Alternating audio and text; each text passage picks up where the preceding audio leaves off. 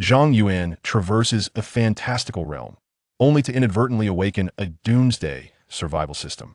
The rewards include limitless ammunition, boundless resources, infinite space, and a secure sanctuary for the apocalypse. Zhang Yuan exclaims, "This is a fantasy world. What use are infinite bullets, endless bottled water, and biscuits to me?" Wait, it seems the system has encountered a bug. Infinite ammunition has transformed into boundless spiritual energy, with consumables like talismans receiving unlimited recharges. My protective talisman can generate unlimited shields. Moreover, this infinite supply has astonishingly morphed into limitless elixirs, inexhaustible spiritual herbs, and endless spiritual ores. The Doomsday Sanctuary boasts absolute defense, capable of withstanding the assaults of an Immortal Emperor. Possessing an array of bug-like abilities, Zhang Yuan has entirely transcended humanity. Various elixirs and spiritual herbs are consumed in halves, the remainder discarded. Upon encountering foes, he unleashes thousands of talismans at the outset. When faced with higher-level adversaries, he fortifies himself with countless layers of shields. All-powerful beings are astonished. His sword box can actually release billions of divine swords. His protective talisman can activate shields with layers numbering in the hundreds of thousands. He starts with bags upon bags of earth-shattering talismans. Who could possibly withstand that? Even his pets are treated to 9 transformation immortal elixirs with every meal. Chapter 1. The Chaotic Doomsday System. Taiyin Jinzong. I must hastily pack my belongings and flee. In a wedding chamber adorned with auspicious red characters, Zhang Yuan frantically prepares his luggage. Not long ago, the Yuan Ing ancestor of Taiyin Jinzong ventured into a secret realm, sustaining grave injuries during exploration. Shortly after his return, he passed away. He was the only Yuaning powerhouse within the sect, and his demise instilled widespread panic among the members.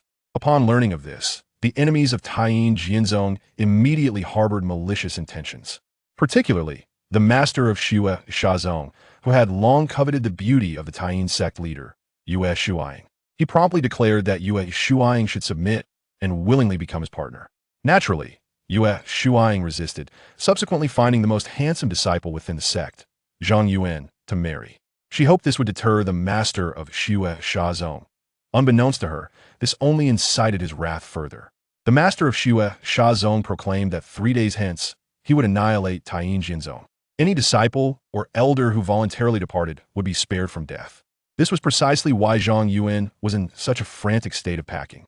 The Yue Shazong possessed 2 Yuan-ing experts and over 20 Jindan masters, while Taiyin Jinzong had merely a dozen Jindan practitioners.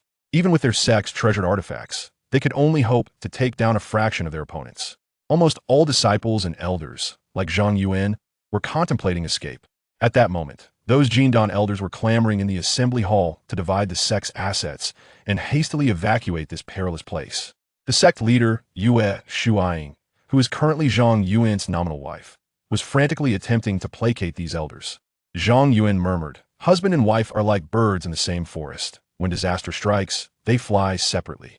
My lady, please do not blame me. I wish to live a few more years." He had only traversed here for 2.5 years and was merely a lowly chi refinement cultivator. Aside from his handsome appearance, he was utterly lacking in merit. Remaining would undoubtedly spell his doom. Moreover, he had only been married to Yue Shuang for a day and had yet to consummate their union. While feelings were not entirely absent, they were hardly profound.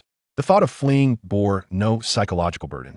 Just as Zhang Yuan finished packing and prepared to sneak down the mountain, suddenly, a mechanical electronic prompt echoed in his ears. The Doomsday survival system has completed charging and is binding.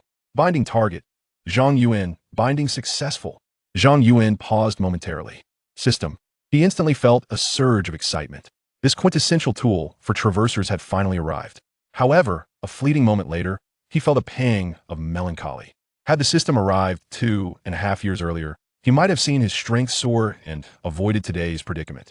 System, what functions do you possess? Can you help me escape my current plight? The mechanical electronic voice sounded once more. This system is the Doomsday Survival System, designed to assist the host in surviving the global zombie crisis. Current world background. On the day of the Great Cataclysm, a zombie virus erupted globally, infecting over 90% of humans and animals, placing humanity on the brink of extinction. The remaining humans have hastily established safe havens, striving to evade zombie assaults. What the hell? Zhang Yuan nearly jumped up. In this fantastical world of cultivation, What use is a doomsday survival system to me? The system continued in its mechanical tone. The host need only complete certain tasks to unlock a series of rewards, including unlimited ammunition, infinite supplies, safe houses, combat abilities, powerful tools, and mutated pets.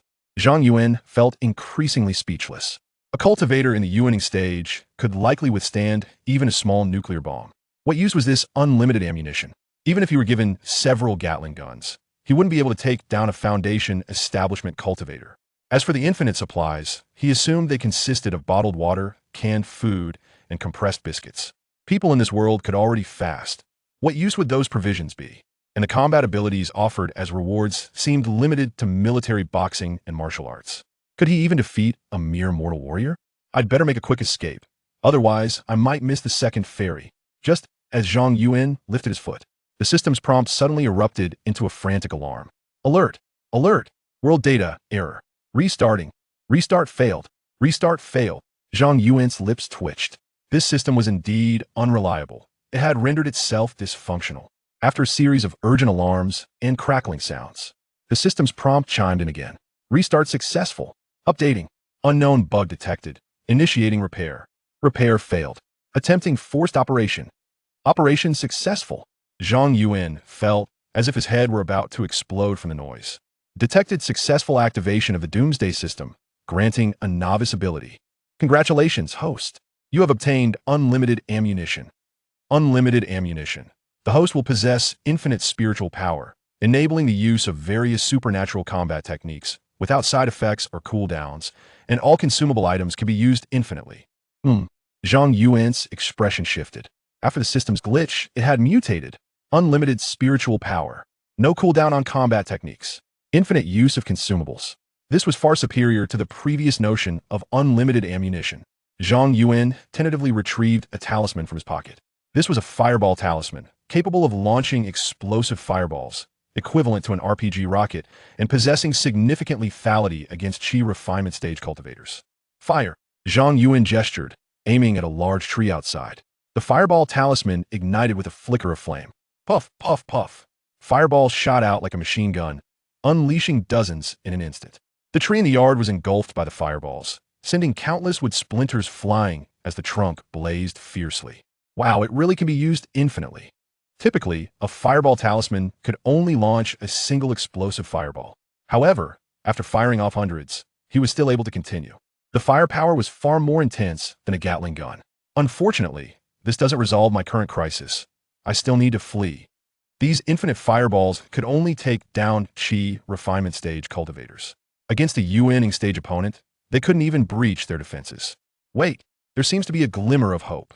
An idea sparked in Zhang Yuan's mind. The treasure of the Tying Sword sect was none other than the Tying Moonwheel Sword. This sword could absorb lunar energy, condensing powerful sword Qi. Even against ancient Yuaning foes, it wielded tremendous lethality. The Bloodshot sect was wary of this, which was why they hadn't attacked immediately. However, the sword Qi was a consumable. Once depleted, it could not be recharged for a short time. The Bloodshot sect, even with a wounded Yuaning ancestor, could still forcibly annihilate the Tying Sword sect. A gleam sparkled in Zhang Yuan's eyes. If I were to control this sect's treasure, wouldn't the sword Qi be infinite?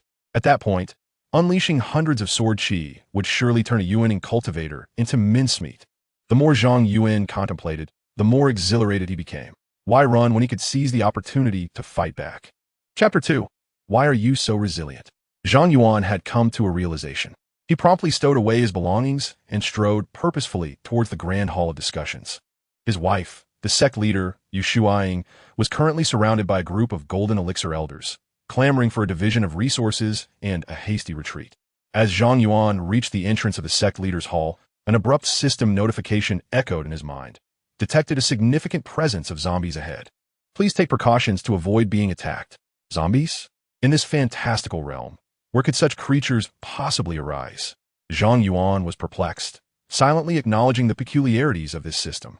The system, seemingly anxious that he might overlook the peril, displayed a digital map within his mind. The map indicated a multitude of red dots flickering within the grand hall, with a solitary blue surrounded by the red ones. Zhang Yuan scrutinized the elders within the hall, then cast his gaze upon the incessantly flashing red dots. A hypothesis began to form in his mind. Could it be that the system had classified these quarrelsome elders, intent on claiming their share of the sect's resources, as zombies?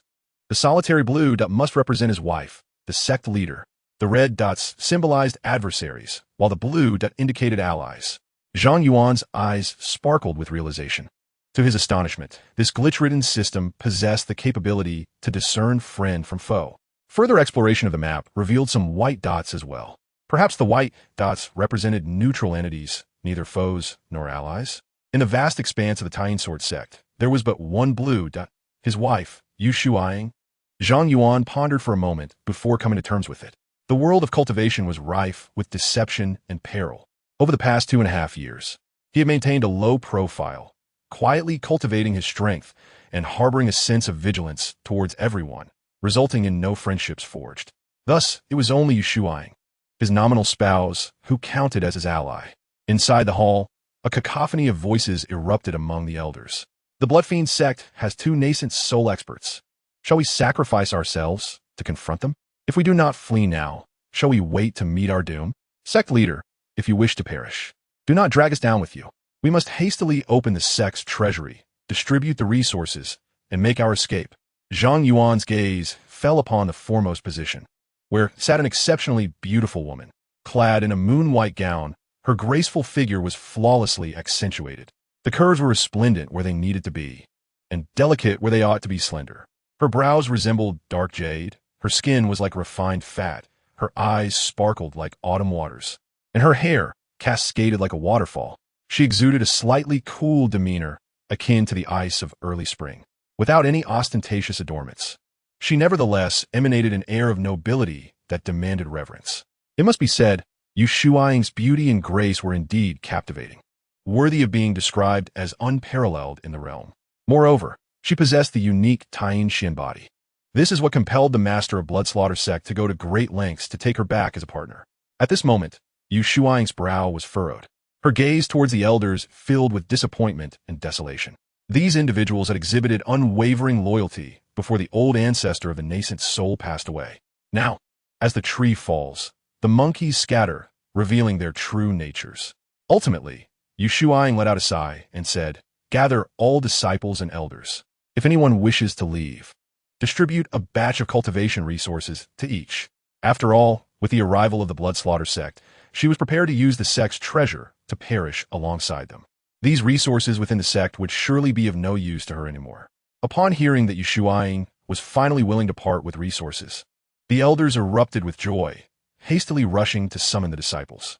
In the blink of an eye, the grand hall was left empty, save for the somewhat lonely-eyed Yu Shuang. Zhang Yuan entered. Upon seeing him, Yu Shuang's lips curled into a bittersweet smile. "You have come to bid farewell as well, haven't you? It was indeed unfortunate to involve you in this. If you wish to leave, I'll hold it against you."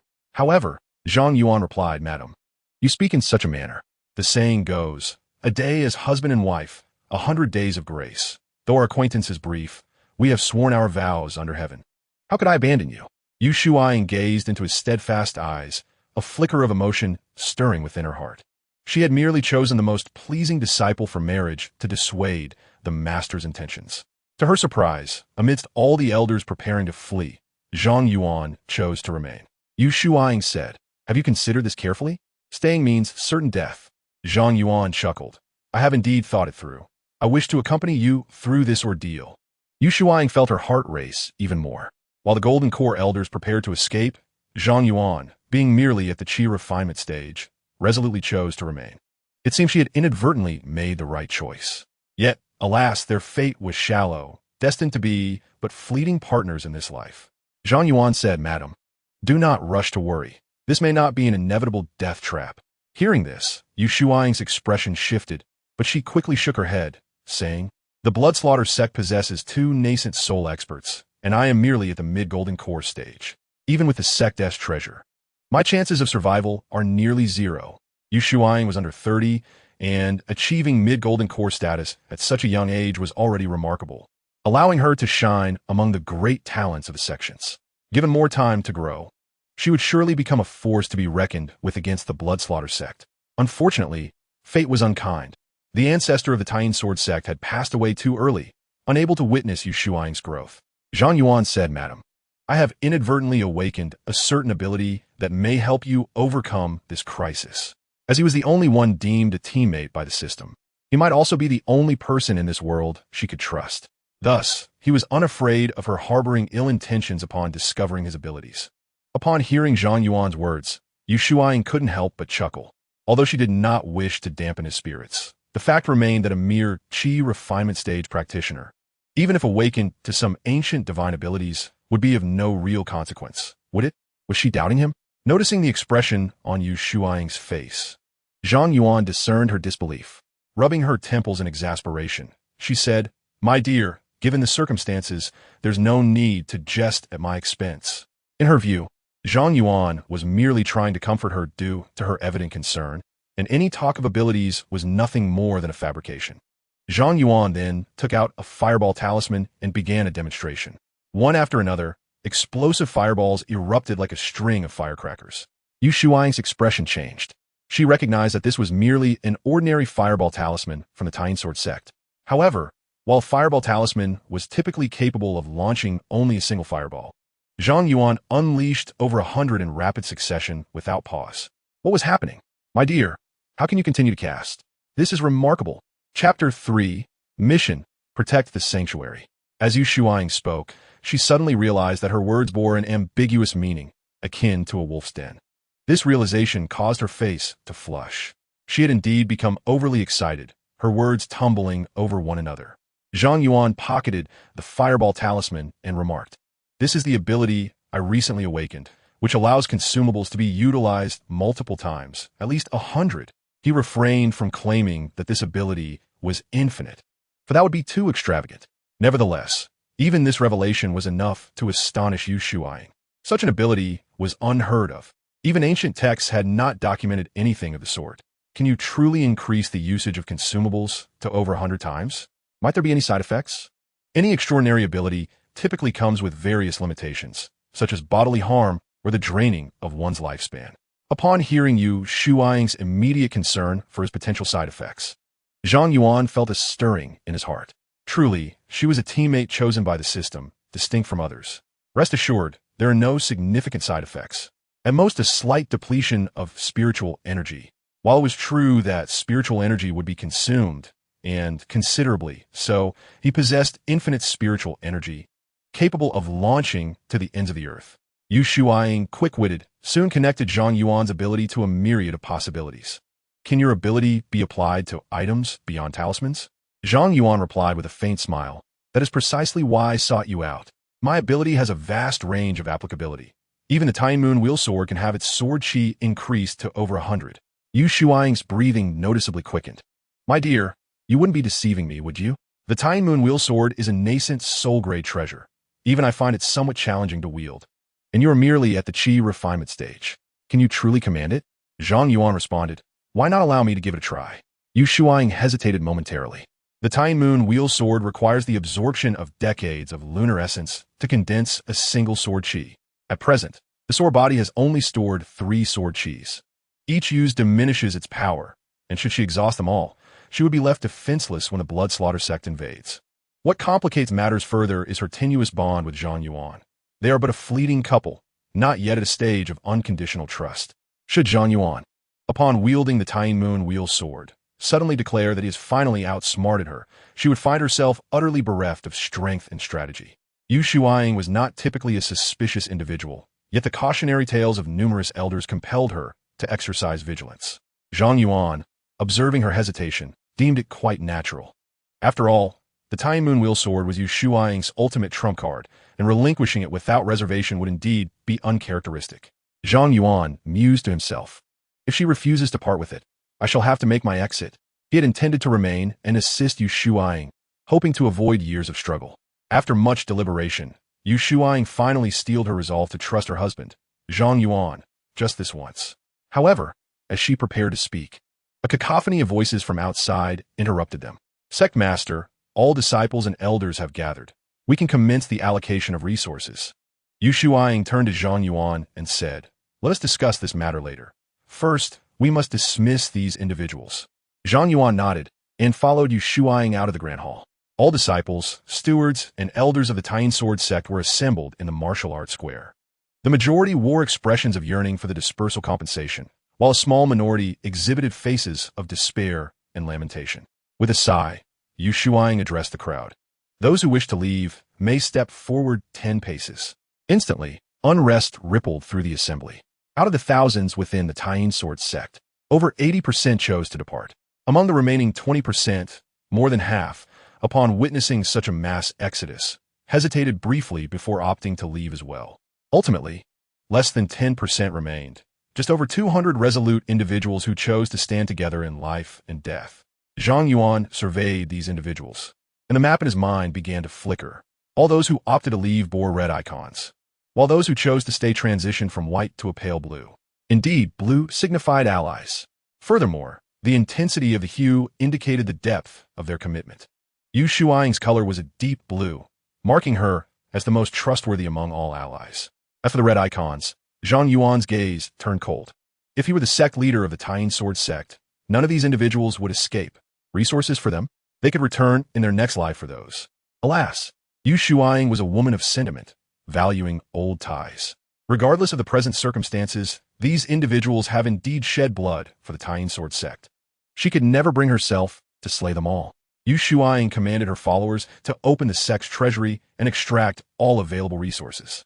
The elders and disciples were allocated cultivation resources according to their past merits. Ultimately, the entire wealth of the sect was entirely consumed. Zhang Yuan, however, remained unfazed by this turn of events. The doomsday system had previously mentioned that by completing certain tasks, one could unlock infinite resources. Since unlimited ammunition had undergone mutation, it was only logical that infinite resources would not merely consist of bottled water and bread. It was highly probable that they would transform into boundless elixirs, spiritual herbs, spiritual stones, and spiritual mines. With infinite resources at his disposal, Zhang Yuan found little value in the meager offerings before him. Those elders and disciples who had planned to flee departed without hesitation, leaving behind less than 10% of the personnel. The plaza now appeared desolate and forlorn. An elder in the Foundation establishment stage expressed his outrage. These wretches, abandoning the sect in its time of need, have fled so decisively. The remaining members displayed expressions of anger and sorrow.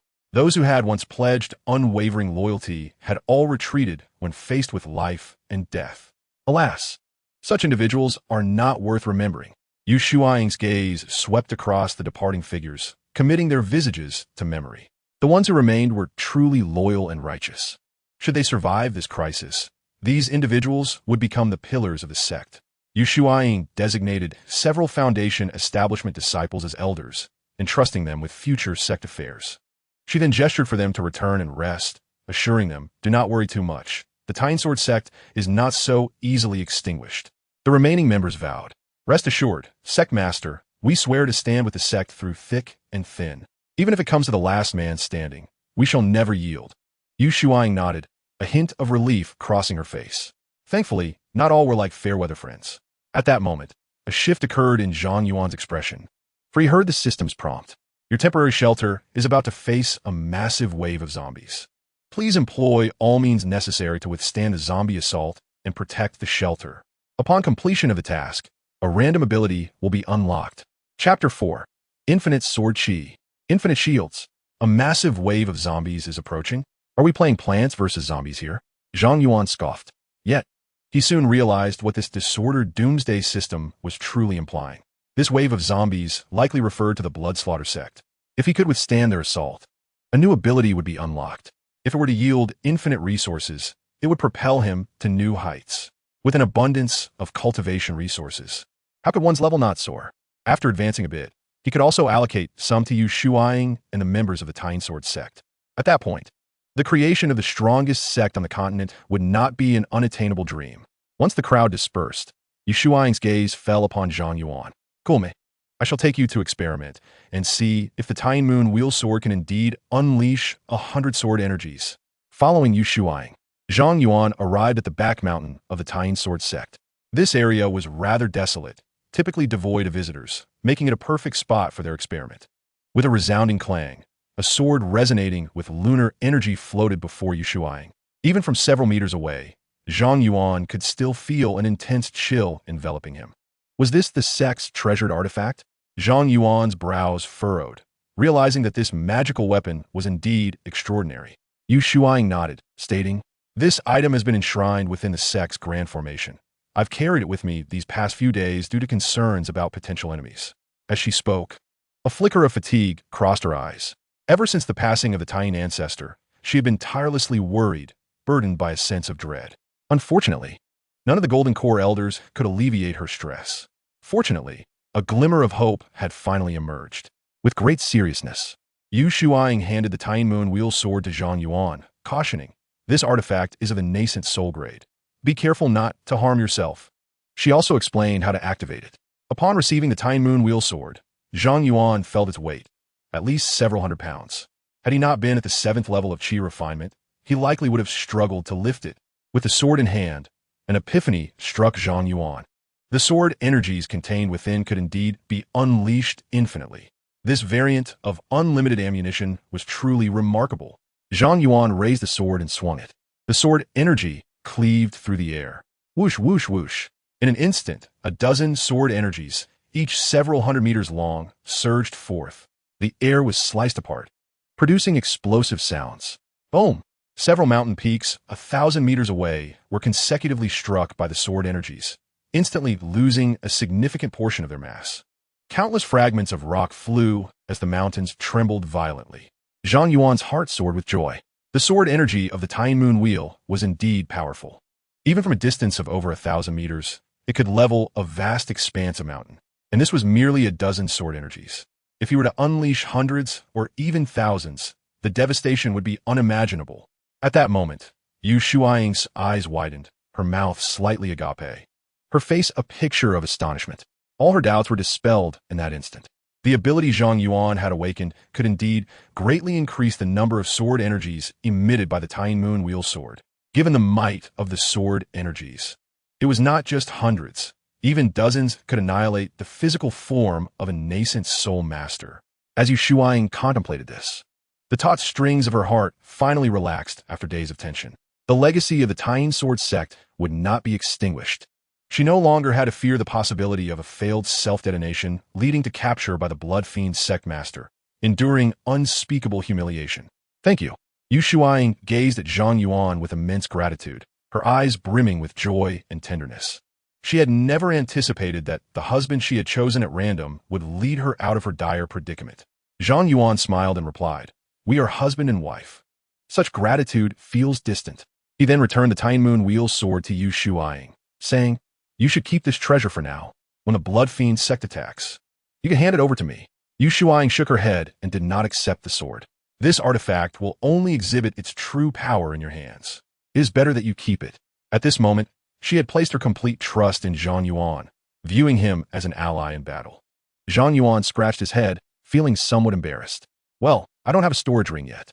He was merely an outer sect disciple in the Qi refinement stage, lacking the financial means to purchase a storage ring. Yu Shuang was slightly taken aback, but quickly said, "I will bring one for you when we return, and I'll also prepare 2 protective treasures for you." Zhang Yuan's heart fluttered. The ability for unlimited ammunition should similarly apply to protective treasures. An artifact that could originally summon a single shield in his hands could likely conjure an infinite number of shields. In future battles, he could layer thousands of defenses upon himself. Even if an enemy managed to strike, they would be utterly incapable of breaking through his defenses. Infinite firepower, how exhilarating. Upon returning to their residence, Yu Shuang retrieved a storage ring from her private treasury, along with 2 protective treasures of the Golden Core level. One was protective inner armor that could be worn beneath clothing, while the other was a bracelet that, when activated, could form a protective shield. Although both were merely at the initial stage of the Golden Core level, Zhang Yuan felt a profound sense of security. He donned the bracelet and attempted to summon a shield. Whoosh, whoosh, whoosh. Layer upon layer of shields enveloped his body. Indeed, it worked. If he were to stack tens of thousands of layers of this Golden Core shield, even a Yuaniing stage opponent would find it impossible to breach. Seeing him wrapped in such a thick cocoon of shields, Yu Shuang's face once again displayed shock. "Husband, this ability you have awakened is truly formidable. It seems that cultivation levels hold little significance in your presence." This was indeed the case. with the capacity for infinite shields and sword energy. Even though Zhang Yuan was merely a Qi refinement stage novice, he could slay Yuaniing ancestors with ease. If he were to acquire some celestial artifacts, he could sweep through the entire lower realm. The cultivation levels merely served to extend one's lifespan a bit. Zhang Yuan suppressed his excitement, reminding himself to remain low-key. For now, he possessed only golden core level protective artifacts. Against the likes of transformation or void refinement stage cultivators, he could still be at risk of being swiftly defeated. It is still not yet the time for complete self-liberation. Fear not, my lady. This time I shall surely protect you. Were it not for the system's mandate to guard the home, he would be poised to strike against the blood slaughter sect, seeking to annihilate them entirely. Yu Shuaing responded with a soft hum, a radiant smile gracing her exquisite visage, akin to a blooming pure lotus. Zhang Yuan, captivated by such beauty at close range, felt his heart stir. Noticing his unwavering gaze, Yu Shuaing's cheeks flushed as she bashfully inquired, "Husband, is there something on my face?" Zhang Yuan sincerely replied, "My lady, you are truly beautiful." Yu Shuaing's face reddened further. Although she was in her 20s, her life had been consumed by the pursuit of cultivation, leaving her untouched by the affairs of love. Now, receiving such praise from her nominal husband left her somewhat flustered. Chapter 5. The Sword Qi Storm. Yu Shuaing, feeling shy, suggested, "It is getting late. Let us retire to our respective chambers." Despite their marriage, she was not yet psychologically prepared, thus they continued to sleep apart. Previously, Zhang Yuan was merely a weakling, unable to voice his thoughts. However, now armed with sword and shield, his courage had naturally burgeoned, leading to a flurry of thoughts. "We are husband and wife. How can we sleep apart?" Yu Shuaing's eyes darted away as she stammered, I'm not prepared yet. Husband, please grant me some time. Perhaps we should consider this after we eliminate the great threat." Observing her flustered demeanor, a smile crept upon Zhang Yuan's face. It seemed that her aloofness before others was merely a facade of composure. In reality, she was not so different from an ordinary woman. "Very well, we shall discuss this matter once the threat has been dealt with." He was not in a hurry. After all, they were already married, and opportunities would abound in the future. "My lady, you should rest early. You have not had a proper respite for quite some time." Though one in the golden core stage required little sleep, Yu Shuaing had been under constant strain, her spirit teetering on the brink of collapse. If she did not rest, she would inevitably falter. With a soft hum, Yu Shuaing swiftly retreated to her chamber. Having set aside her burdens, she slept soundly that night. Not until the sun was high did she awaken, feeling invigorated and more refreshed than ever. As she reflected on this peace, which stemmed from her husband, ripples of warmth surged within her heart. It seemed rather delightful to have such a husband to rely upon. Lost in thought, her cheeks flushed anew. Time swiftly passed. On this day, the Blood Slaughter sect had declared its intention to lay waste to the Taiyin Sword sect. Every remaining member of the Taiyin Sword sect stood on high alert, bracing for the impending threat, until the figures of Yu Shuaing and Zhang Yuan appeared, at which point everyone bowed in unison. Moon Shuaing waved her hand, signaling them to refrain from excessive formalities, and then remarked, "There is no need for such tension. Esteemed guests, I have devised a strategy to repel the enemy. The mere Blood Slaughter sect poses no threat to our Taiyin Sword sect." The gathered disciples and elders exchanged furtive glances, their expressions a medley of disbelief and concern. Surely, the sect master is merely attempting to comfort us? They possess 2 Yuan-ing ancestors. Even if our own ancestor were alive, we would not dare provoke them lightly. The Gold Core elders had all fled, leaving only the sect master at the Gold Core stage, and they could scarcely fathom how they might prevail. Could it be that the sect master has enlisted external aid? They pondered, a tumult of uncertainty roiling within them, unable to fully trust that Moon Shuaing truly possessed a means to weather this calamity. At that moment, an eerie laughter echoed from the horizon. "Ha ha ha! Moon Shuaing, you refuse my cordial invitation and choose punishment instead. Today, I shall raise your Taiyin Sword sect to the ground and capture you for a thorough re-education." The voice boomed like thunder, reverberating in the ears of all present. Those of weaker cultivation felt their blood surge and their breath catch in their throats. The disciples and elders were struck with terror. This was the might of a Yuan-ing powerhouse. Merely the sound of his voice was sufficient to intimidate those at the Foundation establishment stage. With our ranks of Foundation establishment and Qi refinement cultivators, we lacked even the qualifications to fight back. A massive blood cloud surged ominously closer, upon which numerous figures stood, each clad in blood-red robes, exuding an aura of malevolence. Moon Shuang's consciousness swept over the newcomers and discerned the presence of a single Yuaning cultivator and over a dozen at the gold core stage, with the remainder being at the foundation establishment level. Only one Yuaning powerhouse from the Bloodslaughter sect had arrived. Moon Shuang's mind raced. She surmised that the Bloodslaughter sect must have learned of the Tying Sword sect's gold core members' flight, and thus believed this contingent sufficient to subdue them. The leader of the Bloodslaughter sect was a middle-aged man with a sinister countenance, who regarded Moon Shuang with a mocking smile. "Ah, what a pitiful beauty. Do you think that by finding a spouse, you can dissuade my interest in you? Are you not aware that, to someone like me, a married woman only adds to your allure?" Moon Shuang's expression remained cold, her disdain unmasked. Zhang Yuan narrowed his eyes. This man resembled a remnant of the Wei Wu era. "You wish to take my wife without consulting me?" His voice resonated through the skies of the Tying Sword sect. The Bloodslaughter sect leader's icy gaze immediately locked onto him, and he soon erupted into laughter, as if he had stumbled upon an inconceivable joke. "I presumed I faced a formidable opponent, yet it is merely a lowly chi refinement ant. Who grants you the audacity to speak so boldly before me?"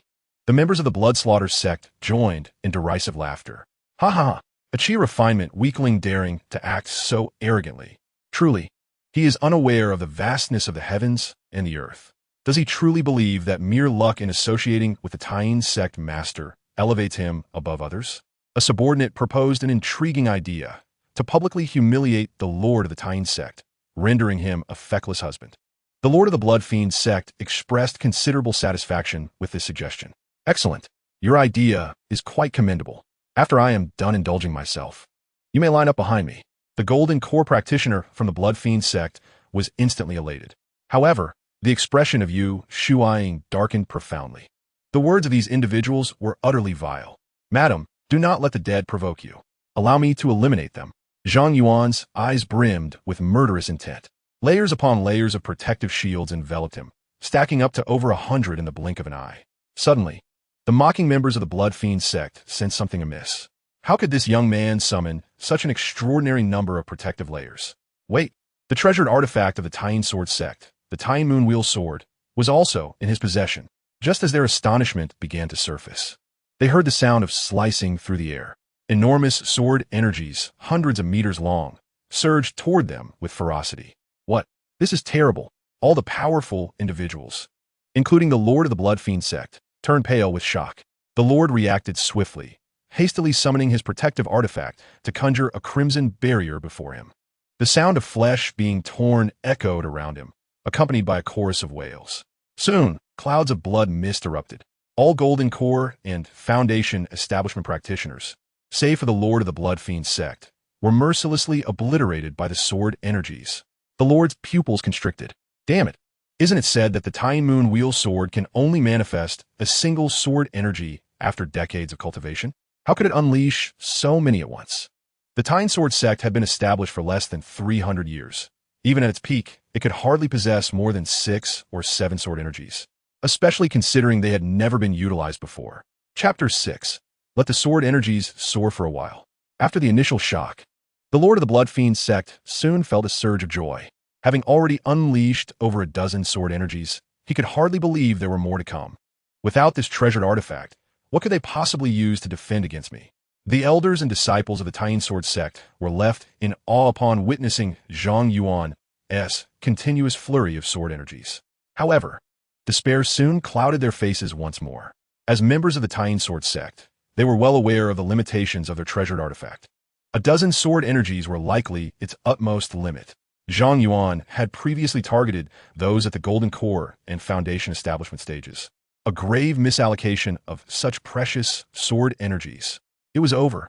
There had been a flicker of hope to vanquish the Lord of the Blood Fiend sect. But now that the sword energies had been squandered, what could they use to confront him? Alas, the slaughter of so many had only served to further incite the wrath of the Lord of the Blood Fiend sect. We were likely to endure unimaginable torment and meet our doom. Just as the Lord of the Blood Fiend sect reveled in his arrogance, and the disciples of the Tying Sword sect succumbed to despair, Zhang Yuan spoke calmly. "Do not rush. Allow the sword energy to soar for a while." With a series of swift movements, dozens of sword energies surged forth. tearing through the air with an overwhelming force. The very fabric of space seemed to be rent asunder, emitting a mournful sound. What? The Blood Fiend Sect Master's face contorted in horror. How can this be possible? The disciples and elders of the Sword sect were equally astonished, their eyes nearly popping out of their heads. Bang, bang, bang. The dense sword energy rained down like a torrential storm upon the Blood Fiend Sect Master's crimson shield. In a mere heartbeat, the blood-colored barrier shattered with a resounding crack. No! The Blood Fiend Sect Master cried out in despair. In an instant, he was engulfed by the relentless sword energy, and plumes of blood mist erupted from his body. After the onslaught of sword energies had passed, mangled fragments of flesh began to fall from the sky. The early-stage nascent soul Blood Fiend Sect Master was utterly dismembered, reduced to a shower of debris. Hiss! The disciples and elders of the Sword sect collectively gasped in shock. Is he dead? This is a formidable nascent soul expert. How could he be slain so easily? They rubbed their eyes in disbelief, questioning their very reality. The expressions of all present turned to one of astonishment as they gazed at Zhang Yuan. Could a mere chi refinement stage cultivator truly unleash such a torrent of sword energy? Even though the Tying Moon Wheel sword's energies were derived from lunar power, it still required significant spiritual force to wield. Yet, Zhang Yuan had summoned forth dozens in an instant. Was he even human? However, after vanquishing the Blood Fiend Sect Master, Zhang Yuan did not allow himself to relax. Amidst the shattered remains, a small nascent soul transformed into a streak of light, fleeing at great speed. Zhang Yuan immediately summoned his sword energy once more, unleashing a flurry of strikes. Alas, the Blood Fiend Sect Master must have employed some form of blood escape technique, for the sword energies could not catch up to him. He had managed to escape. Zhang Yuan felt a pang of regret. It matters not, Moon Shuang reassured him. Without his physical form, his strength is diminished to a mere fraction. He likely could not even contend with a golden core cultivator. After contemplating, Zhang Yuan realized he had been overly anxious. Even in peak condition, the Blood Fiend Sect Master had fallen before him. With only a nascent soul remaining, he posed no significant threat. It would be prudent to check if his task had been completed. As Zhang Yuan pondered this, the system notification chimed in his mind. Congratulations, host. You have slain a total of 50 elite zombies, earning a total of 30,500 points, which could be used for a points lottery. Zhang Yuan raised an eyebrow. Killing enemies could yield points, and he even had the opportunity to participate in a lottery. He wondered what prizes awaited him. Surely, the mutated system should yield resources that align with the current world. Before Zhang Yuan had the opportunity to conduct his experiments, the system's alert tone echoed once more. Congratulations, host, for successfully repelling the invading horde of zombies. You have preserved the temporary shelter and completed the task. Now extracting random task rewards. Congratulations, host. You have received a special reward. Infinite resources. Zhang Yuan's eyes widened in astonishment, nearly leaping with joy. Indeed, the reward was infinite resources. What a splendid beginning. He promptly opened his storage ring to locate his infinite resources. However, after a thorough search, he found nothing. System, where are my resources? Did you glitch and lose them? After a brief static sound, a mechanical voice responded. The host may spend a certain number of points to unlock the system space, where resources can be stored, and items of the same type can be stacked infinitely. Zhang Yuan breathed a sigh of relief, fearing the reward had vanished. He inquired within his mind, how many points are required to unlock the system space? Spending 10,000 points will unlock 1,000 storage slots. Then let us hurry and unlock it. Zhang Yuan urged eagerly. 10,000 points have been deducted, and 1,000 storage slots have been successfully unlocked. A template of the system space materialized in Zhang Yuan's mind. Where are my resources? Did you consume them? He gazed at the empty system space, once again questioning the very essence of his existence. Due to current world data errors, the host must deposit resource specimens into the system space. After unlocking the corresponding illustrations, infinite supply of such items will be accessible. Must I also unlock illustrations? Is this not a form of deceit? Zhang Yuan inwardly lamented. He had anticipated that upon unlocking infinite resources, he would possess an endless array of celestial artifacts and elixirs. Instead, he found he had to deposit each item individually to replicate them. Realizing this was inherently a glitch system, he felt he could not expect much. He attempted to extract some talismans and medicinal pills from his storage ring and place them into the system space. With each item deposited, a 999999999 icon appeared. Zhang Yuan's eyes brightened. Although it was a glitch system, at least it proved useful. He tried inserting the Talisman sword as well, and astonishingly, the 999999999 icon appeared again. Wow, this is indeed quite impressive. After reveling in his delight, he suddenly recalled something and sighed. Oh dear, I shouldn't have allowed those elder disciples to empty the sect's treasury. Had I known I needed to unlock the illustrations first, I would never have permitted anyone to take a single item. Wait, the Blood Fiend sect master should still possess a storage ring. I must find it quickly. Chapter 7. Infinite Resources. As the moonlight cast shadows, Yu Shuang noticed Zhang Yuan lost in thought, unresponsive despite her repeated calls. She was about to reach out and nudge him when, abruptly, he sprang forward, fervently searching the ground. My dear husband, what are you looking for? I shall assist you. Without lifting his gaze, Zhang Yuan replied, They're storage rings.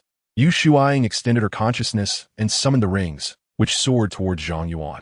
He joyfully accepted them, disregarding the bloodstains, and began to inspect the contents meticulously. In no time, his eyes sparkled with excitement. The Blood Fiend sect, indeed, was a wealthy faction, boasting 2 nascent soul cultivators. Each storage ring was brimming with riches, particularly that of the Blood Fiend sect master. His ring alone contained a mountain of low-grade spirit stones, alongside elixirs and spiritual herbs meant for nascent soul practitioners, and several magical artifacts and talismans suitable for golden core cultivators. Splendid. This wealth will undoubtedly expedite my ascension to the nascent soul stage. Although he possessed formidable abilities, a low level could render him vulnerable to ambushes before his protective shields could activate. He could not remain perpetually encased in layers of defense. Zhang Yuan stored all the items in his system space, marveling at the endless string of 999999999 that appeared before him, his smile broader than ever. Most importantly, the quantity of low-grade spirit stones was boundless. With unlimited resources at his disposal, acquiring further necessities was no longer a concern. Except for rare treasures that could not be purchased, everything else could be obtained. Once the catalog opened, the resources would be inexhaustible. Observing Zhang Yuan's gleeful grin, Yu Shuang inquired, Did my husband discover something valuable from their storage rings? Zhang Yuan nodded. The Blood Fiend sect master is incredibly affluent, possessing ample resources that will enable you to successfully cultivate to the nascent soul stage in no time. Yu Shuang replied, These are spoils of your conquest, dear husband. You should keep them for your own use. Zhang Yuan feigned displeasure. We are bound as husband and wife. Why should there be such a division? A glimmer of intrigue sparked in Yu Shuang's eyes. She could not help but feel gratified that she had chosen wisely. Zhang Yuan paused, contemplating whether to return to level up or to eradicate the Blood Fiend sect entirely. Ding! You have successfully repelled a wave of zombie attacks, but numerous elite zombies remain at the gathering point. Please proceed to their stronghold to eliminate them and prevent a resurgence of the undead that may threaten the temporary shelter again. Upon successful completion of the task, you will randomly receive a new ability. With a determined thought, Zhang Yuan realized he had no choice but to go. He spoke to Yu Shuang, my lady. The Blood Fiend sect master's nascent soul has fled, and he is likely to rally powerful allies for revenge. We should eliminate them together. After a moment's reflection, Yu Shuang nodded in agreement. I shall follow your lead, my husband. She addressed the assembled disciples and elders of the Talisman sect. You all return and focus on your cultivation. We shall pay a visit to the Bloodslaughter sect and utterly eradicate this malevolent force. Upon hearing her words, the disciples and elders of the Talisman sect were filled with excitement. Such audacity! Not only would they eliminate the physical form of the Bloodslaughter sect as leader, but they also intended to raise their homes and annihilate their lineage. This stirred a fervent passion within them. It seemed the Talisman sect was poised for a grand resurgence. How exhilarating! The Bloodslaughter sect had been so arrogant. They deserved this retribution. Ha ha! After today, the Bloodslaughter sect may very well cease to exist. Master, be cautious. Do not let the Bloodslaughter sect's desperation lead you into their trap. Yu Shuang acknowledged, summoning her flying sword. My husband, come aboard. The Talisman sect's flying vessels had already been seized by those rebellious disciples, leaving Yu Shuang no choice but to travel via her sword. Zhang Yuan promptly leaped onto the flying sword. With his cultivation at the Qi refinement stage, he was unable to sustain long-distance flight on the sword. It was uncertain how long it would take to reach the Bloodslaughter sect. Yu Shuang formed a seal, and the sword swiftly pierced through the void, heading towards the Bloodslaughter sect. The immense inertia caused Zhang Yuan to lean back sharply.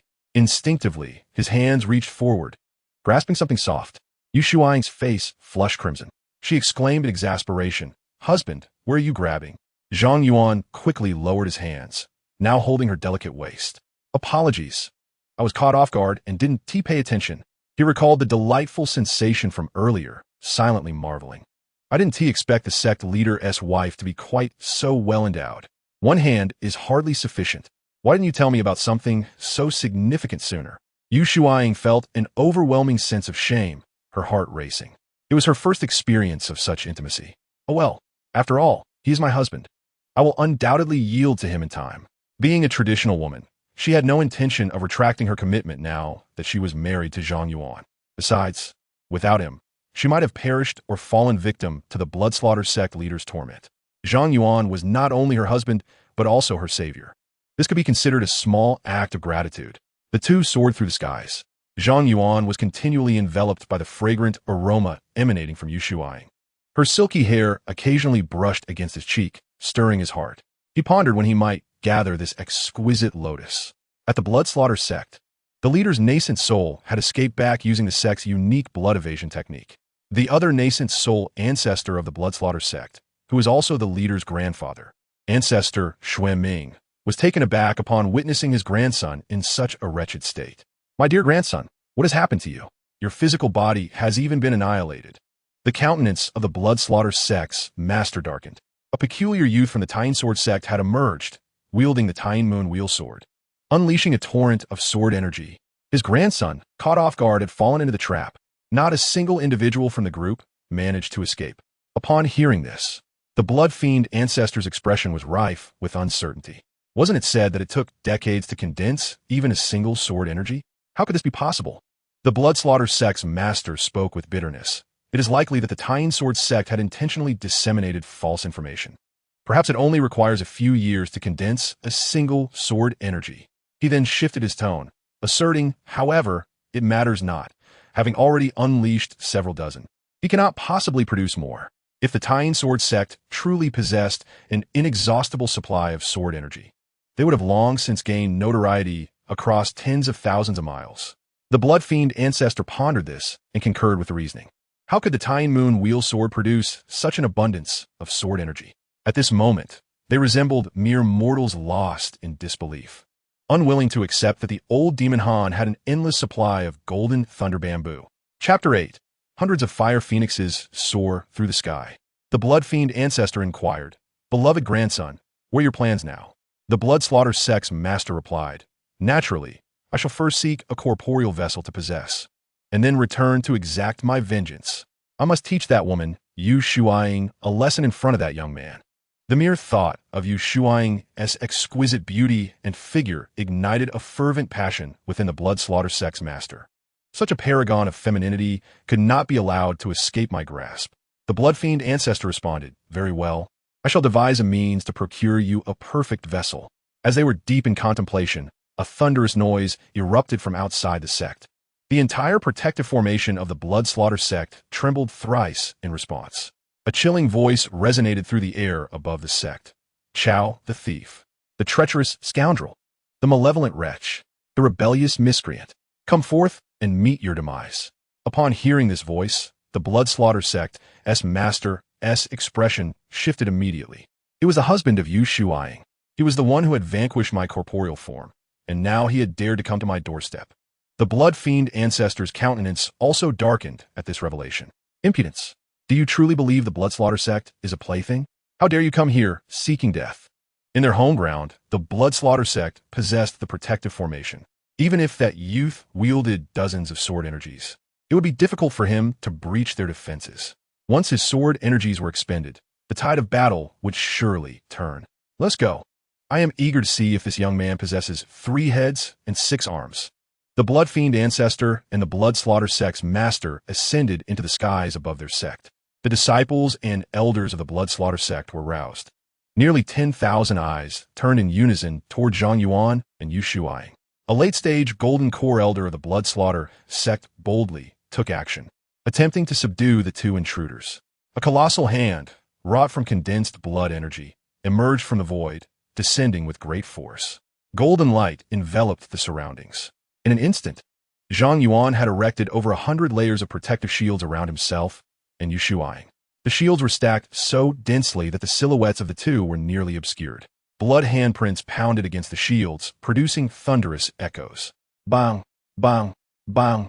Several layers of shields shattered under the relentless assault, while 2 or 3 others were marred with cracks. Yet, the remaining 90 layers stood unscathed. What? The elder in the late Golden Core stage, his eyes nearly bulging, was utterly astonished. What manner of protective artifact could conjure so many layers of shields at once? Zhang Yuan's lips curled into a wild smile. Have you witnessed what it truly means to be as impregnable as a fortress, as steadfast as a mountain? The blood-soaked ancestor narrowed his eyes, intrigued. Quite interesting. Though merely a Golden Core tier artifact, the ability to unleash so many layers of shields at once was indeed a rare sight. Enveloped in the layers of shields, Yu Shuai felt an overwhelming sense of security. This husband of hers was increasingly captivating. Zhang Yuan's consciousness, penetrating through the shields, caught sight of the Blood Fiend sect master. Gao Tai, did you ever consider the annihilation of your sect and clan in your quest to seize my wife? The Blood Fiend sect master sneered. You, a mere fledgling in the Qi refining stage, truly believe that with a Tine Moon wheel sword, you can conquer the world? How many times can you even use your sword Qi? Zhang Yuan chuckled derisively. This time, there is no need for sword Qi. I shall use your own possession to obliterate your sect. Now, that is true heartless killing. With that, he produced a talisman from his hand, one he had unearthed from the Blood Fiend sect master storage ring of the Yuaning level.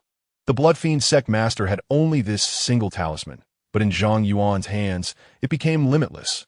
Upon recognizing the familiar talisman, the Blood Fiend sect master's expression shifted drastically.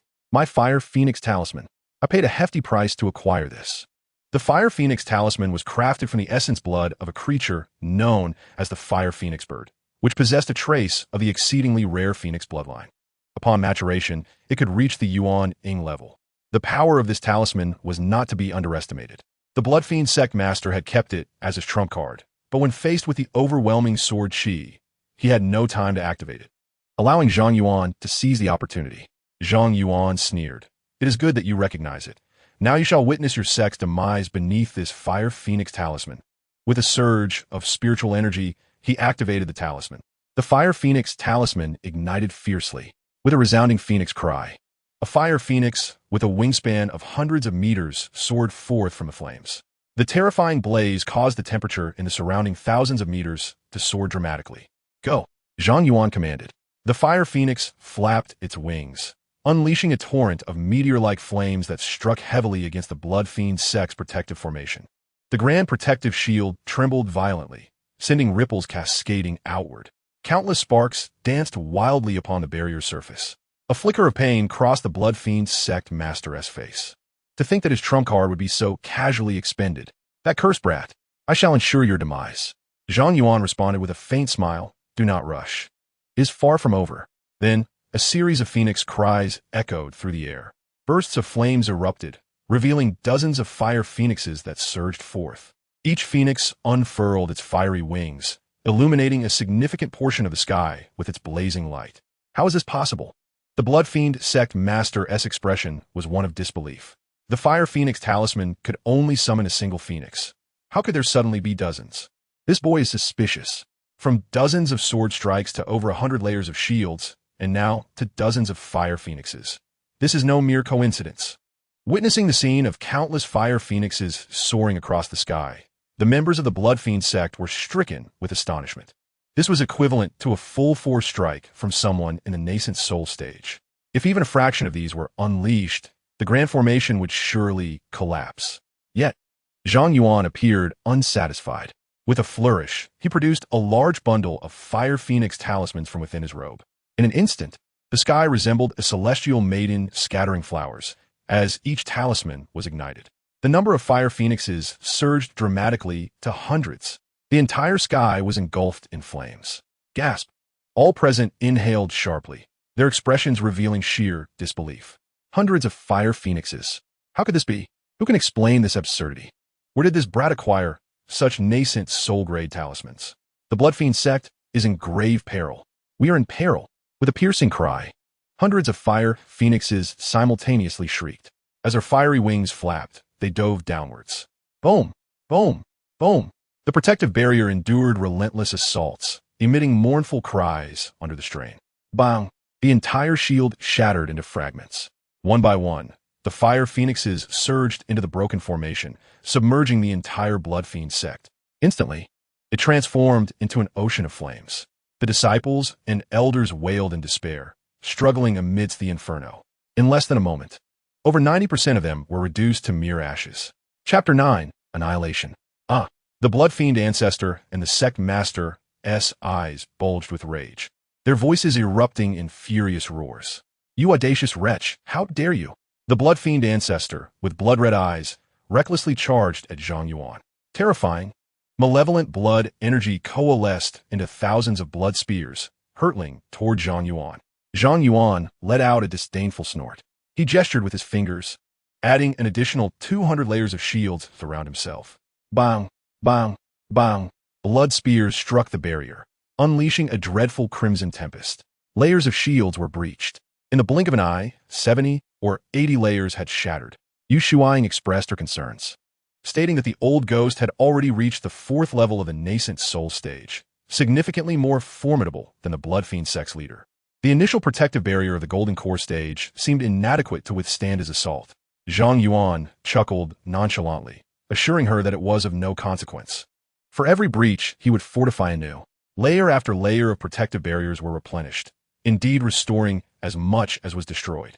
Ultimately, after over 200 layers exploded, the Bloodfiend ancestor's blood spear attack ceased. The expression on the Bloodfiend ancestor's face turned grim. This blood spear was one of his most potent attacks, yet it failed to penetrate even a mere barrier of the Qi refining stage. Who would believe such a tale? Who would dare to? Zhang Yuan sneered, taunting, old ghost. Enjoying your attacks? Now experience my grand treasure. He produced a massive bundle of fire phoenix talismans, numbering in the hundreds. The talismans ignited fiercely, each unleashing dozens of fire phoenixes. Nearly 10,000 fire phoenixes filled the sky in a dense swarm. This spectacle left the Bloodfiend ancestor and the leader of the Bloodfiend sect utterly dumbfounded. What kind of monstrosity had they provoked? Nearly 10,000 fire phoenixes could obliterate the entire Bloodfiend sect multiple times over. Without hesitation, the Bloodfiend ancestor activated his blood escape technique to flee. It was no jest. Against such an onslaught, even a peak nascent soul cultivator would struggle to endure. But where could he escape? With a mere thought, Zhang Yuan commanded 5,000 of the fire phoenixes to pursue the Bloodfiend ancestor. Though his escape light was swift, it could not match the speed of the fire phoenixes. Boom! One by one, the fire phoenixes struck him, engulfing his entire being in a raging inferno. The air sizzled with the sound of charred flesh, and the Bloodfiend ancestor emitted a heart-wrenching wail. The flames of the fire phoenixes could consume even a nascent soul. The once mighty Bloodfiend ancestor was obliterated within the endless blaze. Upon witnessing the death of his ancestor, the Bloodfiend sect leader was seized by terror, his heart quaking. He activated the blood escape technique once more, desperate to flee. Yet, Zhang Yuan had anticipated this move. All remaining fire phoenixes surged towards him. Boom! The leader's nascent soul was engulfed by the fiery sea. You cursed brat! May you meet a wretched end. The leader uttered a venomous curse before perishing. Zhang Yuan dismissed his words with disdain, deeming them the lamentations of the weak. With his eyes wide open, he watched the leader's nascent soul dissipate, finally feeling a sense of relief. The other members of the Bloodfiend sect, including those in the Golden Core, Foundation Establishment, and Qi refining stages, had all perished in the conflagration. Fortunately, the storage rings were forged from special materials, possessing remarkable fire resistance. Even under the searing flames, they retained a considerable amount of their contents. Yu Shuaing, now familiar with the process, swiftly retrieved all of Zhang Yuan's storage rings. Her face still bore a trace of astonishment. My dear husband, you are truly formidable. Zhang Yuan jested. My prowess extends far beyond this. In due course, you shall come to comprehend. Although Yu Shuaing was naive to the ways of the world, she sensed the underlying meaning in Zhang Yuan's words. She playfully struck him. Her cheeks flushed, You are incorrigible. Zhang Yuan chuckled, and then suggested to Yu Shuang, use your spiritual sense to ascertain if there are any remaining foes, and also seek out the Blood Fiend sect's treasury. Obliging, Yu Shuang began her investigation. All members of the Blood Fiend sect had been confirmed dead, and she successfully located their treasury. Hidden underground and protected by a formation, it had thankfully escaped the flame's wrath. Zhang Yuan meticulously gathered all its contents into the system space, significantly augmenting the inventory of infinite resources. With these provisions, the overall strength of the talisman sect would soar. The immediate goal was to utilize these resources to elevate a group of foundational cultivators forcefully into the golden core stage. In this world, mere combat prowess was insufficient.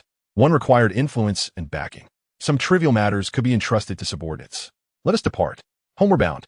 After confirming there were no oversights, Zhang Yuan continued to embrace Yu Shuang's waist as they soared back on their flying sword. Although there was a flying vessel within the treasury, taking it would mean losing the intimacy with his wife. It was akin to walking in the rain with a girlfriend. The smaller the umbrella, the closer they could be. Such were the little tactics of young lovers. Yu Shuang remained blissfully unaware and allowed Zhang Yuan to hold her waist. After their series of experiences, she had grown accustomed to his closeness. Mid-flight, the unreliable system finally emitted a notification, as if the network delay had concluded. Congratulations, host. You have successfully eradicated a zombie gathering point and completed the task. Rewards are being extracted. Congratulations, host. You have acquired the Eye of True Sight, which allows you to discern the specific level, identity, origins, and weaknesses of targets. The Eye of True Sight? This ability seemed rather mediocre compared to infinite ammunition and resources. It paled in comparison. Zhang Yuan had hoped for something akin to a super safe house or exceptional tools. He often vented his frustrations at the system, which responded with a few crackling sounds, seemingly protesting. Zhang Yuan refrained from further provoking the system, wary of it glitching again. At the talisman sect, all members were eagerly awaiting the return of Zhang Yuan and his companions. Upon witnessing their safe arrival, a wave of joy swept through them. They are back. The sect leader has returned. The astonishment lingered. Was it possible they had accomplished their mission in such a brief span? Had the Blood Fiend sect truly been vanquished?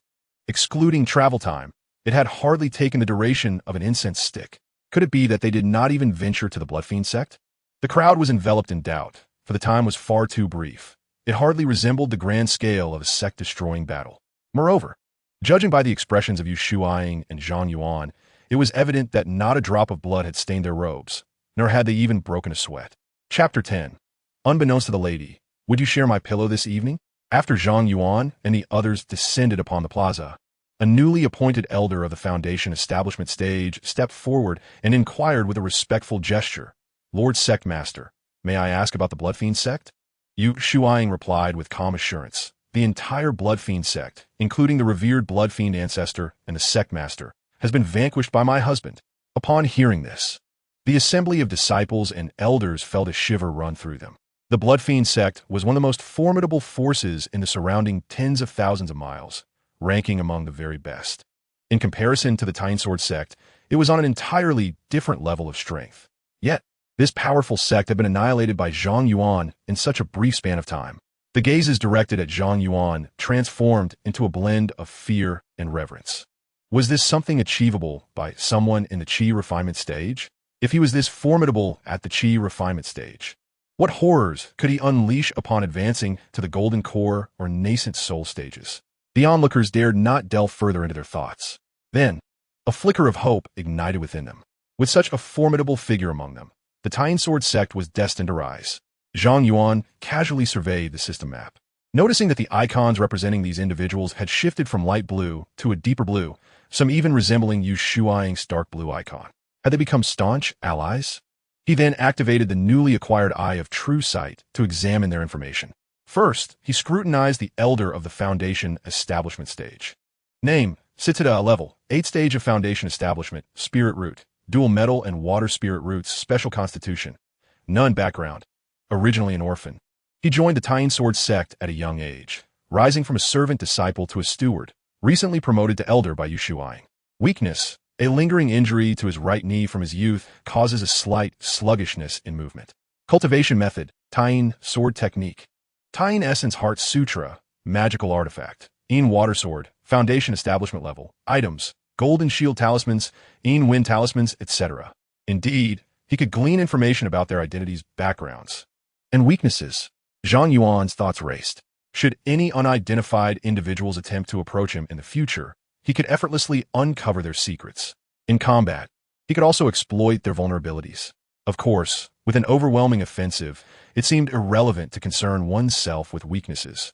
All fears stemmed from insufficient firepower. Even the most indestructible body would succumb to the barrage of thousands of talismans, revealing countless flaws. Zhang Yuan examined a few other elders, discovering that they too had joined the talisman sect from a young age. This was likely one of the reasons they were willing to share in the fate of the sect.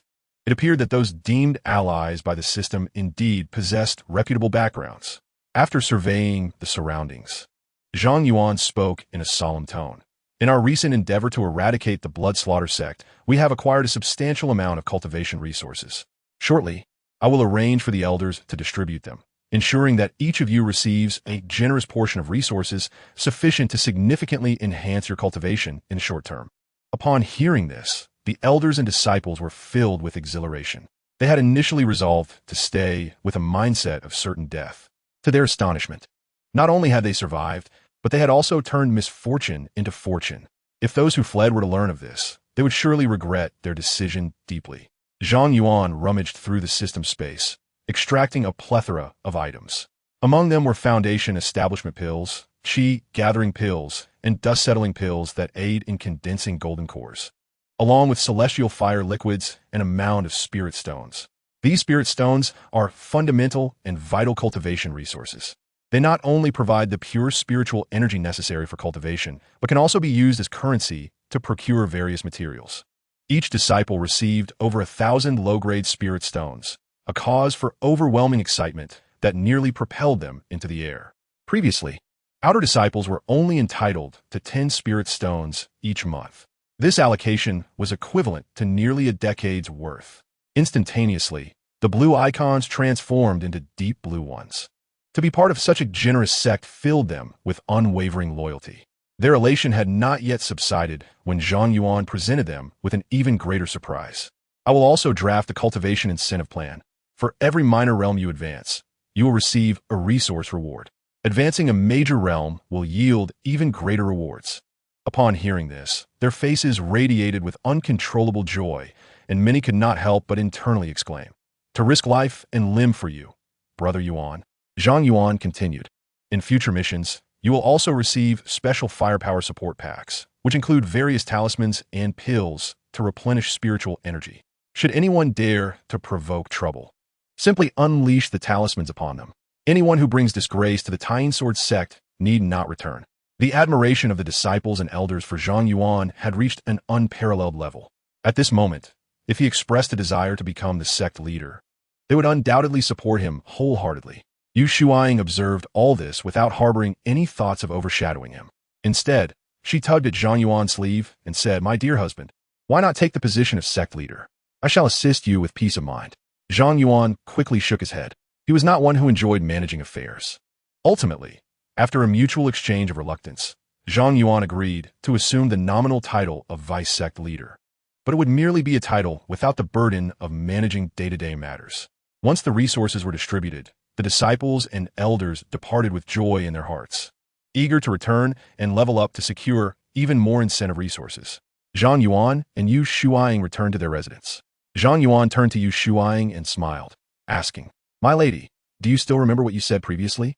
The moonlight cast a delicate shadow across the room, and Yu Shuaing's expression flickered with uncertainty as she stammered. What do you mean?" Zhang Yuan leaned in closer, whispering softly in her ear, "You previously mentioned that once the great enemy was vanquished, you would consider matters of consummation. May I inquire, my lady, if you would grace me with your presence this evening?" Yu Shuaing's charming face flushed a deep crimson. She averted her gaze, unable to meet Zhang Yuan's eyes. Indeed, she had uttered such words before, but they had merely been a means of delay. Now that the moment of truth arrived, she found herself feeling somewhat flustered. Feigning disappointment, Zhang Yuan shook his head. "It seems you are still unprepared, my lady. Thus, I must resign myself to solitude." Enduring a long and lonely night, Yu Shuaing's expression tightened, and gathering her courage, she finally said, "Let us wait until nightfall." As the leader of her sect, she was not one to be so bashful. Yet, in matters of intimacy, she felt utterly inexperienced, leading to her palpable unease. Upon hearing Yu Shuang relent, Zhang Yuan's spirit soared. He took her delicate hand, soft as if made of gossamer, and said, "Then we shall wait until nightfall. For now, let us sit and converse about other matters." He understood that such affairs required a gradual approach. By engaging her in conversation, he aimed to alleviate her psychological tension, allowing her to relax before progressing further. As their dialogue meandered, Yu Shuang's taut nerves indeed began to ease. She had come to terms with the inevitability of this day. Whether it arrived sooner or later, it mattered little. As the twilight deepened, Yu Shuang finally, with a rosy complexion, declared, "Husband, I am ready." Zhang Yuan's lips curled into a smile, and his demeanor became increasingly restless. Yu Shuang instinctively recoiled slightly. "Do not fret, my lady. I shall be gentle," he assured her soothingly. With his comforting words, Yu Shuang took a deep breath, biting her crimson lip, her face flushed with embarrassment as she lowered her gaze, tentatively unfastening her garments. In an instant, a vision of pristine whiteness met Zhang Yuan's eyes. He felt his breath catch as if beholding the most exquisite of masterpieces. The red candles of their bridal chamber flickered, casting a warm glow that suggested boundless springtime. After what felt like an eternity, Zhang Yuan found himself drenched in sweat. With his cultivation at the qi refinement stage, he struggled to breach the defenses of one at the golden elixir stage. Ultimately, it was Yu Shuang who gathered all her strength, allowing Zhang Yuan to finally complete the final step. An hour later, their exchange reached its conclusion. Yu Shuang nestled closely in Zhang Yuan's embrace, her complexion radiant, now imbued with an added allure. In that moment, Zhang Yuan grasped the essence of the spirit of Jianan and the legacy of Wei Wu. Yu Shuang, with a touch of sentimentality, remarked, "Husband, the intricacies of fate are truly beyond words. In a moment of desperation, I hastily entered into marriage, not anticipating that I would truly encounter a worthy partner." Zhang Yuan playfully teased, "How do you know I am indeed that worthy one? What if I were to change my heart and abandon you in the future?" After a slight pause, Yu Shuang responded, "If you dare to forsake me, I shall pursue you to the ends of the earth, clinging to you relentlessly." Zhang Yuan embraced her, saying, "Why the haste? I was merely jesting. How could I ever bring myself to betray someone as ethereal as you?" Yu Shuang playfully struck him, exclaiming, "Do not make such jokes in the future. I might take them seriously." Zhang Yuan leaned down to kiss her, saying, "Enough resting. Let us continue." Yu Shuang blushed and retorted, "You rascal, how could you still?" The following morning, Zhang Yuan was roused from his slumber by the system's alert. "Congratulations, host. You have acquired a partner with 100% loyalty. You may choose to grant them access to certain abilities you possess." Rubbing his eyes, he glanced at the beauty still sleeping beside him. 100% loyalty? It seems my beloved has been thoroughly won over. As the saying goes, the Zhang family has its own unique talents. Zhang Yuan examined Yu Shuang's information. Name, Yu Shuang. Level, 6th stage of Golden Core. Spiritual root, Taiyin spiritual root, heavenly spiritual root. Special physique, Taiyin Xian body, exceptional furnace body. Background, current sect leader of the Taiyin sword sect, host's lawful wife. Weakness, extremely sensitive physique. Technique, Taiyin sword technique, Taiyin sutra, moonlight QI induction technique. Treasures, moon shadow sword, shadow moon ring. Items, Yin fire talismans, water moon talismans, etc. Would you like to grant certain permissions? Upon reviewing the details, Zhang Yuan couldn't help but marvel. Indeed, her Taiyin Xian body is an exceptional furnace physique. In just one night, I advanced from the 7th stage of qi refinement to the 1st stage of foundation establishment. Furthermore, her weakness being an extremely sensitive physique, well, that seems accurate.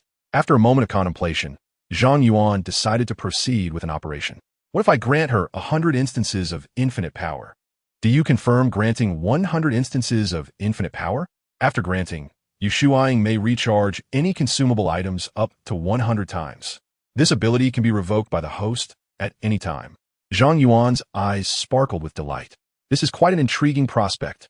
Without a moment's hesitation, he granted Yu Shuang this immense power. After all, she is a wife with 100% loyalty, deserving of no reservations. Unbeknownst to the sleeping Yu Shuang, she had unwittingly become a part of this extraordinary arrangement. Zhang Yuan, in a casual moment, then opened his own information panel. Host name, Zhang Yuan. Level, first stage of foundation establishment. Spiritual roots, water, fire, wood, earth, mixed spiritual roots. Special physique, none. Identity, background. A traveler for Blue Star, deputy master of the Taiyin sword sect. Weaknesses, extremely lecherous, greedy, and fearful of death. Cultivation technique, Taiyin sword technique, Taiyin essence at sutra. Magical artifacts, Taiyin moon wheel sword. Rock shield bracelet, etc. Items, fire phoenix talisman, etc. Points accumulated, 345,738. Activated abilities, infinite ammunition, infinite resources, true sight. System, show yourself. What do you mean by being excessively lecherous, greedy, and fearful of death? Change it immediately, or I shall end you. Zhang Yuan gazed at the evaluation of his weaknesses, nearly turning pale with anger. After all, he was a paragon of virtue from the 21st century, possessing noble character and an unblemished reputation, embodying integrity and grace, untainted by worldly desires. Aside from having several terabytes of study materials on his computer, he was entirely upright and proper. How could he be labeled as greedy, lecherous, and cowardly? The mechanical voice of the system resonated. All information from the system is derived from objective facts, with an accuracy rate approaching 100%. Defamation. I shall accuse you of defamation. Zhang Yuan exclaimed, hopping in indignation, utterly refusing to acknowledge his supposed lechery. The system seemed to overload, emitting a cacophony of static. Zhang Yuan quickly ceased his movements, fearing that it might malfunction entirely. Enough of this. Setting aside the facts, I do indeed have an appreciation for beauty. His gaze fell upon the more than 300,000 points he had accumulated. These were all obtained after the annihilation of the Blood Fiend sect. The higher the cultivation level of the enemies he defeated, the more points he received. Points obtained from lowly Qi refinement practitioners were almost negligible. Only those at the Golden Core and nascent soul stages yielded substantial rewards. It seemed that points could also be used for a lottery. System. Where is the lottery panel? After a brief bout of static, a lottery wheel materialized in Zhang Yuan's mind. It comprised several major categories: resources, special abilities, extraordinary tools, combat capabilities, mutated pets, and more. Each lottery draw requires 1,000 points and can randomly yield items of 6 tiers: white, green, blue, purple, orange, and red. Does the host wish to proceed with the draw now? Zhang Yuan stroked his chin, calculating. With over 300,000 points, he could afford to draw more than 300 times. Let us start with 10 consecutive draws to test the waters. He focused his intent and clicked on the lottery wheel. The wheel spun rapidly, items whirling before the pointer. Ding! Congratulations, host. You have drawn a blue-tier gene potion. Congratulations, host. You have drawn a green-tier handgun. Congratulations, host. You have drawn 10 white-tier black silk stockings. Congratulations, host. You have drawn 10 white-tier office lady outfits. Congratulations, host. You have drawn a blue-tier master chef skill. Chapter 12. Orange items. Substitute puppets. What on earth is this? Hasn't it mutated? How can such things still appear? Zhang Yuan was somewhat taken aback. With their black silk and professional attire, it seemed utterly useless for survival in a post-apocalyptic world. Or perhaps the system had gone awry once more. Furrowing his brow, Zhang Yuan began to examine these items. Gene potion, mutated version. Upon consumption, it can enhance physical constitution and has a certain probability of unlocking a special physique. For those without spiritual roots, there is also a chance to awaken spiritual roots. Oh, unlocking a special physique. Zhang Yuan's eyes brightened as he read the attributes of the gene potion. It seemed the system was indeed quite generous. This gene potion bore a striking resemblance to those rare and extraordinary treasures found in nature. Certain precious herbs also had the ability to grant ordinary individuals a special physique. Each such elixir was invaluable, a coveted prize no matter where it was presented. Quite remarkable. This gene potion is truly impressive. Zhang Yuan stored it in the system space, immediately noticing a long string of 99 following it. Remarkably, this extracted item could be used indefinitely. Zhang Yuan attempted to retrieve a bottle of the gene potion and downed it in one gulp. He savored the changes within his body, sensing a significant increase in physical strength, spiritual energy, and meridian potency. However, there were no signs of the special physique awakening. He consumed a dozen more bottles, yet there was still no response. Zhang Yuan couldn't help but mutter, the awakening probability can't be as low as 1 in 1,000. Can it? No wonder it's only rated blue. He decided to pause for the time being, planning to indulge further when he had the opportunity. Next, he examined the other items. Desert Eagle Pistol, capable of firing special bullets. It has a certain restraining effect on undead creatures like zombies. Quite unremarkable. This is hardly comparable to talismans. Zhang Yuan shook his head. Firearms, unless they were some sort of planet-destroying weapon, could hardly possess the terrifying lethality needed to decimate humanity in this world. The subsequent white-grade black silk and professional attire were merely ordinary garments. Apart from enhancing intimacy between couples, they served no other purpose. Being of white grade, one could hardly expect any utility. The final item, a special chef skill, granted the ability to prepare exquisite dishes, but was nearly useless. After all, cultivators could practice fasting. Few would bother with food. One more round. I refuse to believe I can't draw something good. Zhang Yuan initiated 100 consecutive draws. Ding! Congratulations, host. You have drawn a purple-grade gene potion. Congratulations, host. You have drawn a blue-grade temporary physical enhancement agent. Congratulations, host. You have drawn 10 strips of white-grade black silk. Congratulations, host. You have drawn a blue-grade pain suppression potion. Congratulations to the host for drawing a unique orange-grade item, the life substitute puppet. An orange item has appeared.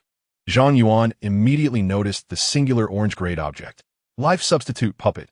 When the host suffers a fatal injury, it will automatically bear the damage on their behalf. It can activate up to 3 times a day. This item is unique and cannot be replicated using unlimited resources. What a remarkable item that can transfer fatal damage. It is unfortunate that it cannot be replicated with unlimited resources. Otherwise, having several thousand of them would render death nearly impossible. Although Zhang Yuan felt a pang of regret, he did not dwell on it excessively. After all, with the infinite shield in place, his demise was already quite improbable. This life substitute puppet could afford him precious moments to activate his shield when ambushed. Zhang Yuan inspected the other items one by one. The temporary physical enhancement potion could significantly boost combat power for a short duration. The pain-blocking potion could eliminate pain, allowing continued combat even in a severely injured state. Additionally, there was a purple-grade gene potion, which had a substantially higher probability of unlocking a special physique compared to the blue-grade. Zhang Yuan decided to conduct another 100 draws, but this time luck was not on his side, resulting in no valuable items. Instead, he ended up with an array of playful trinkets for couples. In a post-apocalyptic survival scenario, why was he acquiring such frivolities? Zhang Yuan couldn't help but question the system. The system responded with a static noise. With over 100,000 points remaining, Zhang Yuan decided to hold on to them for the moment. Today was not his lucky day. He would wait for a better opportunity to draw. He took out the purple-grade gene potion and began to persistently pursue the special physique. After consuming over 100 bottles, his stomach felt swollen. Finally, he heard the system's notification chime. Congratulations to the host for unlocking the special physique. Pure Yang Sacred Body. Pure Yang Sacred Body. An exquisite furnace body, capable of rapidly enhancing both party strength during cultivation with a partner. What does this mean? I am a respectable person. What am I to do with such a physique? This could lead to significant troubles. With this pure Yang physique, it was likely that numerous female demons would want to capture him for in-depth exchanges. This would undoubtedly incite a crisis of vitality. Overcome with excitement, his movements became somewhat exaggerated, awakening the slumbering Yu Shuang. Yu Shuang opened her slightly dazed eyes. Upon seeing Zhang Yuan, memories of the previous night's fervor flooded back, causing her cheeks to flush crimson. Zhang Yuan gazed at her radiant countenance, now even more enchanting after their previous encounter, and felt a surge of emotion. The newly awakened pure Yang sacred body felt as though it had been ignited. Unconsciously, he stepped forward and embraced Yu Shuang, saying, "My lady, I have thought of several new techniques. Let us engage in some earnest sparring." Yu Shuang, momentarily breathless, replied, "Rival, I have yet to recover my breath." Before she could finish her sentence, Zhang Yuan sealed her lips with his own. A day later, Zhang Yuan rose from his slumber, invigorated and refreshed. His cultivation had advanced significantly, reaching the late stage of the second level of foundation establishment. Meanwhile, Yu Shuang's cultivation had also seen some improvement, albeit less pronounced than his, primarily due to the disparity in their realms. At this juncture, Zhang Yuan was the one reaping the greater benefits. He produced a collection of cultivation elixirs and eagerly presented them to Yu Shuang. "My dear, take these resources for your cultivation. Once you refine them, you shall undoubtedly have the opportunity to break through to the nascent soul stage. Yu Shuai inquired, but my husband, won't you keep some for yourself? Zhang Yuan chuckled. I have plenty to spare. He then revealed a replicated Tying Moon Wheel sword and suggested, my dear, do give it a try and see if you can unleash multiple sword energies now. Chapter 13. Could my husband be the reincarnation of an immortal emperor? Me? Yu Shuai pointed incredulously at herself. She accepted the Tying Moon Wheel sword, and a spark of enlightenment ignited within her. It felt as though, should she desire, she could infinitely unleash sword energies. Her beautiful eyes widened in astonishment as she turned to Zhang Yuan and asked, Husband, what is happening? Zhang Yuan explained, after our yin-yang convergence, my abilities have been passed on to you. Henceforth, not only can you use various consumables without limit, but your spiritual energy will also be boundless. Yu Shuai's expression was one of disbelief. Zhang Yuan had previously mentioned the ability to use it over 100 times, which was already astounding. Now, it had transformed into infinity. Such a prodigious talent was something she had neither seen nor even heard of before. In a serious tone, she remarked, Husband, you cannot possibly be the reincarnation of some immortal emperor, can you? That is how you possess such extraordinary powers? Seeing her utterly astonished expression, Zhang Yuan felt a playful urge and pretended to be profound. Since you've discerned my secret, I shall no longer conceal it. In my previous life, I was the unparalleled Yuan Emperor, guarding the dark forbidden zone for countless millennia. Alas, when I attempted to ascend beyond the realm of a mortal emperor, I was ambushed and perished, thus reincarnating in this life. In this existence, I am determined to reclaim all that I have lost, not to prove my greatness, but because I must retrieve what was taken from me. Yu Shuai was momentarily speechless. Terms like Yuan Emperor and unparalleled throughout the ages sounded formidable and enigmatic. Husband, are you truly a powerful being reincarnated? Zhang Yuan replied with a smile. I was merely jesting. However, the origins of this talent are complex, and I cannot explain them to you just yet. You need only know that you may now act with impunity. Although Yu Shuai was entirely devoted and could share certain information, the concepts of traversing realms and systems were still too intricate for her to grasp fully. She chose not to delve deeper, understanding instead that her destiny as Zhang Yuan's wife was likely a reward from her past life. Zhang Yuan then bestowed upon Yu Shuai a multitude of purple genetic potions, eager to observe if she might awaken any new attributes. After consuming 100 bottles, her physical prowess was significantly enhanced across the board. However, the peculiar constitution remained dormant. Yu Shuai remarked, I have already attained the Tying Profound Body. It is unlikely that I can awaken a dual constitution. Zhang Yuan ultimately had to relinquish his hopes. After all, the pure Yang Sacred Body, in conjunction with the Tying Profound Body, would create a harmonious balance of yin and yang, facilitating rapid advancement in cultivation. Zhang Yuan recalled the peculiar black and white silks he had previously drawn and, casting a meaningful glance at Yu Shuai, suggested, I possess some extraordinary garments. Might you be inclined to try them on? Upon noticing the glint in his eyes, Yu Shuai instantly sensed his mischievous intentions. My dear husband, you truly are. While Zhang Yuan was preoccupied with nurturing his relationship with Yu Shuai, a tempest was brewing outside. The news of the Blood Fiend sect's annihilation spread like wildfire. Those who ventured to the scene found only a charred wasteland, a once mighty nascent soul sect reduced to ashes. The only recent conflict they had engaged in appeared to be with the Tying Sword sect. What could possibly have transpired? Could it be the Tying Sword sect's doing? Yet, their nascent soul ancestor had recently passed away. Just days prior, it was reported that their golden core elders had fled in terror. Surely, they could not have orchestrated such a feat. It was speculated that a passing formidable being had effortlessly obliterated the Blood Fiend sect. Though the Tying Sword sect bore the greatest suspicion, it seemed utterly implausible. Thus, a consensus formed that this matter had no connection to them. As the tale continued to circulate, it reached the ears of those who had fled the Tying Sword sect, leaving them in a state of bewilderment. We have just escaped the Tying Sword sect, and the Blood Fiend sect has perished in retaliation? What is the meaning of this?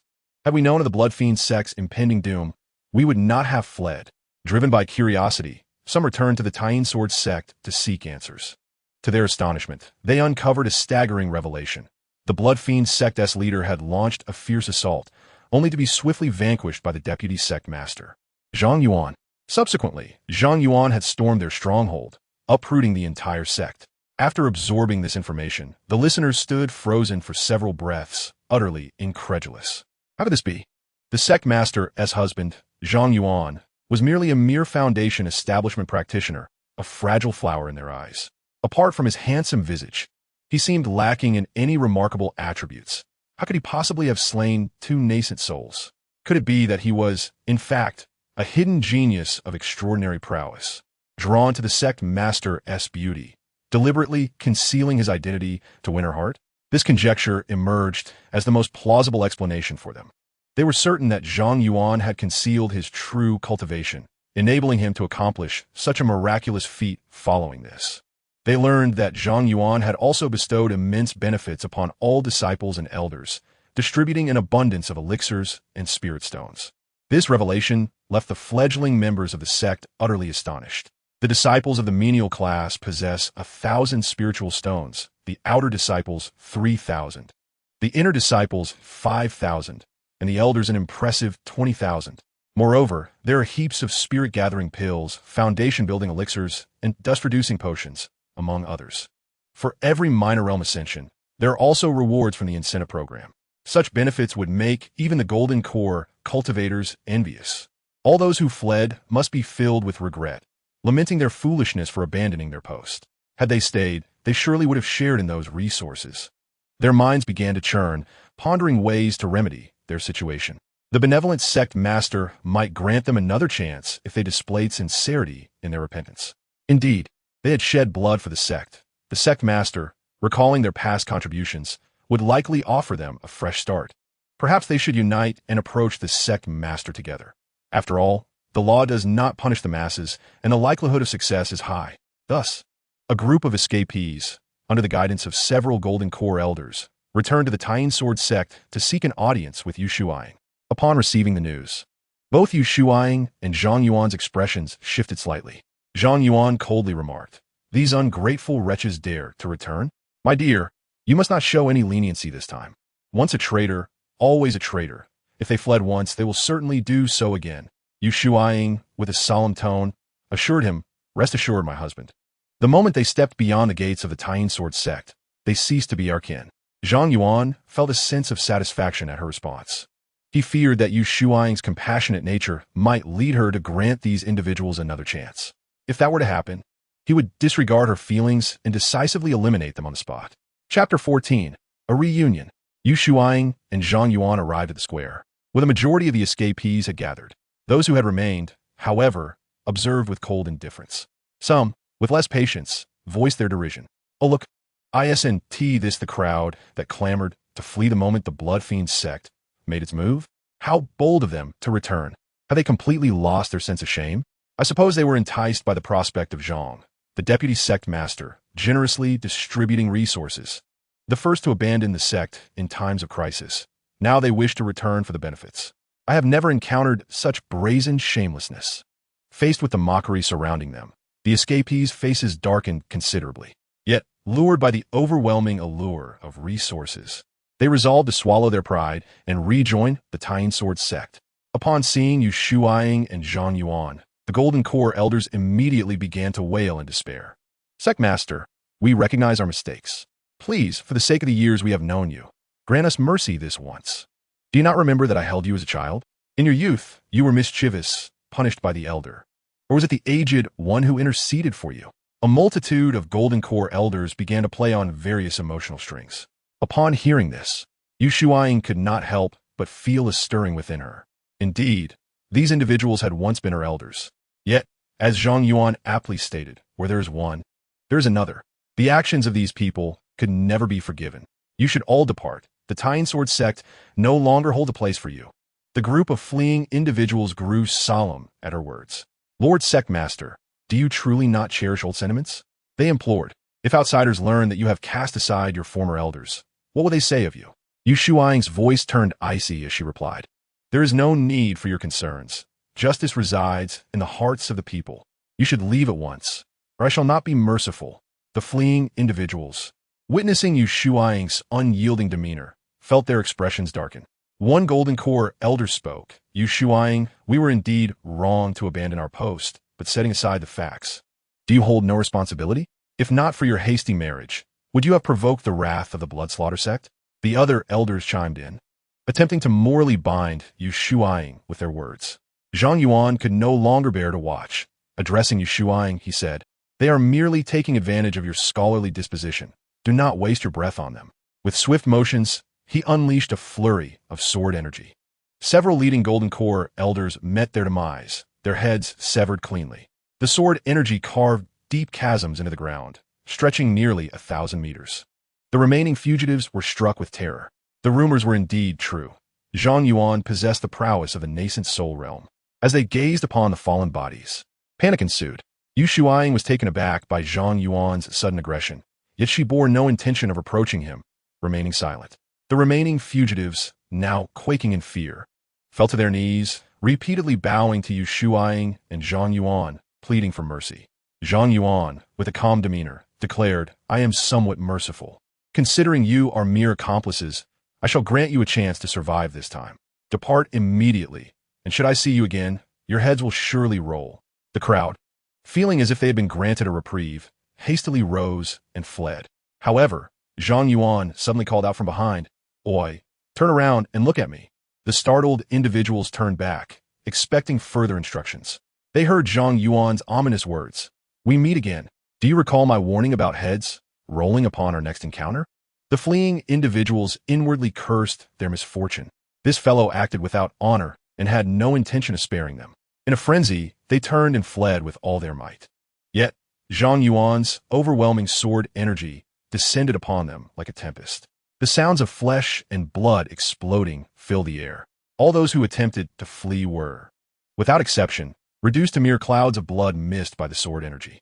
The onlookers from the Tying Sword sect gaped in astonishment. Could such a maneuver truly exist? To first instill hope, only to then shatter it into despair. This was a brutal combination of murder and psychological torment. Zhang Yuan spoke in a calm tone. "This is the fate that befalls traitors. Let it serve as a cautionary tale for all." The members of the Tying Sword sect hurriedly echoed in agreement.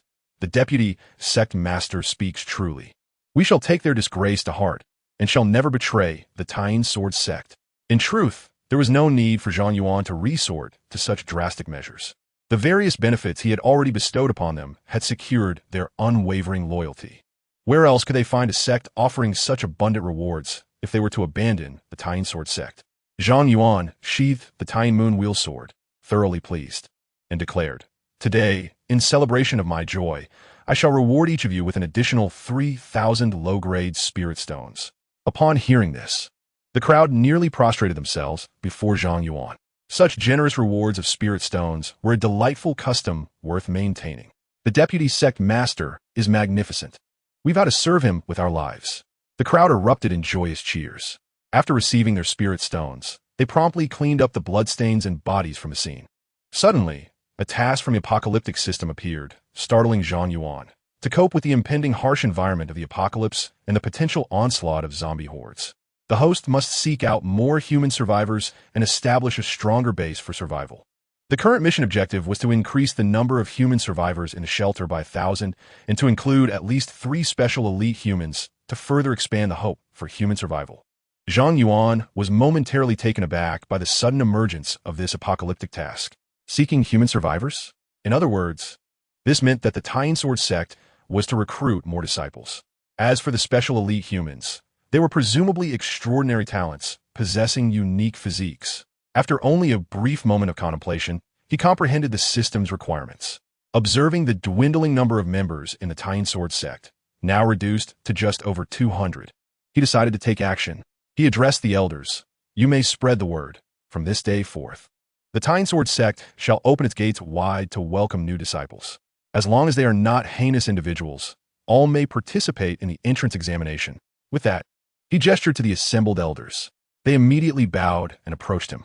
Zhang Yuan instructed, "While recruiting disciples, please pay special attention to individuals with the following characteristics: those who have been rejected in engagements, children who are weak yet still have a taste for beast milk, former geniuses who have suddenly fallen from grace, and those with innate weaknesses requiring vast resources to cultivate."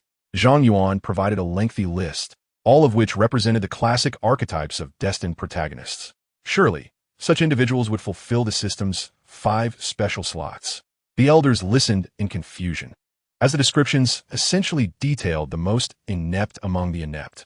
Would recruiting such individuals not waste resources? Nevertheless, since Zhang Yuan sought them, they felt it inappropriate to voice their objections. In the end, Zhang Yuan added, "If I encounter someone who constantly speaks of the path to death, I shall simply crush them with a barrage of talismans." Chapter 15. Who dares to show their teeth, their head shall be blown to pieces. The elders, filled with confusion, accepted their orders and departed. Yu Shuaing curiously inquired, "Husband, what is the purpose of gathering such individuals amidst talk of broken engagements and drinking beast milk?" Zhang Yuan chuckled. "My dear wife, you do not understand. It is not a feat to cultivate a genius into a master. The true skill lies in transforming waste into an unparalleled powerhouse. That is the true essence of greatness." Yu Shuaing expressed her bewilderment, but was deeply impressed. "Well then, husband, do as you wish. I shall support you unconditionally." Zhang Yuan could not help but embrace Yu Shuaing, saying, "You truly possess remarkable understanding." Yu Shuaing, somewhat shy, replied, "The onlookers have not yet departed. It may leave a poor impression." Zhang Yuan, unfazed, remarked, "What is there to fear? We are already an old couple." News of the Tying Sword sect's recruitment of disciples spread far and wide, leaving many nearby forces astonished. The Tying Sword sect had recently lost its Yuaning patriarch, and many Golden Core elders had fled. During such a time, one would expect them to close their gates and act discreetly. Instead, they seemed to be making a grand display, as if eager to attract attention. Those sects with grievances against the Tying Sword sect furrowed their brows. They aimed to take advantage of the sect's vulnerability to swallow or obliterate it. However, the annihilation of the blood-killing sect was too peculiar. Now, the Tying Sword sect was acting so ostentatiously, which only deepened their suspicions. Could it be that the blood-killing sect was truly destroyed by the Tying Sword sect? But they no longer had their Yuaning patriarch. What could they have used to annihilate the blood-killing sect? It was all very strange. There is also the possibility that the Tying Sword sect was crafting an elaborate ruse to dispel our suspicions. Should we not send someone to probe their depths, intentionally disrupting their recruitment efforts? Several sects with past grievances against the Tying Sword sect resolved to investigate further. They were eager to discover whether the Tying Sword sect was merely posturing or if they possessed genuine strength. Zhang Yuan, however, was disinterested in the affairs of the outside world. His focus was solely on cultivating alongside Yu Shuaing, diligently striving to enhance their levels. Each day, they engaged in profound exchanges, while he consumed various spirit herbs and pills with fervor. As long as he did not reach the point of explosion, he indulged to the fullest. Both his and Yu Shuaing's cultivation progressed rapidly. In just a few days, Zhang Yuan advanced to the 7th level of the Foundation establishment stage. Typically, without exceptional opportunities, it would take an ordinary practitioner at least a decade or more to reach such heights. In contrast, the Tying Sword sect's recruitment efforts were not proceeding smoothly. Almost everyone was aware that the Tying Sword sect had just lost its Yuaning patriarch and faced several predatory rival sections. The willingness to embark on this path is exceedingly rare, particularly when there are those who deliberately target us. For instance, the Xuanqing Sword sect, the Qingmu sect, and the Luori sect have simultaneously announced their recruitment of disciples.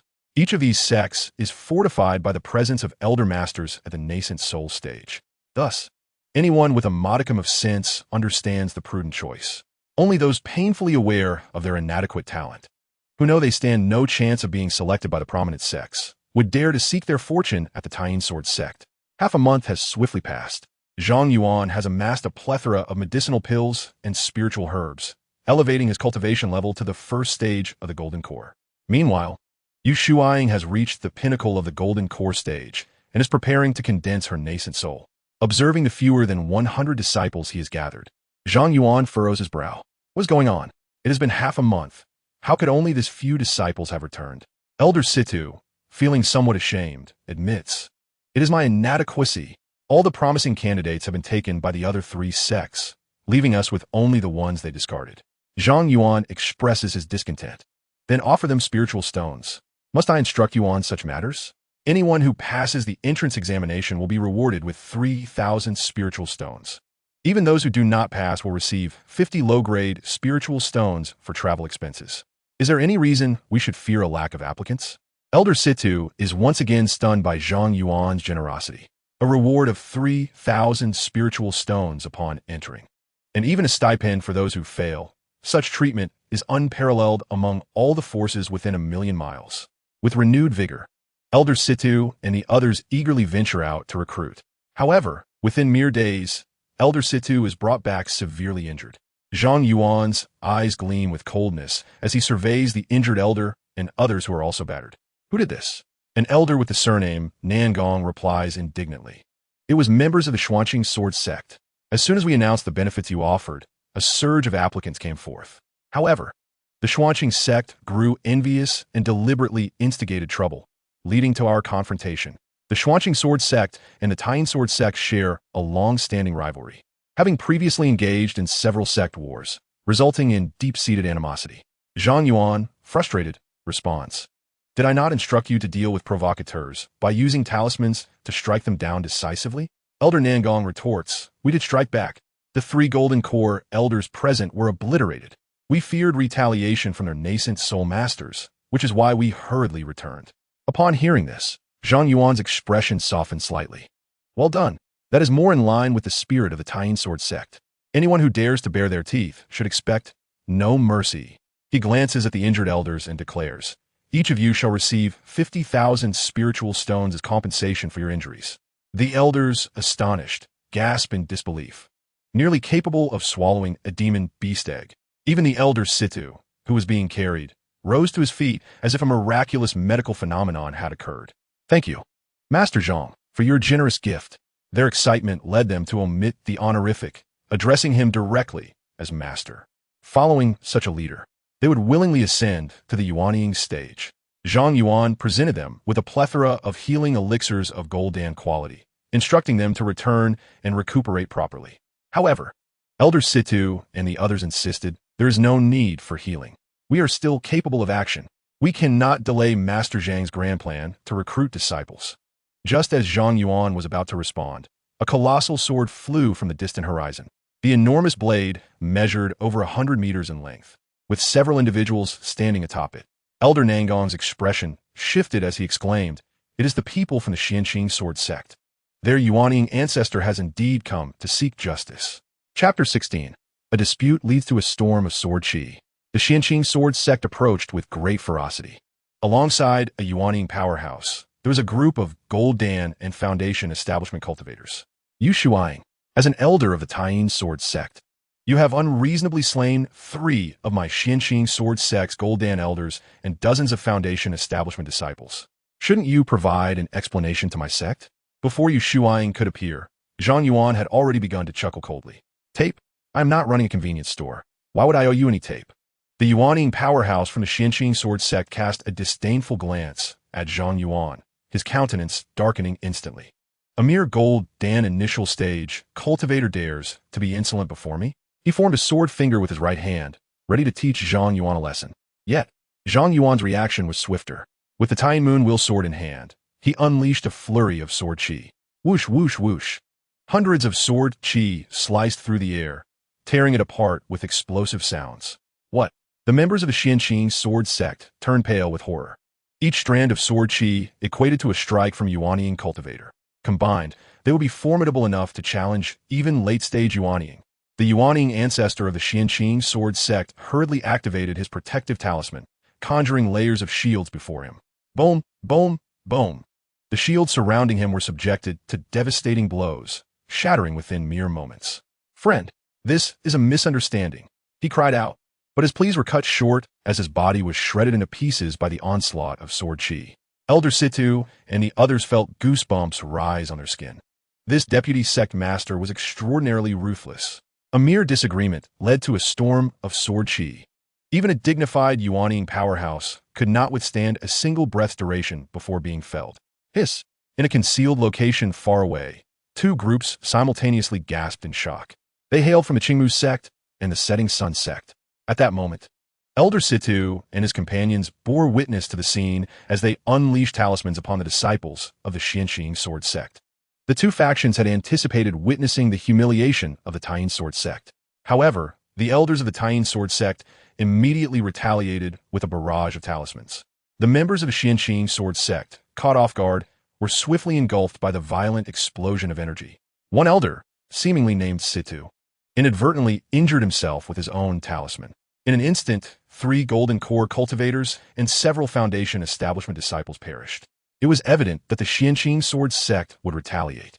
Consequently, the members of the Qingmu sect and the Setting Sun sect promptly arrived to assess the situation. By observing the Xianqing sword sect's response, they could ascertain whether the Bloodslaughter sect had indeed been annihilated by the Taiyin sword sect. The scene where Zhang Yuan unleashed a torrent of sword energy, decimating the Xianqing sword sect's nascent soul, was also witnessed by them once more. The nascent soul ancestor of the Xianqing sword sect, a being of the 3rd realm of nascent soul, was obliterated in mere moments. Who was this youth? When did the Taiyin sword sect produce such an individual? Was it possible that he was also responsible for the downfall of the Bloodslaughter sect? As the 2 factions speculated, hundreds of fire phoenixes suddenly appeared in the sky, eliciting gasps from the crowd. Hundreds of fire phoenix talismans? What kind of extravagance was this? Even a nascent soul powerhouse would possess only 2 or 3 at most. Yet here were hundreds. This was utterly preposterous. The hundreds of fire phoenixes flapped their fiery wings, surging toward a translucent nascent soul, the very essence of the Xianqing sword sect's ancestor. Fellow cultivator, this is a misunderstanding. I beseech you to show mercy, cried the fleeing nascent soul, desperately pleading. Zhang Yuan, however, remained indifferent, sneering, apologies, but my talismans are also a misunderstanding. Boom, boom, boom. The hundreds of fire phoenixes closed in on the nascent soul, erupting in a cataclysmic explosion. A terrifying blaze engulfed the heavens, illuminating the sky with a blinding light. The members of the Qingmu sect and the Setting Sun sect trembled in fear. Hundreds of fire phoenix talismans, merely to eradicate a single nascent soul? This individual was truly formidable, an unparalleled tyrant. It was their first time witnessing such a reckless display of power. To liken it to using a treasured artifact to swat a mosquito would not be an exaggeration. Wait a moment. This flame, it seemed reminiscent of the very flames that had consumed the Bloodslaughter sect. Hiss! The mystery was solved. He was the one responsible for their destruction. He was not to be trifled with. Having consecutively slain the nascent soul ancestors of 2 major factions, this individual was not someone to provoke. They had previously contended with the Taiyin sword sect for disciples. What if he held a grudge against them? At that moment, both factions felt a sense of trepidation. If such a harbinger of death were to set his sights on them, they would possess no means of resistance. Return immediately and prepare to apologize, proactively visiting to express your contrition. Otherwise, we may all face the calamity of extermination. As they pondered how to atone, Zhang Yuan's gaze turned towards their concealed positions. Qingmu sect, Setting Sun sect? Are you also here to procure adhesive tape? Although these individuals had hidden their forms, the system map displayed 2 clusters of icons that flickered incessantly. It was nearly impossible for Zhang Yuan not to notice. The members of the 2 great factions were taken aback. They had intentionally suppressed their auras. And even that nascent soul powerhouse from the Xianqing sword sect had failed to detect them. Yet, Zhang Yuan, a mere early-stage golden core cultivator, not only noticed their presence, but also discerned their origins at a glance. This individual was likely not of the golden core realm, but rather a legendary figure concealing their true prowess. If they were indeed such a figure, casually producing hundreds of fire phoenix talismans would elucidate the situation. The members of the 2 factions hastily revealed themselves. An elder clasped his hands and said, "Esteemed senior, we only approached because we sensed the imposing aura of the ancestor from the Xianqing sword sect and thought the Taiyin sword sect might require assistance." Another elder chimed in. "Indeed, we have a prior acquaintance with the ancestor of the Taiyin sword sect, and we're hoping to offer our support. However, it appears that with your esteemed presence, our assistance is entirely unnecessary." Zhang Yuan swept his gaze over their icons and noted that they were all marked as neutral. After some contemplation, he abandoned the thought of annihilating them. "I have heard that you have recently recruited numerous disciples." The 2 elders broke into a cold sweat and hurriedly responded, "This matter was merely coincidental. If we have caused any offense, we will make amends. We implore you, esteemed senior, do not take offense." Zhang Yuan replied calmly, "Within a day, I expect to see your sincerity in apology. Otherwise, the Bloodslaughter sect shall serve as your example." Upon hearing the name of the Bloodslaughter sect, the 2 factions understood the gravity of the situation. They nodded vigorously in agreement. Rest assured, esteemed senior, we shall return immediately to prepare our gifts of apology. We will ensure your satisfaction. This was indeed a person capable of effortlessly annihilating their sections. Since he was willing to grant them a chance at survival, they were determined to seize the opportunity. They felt immense relief that their members had not, like those of the Xianqing Sword Sect, completely offended the Taiyin Sword Sect. Although they had had past conflicts with the Taiyin Sword Sect, they paled in comparison to those with the Xianqing Sword Sect, leaving them some room for negotiation. Zhang Yuan ignored them further, reaching out to grasp a pile of storage rings. He then turned to Elder Situ and the others, saying, "Let us go. Follow me as we eradicate the Xianqing Sword Sect." Elder Situ and the others instantly felt invigorated, nodding repeatedly. Even their injuries seemed to have healed significantly. Zhang Yuan summoned a spiritual vessel, carrying Elder Situ and the others away. The members of the Qingmu sect and Setting Sun sect watched their departing figures, each feeling as though they had narrowly escaped disaster. The Xianqing Sword Sect has been utterly annihilated. From this day forth, they shall be erased from existence. Just like the Blood Slaughter sect. How fortunate we are. We nearly became victims ourselves. After a moment of astonishment, the crowd hurriedly returned to their sect, intent on preparing sincere apologies. Suddenly, a panicked cry shattered the tranquility of the sect. Bad news. Terrible news. The soul lamps of the ancestor and several elders have all extinguished. They have fallen. Upon hearing this, chaos erupted among the members of the Xianqing Sword Sect. How could this be? The ancestor, with his profound sword intent, how could he possibly be slain? Hadn't they gone to the Taiyin Sword Sect to seek an explanation? Could it be that the Taiyin Sword Sect was responsible? All were engulfed in shock and dread. The fact that even their life source could not escape indicated that the adversary's strength far surpassed that of their ancestor. The sect master of the Xianqing Sword Sect, at the pinnacle of the Golden Core stage, turned pale and collapsed helplessly to the ground. It is over. The grand legacy of the Xianqing Sword Sect will be in ruins. An elder advised, "Sect master, we must flee at once. As long as the Green Hills remain, there will be a chance for vengeance." The sect master sighed. "Inform all disciples to disperse and escape." The elder asked, "What about you, sect master?" The Xianqing Sword Sect's leader, with unwavering determination in his eyes, replied, "I shall remain here to buy you some time." Buy time? Indeed, he was a man of courage. But alas, he would not have that opportunity. A calm voice echoed abruptly above the Xianqing Sword Sect. Zhang Yuan, having boarded the spirit vessel, immediately affixed 1,000 speed talismans to its hull. This action propelled the vessel's speed beyond limits, comparable to that of a late-stage nascent soul. Thus, accompanied by Elder Situ and others, he swiftly arrived at the Xianqing Sword Sect. Elder Situ and Elder Nangong, witnessing Zhang Yuan's extravagant expenditure, could not suppress their astonishment. Is it possible to utilize speed talismans in such a manner?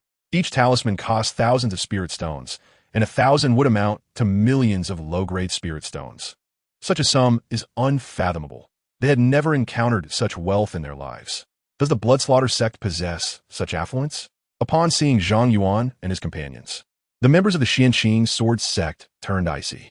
A few early-stage Golden Core and several Foundation establishment members dared to venture onto their territory and speak boldly.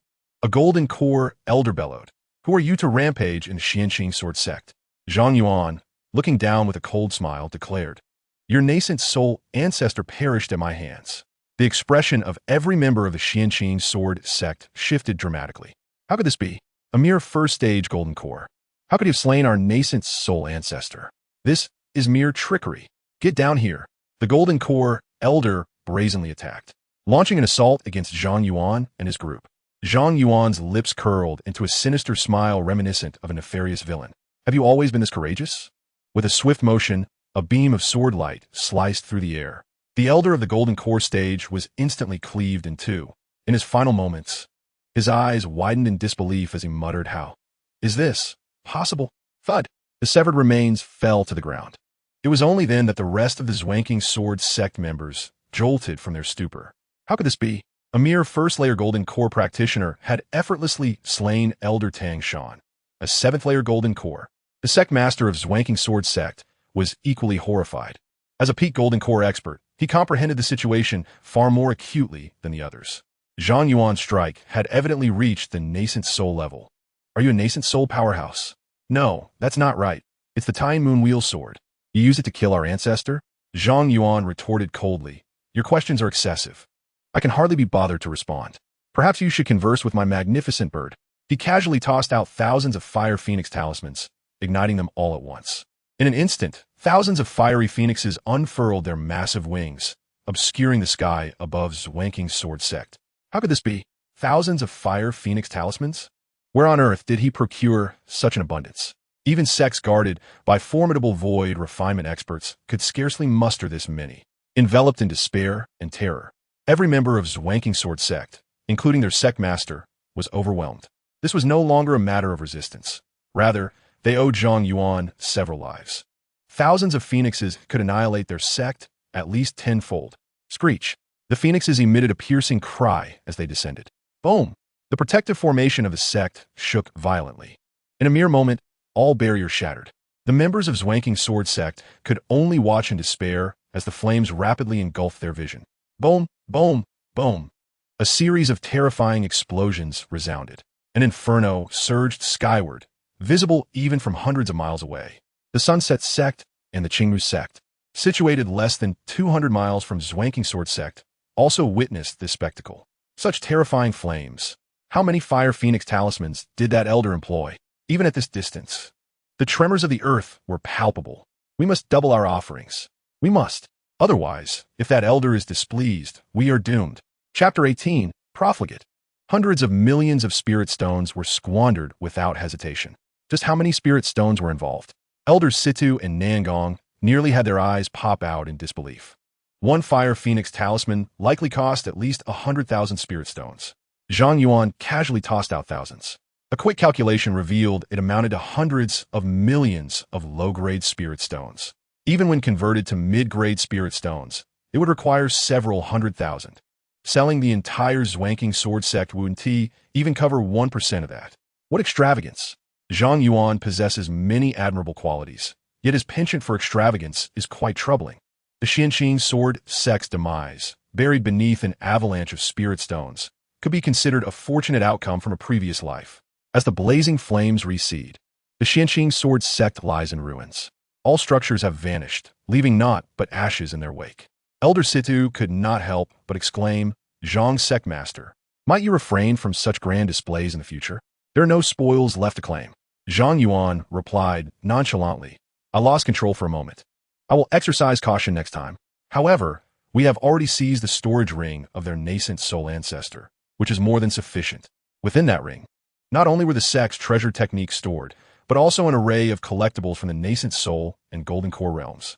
These treasures, once placed in the system space, would be more than enough to satisfy any need.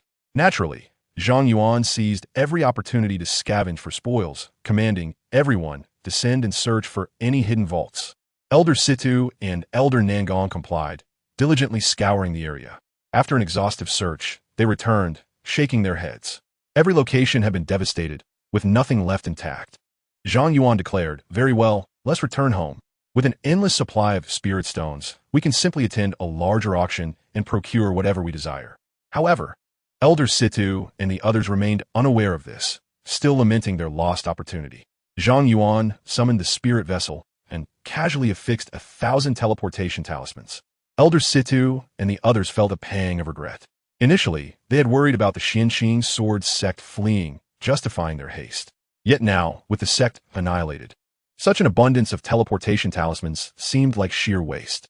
Nevertheless, recalling the thousands of fire phoenix talismans, these teleportation talismans suddenly felt insignificant. Elder Situ sighed internally. I can no longer accompany sect Master Zhang on these excursions. My old heart cannot bear it. The group returned to the Tying sword sect, where Yu Shuai greeted them, inquiring, Darling, how did the mission unfold? Zhang Yuan replied with a smile, With my involvement, was it not effortlessly accomplished? Yu Shuai remarked, The Xianqing sword sect has opposed us for many years. This grievance has finally been settled. If our ancestor were aware, he would surely be pleased. The actions of the Qingmu sect and the Setting Sun sect were remarkably swift. That very day, their nascent soul ancestor personally visited, presenting a substantial amount of reparative resources. Moreover, they subtly indicated that, should Zhang Yuan be amenable, they would be willing to pledge their allegiance to his cause. Having witnessed Zhang Yuan's formidable methods, They were deeply intimidated. Such an individual was undoubtedly worthy of their allegiance. Perhaps, through this alliance, they could ascend to unprecedented heights.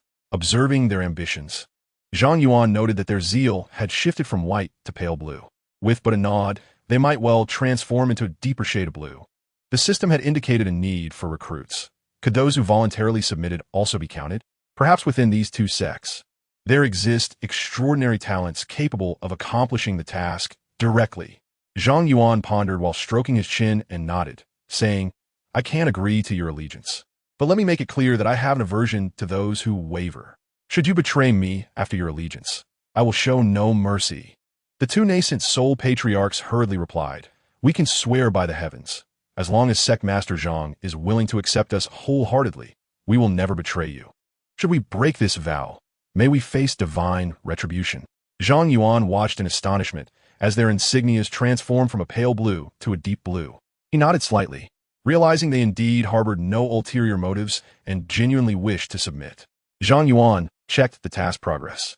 Number of human survivors in the shelter. Ordinary survivors, 18, 579. Special survivors, 0. Task not met. Zhang Yuan's brows furrowed immediately. Together, the two sects numbered nearly 20,000. Yet there was not a single so-called special survivor among them. Must one truly be a person of destiny to be considered a special survivor? This doomsday survival system exists to ensure the continuation of a human race. Perhaps it is indeed necessary to find an individual of great fortune to kindle the hope of perpetuating the flame. But where might one locate such a destined individual? Zhang Yuan turned to the two nascent soul patriarchs and inquired, What are your names? The patriarch of the Qingmu sect bowed and replied, My Taoist name is King Muzi. You may call me Little Qing or Little Mu. The patriarch of the Setting Sun sect said, Others call me Patriarch Setting Sun. My birth name is Ji Xiuzhu. You may call me Little Ji. The elders, including Elder Situ, exchanged glances, their expressions somewhat peculiar. These two elderly men, with their white hair, were being addressed by a young man as Little Qing and Little Ji. The scene appeared rather comical. However, recalling Zhang Yuan's formidable prowess, they found it more palatable. Aligning themselves with Zhang Yuan was undoubtedly a stroke of fortune for them. Zhang Yuan, feeling unreserved, stated, Little Muzi, Little Zhuzhu, I would like to inquire about something. The two nascent soul patriarchs immediately responded with trepidation. Sect Master Zhang, please feel free to ask. Whatever we know, we will share without reservation. Zhang Yuan inquired, Are there any discarded individuals around here? Those jilted by engagements, children with severed bones, youths born with innate deficiencies, or perhaps clumsy boys with pseudo-spiritual roots trying to establish their foundation. The two nascent soul patriarchs were momentarily taken aback. Were these not all individuals deemed undesirable? Even those small sects under the governance of Golden Core cultivators would hardly take them in, would they? King Muzi, filled with curiosity, asked, Sect Master Zhang, are you seeking these discarded individuals as potential test subjects for medicine? After much contemplation, they concluded that these individuals could only serve as test subjects. Zhang Yuan shook his head and replied, I intend to take them as disciples and cultivate them vigorously. The two nascent soul patriarchs were left utterly astonished. Why forego promising talents to select these discarded ones as disciples? The thought process of Zhang Zhongzhu seems somewhat peculiar. However, the two individuals dare not show any signs of dissent. Since Zhang Yuan desires it, they will comply without hesitation. After a moment of contemplation, the old ancestor of the setting sun appeared to recall something, clapping his hands and exclaiming, It seems I have indeed heard of a similar person. Zhang Yuan's eyes instantly brightened, and he eagerly inquired, Is it true? Where can we find them? In Chapter 19, titled The Fiancé and the Double-Pupiled One, the old ancestor of the setting sun continued, I have heard that in the Tianqing city there exists a remarkable young lady from the Luo family. During an expedition into a secret realm, she seemingly suffered damage to her foundational essence, resulting in the complete loss of her cultivation and rendering her a mere shell of her former self. The family that had a betrothal with her promptly came forward to annul the engagement, causing quite a stir at the time, even reaching my ears. As Zhang Yuan listened, his eyes sparkled with excitement. Although the genders were mismatched, the narrative of a fallen genius being jilted certainly resonated. Was this not a classic tale of destiny? Zhang Yuan pressed on. Are there any more? At this moment, Qing Muzi also pondered before speaking. I too have someone who might just fit the description you provided. Zhang Zhongzhu. Zhang Yuan urged him. Then do share. Qing Muzi tentatively suggested. What about a child whose bones were not excavated, but whose eyes were? Oh. Zhang Yuan's curiosity piqued. Qing Muzi continued. I have heard that the head of the Lin family in Qinglan City had a child born of servant girl who astonishingly awakened the legendary double pupils. However, this Lin family head cruelly had the child's eyes gouged out and transplanted into his eldest son. Consequently, the boy who lost his eyes became a mere invalid, enduring ridicule and humiliation daily, his status even lower than that of a servant. Zhang Yuan's eyes glinted once more. Although it was not the bones that were removed, but rather the precious double pupils, this too certainly aligned with the archetype of a destined protagonist. Moreover, the surname Lin is typically associated with such fateful figures. If he were to recruit this individual into the sect, it would undoubtedly fulfill the system's requirements. Is there anyone else? Just one more. Qing Muzi and the old ancestor of the setting sun racked their brains, but could not conjure another fitting individual. Zhang Yuan, feeling increasingly anxious, implored, think harder. If you manage to come up with someone, I shall reward you both with 500,000. No, 1,000,000 spirit stones. 1,000,000? The two old ancestors of the nascent soul were momentarily taken aback by this figure. Though they were esteemed figures, the resources required for cultivation were exceedingly demanding. Thus, their liquid assets were far from the 1,000,000 spirit stones mentioned. Even purchasing a talisman priced at over 100,000 spirit stones required meticulous saving. The two old ancestors' minds raced, desperately trying to recall similar individuals who had fallen from grace. However, after an extensive deliberation, they could not think of another. This left them both disheartened. The prospect of 1,000,000 spirit stones was tantalizingly within reach, yet they found themselves unable to grasp it. Zhang Yuan then broadened the scope of his inquiry, asking whether there existed any scorned members of noble families, or perhaps personal guards known for their crooked smiles. Aside from the useless individuals, the two nascent soul patriarchs pondered for quite some time, but ultimately failed to identify suitable candidates. With a hint of exasperation, Zhang Yuan conceded. Very well, although we have not discovered a third option, each of you has nonetheless provided one candidate. Thus, a reward is in order. Let be 500,000 spirit stones for each. Upon hearing this, the two nascent soul patriarchs beamed with joy. Thank you, Sect Master Zhang. We are ready to brave fire and water for you. Zhang Yuan contemplated for a moment before adding, later, let us relocate your sect here as well. I will allocate a substantial sum of spirit stones to further expand the Tying Sword sect. The two patriarchs hesitated momentarily, but ultimately nodded in agreement. Having decided to follow Zhang Yuan, they understood they must commit fully to this path. With the support of such a formidable ally, their previous sect location could easily be forsaken. They promptly prepared to return and gather their disciples for the migration. Zhang Yuan called over Qing Muzi, instructing him, delegate these matters to the Golden Core elders. For now, take me to the youth who had his eyes gouged out. I fear we may arrive too late, and he might have encountered unforeseen misfortunes. Qing Muzi hurriedly acquiesced, summoning several elders to inform Qing Mu, arranging a series of tasks. Zhang Yuan also invited Yu Shuaing to accompany him on an outing. As for the Tying Sword sect, he left the elder son Ri in charge.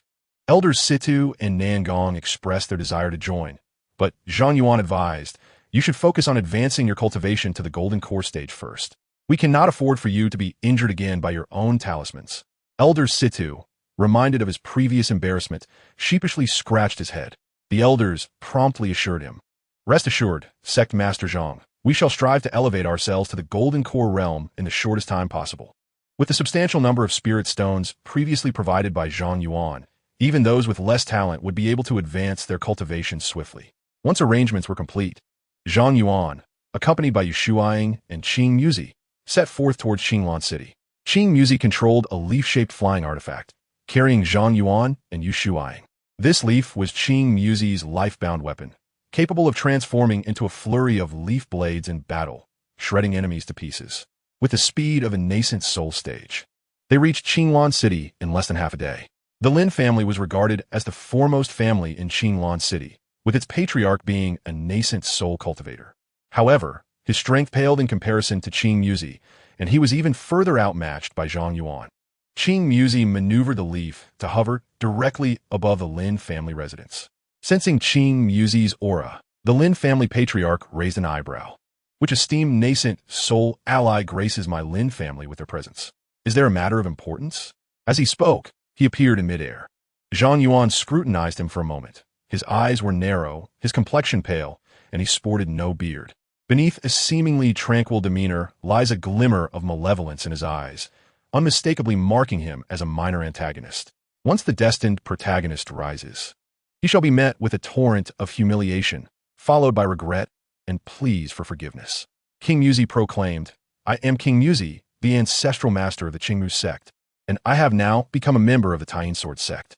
Today, I have come on behalf of my two sect leaders to discuss a matter with you." The head of the Lin family was momentarily taken aback upon hearing the name of the Tying Sword sect.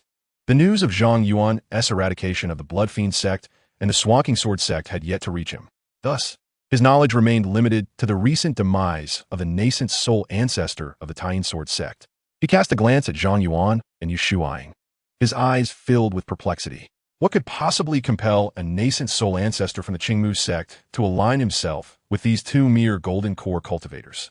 Moreover, King Muzi's demeanor suggested an extreme reverence towards Zhang Yuan, as if he regarded himself as a servant. Suppressing his confusion, the Lin family patriarch clasped his hands and inquired, "Might I ask what brings you both to the Lin residence?" Although Zhang Yuan was merely at the initial stage of the golden core, the formidable nascent soul standing behind him necessitated a more humble approach. Zhang Yuan replied nonchalantly, "I have come today to take your son back to the Tying Sword sect as my disciple." The Lin family patriarch's expression subtly shifted upon hearing this. His eldest son possessed a rare dual pupil trait that had attracted the interest of several sects wishing to take him under their wing. However, the Lin patriarch had thus far refrained from agreeing, as he believed that those sects with merely nascent soul guardians were unworthy of his son's extraordinary talents. Chapter 20. Do you think I am here to negotiate?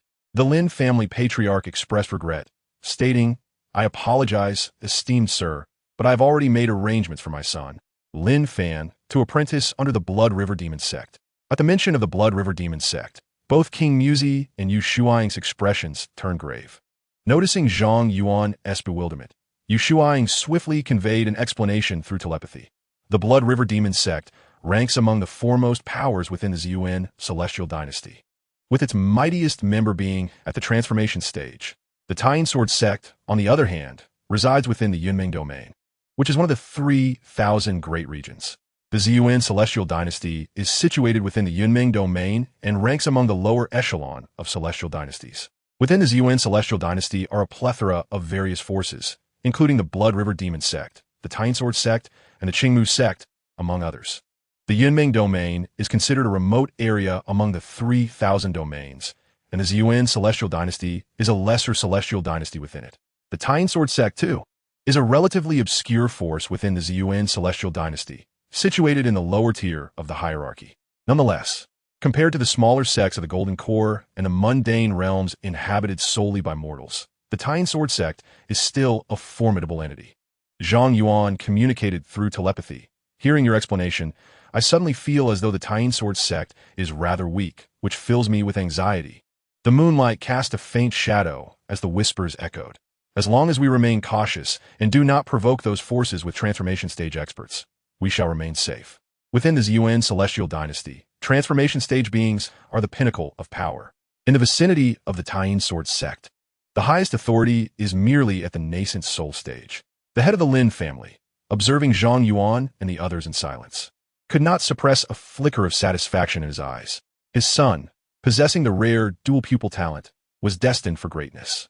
Even forces with transformation stage experts would eagerly vie to take him as a disciple. In his view, even the Blood River Demon sect was merely a stepping stone. Zhang Yuan cast a sidelong glance at him and replied coolly, "Did I ever claim to be here to recruit Lin Fan?" The Lin family head was momentarily taken aback. "Then, who are you here for?" Zhang Yuan continued, "You have another son, Linny, do you not? I am here specifically to find him." The Lin family head's expression turned to one of astonishment. Since he had lost his dual pupils, his foundation had been severely damaged.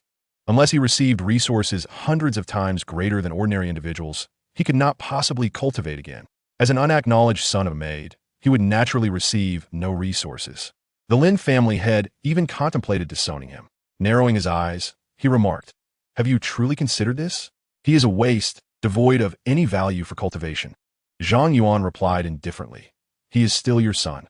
Must you harbor such bias against him? The Lin family head maintained a composed facade while internally scoffing.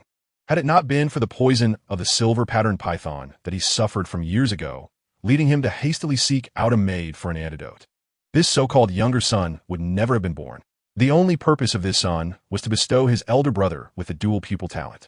Otherwise, the Lin family head might have secretly disposed of him. If you truly wish to take him away, it is not impossible. However, I have raised him for many years. Shouldn't you offer a small token of compensation? A cold smile appeared on Zhang Yuan's face as he retorted. Do you think I am negotiating with you? Qing Muzi, reading the atmosphere, immediately transformed into a loyal sycophant, exerting all his might against the Lin family head. Is there any room for dissent when our sect master intends to take someone? Do you dare to defy us? Do you not fear that I might slaughter your Lin family right now? The Lin family head, pressured by the overwhelming aura, staggered back a few steps and darkly replied. My son Lin Fan is about to be accepted as a disciple by the Blood River Demon sect. Do you dare to act against the Lin family without fearing their retribution? Zhang Yuan scoffed. But he is not one of their disciples yet. Moreover, once he truly becomes a disciple, the Blood River Demon sect may very well come to fear me. With the extraordinary powers at my disposal, transformation stage experts will soon appear as mere ants in my eyes. Why would I care about the threats from the Lin family head? The only reason I have not acted directly is that I believe it might be more fitting to leave the opportunity for revenge to Lin Yi, who has suffered the loss of his eyes. The Lin family head's expression wavered between darkness and light for some time before he ultimately conceded. He truly feared that Zhang Yuan would disregard the consequences and decimate the Lin family without hesitation. Follow me, commanded the head of the Lin family, leading the way. The group meandered through the labyrinthine paths, gradually making their way to the secluded corners of the Lin estate. Upon arrival, even Yu Shuang could not suppress a frown. The dwelling of Lin Yi appeared to be the most dilapidated part of the Lin family estate. All the other servants enjoyed far superior accommodations compared to him. Zhang Yuan scoffed once more. Is this the treatment afforded to your young master? It seems even your gatekeeper's dog lives a more comfortable life than he does. The Lin family head's complexion fluctuated between shades of green and white, yet he dared not utter a word of rebuttal. He is within. You may take him, Zhang Yuan declared. With a sweep of his consciousness, he observed a narrow, dimly lit storage room, where a boy of approximately 15 or 16 lay curled up. The youth was emaciated, a clear sign of prolonged malnutrition. Clad in tattered, threadbare garments that offered no warmth, he could only huddle tightly to stave off the cold. Most distressingly, his eyes were hollow, devoid of the vitality that should accompany youth. Through the tattered fabric, one could discern a multitude of scars, unmistakably the result of long-term abuse. This sight nearly compelled Zhang Yuan to unleash a barrage of Fire Phoenix talismans, incinerating the entire Lin family estate in fury. Yu Shuang's consciousness also registered the boy's dire circumstances, and her brows knitted in deep concern. It was unfathomable that a father could exhibit such callousness toward his own child. Zhang Yuan pushed open the door and stepped inside. Upon hearing the noise, the boy immediately crouched down, clutching his head in a posture of fear. As if anticipating a blow, Zhang Yuan's heart stirred. It was evident that the boy had endured countless torments within this household, resulting in such a conditioned response. His gaze lingered on the boy, and the eye of truth unveiled the following information. Name: Lin Yi. Level: Qi refinement first stage weakened state. Special physique: heavy pupils, now rendered useless. Identity: a bastard son of the Lin family, born of the master and a maidservant, neglected since childhood. Later had his heavy pupils extracted and implanted into his brother. Vulnerabilities: numerous. Cultivation method: none. Magic artifacts: none. Items: none. Special note: meets the criteria for a special survivor. Host is advised to bring him back to the sanctuary to preserve a spark for humanity. Upon reading the final system prompt, Zhang Yuan's expression brightened. It seemed his previous conjectures had indeed been correct. It was essential for one destined for greatness to meet the system's criteria for a special survivor. Lin Yi was someone he must rescue without fail. Chapter 21. The Withered Tree? The Golden Finger. Zhang Yuan approached Lin Yi and spoke softly. Do not fear. We have come to liberate you from the Lin family. This household is not worth your loyalty. Upon hearing the words, Lin Yi lifted his hollow gaze. Although he had lost his eyes, his cultivation remained at the first level of qi refinement. with that faint trace of spiritual awareness. He could still perceive objects within a meter or two. Upon clearly seeing Zhang Yuan's face, Lin Yi was momentarily taken aback. He instantly discerned that this individual was certainly not from the Lin family. However, prolonged depression had rendered him exceedingly sensitive. He dared not trust anyone. Zhang Yuan communicated telepathically. "Young man, do you wish to grow stronger? Do you seek vengeance? If you follow me, all of this can be attained." Lin Yi's foundation had been destroyed, necessitating an investment of resources hundreds of times greater than ordinary individuals to have a chance at recultivating. Fortunately, Zhang Yuan was not lacking in resources. Even if it required 10,000 times the resources, he could afford it. Lin Yi fixed his hollow gaze upon Zhang Yuan, the words vengeance and strength echoing incessantly in his mind. Observing Lin Yi's flicker of interest, Zhang Yuan smiled and said, "Rather than continue to suffer here, why not trust me just this once?" After a considerable moment of hesitation, Lin Yi finally nodded decisively. Zhang Yuan extended his hand, supporting Lin Yi. Upon contact, he discovered that Lin Yi was even more frail than he had imagined, his body light as a feather, nearly reduced to mere bones. This deepened Zhang Yuan's disdain for the head of the Lin family. "I shall spare your life for now. Once Lin Yi has grown stronger, I will personally reclaim everything." At that moment, Lin Yi also noticed the Lin family head standing behind. His body instinctively trembled. Zhang Yuan calmly reassured him, "Do not fear. He dares not harm you now." Lin Yi's body remained tense, clearly bearing the psychological scars of prolonged mistreatment. Zhang Yuan urged, "Let us depart from this place." After a moment of hesitation, Lin Yi cautiously spoke. "May I request one favor?" Zhang Yuan, intrigued, inquired, "What is it?" If Lin Yi were to ask him to kill the Lin family head, he would not hesitate to turn this place into a hellish inferno. Lin Yi repeated, "The withered tree in the courtyard, can we take it with us?"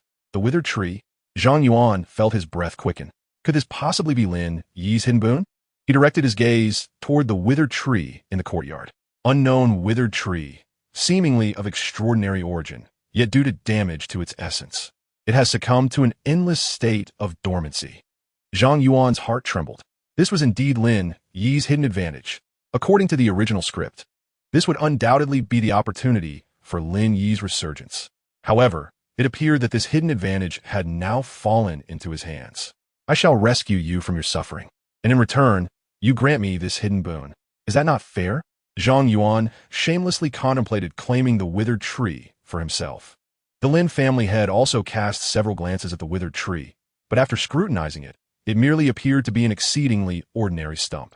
In the past, he had indeed witnessed Lin Yi occasionally lost in thought by the withered tree, conversing with himself. Perhaps it served as his spiritual solace? Ultimately, the head of the Lin family conjured a somewhat plausible explanation. He understood that even if he attempted to intervene, Zhang Yuan would forcibly take it away. It was better to conserve his words. Zhang Yuan summoned his strength and uprooted the withered tree from the earth. He attempted to store it in the system space, only to be met with the notification that living entities could not be accommodated. A living entity, indeed? Zhang Yuan was somewhat astonished. Could this possibly be the reincarnation of a celestial tree?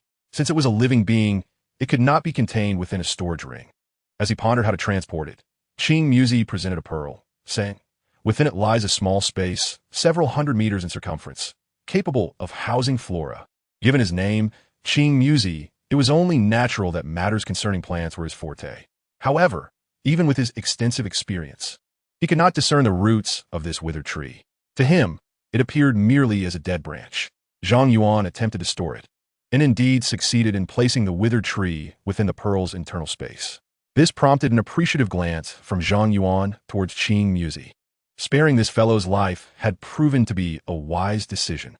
"I shall reward you with 200,000 upon my return." Qing Muzi was overjoyed at these words. The pearl was merely a trinket he had casually crafted, serving no purpose beyond accommodating a few plants. Yet, Zhang Yuan had immediately offered 200,000 without hesitation. Aligning himself with Zhang Yuan was perhaps the wisest choice he would ever make. Zhang Yuan cast a cold glance at the head of the Lin family before departing with Lin Yi from the Lin residence. The head of the Lin family watched their retreating figures, a flash of malice flickering in his eyes. "The Sword sect? Humph. When my son Lin Fan joins the Blood River Demon sect, you shall see what unfolds." Zhang Yuan took Lin Yi to a tavern, ensuring the lad had a hearty meal. He feared that the boy might perish from hunger along the way, which would reduce his task quota by 1. He seemed as if he had never experienced a good meal.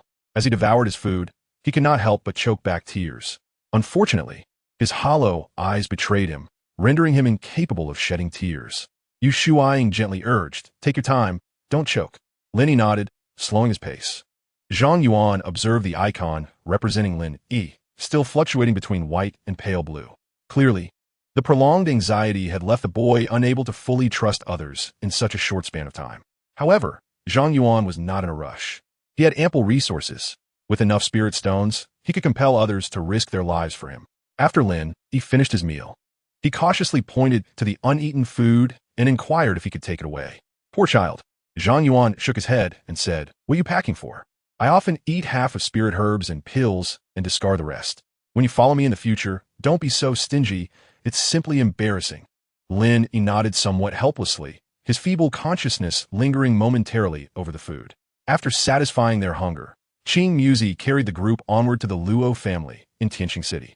At this moment, within the elegant simplicity of the Luo estate, Luo Qingyi sat cross-legged, striving to absorb spiritual energy. Yet, no matter how she channeled her cultivation method, the spiritual power seemed to vanish into thin air, as if swallowed by the sea. Furrowing her delicate brows, Luo Qingyi murmured weakly, "Is it still futile?" Over the years, the Luo family had devised countless strategies without uncovering the reason behind her plight. They had consumed an innumerable amount of medicinal pills and spiritual herbs. Yet her cultivation had plummeted drastically. From once being the pinnacle of foundational cultivation, she now barely reached the 3rd level of qi refinement. Once revered as the foremost prodigy of Tianqing City, she had become the subject of ridicule and disdain. Such a profound fall from grace caused her heart to waver at times. Fortunately, the Luo family had never abandoned her. It was their unwavering support that allowed her to persevere thus far. With a soft sigh, Luo Qingyi concluded her practice. Just then, a woman entered the room. Upon seeing Luo Qingyi's forlorn expression, a flicker of compassion shone in her eyes. "My dear Ear, there is no need to be so harsh on yourself. Even if restoration proves impossible, your father and I shall protect you for a lifetime." Luo Qingyi forced a smile, replying, "Mother, I am fine. It has been several years. I have grown accustomed to it." Luo's mother sighed inwardly, pondering the misfortune that had befallen their family. A once great prodigy had inexplicably transformed into a stagnant burden. "Your father has already dispatched someone to the Zhang Immortal Dynasty in search of spiritual herbs. Perhaps a solution may be found." While Luo's mother was comforting Luo Qingyi, several powerful auras descended upon the Luo estate. Nascent soul stage? Luo's mother's expression shifted dramatically. Luo Wanxiu, Luo Qingyi's father, also sensed the arrival of formidable beings and immediately appeared in the air. The Luo family boasted 2 nascent soul experts, Luo Wanxiu and his wife. Together, they had once established a formidable reputation. Thus, Qing Muzi's demeanor became notably more respectful. "Greetings, Luo family head. I am Qing Muzi, currently affiliated with the Sword sect. These two are the sect's esteemed leaders. We have come specifically to pay our respects to the Luo family." Luo Wanxiu's gaze lingered on Zhang Yuan and his companions before being drawn to the frail Lin Yi, whose hollow eyes and withered aura were difficult to overlook. Quickly, he averted his gaze and clasped his hands in greeting. "Ah, esteemed friends from the Sword sect, I apologize for the lack of proper welcome. May I inquire if your visit bears any particular guidance?" Zhang Yuan, straightforward as ever, responded. "I have heard that the Luo family possesses a Qilin maiden who seems to have encountered a setback in recent years. Might I be permitted to take a look?" Luo Wanxiu's gaze momentarily sharpened, only to quickly soften again. Over the years, numerous individuals had stepped forward, eager to remedy Luo Qingyi's inability to cultivate, hoping to earn the Luo family's favor, which would be a considerable boon. After all, the goodwill of 2 nascent soul experts carries significant weight. Among the suitors were even some at the nascent soul stage. Yet, none of them had gleaned even the slightest hint of insight. Could this mere junior, Zhang Yuan, who was only at the early golden core stage, truly perceive something? Doubt lingered in Luo Wanxiu's heart. Nevertheless, clinging to a sliver of hope, he chose to give a try. "Esteemed friends, please follow me." Luo Wanxiu guided Zhang Yuan and his companions into the Luo residence, leading them directly to the reception hall. Luo Mu had already received word and appeared in the hall alongside Luo Qingyi. Zhang Yuan's gaze flickered as he took in the sight. Luo Qingyi's beauty and grace were undeniably on par with that of Yu Shuai. However, while Yu Shuai possessed a more mature, regal aura, Luo Qingyi, being younger, exuded a youthful charm. Each had their own distinct appeal. Soon after, Zhang Yuan activated his true sight, and all information regarding Luo Qingyi materialized in his mind. Name: Luo Qingyi. Level: Qi Refinement Stage 3. Spiritual Root: Ice Spiritual Root. Special Physique: Ice Glass Snow Body. Background: daughter of the Luo family. She displayed exceptional talent from a young age. During an exploration of a secret realm, she inadvertently became possessed by an ancient artifact and must activate it to continue her cultivation. Current activation progress: 98%. Weakness: none. Cultivation method: Ice Illusion Glass Technique. Magic weapon: Ice Profound Sword, Ice Hard Armor. Items: various talismans. Special note: meets the criteria for special survivors. The host is requested to return to the shelter to preserve a spark for humanity's continuation. Zhang Yuan's heart jolted. Indeed, Luo Qingyi met the system's task requirements. Astonishingly, an ancient artifact was parasitically residing within her. Truly, she embodied the archetype of a destined protagonist, standing apart from the rest. With the activation progress at 98%, it meant she was but a final step away from unlocking it. Luo Wanqiu introduced Zhang Yuan, saying, "This is my daughter, Luo Qingyi. If you can cure her, or even discern some clues, I shall be most grateful." Zhang Yuan replied, "I have already identified her affliction." What? Luo Wanqiu, Luo Mu, and Luo Qingyi were all taken aback by his words. To have deduced so much from just a glance could be mere trickery for gain? Luo Mu inquired, "Do you know why my daughter is in this state?" Zhang Yuan turned to Luo Qingyi and asked, after entering the secret realm, "Did you sense anything entering your body?" Luo Qingyi shook her head, indicating that she had not detected anything unusual. Zhang Yuan found himself needing to rethink his approach. Since the divine artifact is merely 2% away from activation, let us fill it to the brim. However, the conditions must be agreed upon first. Otherwise, the Luo family may renege. I possess the ability to restore your esteemed daughter's talents, enhancing them beyond her previous capabilities. Yet I have one stipulation.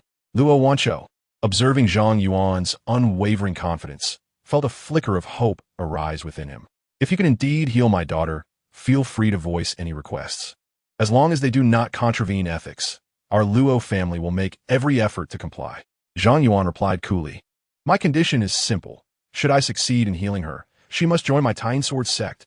Upon hearing this, the expressions of Luo Wanqiu and the others turned to astonishment. They had not anticipated such a demand from Zhang Yuan. The Luo family had been preoccupied with seeking remedies for Luo Qingyi.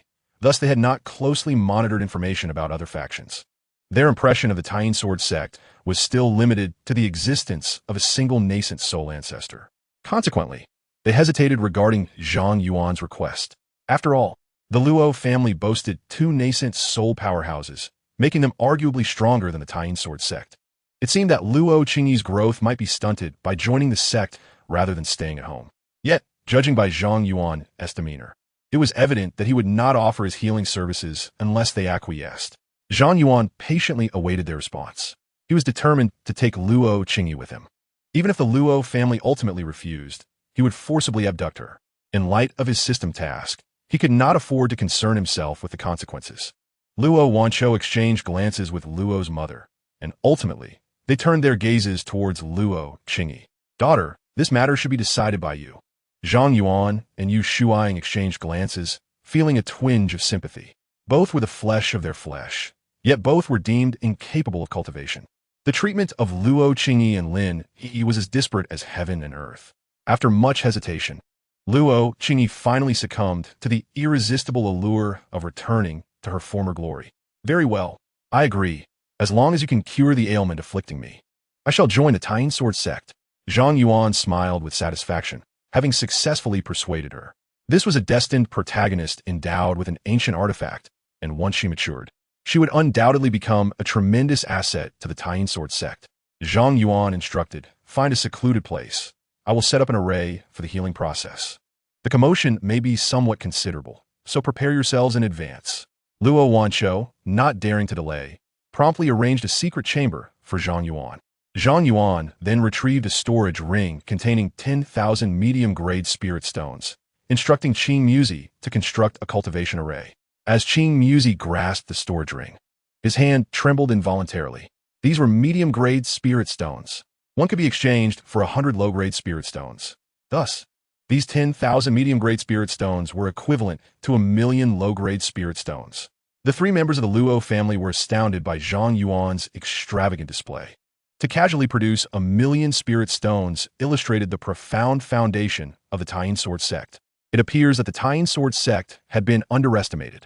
Perhaps, after my daughter joins its ranks, it may indeed prove to be a fortuitous opportunity. Zhang Yuan, ever the dramatist, produced a vial of violet genetic elixir and handed it to Luo Qingyi. This spiritual potion possesses the remarkable ability to assist one in breaking through the shackles of their bloodline, offering a transformative effect. Once the formation is prepared, you shall consume this elixir and channel your energy to absorb its power. With the dual enhancement of this potion and the formation, you are destined to shatter your constraints and attain a new existence. His words flowed with a convincing cadence. However, the genetic elixir served merely as a facade. The true crux of the matter lay in the 10,000 mid-grade spirit stones. Once the ancient artifact absorbs sufficient energy and reaches an activated state, Luo Qingyi's shackles will undoubtedly dissipate. Luo Qingyi accepted the elixir, her consciousness meticulously scanning it. Upon confirming it was not a poison, she felt a slight relaxation. Although she was unaware of the specifics of this elixir, she could sense the peculiar energy it contained, seemingly capable of unlocking latent potential and enhancing one's physique. This instilled a glimmer of confidence in her. Qing Muzi swiftly set up the cultivation formation. Gazing at the overwhelming energy suffusing the array, he could hardly resist the urge to immerse himself in the cultivation process. After all, this was a treasure trove of mid-grade spirit stones. Even a nascent soul cultivator could significantly enhance their power by absorbing it all. Zhang Yuan instructed Luo Qingyi to consume the elixir and then sit cross-legged within the formation to channel her energy. Under the influence of the cultivation array, an immense stream of pure energy surged from the spirit stones, continuously flowing into Luo Qingyi's body. Luo Wanxiu and Luo's mother watched with bated breath, their eyes reflecting both hope and trepidation. Enveloped within the formation, Luo Qingyi felt the colossal energy inundating her body like a tidal wave. Perhaps by chance, the genetic elixir's ability to awaken her special constitution manifested at that very moment. Her original ice glass illusion snow body began to evolve. Special constitutions vary in rank: spiritual, battle, royal, holy, and divine bodies. Luo Qingyi's ice glass illusion snow body had reached a 3-star royal body level, which was indeed exceptional within the jurisdiction of the Zhang celestial dynasty. Yet, in the grand scope of the 3,000 domains, it was somewhat unremarkable. However, under the influence of the genetic elixir, her physique continuously evolved towards a higher echelon. 4-star royal body, 5-star royal body, 9-star royal body. Finally, with a resounding boom, she astonishingly ascended to the level of a holy body. What? At that moment, both Luo Wanxiu and her mother widened their eyes in disbelief. This was nothing short of an immense surprise. A holy body, not only within the Zhang celestial dynasty, but even throughout the entire Yunmeng domain. Such beings were exceedingly rare. This signified boundless potential. Provided she did not falter along the way, she could effortlessly reach the realms of void refinement and integration. Meanwhile, the mightiest beings of the Zhang celestial dynasty barely attained the level of divine transformation. Luo Wanxiu breathed heavily, unable to contain the excitement etched across his face. It seemed that the Luo family was truly on the brink of a resurgence. He cast a grateful glance at Zhang Yuan. Were it not for the miraculous elixir provided by Zhang Yuan, his daughter's constitution would never have undergone such an evolution. Zhang Yuan, somewhat astonished, pondered to himself, is this what it means to be the destined protagonist? I consumed countless vials to awaken the pure, yang sacred body. Yet she achieved it with just one? How can this be justified? Nevertheless, he maintained an impassive demeanor, feigning a calmness he had anticipated, and remarked nonchalantly, "Remain composed. This is nothing of great significance. Greater marvels await us soon." Luo Wanxiu and his wife, witnessing his unflappable demeanor, felt increasingly awed by his enigmatic nature. They both took a deep breath, striving to suppress their surging emotions. Luo Qingyi's constitution finally ceased, evolving upon reaching the 5-star sacred body. A resounding cry of a phoenix shattered the air. Suddenly, from Luo Qingyi, a phantom of a phoenix composed of ice crystals erupted. The ethereal figure of the phoenix soared skyward, swiftly expanding to a staggering size. Its crystalline wings unfurled, circling majestically above the city of Tianqing. Snowflakes began to cascade across a 1,000-mile radius, with temperatures plummeting dramatically. In an instant, all structures, earth, and vegetation were enveloped in a thick layer of frost. What is happening?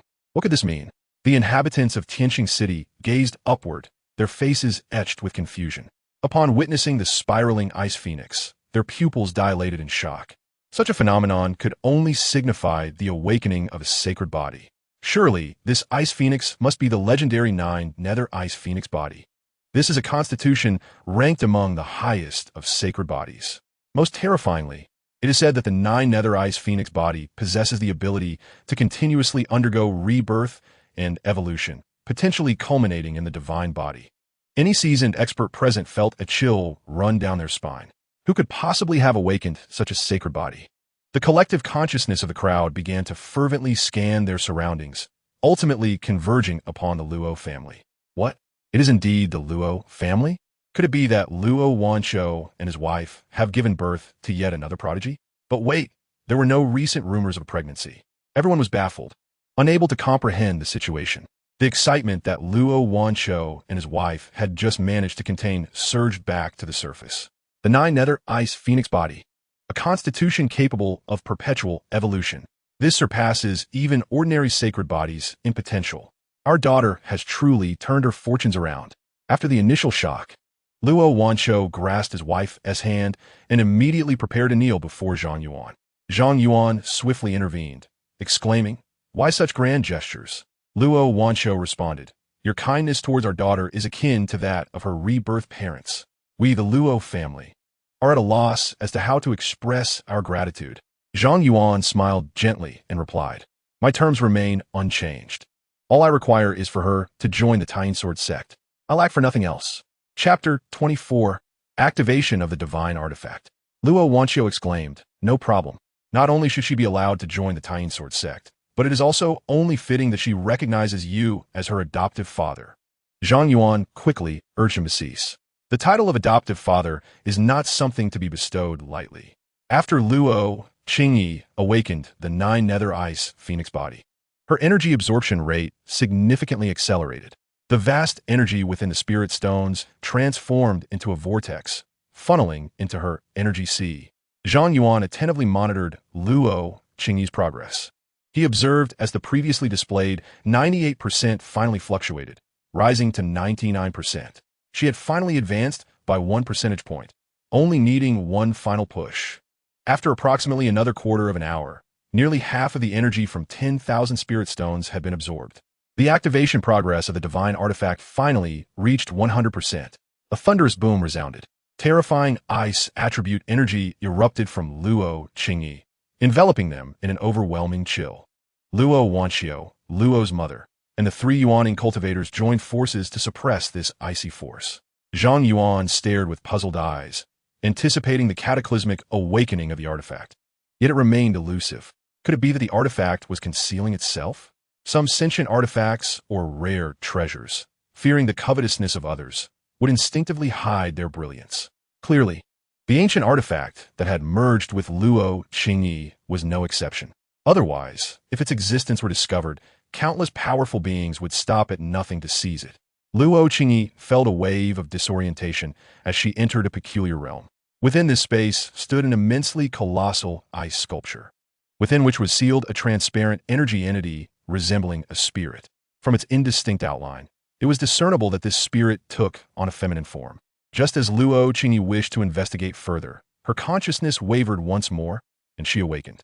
Reflecting upon the vision she had encountered, it felt as if she had merely dreamt. Before she could delve deeper, she sensed her cultivation levels soaring at an astonishing pace. Refining Qi, 4th level. Refining Qi, 7th level. Refining Qi, 9th level. Foundation Establishment, 2nd level. Foundation Establishment, 6th level. Pinnacle of Foundation Establishment. In what seemed like no time at all, she had regained the level she had achieved several years prior. It was all back. Everything had returned. Luo Qingyi was overwhelmed by immense joy, nearly leaping in exhilaration. Upon sensing Luo Qingyi's aura, Luo Wanqiu and his wife were on the verge of tears. Over the years, they had attempted countless methods, yet none had succeeded in pulling Luo Qingyi from the abyss of despair.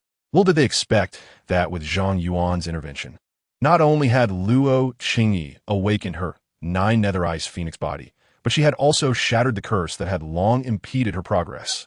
Luo Wanqiu bent his legs, eager to bow again to Zhang Yuan. Zhang Yuan once again intercepted him, saying, "There is no need for such formality. To me, it is merely a trifling matter. Hardly worth mentioning." Luo Wanqiu stuttered, you. He struggled to articulate a single complete sentence, his emotions clearly in disarray, transforming a formidable nascent soul cultivator into such a state. In contrast, Luo Qingyi appeared much more composed.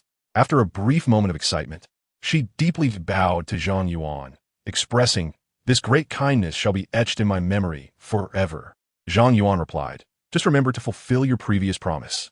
Luo Qingyi nodded earnestly. Even if Zhang Yuan had not spoken, she would undoubtedly join the Tying Sword sect. Setting aside other considerations, the mere fact that Zhang Yuan possessed the means to awaken a sacred body was nothing short of extraordinary. Following such a leader would undoubtedly lead to a boundless future. At this moment, Luo Wanqiu finally regained his composure from the surprise. He grasped Zhang Yuan's hand and insisted, "Benefactor, you must stay at the Luo residence today. I shall host a grand spiritual feast to entertain you all, and we shall not return home until we are thoroughly inebriated." The so-called spiritual feast consisted of dishes crafted from special spiritual herbs, plants, and the meat of spiritual beasts, possessing effects akin to medicinal pills. However, it required the expertise of specialized spiritual chefs to prepare. Even a nascent soul cultivator's household could not indulge in such delicacies at every meal. Zhang Yuan felt a stir of excitement. During his previous time at the Tying Sword sect, he had never tasted a spiritual feast. It seemed he would have to hire some spiritual chefs at a high price to prepare a lavish banquet for every meal. After all, money was no object. Meanwhile, Lin Yi, who had been quietly observing from the back, felt his stomach grumble anew at the mention of food, having only recently satisfied his hunger. Witnessing Zhang Yuan transform a wastrel into a prodigy filled him with boundless hope for revenge, naturally whetting his appetite. Under the enthusiastic arrangements of Luo Wanqiu and Luo's mother, a grand table laden with a spiritual feast was soon set. Luo Wanqiu had not felt such joy in years and could not help but pour himself several cups of wine brewed from spiritual herbs. In his drunken state, he draped an arm around Zhang Yuan's shoulder, engaging in jovial camaraderie, nearly forging a brotherly bond with him. Zhang Yuan engaged in light conversation with him while his thoughts lingered on the matter of the final quota. Both Lin Yi and Luo Qingyi had met the requirements for the system's status quest, yet he remained uncertain about where to find the last spot. He decided to take things one step at a time. Perhaps fate would provide an opportunity along the way. After all, Lin Yi and Luo Qingyi were both destined protagonists, typically blessed with great fortune. By accompanying them, he might also garner a sliver of luck. After resting for a night at the Luo residence, the group set off to return to the Tying Sword sect. Luo Wanqiu and his mother bid a reluctant farewell to Luo Qingyi. She reassured them, "Father, mother, do not worry. I will take good care of myself. I shall return to visit often when I have the chance." After a heartfelt farewell, a group ascended aboard the fateful vessel of King Muzi, swiftly heading towards the Tying Sword sect. Meanwhile, the news of the annihilation of the Xianqing Sword sect and the subsequent allegiance of the Qingmu sect and the Setting Sun sect to the Tying Sword sect spread like wildfire. The myriad forces within 100,000 miles of the Tying Sword sect were profoundly shaken. Was it truly the Tying Sword sect that obliterated the Blood Fiend sect and the Xianqing Sword sect? And was the Annihilator merely at the initial stage of the Golden Core? Such rumors seemed utterly preposterous. How could one at the nascent Golden Core level slay a Yuaning expert? Many forces found it hard to believe. However, the defection of the Qingmu sect and the Setting Sun sect was irrefutably genuine. Members from both sects were actively relocating. It was no small feat to induce two major factions, each possessing Yuaning guardians, to willingly align themselves. The veracity of the news could not be dismissed. In no time, A long queue formed of individuals wishing to apprentice at the talisman sect. This newly formed power, constituted by three great factions, boasted strength far superior to that of other Yuaning forces. Moreover, the talisman sect's generosity in offering spirit stones was unparalleled. Upon entry, one could receive several thousand spirit stones, and even those who were not selected were compensated with travel expenses. The mere allure of the 50 spirit stones for travel was enough to draw a multitude of seekers. Chapter 25. Innate Waste. The Chaotic Sacred Body. Such an unprecedented scene of aspiring apprentices naturally captured the attention of an increasing number of onlookers. Within a certain tavern, a woman concealing her appearance pondered deeply. The chaotic sacred body that I have awakened requires a staggering 10,000 times more cultivation resources than an ordinary individual to ascend. Since the talisman sect is so extravagantly generous, perhaps it could serve as a springboard for my resurgence in this lifetime. The chaotic sacred body is unbound by the laws of the heavenly path, with no concept of bottlenecks. As long as one continues to cultivate, one can perpetually transcend realms. Upon achieving mastery, one can wield formidable power, rendering them invincible among their peers. Yet correspondingly, the resources required for each advancement are exponentially vast. Even the most elite forces across the 3,000 domains lack the resources to cultivate a fully realized chaotic sacred body. Feng Jihuang settled her bill and proceeded toward the talisman sect. At the foot of the mountain gate, a throng of people had already gathered. The first trial was to ascend over 900 steps. This staircase was imbued with a suppressive formation, requiring immense willpower to conquer each step and reach the summit. Merely passing this hurdle would eliminate over 90% of the applicants. Many merely sought to partake in the spectacle, ascending a few steps before retreating to claim the 50 spirit stones and depart. Of course, the talisman sect had arranged for personnel to oversee registration, ensuring that no one attempted to cheat the system by claiming travel expenses multiple times. Feng Jihuang glanced at the formation and scoffed. Such a rudimentary formation cannot possibly hinder me. She began her ascent up the steps, each movement deliberate and steady, as if expending little effort at all. In the blink of an eye, she ascended to the 999th level. A supervising steward responsible for the assessments remarked, "Quite impressive. It seems we have a promising candidate. Proceed to the next evaluation point." The second assessment location was the talent testing stone, where numerous individuals were undergoing tests, including several disciples of the talisman sect who were observing intently. When it was Feng Jihuang's turn to be tested, the talent stone erupted with a radiant pillar of light soaring tens of thousands of feet into the sky.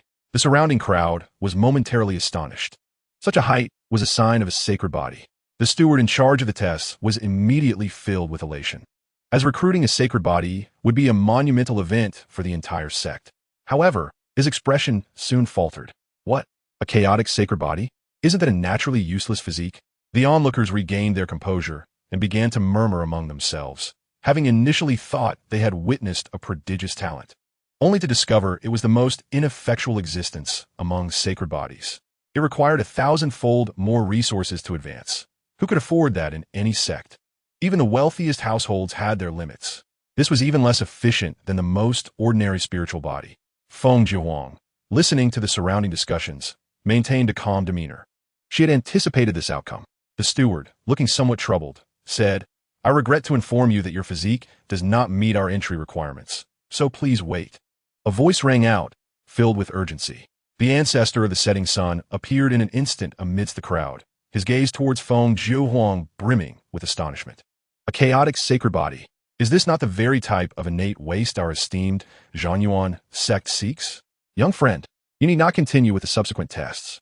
You have been granted exception and admitted directly. The crowd fell into stunned silence.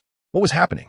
This innate waste was being accepted without condition by an elder of the nascent soul? Feng Jihuang was also taken aback. The look in the ancestor of the setting sun's eyes was akin to discovering a rare treasure, a gaze not typically reserved for a chaotic sacred body. The ancestor turned to reprimand the steward. "Fool, you nearly jeopardized a significant matter for the sect master. Go to the law enforcement hall and receive your punishment." The steward stood there, bewildered, feeling utterly innocent. The chaotic sacred body was widely acknowledged as a worthless physique. It was unlikely that any sect within the 3,000 domains would wish to accept such an individual. How could this be his fault? Yet, with the elder's decree, he had no choice but to swallow his grievances. The ancestor of the setting sun mustered a warm smile and said to Feng Jiahuang, "This is a newly appointed steward of the Tying Sword sect. He is somewhat inexperienced. I hope you won't hold it against him." Feng Jiahuang nodded serenely, indicating that she bore no ill will. The ancestor continued enthusiastically, "Please follow me, young friend. Once the sect master returns, we shall arrange your formal admission."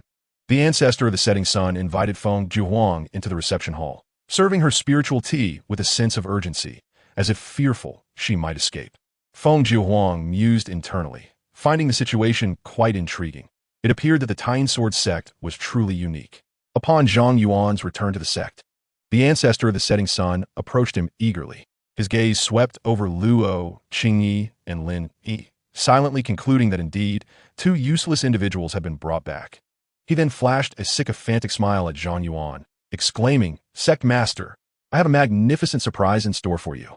Zhang Yuan raised an eyebrow and inquired, "What sort of surprise? Have you, perhaps, recalled yet another one of my so-called failures?"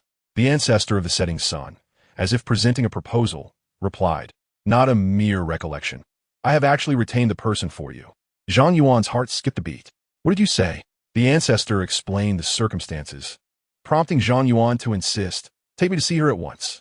As he pulled the ancestor forward, he mused to himself about how, with two destined protagonists by his side, his fortune seemed to flourish, and now the last piece had conveniently presented itself. The ancestor led the way, followed closely by Yu Shuang and Qing Yuzi. Upon entering the reception hall, Zhang Yuan's gaze immediately fixated on Feng Jiahuang, activating his true sight. He discerned her details: name, Feng Jiahuang; birth name, Di Jiahuang; level, 5th stage of Qi refinement; spiritual root, Chaos spiritual root; special physique, Chaos sacred body; identity background, reborn celestial emperor, who had recently returned from a future timeline, poised to reclaim all that belonged to her. Vulnerability, none. Cultivation method, Chaos indestructible sutra; 10,000 calamities, Chaos body; artifact, Chaos primordial bell, personal imperial weapon, in a damaged state. Items, none. Special note, meets the criteria of a unique survivor. Host is advised to bring her back to the shelter to preserve a spark of hope for humanity. Upon realizing the significance of Feng Jiahuang's information, Zhang Yuan nearly exclaimed in astonishment. This girl, who had come to him willingly, was actually a reborn celestial emperor. Moreover, she bore her own imperial weapon. To top it off, she was endowed with the Chaos sacred body. Was this not fortuitously aligned with his own aspirations? As Zhang Yuan assessed Feng Jiahuang, she too was appraising them.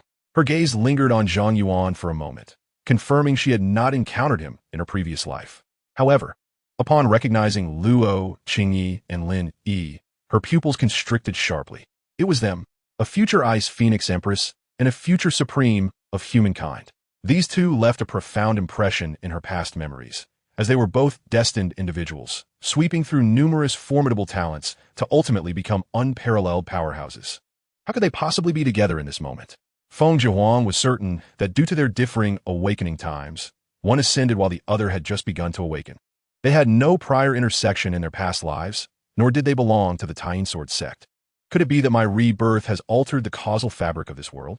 As Feng Jiahuang pondered this, Zhang Yuan inquired, "Would you be willing to join my Tying Sword sect?" Feng Jiahuang looked at Luo Qingyi and Lin Yi and asked, "Are they also members of the Tying Sword sect?" Upon hearing her question, Zhang Yuan's mind stirred. He contemplated. Since she has been reborn from a future timeline, she must have some awareness of the world's general trajectory. Perhaps in her previous life, she was acquainted with Luo, Qingyi, and the others. He nodded and replied, "Naturally, they have all agreed to join the Tying Sword sect." Upon hearing this, Feng Jiahuang did not hesitate for a moment and declared, "I too am willing to join." Zhang Yuan felt a surge of joy in his heart. With three destined protagonists by his side, it was akin to possessing three elite warriors. He could likely leverage their fortuitous destinies to navigate dangers. He resolved to keep them closely bound to him. Firmly decided, he addressed Luo Qingyi and the other two. "Since you are to enter the sect, you must pay your respects to a master. You three shall all become my disciples." Luo Qingyi and Lin Yi had no objections, for it was Zhang Yuan who had rescued them from the abyss. However, Feng Jiahuang frowned slightly. As one with the memories of an immortal emperor, how could she accept a mere mortal, a character so insignificant that she had never even heard of in her past life, as her master? Zhang Yuan, noticing her expression, understood that this reborn Immortal Emperor harbored her own pride. Yet pride, in the end, could be eroded by wealth. With a flourish of his wrist, he poured out a dozen storage rings onto the table. As long as you become my disciple, resources will be abundant.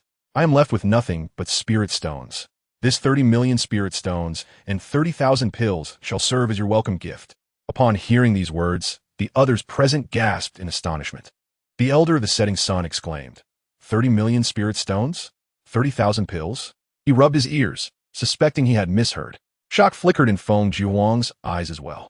How could this dilapidated sect, in such a remote area, possibly produce such vast resources? 30 million spirit stones would allow even her chaotic sacred body to ascend rapidly. At that moment, all traces of her immortal emperor pride vanished. In a world rife with competition, every moment saved could lead to a life-altering opportunity.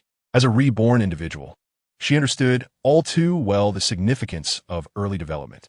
Clearly, the immense resources before her could save her a considerable amount of time. I agree to become a disciple. Feng Jiuhuang resolved, willing to swallow her pride for the sake of resources. Zhang Yuan nodded in satisfaction.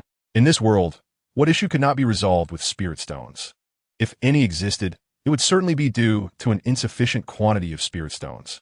Zhang Yuan casually distributed the storage rings among Luo Qingyi and the others. As Luo Qingyi and her companions scanned the surroundings with their divine senses, they were astonished to discover an abundance of resources stacked within. The heartbeats of both Luo Qingyi and Lin erased with excitement.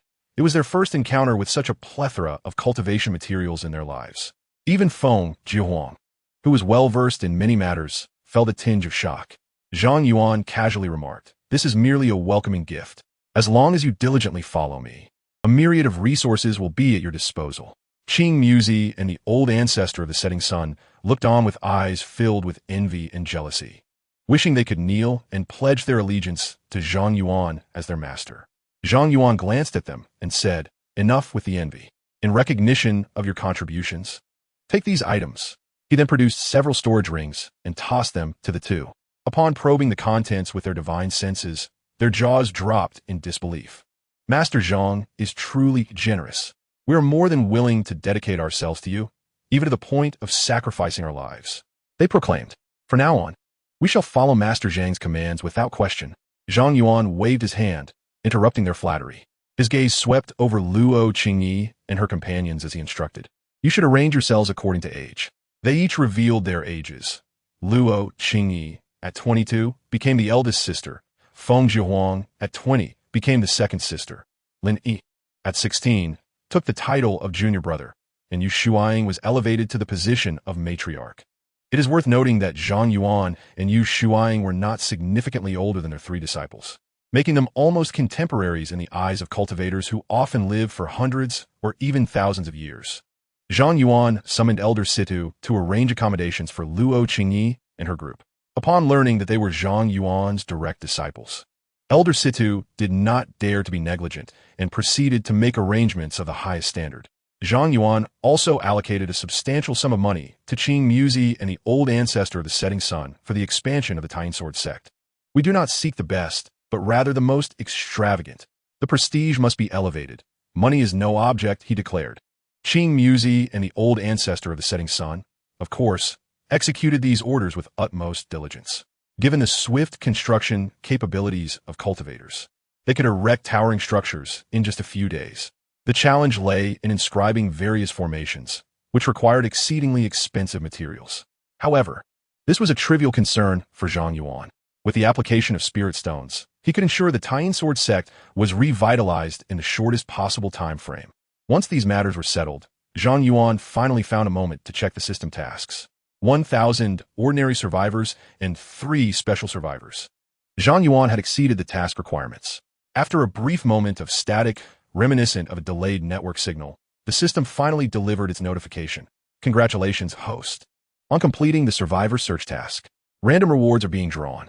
Congratulations, host. You have obtained a set of blueprints for constructing a safe house." Safe house. A circular area with a radius of 3 kilometers can be designated as the range of the safe house. All allied units within this area will receive absolute protection, impervious to any enemy attacks. Note: once this safe house area is set, it cannot be altered. Chapter 27. The Arrogant Zhang. Zhang Yuan's eyes widened, and his heart raced.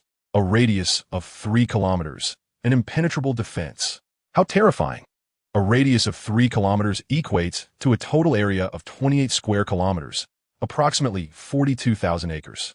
This is equivalent to 6,000 football fields, sufficient to completely envelop the Taiyin sword sect. This signifies that as long as one remains within the confines of the Taiyin sword sect, absolute safety is guaranteed. Even if all the powerful beings from the 3,000 realms united and launched a relentless assault, they would breach not a single point of defense. This is a true safe house. This system is genuinely a game changer. I find myself quite fond of you. If only you could transform into a beautiful woman, I would certainly make you my concubine. Without hesitation, Zhang Yuan chose to center the safe house around the Taiyin sword sect. With a resounding boom in the void, an inexplicable energy fluctuation suddenly manifested above the Taiyin sword sect. A transparent barrier flickered into existence. The members of the Taiyin sword sect looked up in astonishment. Feng Jihuang also extended her consciousness in surprise. Upon sensing the barrier that had appeared in the void, her pupils dilated in disbelief. How could this be possible? How could such a formidable barrier exist in this realm? The strength of this defense could likely withstand even the mightiest of imperial weapons without a scratch. What is the true origin of the Taiyin sword sect? Why is it that I have never encountered any information regarding this power in my memories of my past life? Soon, Feng Jihuang's heart trembled. A possibility dawned on her. Unless the entity behind the Taiyin sword sect possesses cultivation far surpassing her past self, capable of severing causality and erasing her entirely from the memories of others. In this life, I have inadvertently joined such a terrifying sect. At this moment, her pride as an immortal emperor was utterly obliterated. Having established the safe house parameters, Zhang Yuan felt an overwhelming sense of security. Now he could act with boundless audacity. Even if he stirred up a monumental mess outside, he could retreat back to the Taiyin sword sect. Henceforth, I, Zhang Yuan, shall become the audacious Zhang. In high spirits, Zhang Yuan could not resist seeking out Yu Shuaiying for a sparring session. After an exhilarating training session, Yu Shuaiying nestled in his embrace, her voice weak from exertion. Husband, it seems I must find you a concubine. Otherwise, I might struggle to keep pace with the intensity of your training. Zhang Yuan, endowed with the innate advantages of the Zhang family and the pure Yang sacred body, found that very few could truly keep up with him. He held her close and said, "Is my dear wife serious? Don't wait until I seek someone else, only to find you getting jealous." Yu Shuaiying exclaimed, "How could that be? It is indeed a rare blessing to have someone share the burdens with me." As she spoke, a thought crossed her mind. Speaking of which, isn't the chaos sacred body said to possess a physique comparable to that of the primordial sacred body? If my husband had not taken her as a disciple, she would have been an excellent choice. Zhang Yuan looked at Yu Shuaiying in astonishment, completely taken aback that such words would come from her lips. She was even considering a disciple. Nevertheless, Zhang Yuan recalled having glimpsed the true appearance of Feng Jihuang through his true vision, and she was indeed an extraordinary beauty. Her grace and charm even surpassing that of Yu Shuaiying and Luo Qingyi. Particularly striking was the proud demeanor she exuded, akin to that of sovereign, which only intensified the desire to conquer her. Shaking his head, Zhang Yuan dismissed the thought. Having already accepted her as a disciple, it would be improper to entertain such notions. This matter required careful deliberation. After a period of diligent cultivation, Yu Shuaiying finally shattered her shackles, advancing from the peak of the golden core stage to the nascent soul stage. In an instant, the skies above the Taiyin sword sect transformed dramatically, with energy tides swirling. Qing Muzi and the Elder of the Setting Sun raised their brows. They were well aware of Yu Shuaiying's previous cultivation level, and now, in such a short span of time, she had leapt from a mid-golden core stage to the early nascent soul stage. Such rapid advancement would be astonishing to anyone in the outside world. Yet, considering Zhang Yuan's seemingly boundless resources, it began to appear quite normal. After all, Yu Shuaiying was Zhang Yuan's wife, and the extent of resource allocation was not something ordinary individuals could compare to. Qing Muzi sighed, "Alas, I'm no longer young, nor am I a beauty. Otherwise, to serve as a concubine to sect Master Zhang would indeed be a delightful prospect." The Elder of the Setting Sun cast a disdainful glance at him, retorting, "Then you should hurry and reincarnate. Who knows, you might just make it." After her promotion to the nascent soul stage, Yu Shuaiying entered seclusion to consolidate her newfound realm. left to his own devices. Zhang Yuan took out the section of withered tree unearthed by the Lin family for study. Contemplating for a moment, he requested some special spiritual materials from Qing Muzi, which were meant to nurture plants, such as spirit ice spring water and spirit essence soil. These items were the finest resources for cultivating spiritual herbs and grasses. Zhang Yuan experimented with each one, ultimately discovering that the spirit ice spring water seemed to be absorbed by the withered tree. This revelation invigorated him. He promptly excavated a pond within the space of the orb, filling it with spirit ice spring water, and planted the withered tree in the pond. The water was absorbed at an exceedingly slow pace. Zhang Yuan felt a surge of anticipation. After all, this was one of Lin Yi's pivotal resources, and if it could be revitalized, it would add another card to his hand. Upon observing the progress, Zhang Yuan calculated that it would take approximately 10 days for the withered tree to completely absorb the pond's spirit ice spring water. Thus, he decided not to monitor it constantly and instead store the orb containing the tree, opting to check on the progress of his disciples' cultivation. Zhang Yuan took another round to inspect the progress of Luo Qingyi and her companion's cultivation. With her seal lifted, Luo Qingyi had acquired the 9 netherized phoenix body. Thanks to an abundance of resources, her cultivation was advancing rapidly, and she was on the verge of breaking through to the golden core stage. Zhang Yuan couldn't help but feel a sense of urgency. As a master, it would be quite the jest if he were overshadowed by his disciples' prowess. Feng Jiahuang's cultivation progress also seemed commendable, although the chaotic sacred body required an exorbitant amount of resources. With a plethora of spirit stones and elixirs provided by Zhang Yuan, she was not lacking in the short term. Furthermore, Feng Jiahuang practiced an Immortal Emperor technique derived from rebirth, allowing her to absorb energy at an astonishing rate, significantly outpacing ordinary individuals.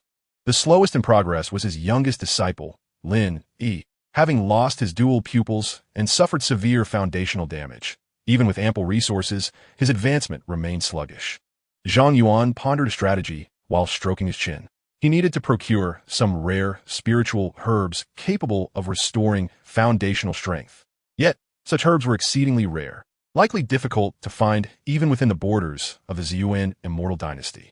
Suddenly, Zhang Yuan slapped his thigh, exclaiming, "I almost forgot about the enchanting system. After the annihilation of the Xianqing sword sect, I amassed hundreds of thousands of points. Perhaps I can draw something exceptional." He hastily activated the lottery wheel for 100 consecutive draws. With 3 fated protagonists by his side, his luck was surely unprecedented. Chapter 28, Essence of the Tree of Life. Let the draws begin. As Zhang Yuan watched eagerly, the lottery wheel began to spin wildly. Congratulations, host. You have drawn a blue item, Water Purifier. It can purify polluted or toxic water to a drinkable standard. Congratulations, host. You have drawn a purple item, Virus Blocker. It can eliminate the effects of the zombie virus and most toxins on the body. Congratulations, host. You have drawn a blue item, Medical Kit. It can quickly recover from most minor to moderate injuries. After spending 100,000 points, although the items drawn had their uses, they fell short of Zhang Yuan's expectations. With 3 fated protagonists around him, how could his luck be so poor? He refused to believe it and decided to try again. Zhang Yuan activated the 100 consecutive draws once more. Congratulations, host. You have drawn a white item, 1,000 rolls of toilet paper, a reward for oneself. Congratulations, host. You have drawn a purple item, 10,000 slots of system space, which increases the number of storage slots in the system. Congratulations, host. You have drawn an orange item, Talent Awakening Book. It can randomly awaken spiritual roots in ordinary people who cannot cultivate. Congratulations, host. You have drawn a red item, Essence of the Tree of Life. It can instantly heal injuries caused by attacks and significantly eliminate chronic ailments within the body, revitalizing one's health, but can only be consumed once in a short period. A double delight, an orange and a red. The system finally granted Zhang Yuan a tremendous surprise, nearly eliciting a laugh from him. The Talent Awakening Book grants ordinary individuals the ability to cultivate their innate gifts. The essence of the Tree of Life is precisely what he requires. Not only does it serve as a potent healing elixir, swiftly mending wounds, but also purges hidden ailments from within, revitalizing the body. This is perfectly suited to Lin Yi's circumstances. Is this the fortune of a fated protagonist? What one desires manifests effortlessly. Moreover, The tree of life essence may even be absorbed by the segment of withered tree contained within the pearl. Zhang Yuan, in a moment of experimentation, conducted 100 consecutive draws, yet this time yielded only trivial items. It seems that today's luck has been exhausted. Perhaps the next attempt will bear fruit. He placed the tree of life essence into the system's space, transforming it into a series of 999 units. Subsequently, he retrieved one portion and handed it to Lin. Disciple, try this and see if it can improve your condition. Lin felt a wave of pure life energy envelop him, causing every pore to rejoice. He instinctively understood that this substance was extraordinarily precious. If presented to the outside world, it would undoubtedly incite fierce competition among powerful beings. Master, this must be quite valuable. I cannot accept it. In response, Zhang Yuan poured out thousands of portions before him, remarking, "This is trivial. Your perspective is limited. To me, this is akin to mere roadside weeds." Lin, he was utterly astonished. Were he to have eyes wide open, they would surely be bulging with disbelief. What extraordinary background does this master possess? He casually bestows millions of spirit stones, thousands of elixirs, and now presents heaps of this immensely rare substance. Hurry, give it a try, Zhang Yuan urged. Lin Yi, now free of psychological burdens, accepted a portion of the tree of life essence and consumed it. Instantly, an overwhelming surge of life force spread throughout his limbs and bones. He sensed that the chronic malnutrition and long-standing injuries he had endured were wholly healed. Even his damaged foundation was significantly restored. Most astonishingly, he felt a response from his hollow eye sockets. A glimmer of vitality was slowly nurturing something within. His intuition hinted that if he consumed more of this essence, he might even be able to regrow his missing eye. Zhang Yuan, attuned to Lin's bodily transformations through his spiritual perception, detected remarkable improvements in his physical capabilities. How do you feel? Has it yielded results? Lin expressed profound gratitude to Zhang Yuan, exclaiming, "Thank you, Master, for this treasure. I feel unprecedentedly well, and perhaps my missing eye can be restored." Zhang Yuan's face lit up with joy upon hearing this. It seems the gifts bestowed by the system truly exceeded all expectations. Alas, due to limitations, only one portion could be consumed in a short span, preventing Lin from immediately regaining his eye. Zhang Yuan handed a large quantity of life tree sap to Lin, advising him, "This substance can only be effective once in a short period. Consume a bottle periodically, and you shall soon regain your dual pupils." Those who possess the dual pupils are destined to tread the path of invincibility. In essence, Zhang Yuan had rekindled Lin Yi's hope of attaining unparalleled strength. A warm sensation enveloped Lin Yi's heart. Never before had anyone shown him such kindness. The instinctive wariness he once held had completely vanished, leaving behind an overwhelming sense of gratitude and reverence. "Thank you, Master." Lin Yi vowed that if he could restore his normalcy, he would repay his master handsomely. Zhang Yuan glanced at Lin's icon, which had transformed into an exquisite shade of deep blue, and he felt a profound satisfaction. With a destined protagonist pledging unwavering loyalty, he could afford to be bolder. "Disciple, return and cultivate diligently. Strive to elevate your cultivation level as soon as possible." Lin nodded earnestly, treating Zhang Yuan's words as a sacred decree. Zhang Yuan then ventured outside to inspect the expansion of the Tying Sword sect. With the impetus of countless spirit stones, the construction was proceeding fervently. Some basic facilities had already been completed. Elders Situ and Nangong had ascended to the Golden Core stage and were actively directing operations on site. Upon noticing Zhang Yuan's arrival, they hurried over to pay their respects. Zhang Yuan generously rewarded them with some spirit stones and elixirs, leaving them in ecstatic disbelief. After meandering around for a while, Zhang Yuan returned to his residence. At that moment, Yu Shuang emerged from her realm consolidation. Frowning slightly, she remarked, "Husband, the cultivation attained through an excessive amount of elixirs feels somewhat superficial. I sense my foundation is unstable, and no amount of effort can stabilize it."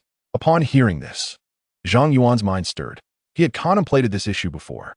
While consuming vast amounts of elixirs could indeed result in a rapid surge of power, it also risked creating an unsteady foundation. However, he had already devised a remedy. "Do not worry, my dear. There are many rare treasures or elixirs that possess the ability to solidify one's realm. We can procure some to alleviate the concern of instability," Yu Shuang replied.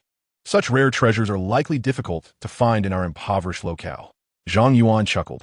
It is indeed time to visit the Yuan celestial dynasty and explore a larger auction house for supplies. The Tying Sword sect is now absolutely secure. Even if I encounter formidable foes outside, I have an escape route.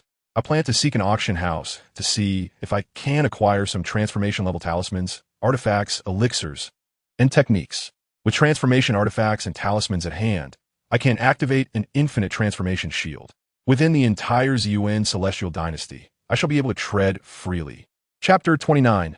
Journey to the Auction House. With this thought in mind, Zhang Yuan swiftly prepared for departure. On this occasion, he planned to take both Yu Shuaying and Feng Jiuhuang along, while Qing Muzi continued to serve as the driver. The reason for including Feng Jiuhuang was evident. She was a reincarnated celestial emperor, possessing exceptional insight and a profound understanding of the evolution of world lines. Perhaps through her, he could stumble upon some extraordinary treasures. If he could retrieve an ancient celestial artifact, his offensive capabilities would be immeasurably enhanced. Feng Jiuhuang had been deeply engrossed in her cultivation, unable to extricate herself from it. However, upon hearing that they were heading to the Yuan celestial dynasty, her expression shifted with intrigue. In this timeline, it seemed a fortuitous opportunity was about to present itself. She readily agreed to join the expedition and suggested, if we are indeed heading to an auction house, I recommend we visit Tianji City. It is the largest black market trading hub within the Yuan celestial dynasty. Many items that are valueless elsewhere can be found here. Zhang Yuan mused to himself, indeed. Bringing this reincarnated being was a wise choice. Since Feng Jiuhuang proposed Tianji City, it was surely not without reason. There might be significant opportunities awaiting them. However, Feng Jiuhuang then shifted her tone, saying, it is precisely because Tianji City is the largest black market in the Yuan celestial dynasty that it attracts all manner of nefarious characters. Moreover, some individuals lie in wait. If they learn that someone has acquired valuable items, they will resort to murder to seize them. Even those at the transformation stage have met their demise under such circumstances. Those who travel to Tianji City must exercise great caution, for their lives may be in jeopardy. If you prioritize safety, Master, we could opt for another location. Zhang Yuan casually remarked, Danger? I believe they are the ones who should be concerned. During this time, he had obtained a natal treasure from the Sunset Ancestor that could generate a protective shield. Consequently, his shield level had undergone a significant upgrade. Once the 1,000-layer shield was activated, no adversary at the nascent soul stage could pose a threat. Even against transformation stage cultivators, attempting to take his life would prove challenging. Seeing Zhang Yuan's unwavering confidence, Feng Jiuhuang felt a stir of intrigue. Her curiosity about this seemingly unassuming master grew deeper. Zhang Yuan suddenly fixed a meaningful gaze upon Feng Jiuhuang and inquired, My precious disciple, how do you possess such vast knowledge at the Qi refinement stage? Feng Jiuhuang paused momentarily. Yet, as a celestial emperor, her composure was remarkable, and she quickly devised a response. Master, you may not be aware, but I have awakened the chaotic sacred body. Thus, I have been diligently seeking cultivation methods over the years, traversing various regions, which is why I have acquired more knowledge. Zhang Yuan responded non-committally with an O. Feng Jiuhuang's heart raced. Could it be that this seemingly humble master harbored suspicions about her? It seemed she would have to be more cautious in the future, ensuring he remained oblivious to her true identity. With their preparations complete, the four of them set forth. Qing Muzi activated his natal treasure, propelling Zhang Yuan and the others forward at an exhilarating speed. Zhang Yuan pondered within himself. This time, he must acquire a rather impressive flying artifact. In the future, there would be no need for Qing Muzi to always act as the chauffeur. After several days of continuous flight, they gradually approached the central region of the Yuan Immortal Dynasty. This made Zhang Yuan marvel at the vastness of the world. Even those at the nascent soul level found it difficult to traverse beyond the confines of the Yuan Immortal Dynasty, which was merely a mid-tier power within the Yunmeng domain. Beyond it lay the even more expansive 3,000 Great Domains. After indulging in his reflections, Zhang Yuan regained his composure. With the extraordinary power he possessed, it was only a matter of time before he stood atop the 3,000 domains, where all formidable beings and prodigies would be beneath his feet. After another 2.5 days of flight, they finally beheld the silhouette of Tianji City. Qing Muji's brow furrowed. His spiritual sense detected numerous gazes fixated upon them. Upon realizing that they were merely two early-stage nascent soul practitioners, many of those gazes turned malevolent. Were they to be robbed before even entering the city? Qing Muji instinctively grew anxious, but then he recalled the presence of the formidable Zhang Yuan beside him, and his worries began to dissipate. Sect Master Zhang, it seems many people ahead have already set their sights on us. Zhang Yuan replied lazily. No matter, let them come. I can conveniently turn the tables on them. Indeed, they had not advanced far when 6 nascent soul presences drew near. What a striking young lady, quite unfamiliar.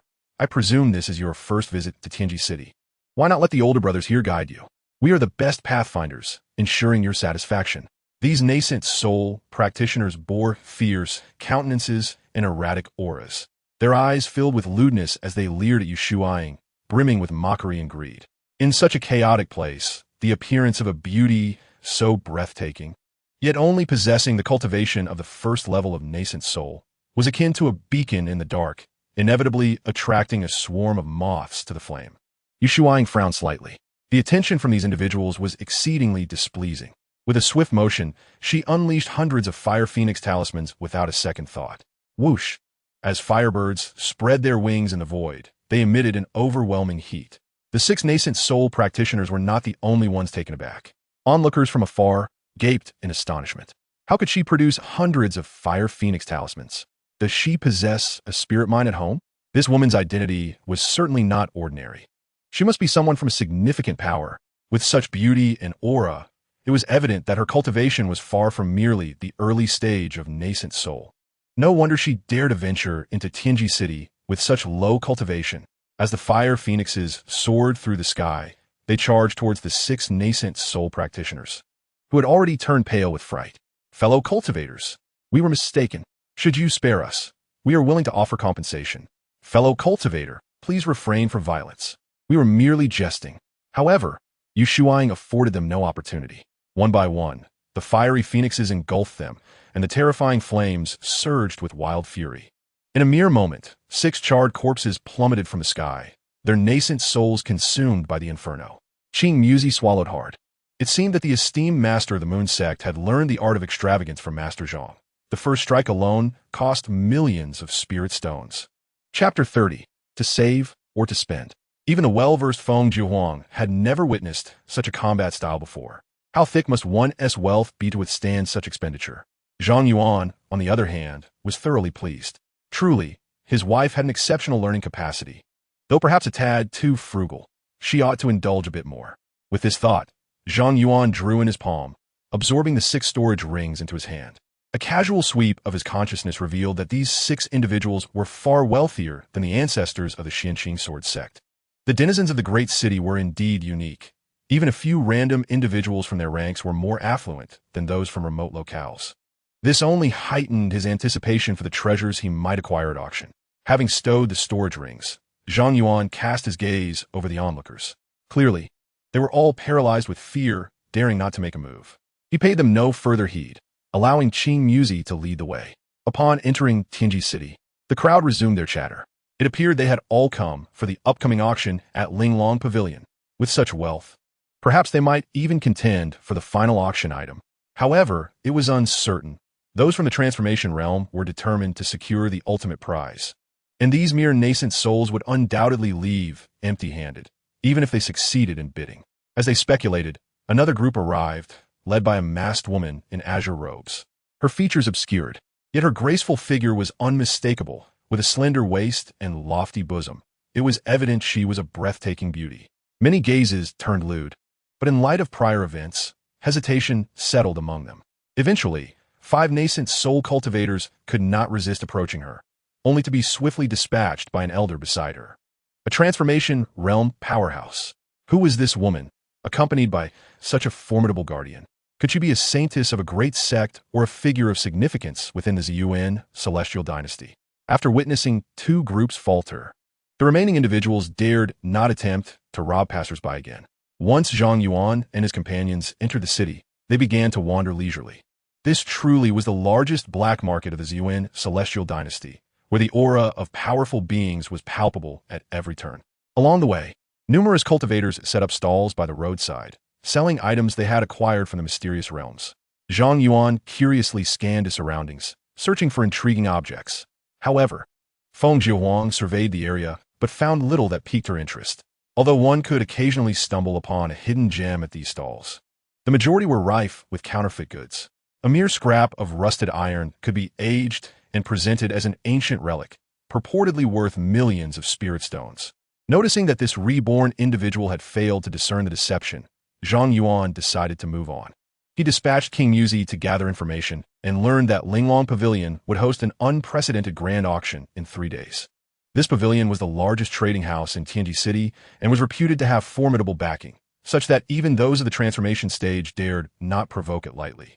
The items auctioned there were exceedingly rare, and this event was set to feature a significant highlight that had attracted attention from various factions of the Zhang Yuan celestial dynasty.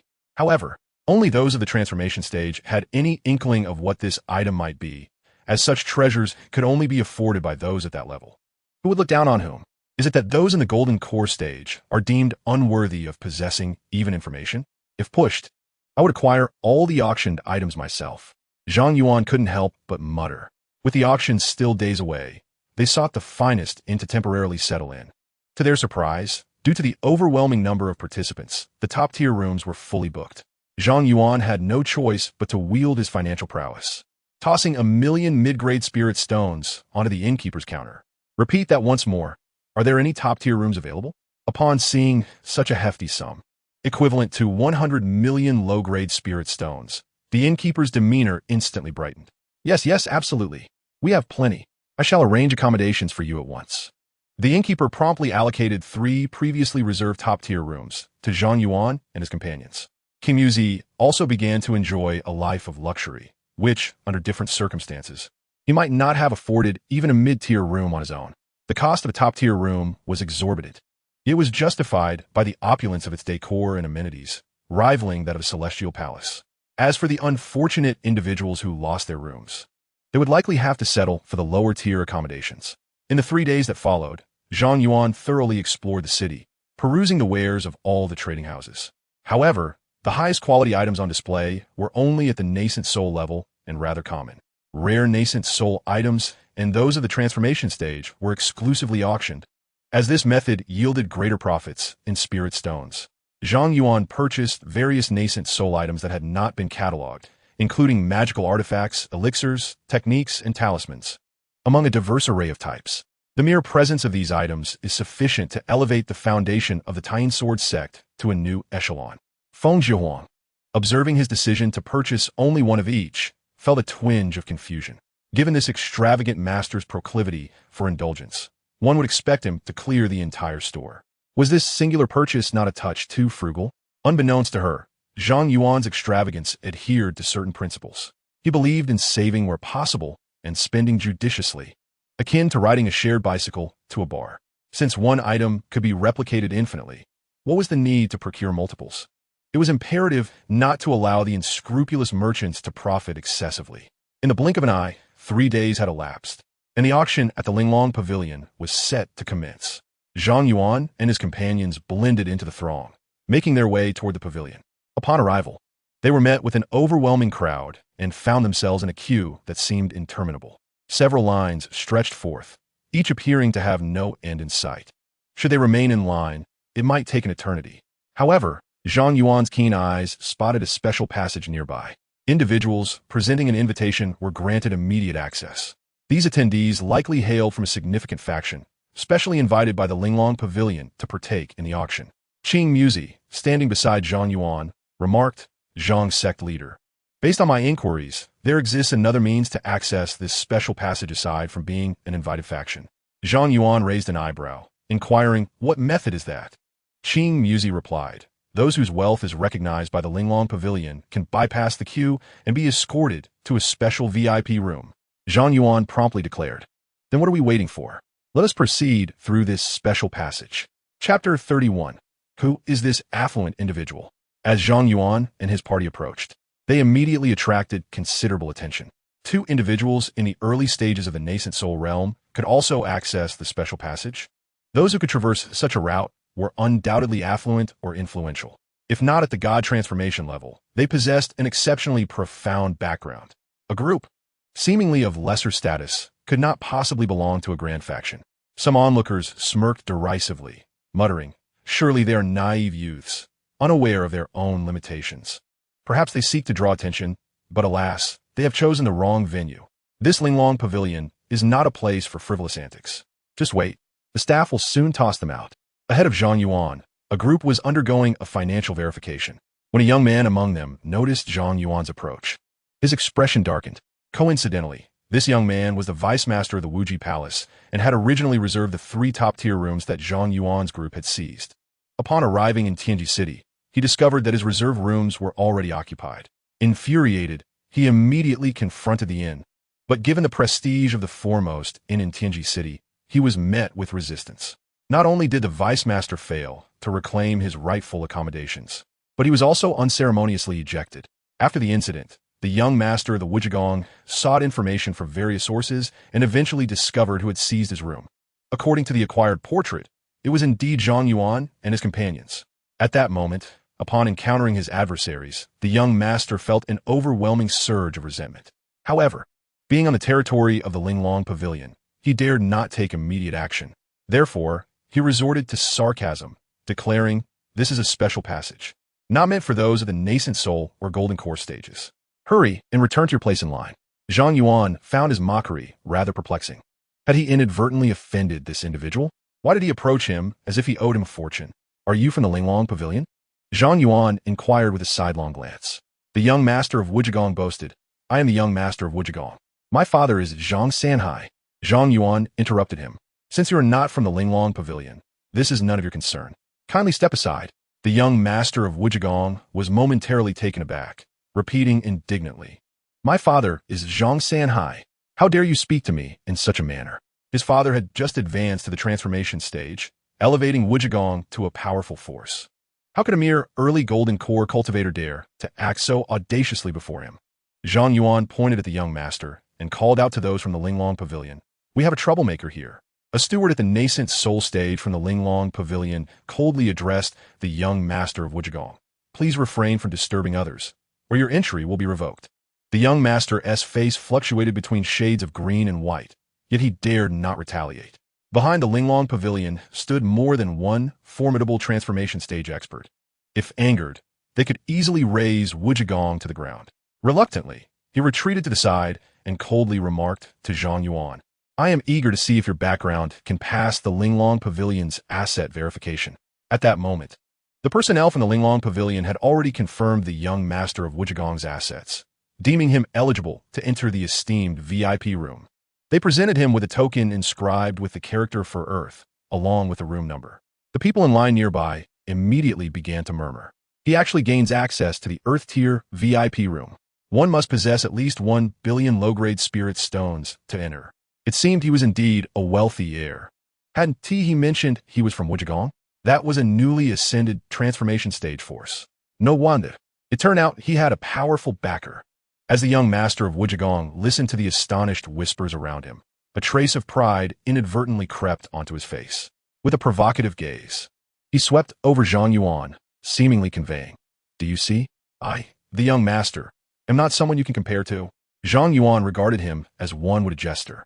Did he dare to flaunt his 10 billion low-grade spirit stones? To Zhang Yuan, that was merely akin to a stray dog on the street. The young master of Wujigong deliberately lingered, not rushing to enter the venue. He was eager to witness what kind of assets Zhang Yuan could possibly reveal. The Yuaning steward of Linglong Pavilion addressed Zhang Yuan and his companions, requesting proof of assets. Zhang Yuan casually produced a storage ring and handed it over. Upon examining it, the steward's eyes widened in astonishment.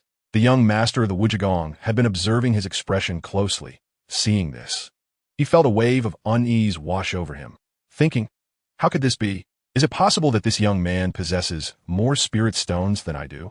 The steward meticulously counted the contents, then proclaimed loudly, "You meet the entry criteria. You may access the Tianzi VIP room." At this announcement, the venue fell into stunned silence. Everyone displayed expressions of disbelief. After a long moment, someone finally exclaimed, "What? It's actually the Tianzi VIP room. How could this be?"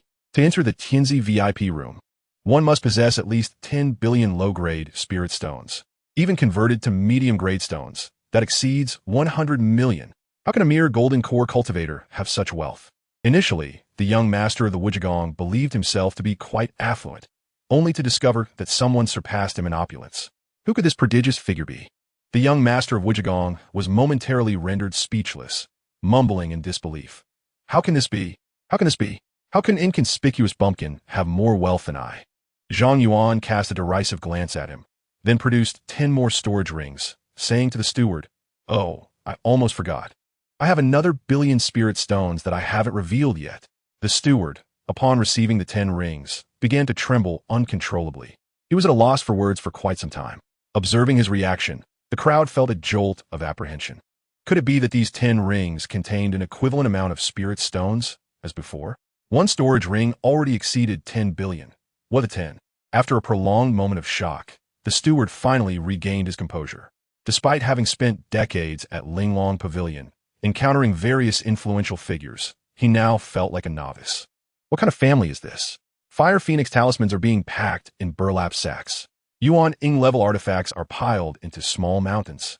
There are countless Yuan Ing level pills and spiritual herbs. The worth of these exceeds 1,000 billion spirit stones. Chapter 32. Just how much wealth does he possess? The Linglong Pavilion steward made an effort to steady his breathing before speaking. Esteemed guest, please hold on. I must report this to my superior for a decision. Zhang Yuan nodded nonchalantly. The steward extracted a communication stone and stepped aside to relay the message. It was unclear what was said on the other end, but a flicker of surprise crossed the steward's eyes. After concluding the transmission, he returned, speaking in a solemn tone. The funds meet the requirements. You may enter the Supreme VIP room. At this, the crowd erupted in uproar. What? The Supreme VIP room? Just how vast is this young man's fortune? How could he possibly gain access to the Supreme VIP room? The esteemed VIP room of Linglong Pavilion appears to be limited to merely 3. It is said that only the princes of the Zhuan celestial dynasty, of royal status, possess the privilege of entry. Just how immense is his fortune? Even a wealth of 1,000 billion spirit stones would hardly suffice to gain access to the Supreme VIP room, would it? More than this, I find myself more intrigued by his origins. I have never heard of such a figure before. The complexion of the young master of Wujigong is presently more dismal than one who has consumed 3 pounds of excrement. Initially believing Zhang Yuan to be a mere simpleton, he is now astounded to discover him to be an astonishingly wealthy individual. What magnitude of wealth must one possess to enter the Supreme VIP room? It seems that selling the entire Wujigong could render them nothing but dust. Zhang Yuan cast a fleeting glance his way, making a diminutive and powerless gesture with his fingers. Though no words were spoken, the young master of Wujigong felt an overwhelming sense of derision and disdain. Clenching his fists, he nearly ground his molars to dust. Infuriating, he yearned to summon a few of his Yuan-ing subordinates to dispatch Zhang Yuan forthwith. Yet, with the presence of Linglong Pavilion's personnel nearby, he dare not make a move. Zhang Yuan paid him no further attention, accepting the supreme token handed to him by the attendant of Linglong Pavilion, and proceeded into the auction hall alongside Yu Shuaiying and the others. The personnel of Wujigong whispered to the young master, "What shall we do now?" The young master of Wujigong replied, "The matter at hand is of utmost importance. Let us first auction off the items my father requires. After all, this fellow only brought 2 early-stage Yuan-ing companions and dares to flaunt such wealth. He absolutely cannot leave Tianji City alive, in a place as merciless as this. Exposing one's possessions is tantamount to courting death." Zhang Yuan and his companions, guided by 2 maidservants, entered their exclusive Supreme VIP room. The room, crafted from special formations and materials, exuded opulence.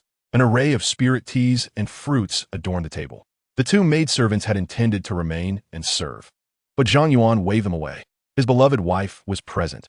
Such behavior would breach decorum. Although Yu Shuaiying did not oppose his taking concubines, one must still exercise discernment.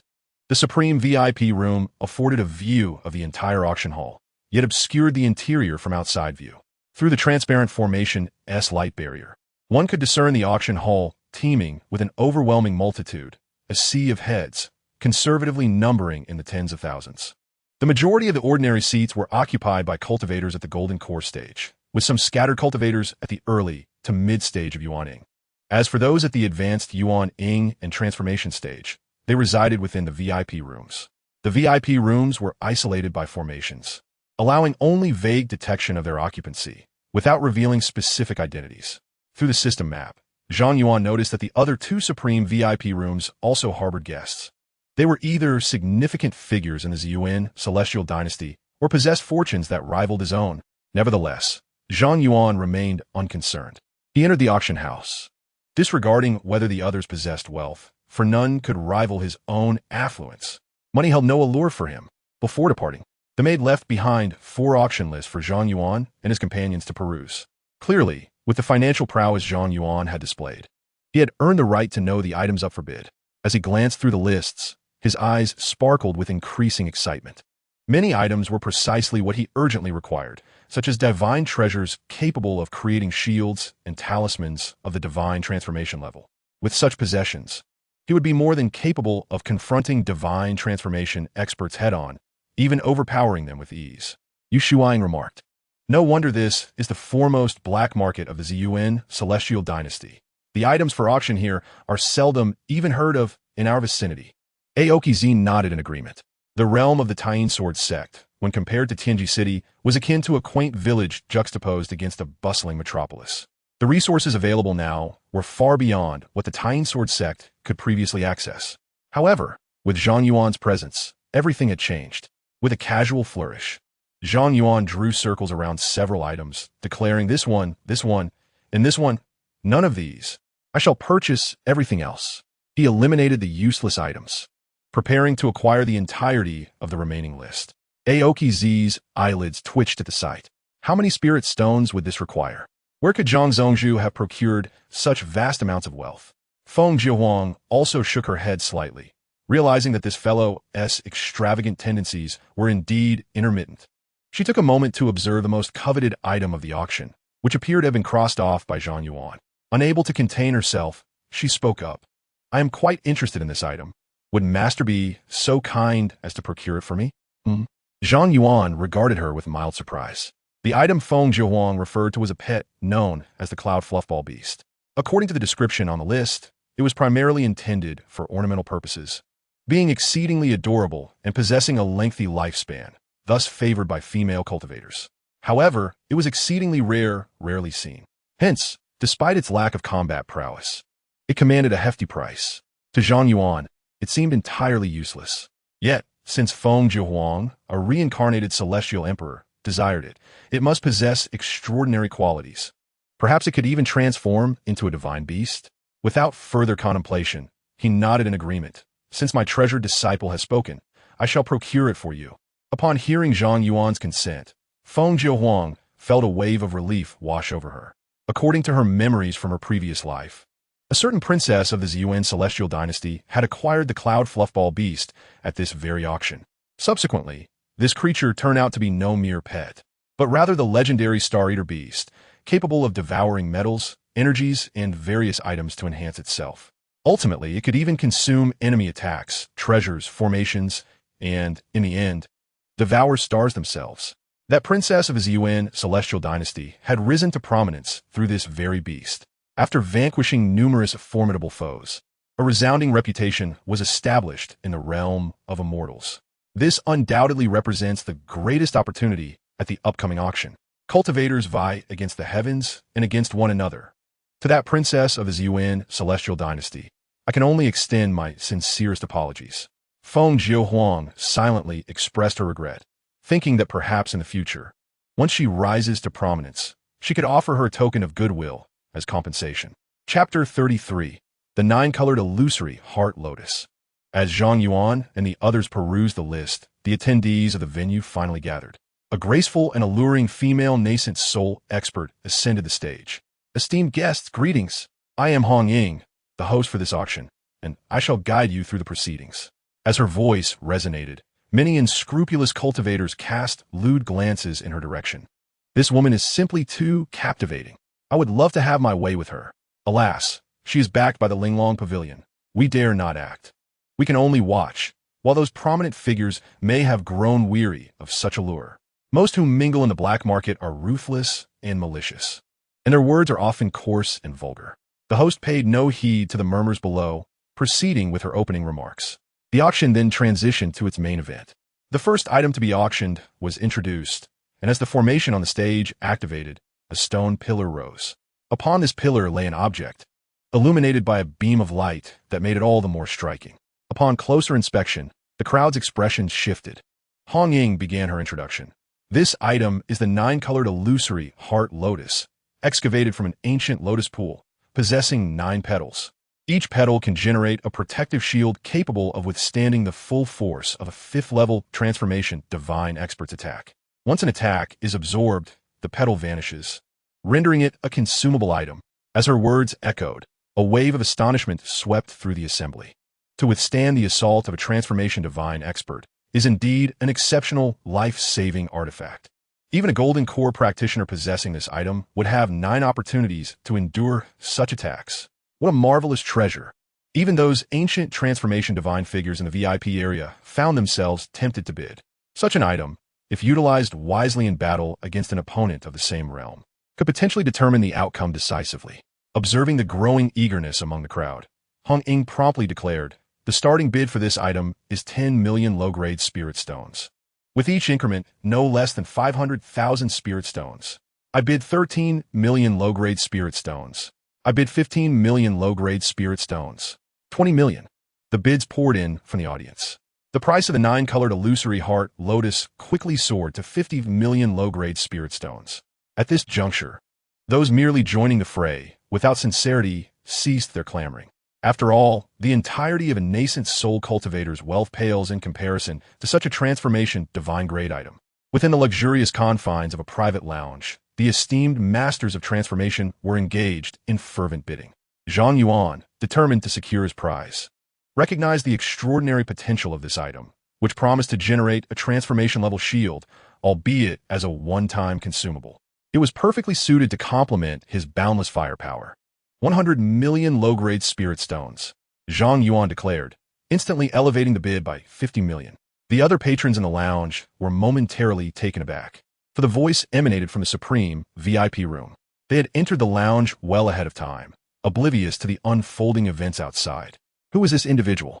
The voice was unfamiliar, suggesting he was neither a prince nor a noble scion of the Zhang Yuan celestial dynasty. Yet, only those of equivalent stature could access the supreme VIP room, unless he possessed wealth beyond measure. Meanwhile, the occupants of the adjacent supreme VIP room were equally puzzled. Among them was a masked woman in green, accompanied by transformation guardians. Despite her deep contemplation, she could not recall a voice that matched the one she heard. Could this person be disguising their voice? How could there be someone of equal standing within the Zhang Yuan celestial dynasty whom she did not recognize?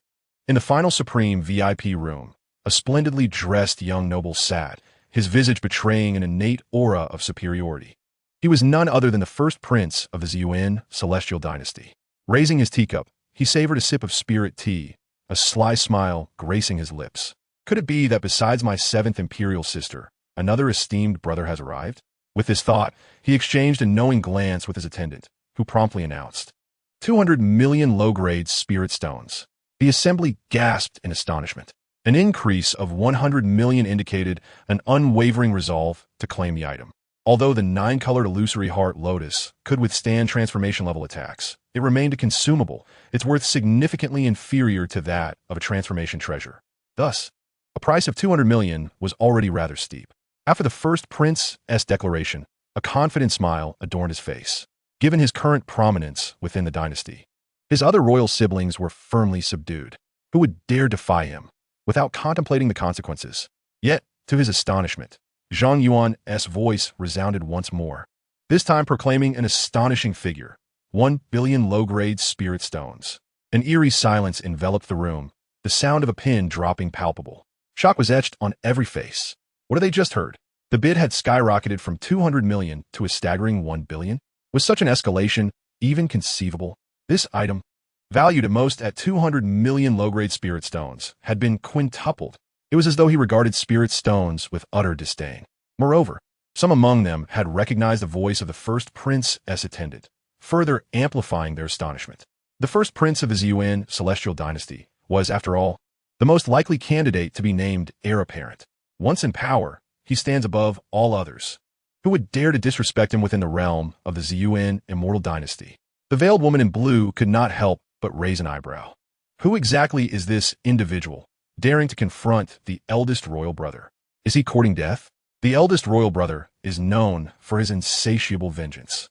The expression on the crown prince's face darkened completely after Zhang Yuan announced his bid. The teacup in his hand was crushed to dust. Well, splendid indeed. He gestured to his attendant, who promptly called out 1.5 billion low-grade spirit stones. Yet, before his words could fully settle, Zhang Yuan calmly countered with 5 billion. A collective gasp echoed throughout the room. This 9-colored illusory heart lotus is merely a one-time consumable. How dare he propose such a staggering sum? No matter how many spirit stones one possesses, such extravagance is unwarranted. The young master of the Wuji Palace was utterly flabbergasted. He had brought the entirety of Wuji Palace's liquid assets, barely amounting to 10 billion. This was the entire foundation of a formidable, divine, transformation-level power. Yet, Zhang Yuan had just opened with a figure 5 times that. Gradually recovering from his shock, he sneered, Who does this nouveau riche think he is? Believing that a handful of spirit stones grants him significance? Offending the crown prince of the Zhang Yuan Immortal Dynasty leaves you with no way up to the heavens or down to the earth. He could already envision how Zhang Yuan would meet a torturous end at the hands of the crown prince. Chapter 34, All sold to him. The crown prince clenched his fist for a considerable time, but ultimately refrained from increasing his bid. After all, the value of the 9-colored illusory heart lotus is merely around 1 billion, and it holds little utility for him. His previous bid of 1.5 billion was already somewhat driven by pique. To increase it further from 5 billion would be sheer folly. Seeing that no further bids were forthcoming from the crown prince's VIP room, Hong Ying spoke up. Is there no other guest willing to raise the bid? If not, the first auction item will belong to this esteemed guest from VIP room number 3. Silence enveloped the room. Spending 5 billion on a consumable is an act only the affluent would consider. With that amount of spirit stones, one could purchase a reusable protective treasure. Hong Ying swiftly continued. 5 billion, going once. 5 billion, going twice. 5 billion, going thrice. Sold. As Zhang Yuan finally acquired the item, a satisfied smile graced his face. With the 9-colored illusory heart lotus in his possession, he could endlessly enhance his divine transformation-level shield. Even when besieged by a throng of divine transformation experts, he could escape unscathed. The crown prince of the Zhang Yuan Immortal Dynasty was nothing but a trivial obstacle. Had it not been for this old fool, he might have secured the item for a mere billion. At that moment, Qing Muzi felt as if his heart was trembling. 50 billion. That is indeed 50 billion. The celestial level powers may not even be able to produce such wealth. Yet you, Master Zhang, so casually cast it aside? Zhang Yuan replied nonchalantly, It's merely pocket change. To me, it's nothing but a figure. If that fellow dares to increase the bid, I shall simply drive it up to 300 million. Let's see if he can withstand that. Qing Muzi's lips twitched in disbelief, mentally chiding the extravagant behavior. Feng Jiuhuang gently pressed her forehead. Even in her previous life, she had never encountered such reckless spending. However, she soon felt a surge of joy. With a master like him, she would not lack for cultivation resources in the near future. Her chaotic sacred body could now be cultivated to its zenith even faster than in her past life. In her previous existence, it was a momentary delay that led to her demise. Given a second chance in this life, I shall not repeat the same mistakes. The auction continued, and the value of the second item was significantly lower than the first. It was an item of the nascent soul grade. Hong Ying introduced. This is a void escape talisman. Once activated, it can randomly teleport you thousands of miles away, making it an extremely practical, life-saving tool. There are 20 of them in total, starting at a price of 100,000 low-grade spirit stones. Each subsequent bid must exceed 5,000 low-grade spirit stones. The nascent soul cultivators immediately began to place their bids. I bid 110,000. I bid 130,000. I bid 150,000. Zhang Yuan interjected straightforwardly, 1 million. At his declaration, silence fell over the crowd. Not again. He started with a 10-fold increase. The value of the Void Escape Talisman was comparable to that of the Fire Phoenix Talisman, both around 100,000 low-grade spirit stones each, with 20 in total. Their combined worth was approximately 2 million. After a brief silence, someone called out a new price. I bid 120 million. Zhang Yuan, undeterred, raised the stakes again. 5 million. 5 million? Everyone was at a loss for words. This fellow truly had money to burn. Clearly, the item was worth only 2 million, yet he insisted on 5 million. Ultimately, no one else dared to bid, and the 20 Void Escape Talismans became Zhang Yuan's possession. In truth, these items were of little use to him now. However, for the others in the talisman sect, they would find them invaluable.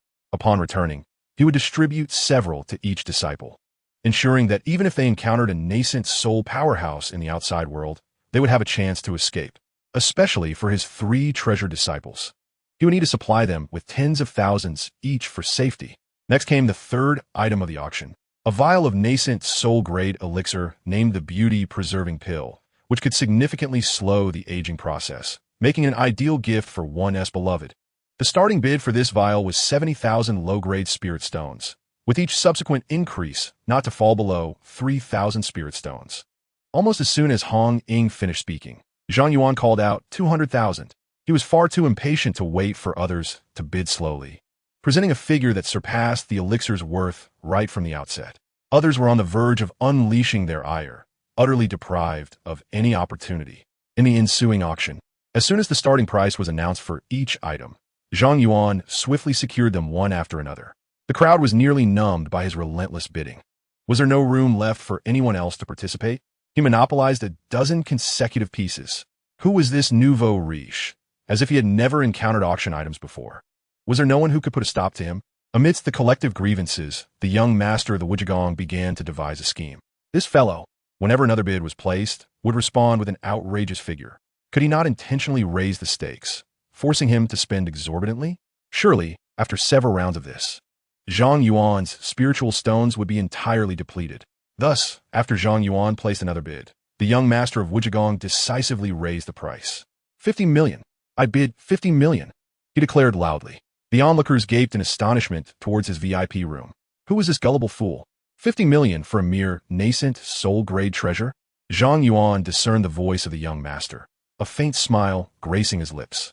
In truth, he was ambivalent about this nascent soul-grade treasure, intending to bolster the resources of the talisman sect. Since the young master had initiated this ruckus, he could very well turn the tables on him. 100 million. Zhang Yuan doubled the bid. A triumphant grin spread across the young master's face. This fellow, indeed, would relentlessly escalate the price as long as there was competition. After a moment's contemplation, he announced a price of 200 million, which constituted 1/5 of his available funds. Without hesitation, Zhang Yuan replied, 800 million. The young master gritted his teeth and raised it to 1 billion, convinced that Zhang Yuan would continue to increase his bid. However, Zhang Yuan suddenly halted, applauding. 1 billion for a mere nascent soul treasure? The young master of Wujigong is truly affluent. The young master was rendered speechless, his expression darkening. Are you not going to raise your bid? Zhang Yuan casually replied, I have no spiritual stones left. You have outmaneuvered me. I am no match for you. Although Zhang Yuan spoke words of admiration, they resonated in the ears of the young master as nothing but endless mockery. He felt as if he might vomit blood.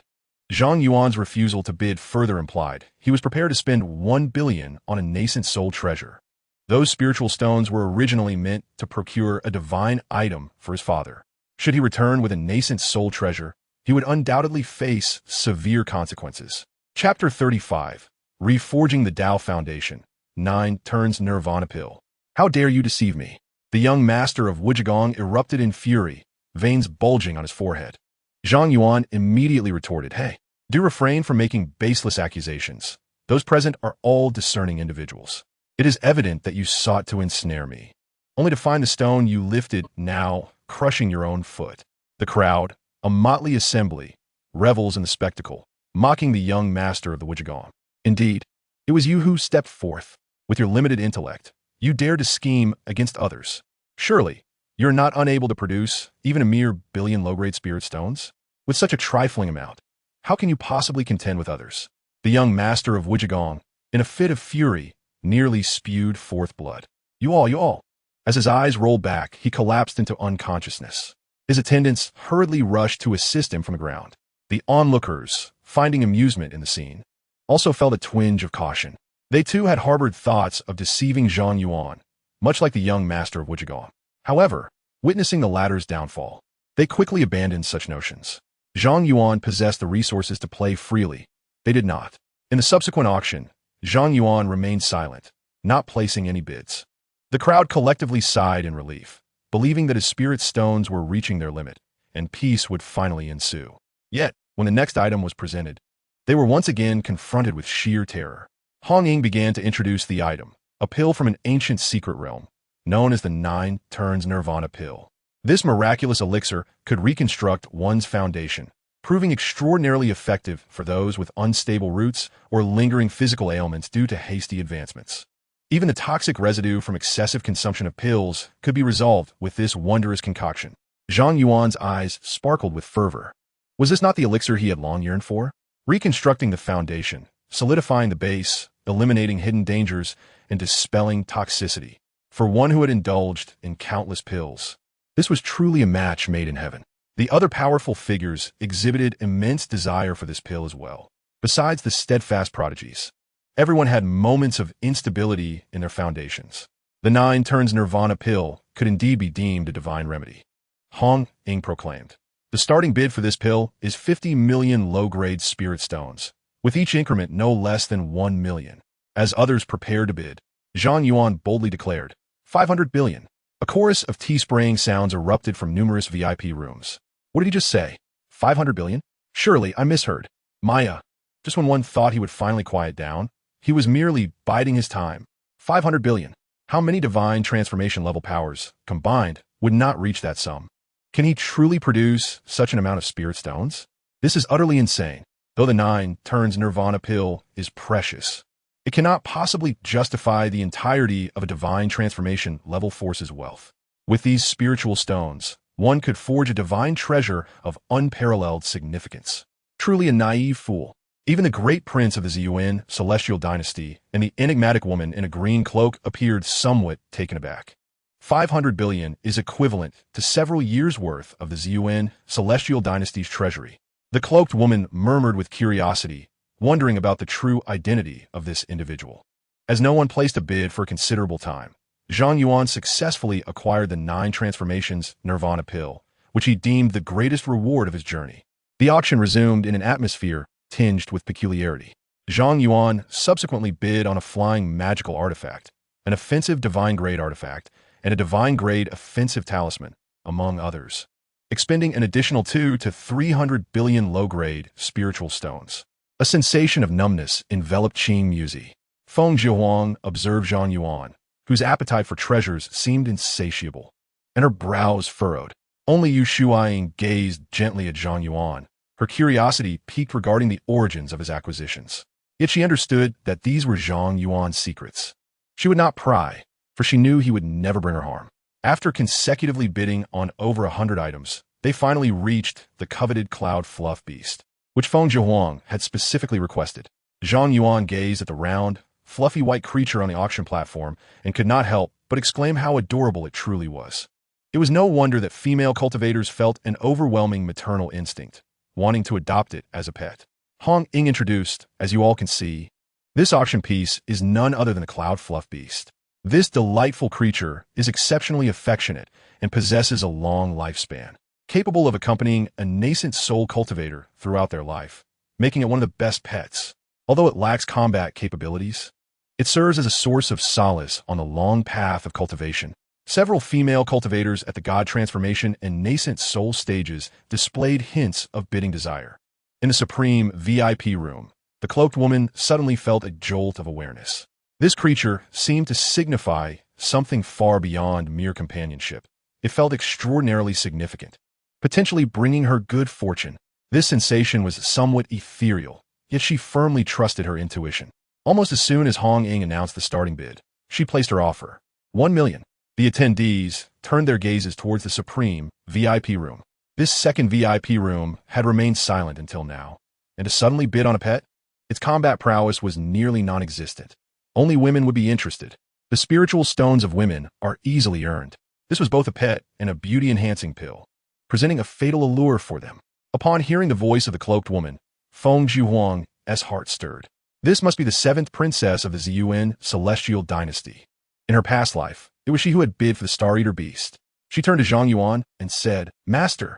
Zhang Yuan made an okay gesture and reassured her. "Rest assured, my dear disciple, I shall secure it for you." As he began to quote 10 million, the crowd had developed a certain resilience to his extravagant behavior. Spending 10 million on a largely useless ornamental pet was a feat few would dare attempt. Upon hearing Zhang Yuan's bid, the woman in the green attire felt a sudden pang of concern.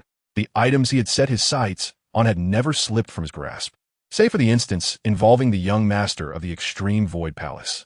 Contemplating briefly, she raised her bid again, 20 million.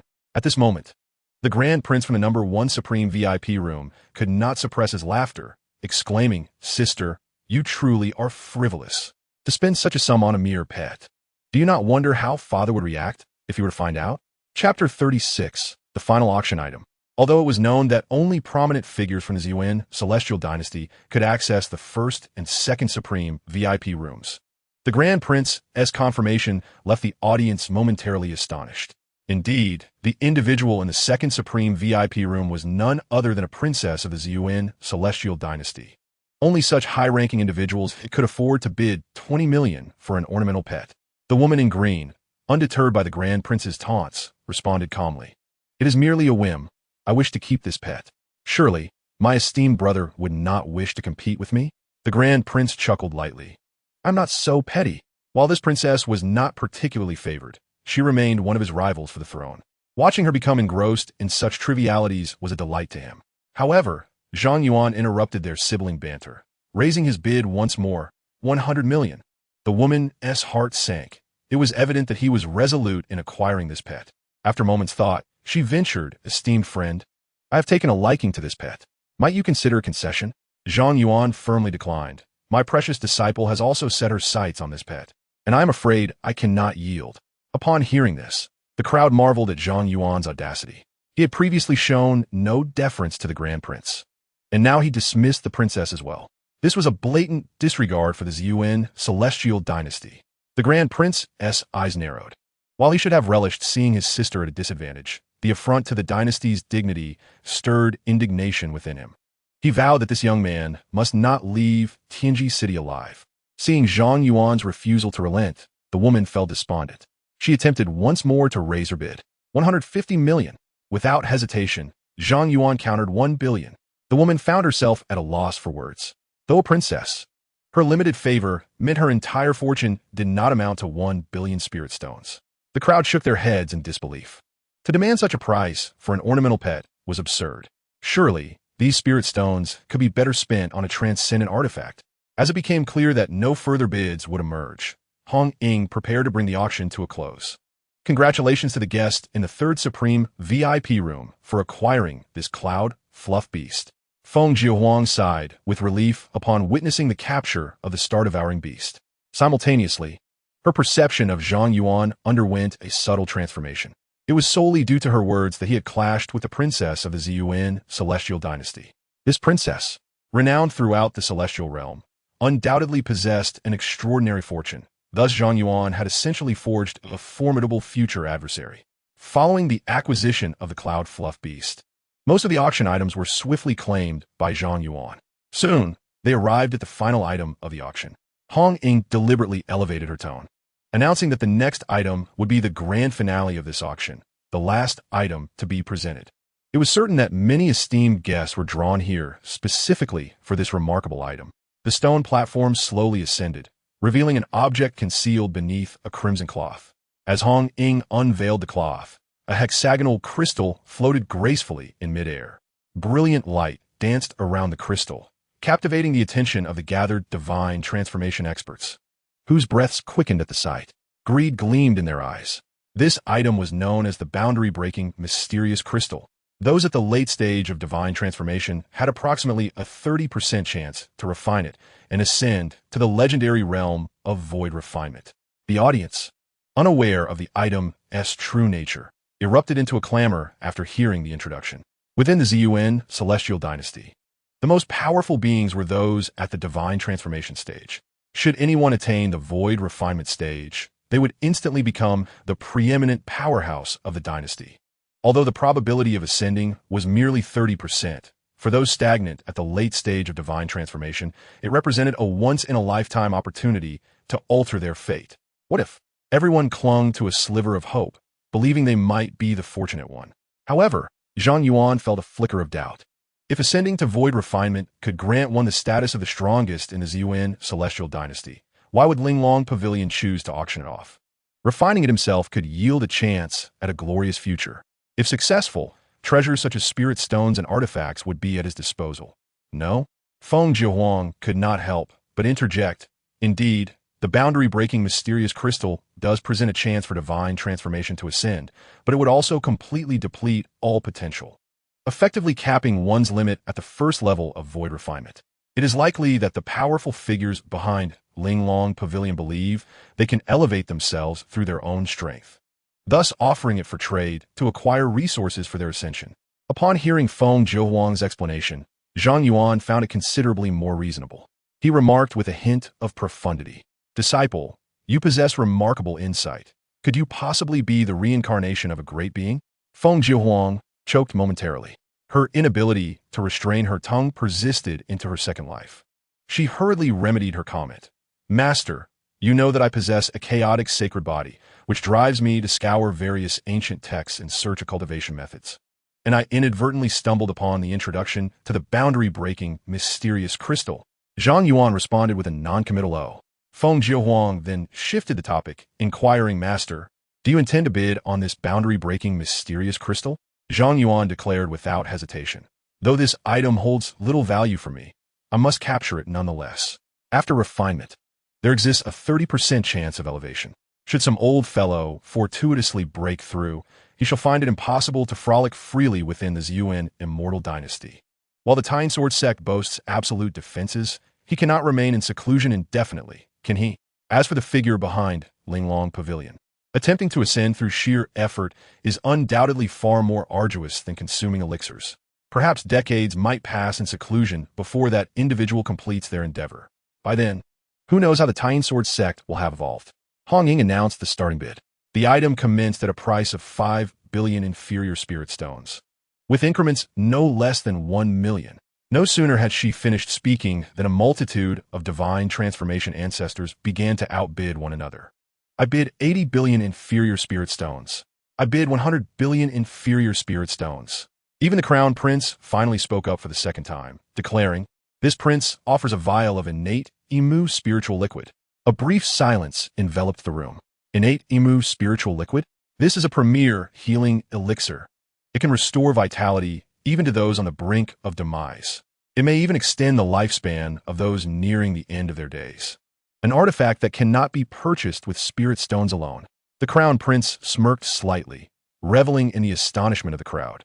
A bunch of unsophisticated bumpkins, unaware of the profound depths of the Zhang Immortal Dynasty. As the most favored prince and the strongest contender for the throne, he had received ample rewards from his father, the emperor. Such offerings could easily provoke envy among others. However, his smile was short-lived, for Zhang Yuan intervened once more. 500 billion inferior spirit stones, plus a vial of life tree sap, capable of healing wounds while also purging hidden ailments, rejuvenating vitality. Chapter 37. The auction concludes. Target of collective enmity. Life tree sap. What is this? If the effects he claims are true, it surpasses innate Imu spiritual liquid by several tiers. A person capable of producing such a wealth of spirit stones likely has no reason to fabricate lies. Even disregarding the life tree sap, he still offered 500 billion inferior spirit stones. The crown prince nearly exploded with rage. This detestable brat truly intends to oppose me to the end. He struggled to suppress his urge to lash out and raised his bid once more. This time, he presented several divine transformation-grade elixirs, including the Wanmu Rongshan pill and the Sualing Gusen pill, all exceedingly rare in the outside world and immensely beneficial for those in the divine transformation stage. Zhang Yuan remained unfazed, stating coolly, 1,000 billion spirit stones, plus 10 vials of life tree sap. Having already offended the Zhang Immortal Dynasty, he resolved to see it through. If the royal family of Zhang Immortal Dynasty were to acquire this item, wouldn't they have the opportunity for revenge? The value of what the crown prince offered was far from sufficient to match 1,000 billion inferior spirit stones, let alone 10 vials of life tree sap. He slammed the table with great force, his face turning a deep shade of anger. Ultimately, the breakthrough crystal naturally fell into Zhang Yuan's possession. However, the assembly of venerable transformation elders present exchanged glances filled with intrigue. Had the crystal been claimed by Prince Yuan, they would not have dared to entertain any ulterior motives. Yet, here stood Zhang Yuan, a presumptuous upstart, lacking even a guardian of transformation realm by his side. It would be rather unreasonable for them not to attempt to seize the opportunity. After a surge of indignation, the prince came to a similar realization. With a glint of cold light in his eyes, he declared, "Young man, burdened with such a plethora of treasures, I doubt you can leave here unscathed. When you meet your demise, I shall effortlessly acquire the crystal, thus saving myself the expense of a transformation-grade elixir." Zhang Yuan sensed the ill intent emanating from the gazes fixed upon him from outside the prestigious VIP room, and he couldn't help but scoff. These naive souls truly believe they can manipulate me? After an impassioned closing speech from the host, Hong Ying, the auction came to a jubilant conclusion. The attendees began to disperse in an orderly fashion. Zhang Yuan, accompanied by two maidens, proceeded to exchange his items for spirit stones. A transformation realm expert from Linglong Pavilion personally attended to him. In the end, Zhang Yuan surrendered several storage rings filled with spirit stones and 10 vials of life tree essence in exchange for all the items he had auctioned. He secured defensive treasures like the 9-colored illusory heart lotus, offensive transformation talismans, and a transformation-grade artifact. At this moment, I stand as the foremost individual below the realm of refinement. He mused. If no hidden experts lurked within the Zhang celestial dynasty, he could stride forth with impunity. The elder of Linglong Pavilion also presented Zhang Yuan with a prestigious VIP card, providing a 20% discount on all auction items. Retaining even one such generous patron would yield substantial profits for Linglong Pavilion. Hence, such incentives were essential. The elder further offered a storage ring, saying, "We welcome you to visit again. This ring contains some rare elixirs and herbs not commonly found in the market, as a modest gift for our esteemed guest." Upon inspecting the contents, Zhang Yuan discovered an array of extraordinarily rare and potent elixirs and herbs. For him, possessing even a single sample could unlock limitless potential. This satisfaction with Linglong Pavilion's hospitality prompted him to remark, "Do ensure to inform me of any exceptional items next time." The elder beamed, "Certainly. Additionally, I must mention that the area outside Tianji City may be somewhat perilous. Should you not mind, Linglong Pavilion can dispatch some individuals for your escort." Zhang Yuan casually replied, "I appreciate the sentiment, but these insignificant ruffians pose little threat." The elder of Linglong Pavilion felt a stir of thought. It seemed there were more than a few transformation realm cultivators contemplating a robbery of Zhang Yuan. From whence does this guest derive such confidence? However, since Zhang Yuan is insistent, it would be inappropriate to force someone to follow. After gathering all his belongings, he led Yu Shuaying and the others out of Linglong Pavilion.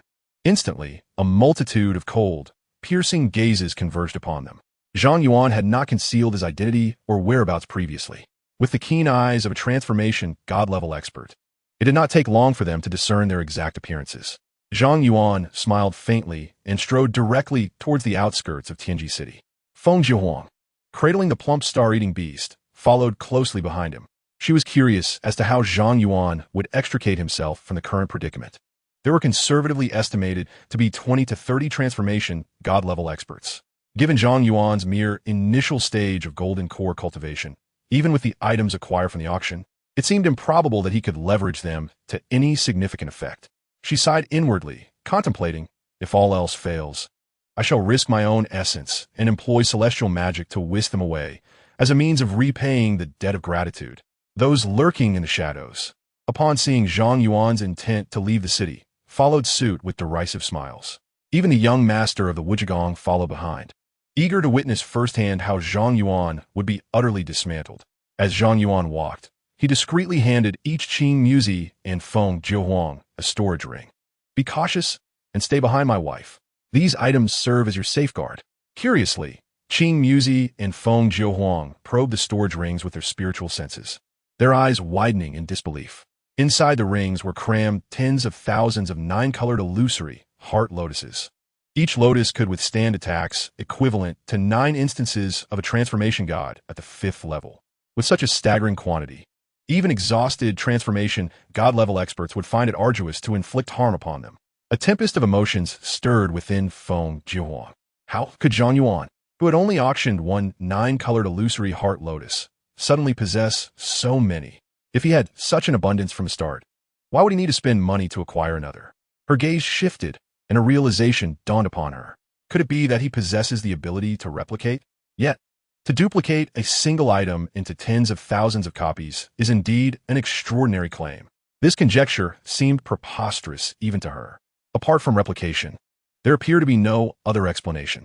How could someone at the mere golden core level replicate transformation god-level items in such quantities? Even with her experience as a celestial emperor, she had never encountered anything so bizarre. Could he also be a reincarnated powerhouse? In an instant, countless thoughts raced through Feng Zhouhuang's mind. Meanwhile, Qing Muzi was left with nothing but exclamations of admiration. The master is truly remarkable.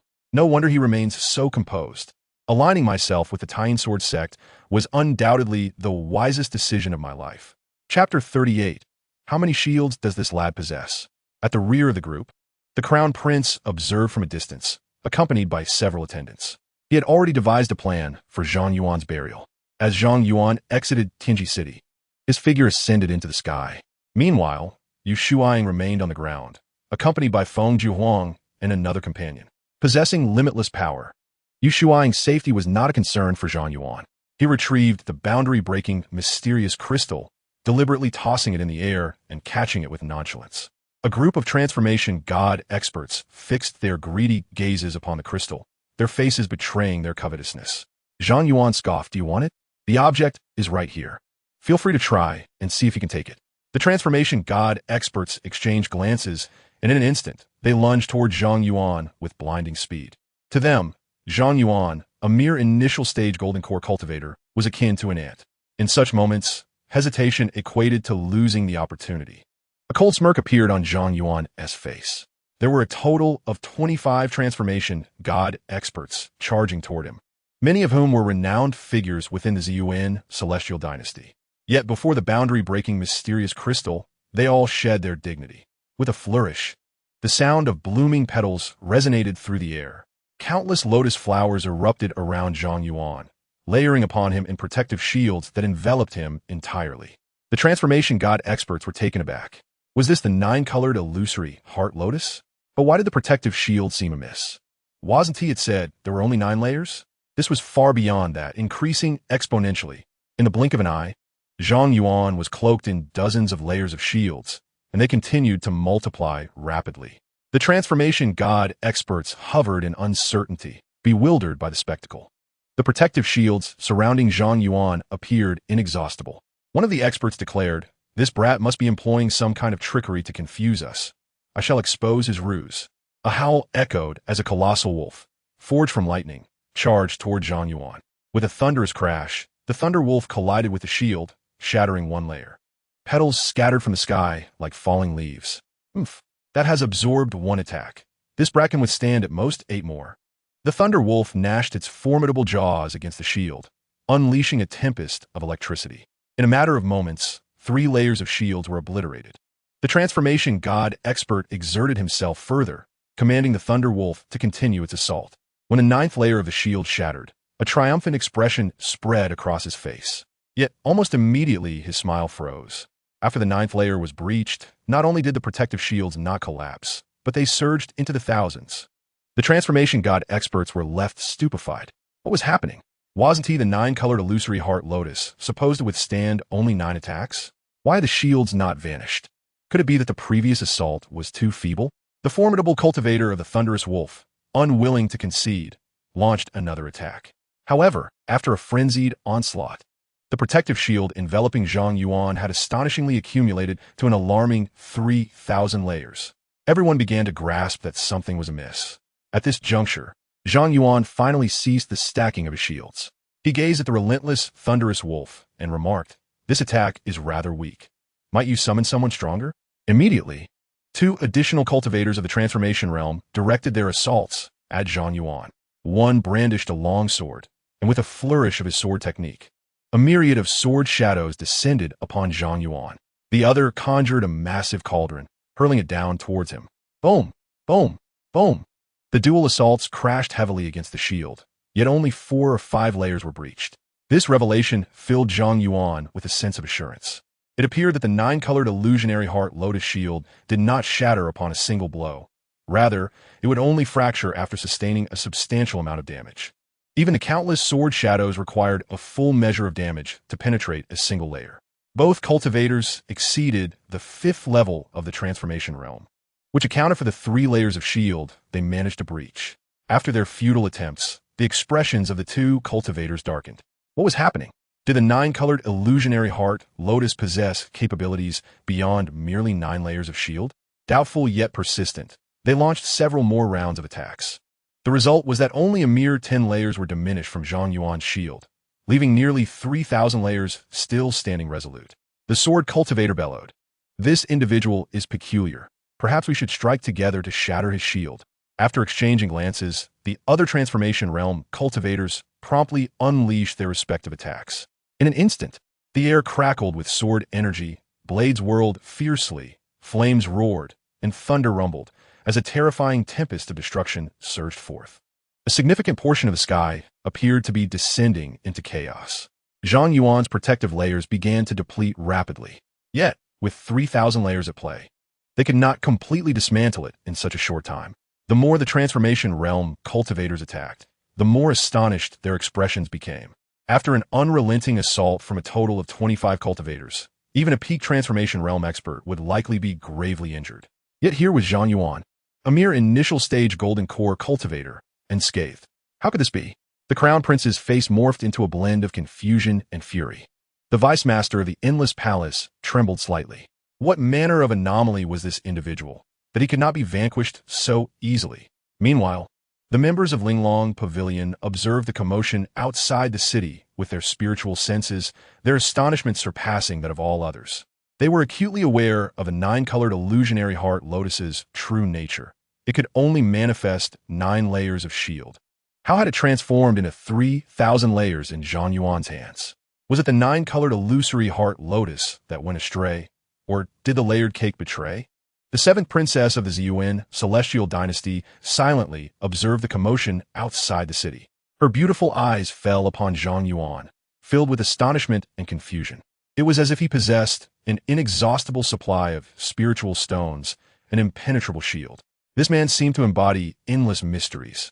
The assembly of transformation stage experts halted their attacks, their expressions a mixture of astonishment and uncertainty. No longer daring to regard Zhang Yuan as merely an ordinary golden core cultivator, an elderly man with a hooked nose suddenly shifted his gaze, his sinister eyes locking onto Yu Shuang and her companions. That young lad was protected by the 9-colored illusory heart Lotus. Yet surely these women could not possess such a shield. With this thought, a ruthless glint ignited in his eyes as he lunged towards Yu Shuang like a hawk swooping down on its prey. Chapter 39. He must be out of power. The other transformation stage cultivators, perceiving the old man's movements, instantly comprehended his intentions. This cunning elder was indeed treacherous. Just as the hooked-nosed elder was about to pounce upon Yu Shuang, a multitude of lotus flowers bloomed around her.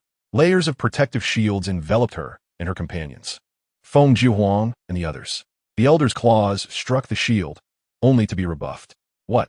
The hooked-nosed elder felt momentarily dazed, utterly bewildered. How could she possess a 9-colored illusory heart Lotus? The other transformation stage experts displayed expressions of shock. What was happening? There was not just one 9-colored illusory heart Lotus. The members of Linglong Pavilion were utterly flabbergasted. This 9-colored illusory heart Lotus had been brought back by their transformation stage cultivators from an ancient secret realm. There had only been 3 in total, 2 of which they had kept for themselves. The remaining 1 had been auctioned off. They were absolutely certain that Zhang Yuan could not possibly have a second one. Yet, what lay before them completely overturned their understanding. The Lotus on Yu Shuang was, without a doubt, the genuine 9-colored illusory heart Lotus, just like Zhang Yuan's. Zhang Yuan's countenance darkened upon witnessing the hooked-nosed elder's ambush on Yu Shuang. He had initially intended to play with them a while longer, but they had chosen to court their own demise. He summoned a sphere crackling with thunder from his hand. This was the transformation stage treasure he had acquired at auction, the ever-destructive Thunder Pearl. It could attract the power of heavenly lightning for charging. Once fully charged, it could unleash a divine thunderbolt from the 9 heavens. Coupled with his infinite ammunition ability, he could release relentless thunderous strikes. With a flourish, his other hand manifested a transformation stage talisman. This talisman, known as the Primordial Spirit Tribulation Sword Talisman, could condense a sword of the primordial spirit, specifically designed to sever the enemy's spirit. This was a talisman intended for use against transformation stage experts. The assembly of transformation stage cultivators felt a change in their expressions upon seeing the talisman in his hand. These two items posed a significant threat to them. Though not fatal, injuries are always difficult to avoid, especially when it pertains to damage to the soul, which is far more challenging to recover from than ordinary wounds. Previously, they had all aspired to auction this talisman, only to be stunned by Zhang Yuan's display of spirit stones. At this moment, the assembly of god transformation experts was on high alert, fearful that Zhang Yuan might turn his attention towards them. Zhang Yuan's first target was firmly fixed upon the elderly man with the hawk-like nose. To dare lay a hand on my wife. You have chosen the path to your demise. With a thunderous roar, the thunder pearl of 10,000 calamities in Zhang Yuan's right hand unleashed a terrifying storm of lightning. Meanwhile, the soul calamity sword talisman in his left hand radiated brilliance, coalescing into the soul calamity sword. In an instant, dozens of rumbling bolts of heavenly thunder descended upon the hawk-nosed elder, while numerous soul calamity swords surged forth, slicing towards his very soul. Impossible. The hawk-nosed elder's countenance shifted dramatically. According to the information provided by Linglong Pavilion, the thunder pearl of 10,000 calamities could store at most 3 bolts of thunder, and the soul calamity sword talisman could only manifest a single sword. Yet, Zhang Yuan had unleashed a torrent of attacks. Could it be that Linglong Pavilion had conspired with this young man, deliberately concealing the truth? Without time for contemplation, the hawk-nosed elder immediately summoned his protective treasure. The thunder clashed violently against the artifact, sending rippling waves of force. However, the soul calamity sword, designed specifically to sever the soul, was not something his protective treasure could withstand. With a series of piercing sounds, dozens of soul calamity swords penetrated the elder's sea of consciousness. His soul was torn asunder in an instant, leaving a soulless body to collapse helplessly to the ground. The protective treasure lost its control, the barrier dissipating. The thunder from the thunder pearl of 10,000 calamities continued to rain down upon him, reducing his body to shattered fragments. The remaining 24 god transformation experts felt a chill run down their spines. A single soul calamity sword might not claim the life of a god transformation expert, but a barrage of dozens would be insurmountable. At this moment, they were all profoundly relieved that Zhang Yuan's target was the hawk-nosed elder. Otherwise, it could very well have been their own demise. With only one soul calamity sword talisman in existence, and now utilized, this young man posed no further threat to them. The thunder pearl of 10,000 calamities could only unleash a storm of thunder 3 times in quick succession, and having already fired dozens, it seemed unlikely there would be more. Just as their thoughts settled, they beheld thousands of soul calamity swords floating around Zhang Yuan. The thunder pearl also emitted dreadful thunder. What on earth? The group of god transformation experts was instantly drenched in cold sweat. Dozens of soul calamity swords were sufficient to slay the hawk-nosed elder. And now there were thousands more. Was this to seal their fates? Where did this power come from? Run! Someone shouted, invoking their escape techniques and fleeing in a frenzy. The others, faces etched with panic, scattered in all directions. Zhang Yuan coldly remarked, "Can you escape?" Thousands of soul-extracting swords divided into 24 waves, each targeting the 24 powerful beings of the transformation stage. Each of these formidable entities faced over 100 blades. The air was punctuated with anguished cries, followed by lifeless bodies plummeting from the sky. Boom! The storm of the 10,000 calamities thunder pearl cleaved the corpses into a mist of blood. Gasp! In Tianji City, the onlookers witnessing this battle collectively inhaled sharply. Such brutality! Esteemed transformation stage experts were annihilated as effortlessly as slicing through vegetables. Moreover, their souls were severed before their physical forms were extinguished, leaving no chance of resurrection. The ascension from the nascent soul to the transformation stage involves the fusion of the nascent soul with the divine consciousness. Thus, the obliteration of the divine consciousness signifies a complete demise. Zhang Yuan raised his hand to draw over 20 storage rings into his grasp. A sweep of his divine sense brought forth overwhelming delight. These individuals were indeed transformation stage experts, and their wealth was incomparable to that of the nascent soul stage. Furthermore, having come to participate in the auction, they naturally bore an abundance of items. This allowed them to offset any lack of spirit stones with other possessions to cover their auction fees, leading to a trove of treasures exceeding their usual haul. transformation stage artifacts, talismans, techniques, elixirs, as well as various spiritual herbs and materials. Indeed, murder and plunder were the swiftest paths to fortune. With these acquisitions, the Tying Sword sect essentially inherited the profound legacy of top-tier transformation stage factions. All disciples and elders of the Tying Sword sect were poised to enter a phase of explosive growth. Remarkable. This was nearly more rewarding than the auction itself. Zhang Yuan reflected with satisfaction as he collected all the items. His gaze continued to sweep across Tianji City, and he produced the boundary-breaking, mysterious crystal once more. Was there no one left who wished to pursue their dreams? Chapter 40. I fear you may not understand. In Tianji City, there was an eerie silence. Continue to chase dreams? What a farce. The 25 renowned transformation stage experts within the Zhang Yuan celestial dynasty had been annihilated in an instant. Such terrifying combat prowess rivaled that of a void refinement expert. Even if a throng of transformation stage beings were to advance, they would only be offering themselves up for slaughter. The crown prince trembled, his earlier fury dissipated, leaving only terror in its wake. Who was this young man? And from where did he arise, exuding such dread? He had expected a most tragic end for himself, yet he had effortlessly dispatched a multitude of transformation stage experts. It was likely that even the Zhang Yuan celestial dynasty could be laid to waste by this individual alone. He now felt immensely fortunate that he had merely harbored thoughts of malice without revealing any bloodlust. In stark contrast, the young master of the Wujigong was nearly paralyzed by fear. His legs buckled, and he collapsed to the ground. What kind of calamity have I inadvertently provoked?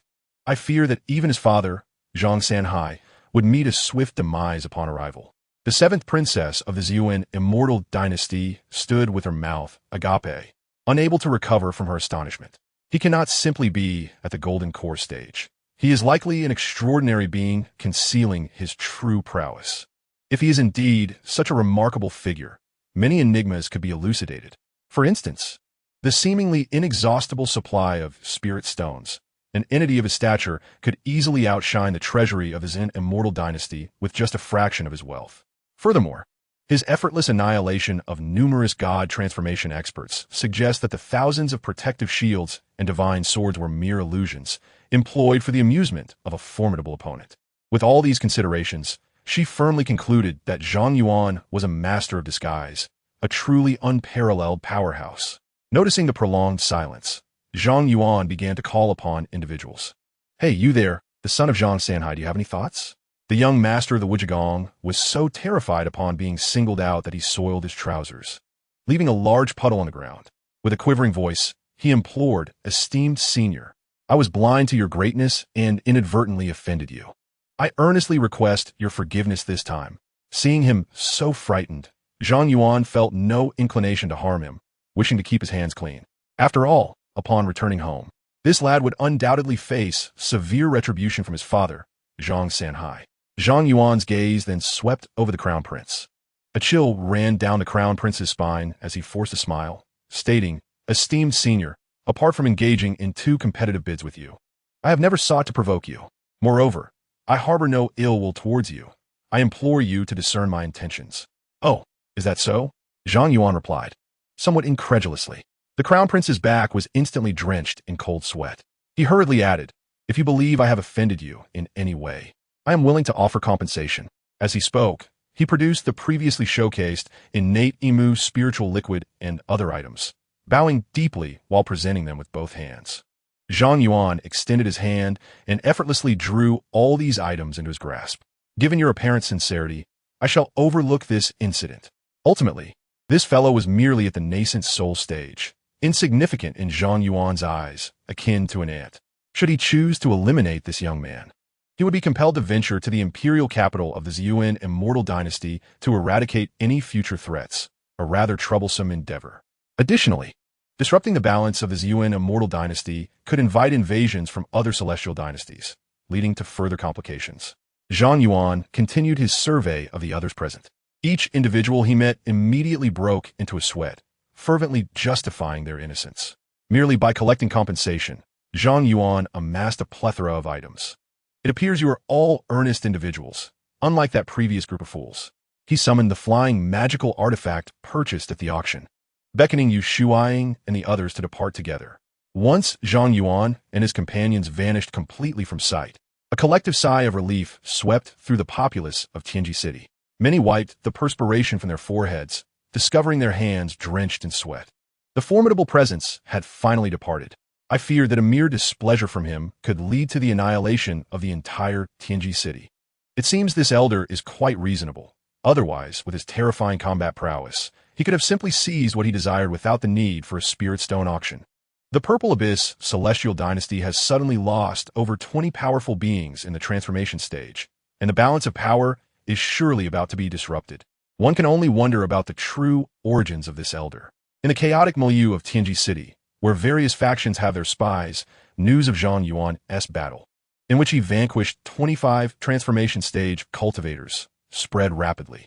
This incident caused a significant uproar throughout the entire Purple Abyss Celestial Dynasty. The entire confrontation was overwhelmingly one-sided. The multitude of transformation stage cultivators could muster not even a shred of resistance. It is worth noting that a majority of them were late-stage transformation cultivators, already at the pinnacle of power within the Purple Abyss Celestial Dynasty. Yet, this group, despite their combined efforts, could not breach the opponent's defenses. The opposing party struck at will, dispatching them all in an instant.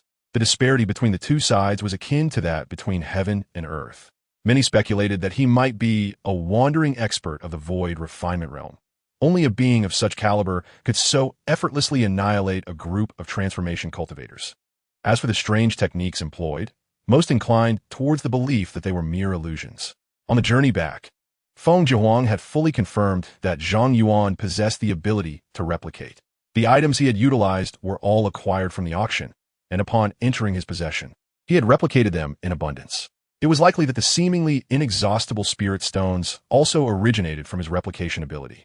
Feng Zhihuang murmured to herself that choosing to become his disciple might prove to be the wisest decision she could make. Zhang Yuan glanced at the star-devouring beast nestled in her arms.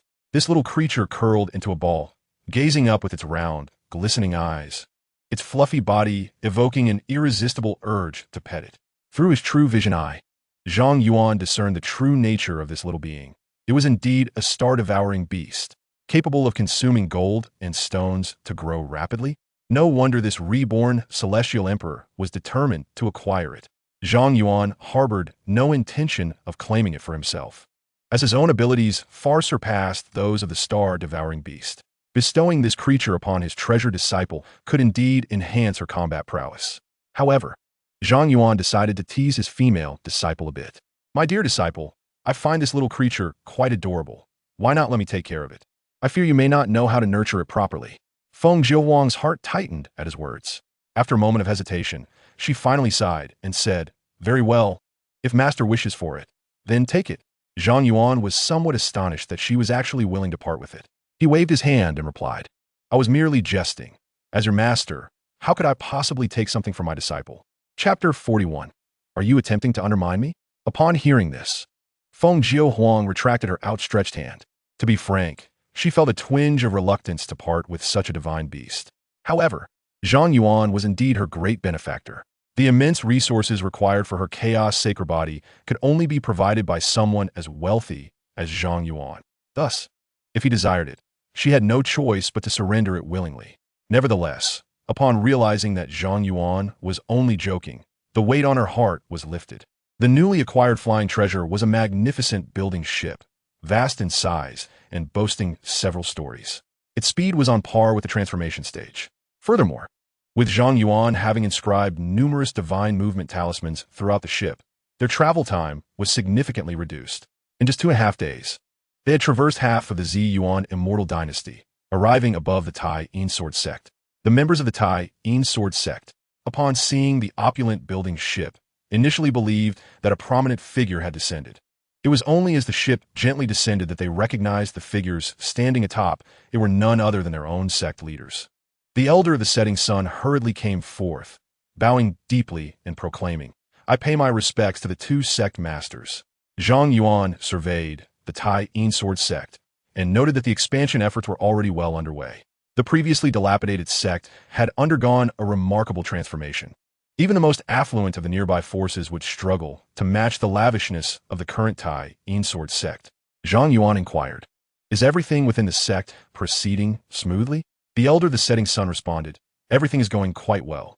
The training progress of the elders and disciples is exceptional, and we have added over 20 new golden core disciples.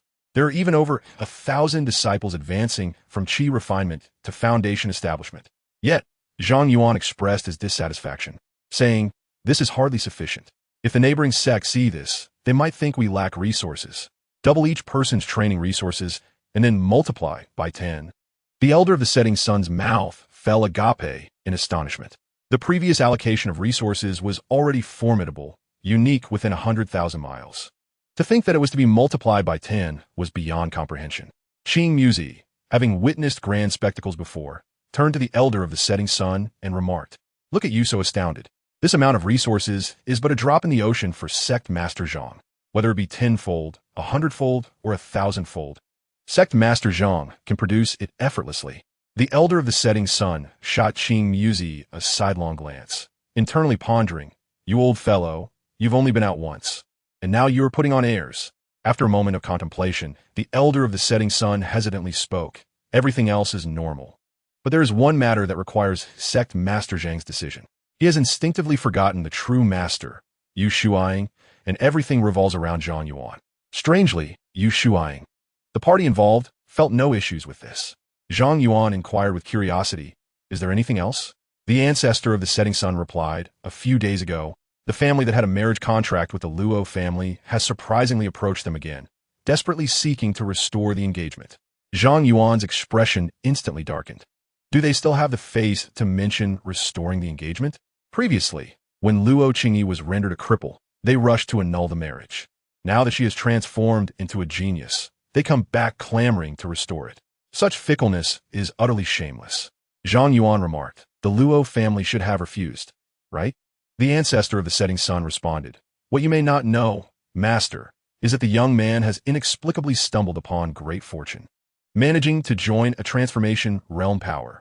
Moreover, on this visit, a transformation realm elder accompanies him, attempting to recruit our disciple into that sect. The Luo family now finds themselves in a predicament, linked to fears for her parents' safety and insists on returning to the Luo family. I have exerted every effort to keep her at the Tying Sword sect. Upon hearing this, Zhang Yuan's expression grew increasingly somber. A mere transformation realm sect dares to poach for me? He then commended the ancestor of the setting sun. You have done well. If Luo Qingyi truly returns to the Luo family, she would likely be coerced and tempted by that transformation realm expert, possibly even taken away by force.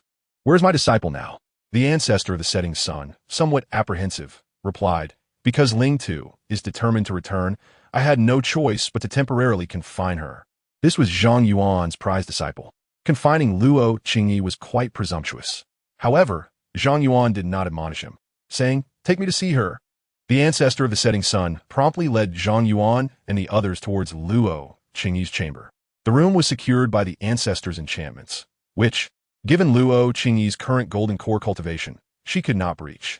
At this moment, Luo Qingyi observed the barrier outside her room. Yet her consciousness delved into her sea of knowledge, communicating with the spirit of the artifact. A few days prior, she had begun to converse with this artifact's spirit. It was a powerful being that had fallen due to an accident. To preserve its primordial spirit, it chose to merge with the artifact, becoming its spirit. Later, when Luo Qingyi inadvertently entered a secret realm, she became the vessel for the artifact. They reached an agreement. The spirit would assist Luo Qingyi in becoming stronger, and in return, she would help the spirit regain its corporeal form once she attained sufficient strength. Elder, I need to return to the Luo family immediately. Do you have a way for me to break this barrier? The spirit responded in a cool, feminine voice. It is not particularly difficult, but it will require a tremendous amount of energy. Without a spirit herb to replenish your primordial spirit, I may fall into a deep slumber for quite some time. Luo Qingyi assured, as long as you make a move, I will certainly seek out nourishing spirit herbs for you. The spirit fell silent for a moment before replying. Very well. She was on the verge of taking action when suddenly she sensed something and said, there is no need for that. Your master has returned. Upon hearing this, Luo Qingyi's spirit jolted. With her master present, every problem might indeed be rendered insignificant. For reasons she could not fathom, she possessed unwavering confidence in Zhang Yuan. The elder of the setting sun lifted the restrictions, and Luo Qingyi immediately emerged from within. She bowed respectfully to Zhang Yuan and implored, "Master, I ask you to take charge on my behalf."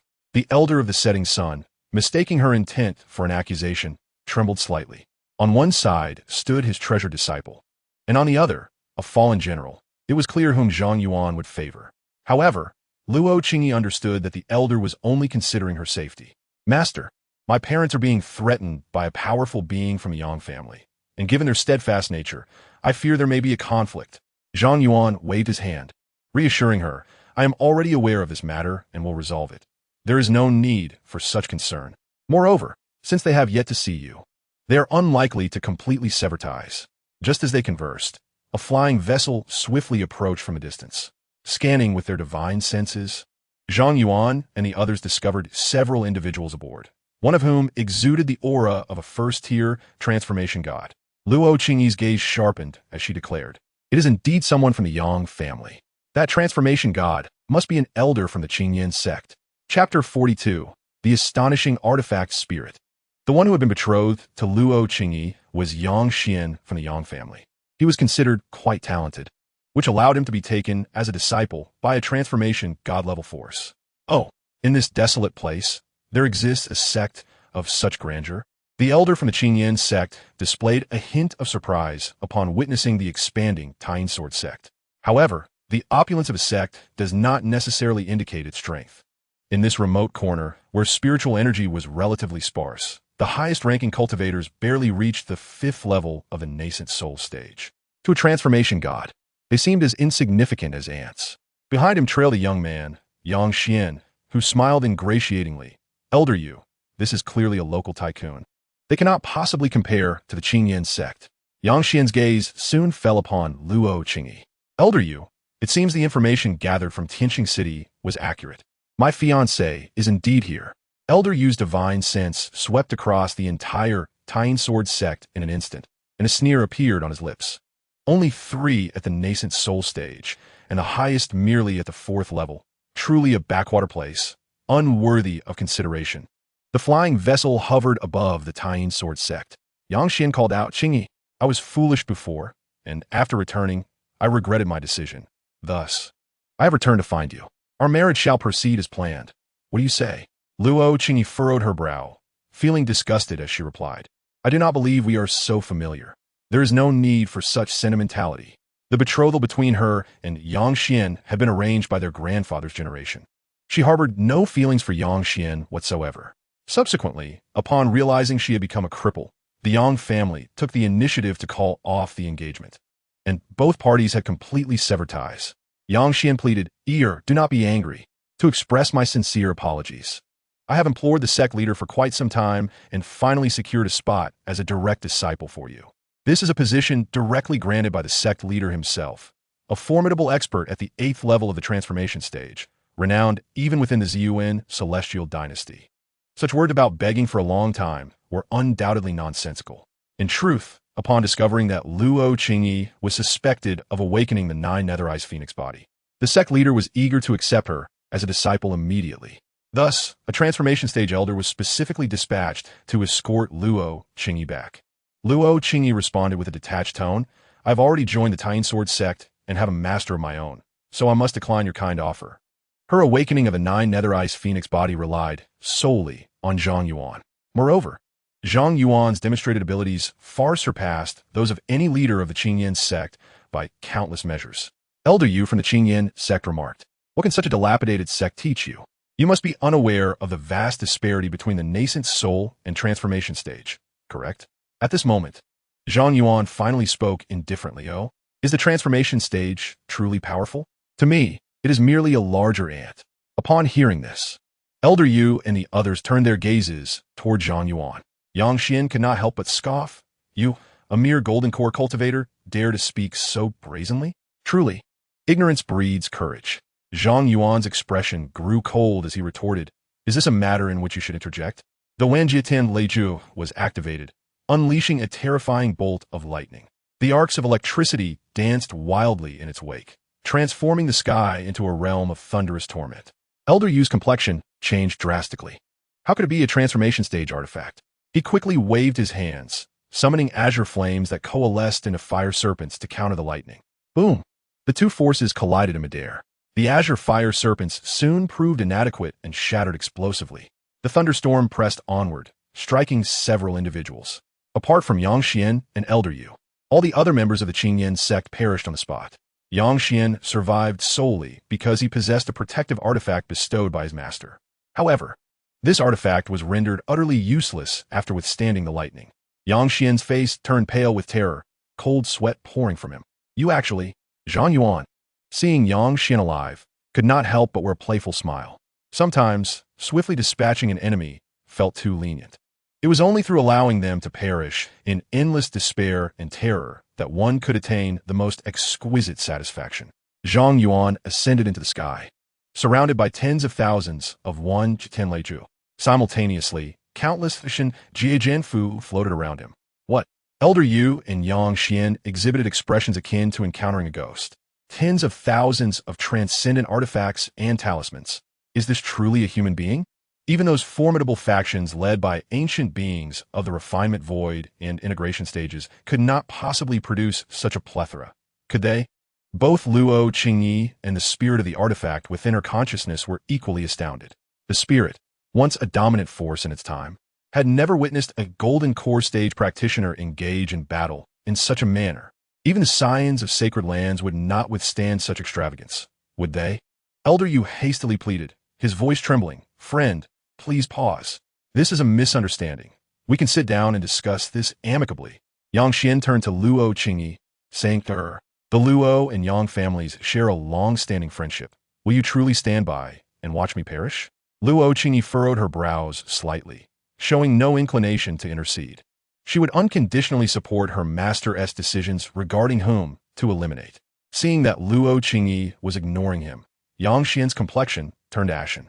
"Luo Qingyi, you heartless woman, I shall haunt you even in death." Zhang Yuan interrupted him coldly. "Breathe deeply. Despair is a natural reaction." He summoned all the thunder pearls of eternal tribulation, unleashing a terrifying storm of lightning. The sky above the Taiyin sword sect was instantly ensnared in a web of electricity, plunging into darkness as if a calamity had descended. The members of the Taiyin sword sect had never before witnessed such a fearsome spectacle. To them, Zhang Yuan appeared as a deity. The spirit within Luo Qingyi's consciousness trembled in disbelief. The sheer amount of spiritual energy expended to simultaneously activate so many transcendent artifacts was unimaginable. Even a powerful being of the transformation stage would likely be drained instantly. Yet, here was Zhang Yuan, a mere golden core practitioner, showing no signs of depletion. The vastness of his spiritual energy rivaled that of the refinement void stage. Under the illumination of the lightning, Elder Yu and Yang Xian's gazes were filled solely with despair and terror. How could such a harbinger of death emerge in this desolate place? Boom! The thunderous roar of myriad bolts of lightning erupted, completely engulfing them. In an instant, their bodies were reduced to blood mist. Elder Yu's primordial spirit fled in a frenzy towards the distance, yet thousands of spirit-slaying swords had already locked onto him. Swish, swish, swish. In the void, countless sword shadows flickered. Elder Yu's primordial spirit had barely escaped 100 miles when it was utterly obliterated by the return of the myriad swords. Chapter 43, Eagle Child. Open the door. The members of the Taiyin sword sect were left with nothing but awe in their hearts. A formidable practitioner of the transformation stage, whom they had only previously gazed up at in reverence, was now being dispatched as easily as chopping vegetables in Zhang Yuan's hands. Did this not signify that the Taiyin sword sect had ascended to the ranks of a transformation-level power? Moreover, one of the strongest among them. Luo Qingyi gazed at her master with growing admiration and reverence. The spirit within her mind remarked, "Your master is truly remarkable." Luo Qingyi responded with a hint of pride. Indeed, Zhang Yuan rubbed his temples. Despite possessing boundless spiritual power, managing so many magical artifacts and talismans simultaneously was proving to be a challenge for his current consciousness. In truth, he did not need to summon so many. Firing off several thousand talismans in quick succession would suffice. He returned to the Taiyin sword sect and said to Luo Qingyi, "All right, those bothersome adversaries have been temporarily dealt with." Luo Qingyi replied, "Thank you, master." After a moment of contemplation, Zhang Yuan addressed Qing Muzi and the elder of the setting sun, saying, "I have always believed in rooting out threats entirely. You too." Take some men and pay a visit to the Yang family and that Qingyan sect. Eliminate them completely. Upon hearing this, Qing Muzi and the elder of the setting sun exchanged bewildered glances and pointed at themselves. Us? To annihilate the Qingyan sect, which has a transformation stage powerhouse. Isn't that akin to courting death? Zhang Yuan scolded them. Look at your lack of ambition. Take this. He then tossed them several storage rings filled with bundles of talismans, magical artifacts, and a protective, 9-colored, illusory heart lotus. With such an arsenal at their disposal, even without infinite energy, they could defeat a transformation stage elder. Qing Muzi and the elder of the setting sun's eyes widened in astonishment, and soon their hands trembled with excitement. Rest assured, Sect Master, we will certainly accomplish this task. Once we set out, we will ensure it is done beautifully. With such formidable firepower, if they failed to conquer the Qingyan sect and the Yang family, they would not deserve to return alive. Their loyalty was at an unprecedented deep blue. If there were a loyalty metric, it would surely be above 95. Zhang Yuan felt quite reassured by their enthusiasm. Qing Muzi and the elder of the setting sun gathered 10 golden core elders to assist them, primarily for the purpose of looting the treasure vaults. Elder Situ and Elder Nangong, of course, would not miss such an opportunity and immediately signed up. The 12 of them set forth boldly aboard the transformed vessel, a creation of Zhang Yuan, and departed with great confidence. In Tianfeng City, at the Yang family residence, a cry of alarm rang out. It's bad. It's terrible. The young master's life token has shattered. Upon hearing this, Yang Ying, the head of the Yang family, instantly paled. What? He then erupted in fury, his eyes ablaze with murderous intent. Who did this? How dare they kill my son? Yang Xuan, I will have them skinned alive. But as his words hung in the air, a realization struck him, and his heart sank. His son was under the protection of a transformation stage elder. How could he have suddenly died? To bypass a transformation stage and kill his son would likely require another transformation stage powerhouse. But how could that be? The strongest within 100,000 miles was merely at the 5th level of the nascent soul stage. Yang Ying was consumed by a mix of shock and rage. Utterly bewildered, just as he was about to dispatch someone to investigate, a powerful voice echoed above the Yang family estate. Yangzi, open the door. Father. Yang Ying narrowed his eyes and extended his consciousness outward. Upon seeing 2 nascent soul cultivators and 10 golden core elders, his expression softened slightly. The Yang family also possessed 2 nascent soul powerhouses. Even if the other party seeks trouble, they must weigh their actions carefully. Yang Ying's silhouette flickered and appeared in midair. He surveyed Qing Muzi and the others, and spoke coolly. Who are you all? Why do you raise such a clamor above my Yang family? Qing Muzi confirmed. Your son is named Yang Xian, correct? Yang Ying's expression turned stern as he replied. Indeed, Yang Xian is my son. What prompts your inquiry? Could it be that his demise is connected to you? Qing Muzi chuckled. As long as he is not mistaken, let us proceed. The group simultaneously summoned a 9-colored illusory heart lotus, ensuring their safety. Particularly Elder Situ, who had previously been caught off guard due to inadequate protective measures, resulting in his own talisman exploding. Upon witnessing their actions, Yang Ying's heart sank, although he could not discern the nature of the lotus. Its aura suggested it was far from ordinary. Soon, he beheld a sight that made his pupils constrict. Qing Muzi retrieved a thick stack of spirit sword talisman. A chilling wave of spiritual energy surged forth from it. The old ancestor of the setting sun could not help but exclaim, You old rascal are quite wasteful. The Yang family has only 2 nascent souls. A fire phoenix talisman would suffice. Qing Muzi reflected on this and returned the spirit sword talismans, instead producing a substantial stack of fire phoenix talismans. Yang Ying recognized these talismans. He had never seen so many in his lifetime.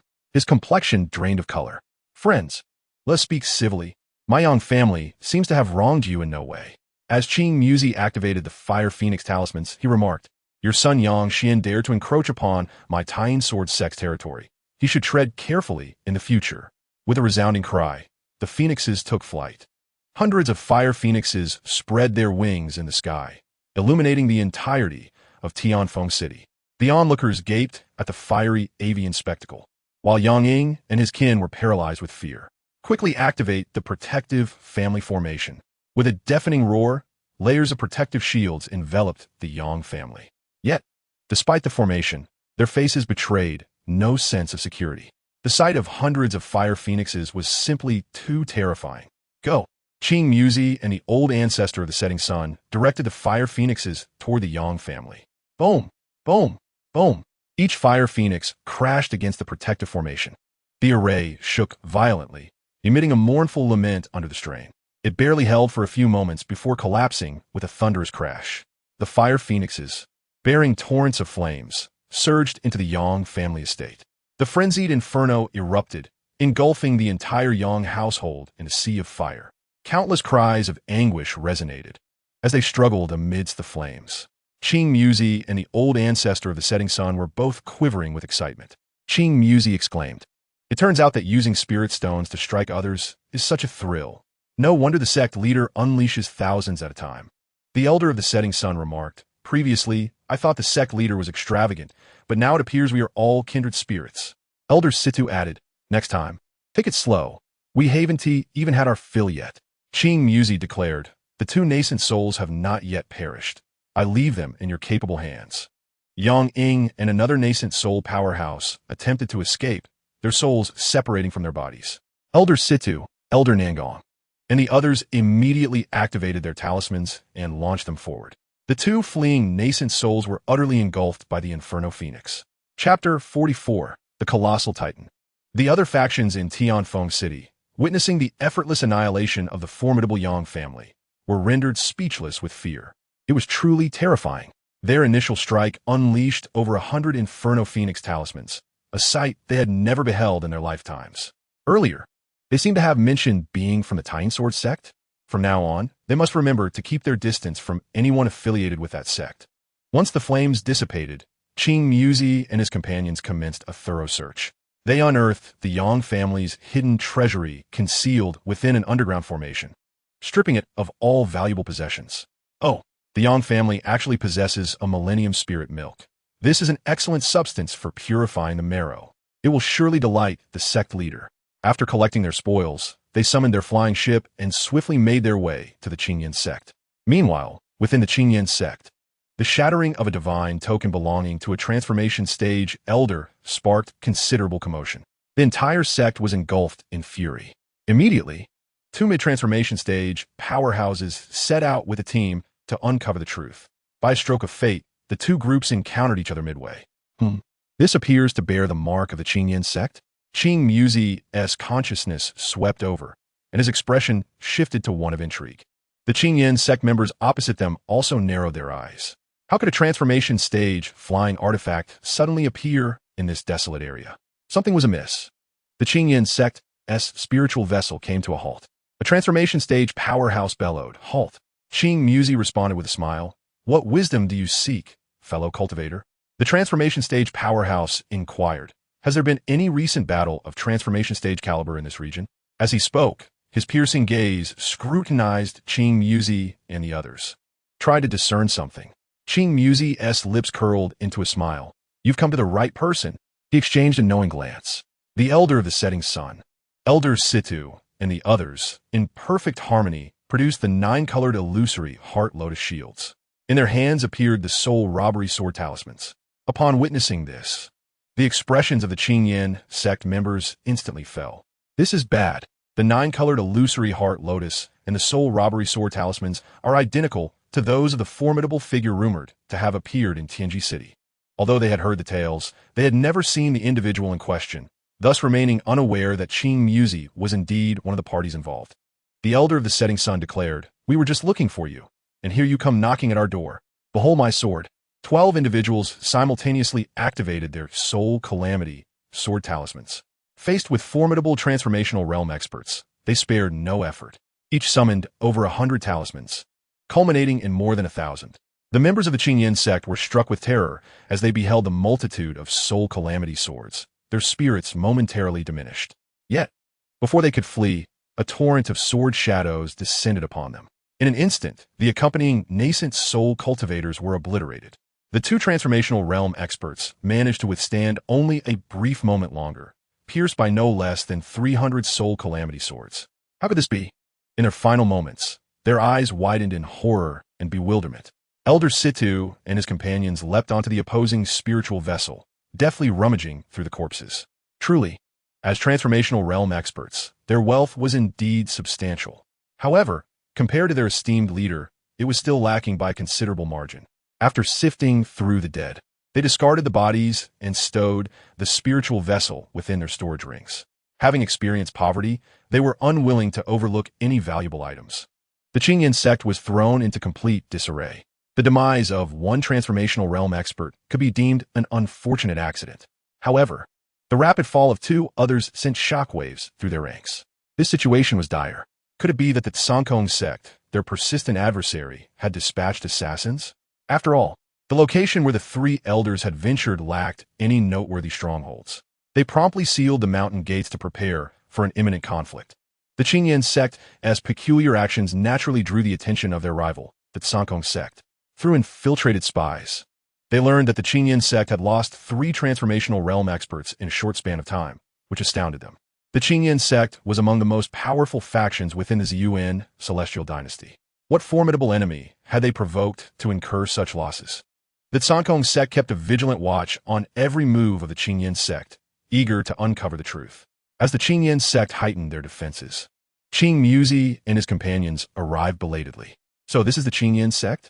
Quite impressive. They had already fortified themselves with layers of protection using the 9-colored illusory heart lotus, leaving no opportunity for ambush. Yinzi, open the door. Father. The voice of the sunset ancestor resonated throughout the Qingyan sect. Upon sensing the presence of merely 2 nascent soul cultivators, the sect's experts were taken aback. When had the insignificant nascent soul dared to act so brazenly within the Qingyan sect? Yet, upon seeing the thick protective barrier surrounding Qing Muzi and his companions, their hearts momentarily faltered. It was indeed the 9-colored illusory heart lotus. What connection did they have to the rumored powerful figure? The keen gaze of the Tsangkong sect spies, fixated on the Qingyan sect, shifted with a tumult of expressions. Had the Qingyan sect perhaps incurred the ire of that enigmatic powerhouse? The master of Qingyan, accompanied by a multitude of formidable figures, materialized in the skies above. Fellow cultivators, might I inquire if we have unwittingly offended you in some manner? Qing Muzi replied with a serene demeanor. Your Qingyan sect has dispatched elders to poach from my Sword sect, and you dare question what grievance you have caused? A chill ran through the hearts of the Qingyan sect members. Could it truly be that their discovery of the 9 nether ice phoenix body was linked to that fearsome harbinger of death? The master of Qingyan hastily interjected. Surely there has been some misunderstanding. Allow me the opportunity to clarify. The ancestor of the setting sun coldly retorted. Spare us your explanations. Let your talisman speak for you. In unison, the 12 warriors drew forth an array of tremor talismans. Powerful offensive talismans seized by Zhang Yuan after vanquishing those of the transformation god realm. Specifically designed to breach protective formations with astounding efficacy. With a resounding clamor, Qing Muzi and his companions activated hundreds of tremor talismans each, manifesting colossal energy giants within the void, each towering thousands of zhang. Their fists, comparable to small mountains, were raised high and brought down with ferocity upon the protective formation of the Qingyan sect. Panic ensued among the members of the Qingyan sect, for they beheld the spectral forms of over 1,000 tremor giants. Should they all descend upon them, their protective formation would surely shatter. Quickly, everyone, defend the formation's core and channel energy into it. At once, the elite members of the Qingyan sect soared toward the core, pouring their energies into the formation with fervor. Chapter 45. The Sword sect's renown. Boom, boom, boom. The fists of the tremor giants struck the formation's barrier with a thunderous force. A terrifying wave of power surged outward, inciting a series of catastrophic tempests. The entire formation trembled violently on the brink of collapse. The master of Qingyan bellowed, "Hold firm." The ranks of warriors were met with a backlash, blood trickling from the corners of their mouths. As cracks began to surface upon the formation, the resolute warriors gritted their teeth and chose to burn their lifeblood, acutely aware that failure to fight with all their might would lead to certain obliteration. Though the formation swayed perilously under the influx of energy from the warriors, it ultimately held its ground. The quality of the tremor talismans paled in comparison to the more potent Yuan Shun Sword talismans. Yet, as a premier force within the transformation god realm, the strength of the Qingyan sect's protective formation surpassed that of ordinary factions. Relief washed over the members of Qingyan as they emerged from the brink of disaster. Qing Muzi, slightly taken aback, remarked, "Impressive resilience. Brothers, let's continue the assault." One by one, the tremor talismans were drawn from their rings once more. Witnessing this, the eyes of the Qing Yin sect members widened in disbelief and despair. The assault they had desperately held at bay was merely the onset of their adversaries' relentless onslaught. The heavens themselves seemed intent on annihilating the Qing Yin sect. This time, Qing Muzi and his companions each produced hundreds of earth-shattering talismans. With 12 individuals combined, that amounted to thousands. As these towering giants, each several thousand zhang tall, loomed in the void, the oppressive aura sent shivers down the spines of the onlookers from the Tsongkong sect. What manner of terrifying power did the Tying Sword sect possess? With the winds of their fists howling, all the earth-shattering giants raised their fists high, bringing them down with tremendous force. The grand formation shattered with a thunderous explosion. All members of the Qing Yin sect were struck by a backlash, spewing blood and plummeting down. Boom, boom, boom. The fists of the earth-shattering giants struck the ground, creating immense craters and fissures that spread like a spider's web in all directions. The violent force stirred up countless clouds of dust and debris, causing tremors that resonated for miles. Countless members of the Qing Yin sect were reduced to mere fragments beneath the onslaught of those fists. Some, merely grazed by the winds generated, met with broken bones and severed tendons. The leader of the Qing Yin sect, witnessing the rapid devastation of his sect, felt his vision narrow with rage. Tying Sword sect, I shall not rest until we are at odds. The elder of the setting sun scoffed. Do you truly believe you still have that opportunity? With a swift motion, they unleashed a barrage of mind-destruction sword talismans.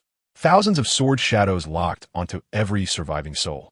The leader of the Qing Yin sect, doused in cold water, felt his fury transform into dread. In his lengthy life, he had never encountered such a brutal use of talismans for obliteration.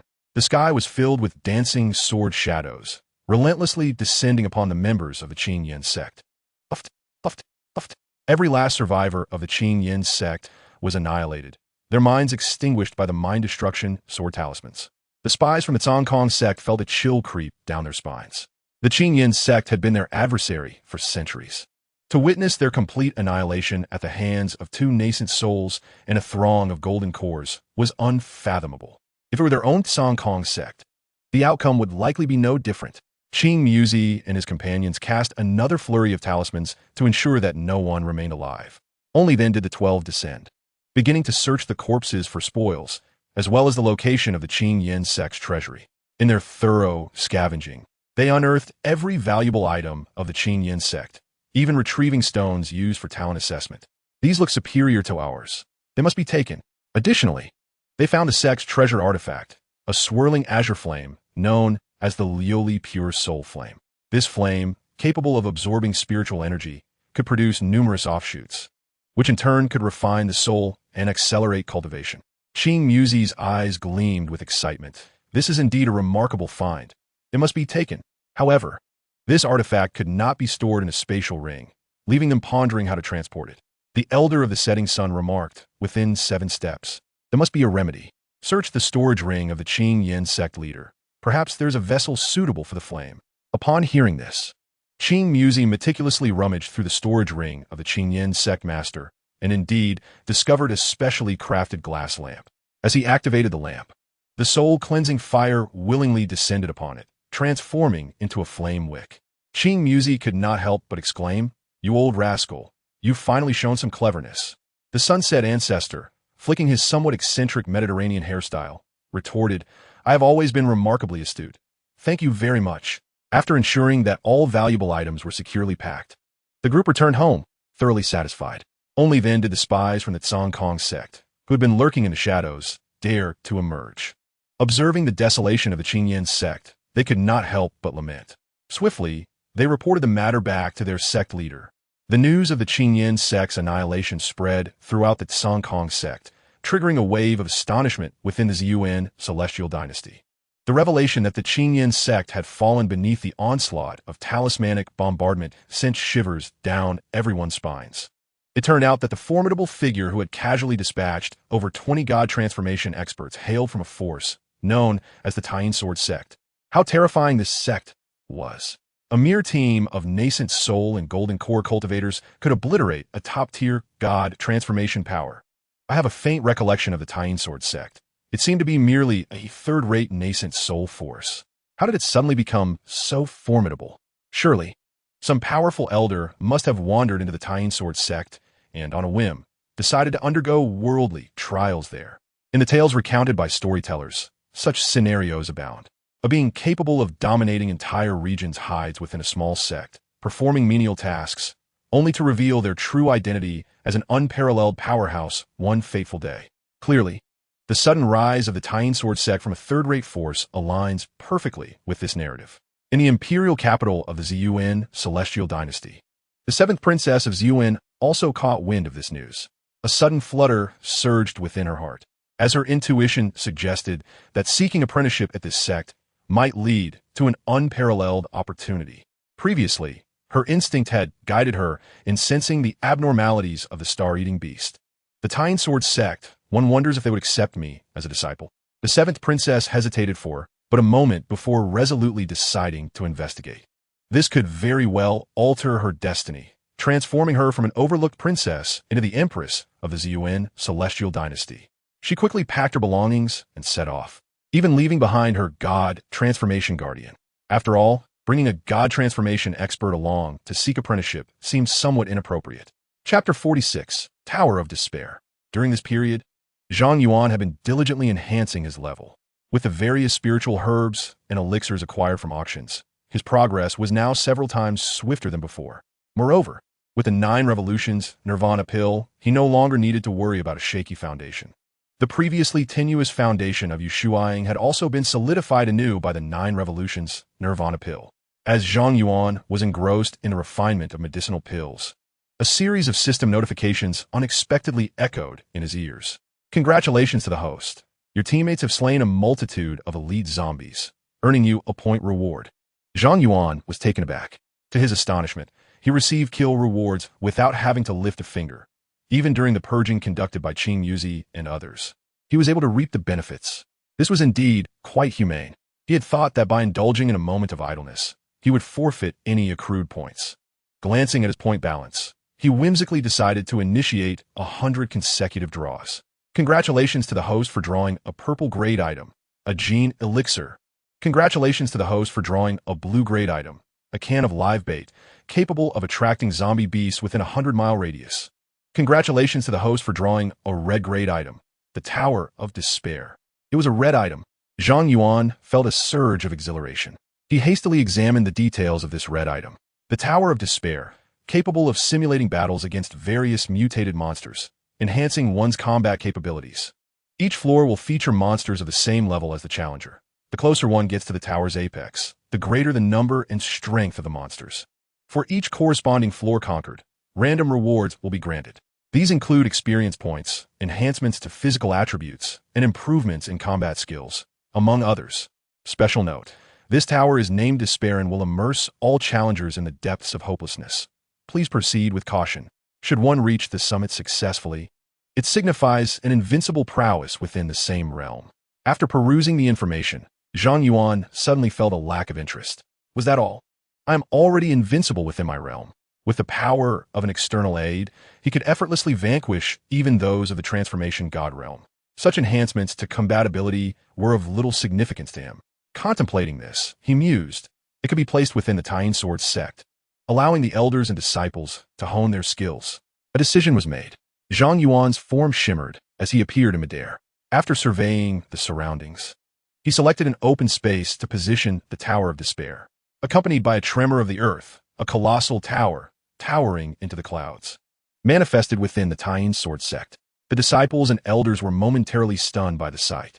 How could such a magnificent edifice, rising over 10,000 zhang, appear so suddenly? However, upon catching sight of Zhang Yuan, they found it rather unsurprising. Given the extraordinary occurrences surrounding this deputy sect master, nothing seemed out of the ordinary. After placing the Tower of Despair, Zhang Yuan addressed the gathered disciples and elders. This is the Tower of Despair, capable of conducting simulated battles.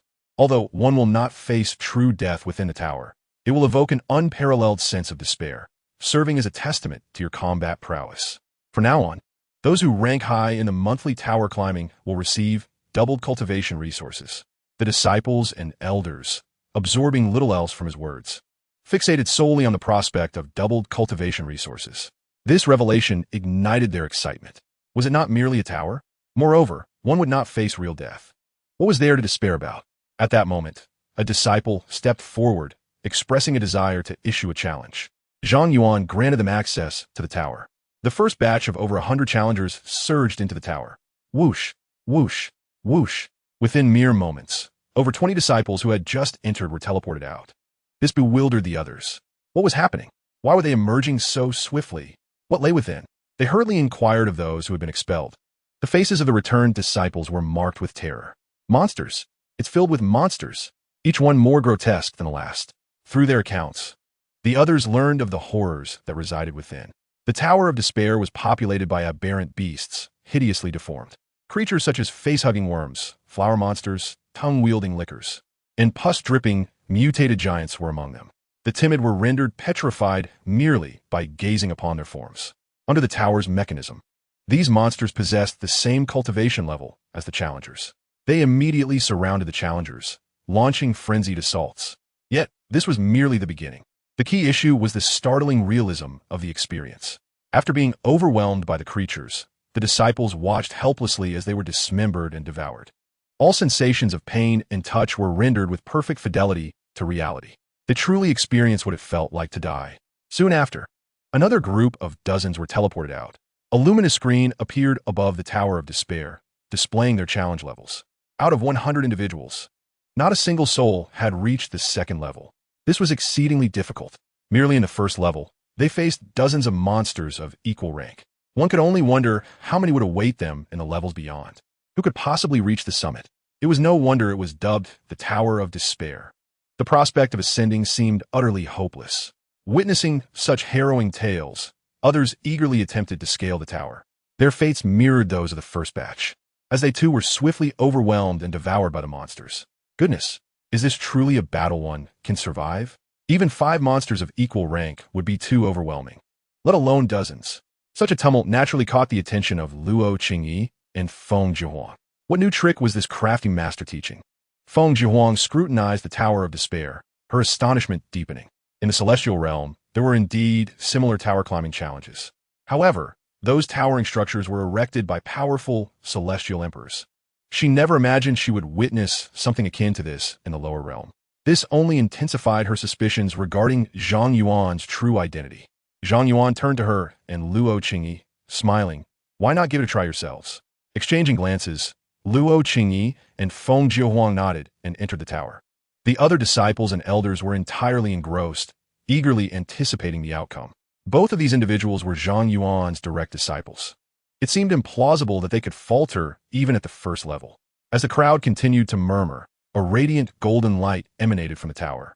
To everyone's astonishment, Feng Jihuang's name appeared on the second level. Shock rippled through the assembly. How could she achieve this so swiftly?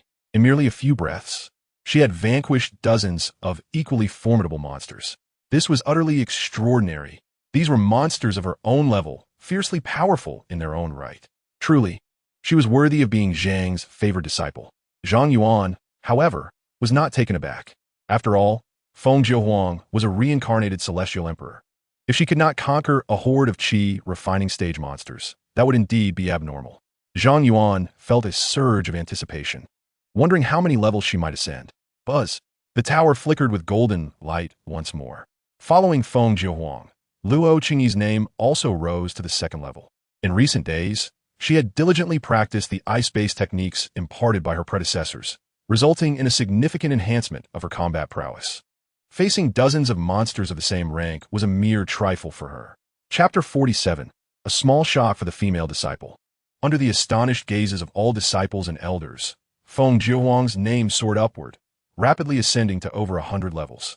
Although Luo Qingyi's pace did not match hers, she steadily climbed to over 60 levels. Each level presented dozens of monsters of equal strength. One could hardly fathom how many adversaries she had faced across those 100 levels.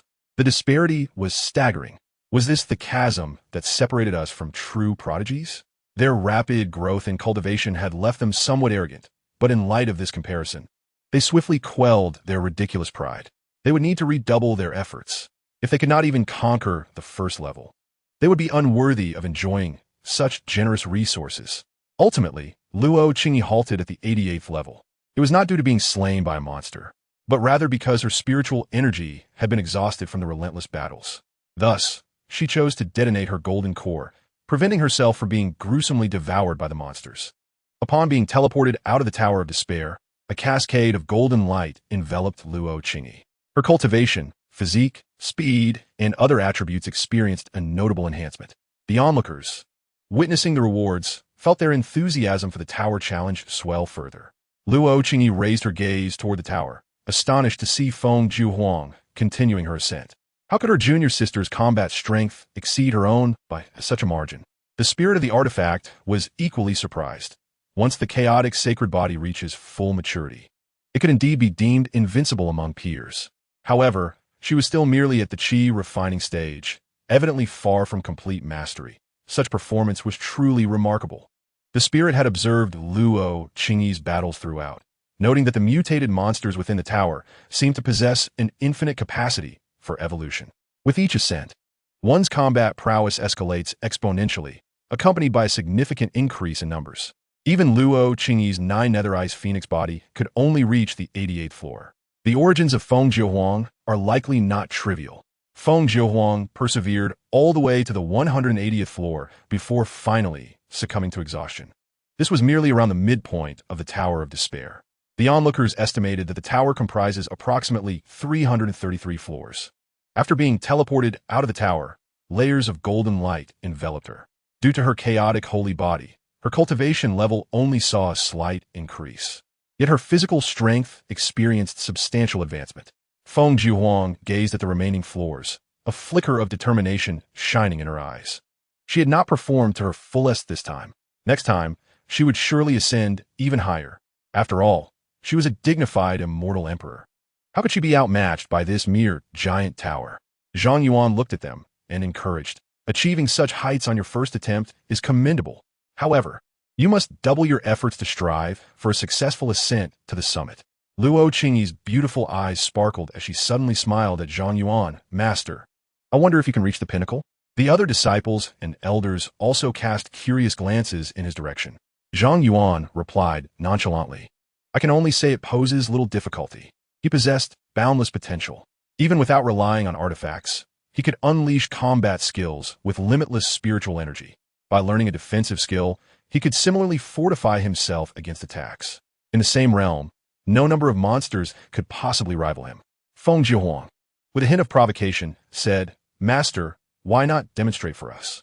It would help us determine if the Tower of Despair can truly be conquered. The formidable combat power Zhang Yuan had previously exhibited was achieved through the aid of artifacts. However, within the Tower of Despair, the use of artifacts was restricted.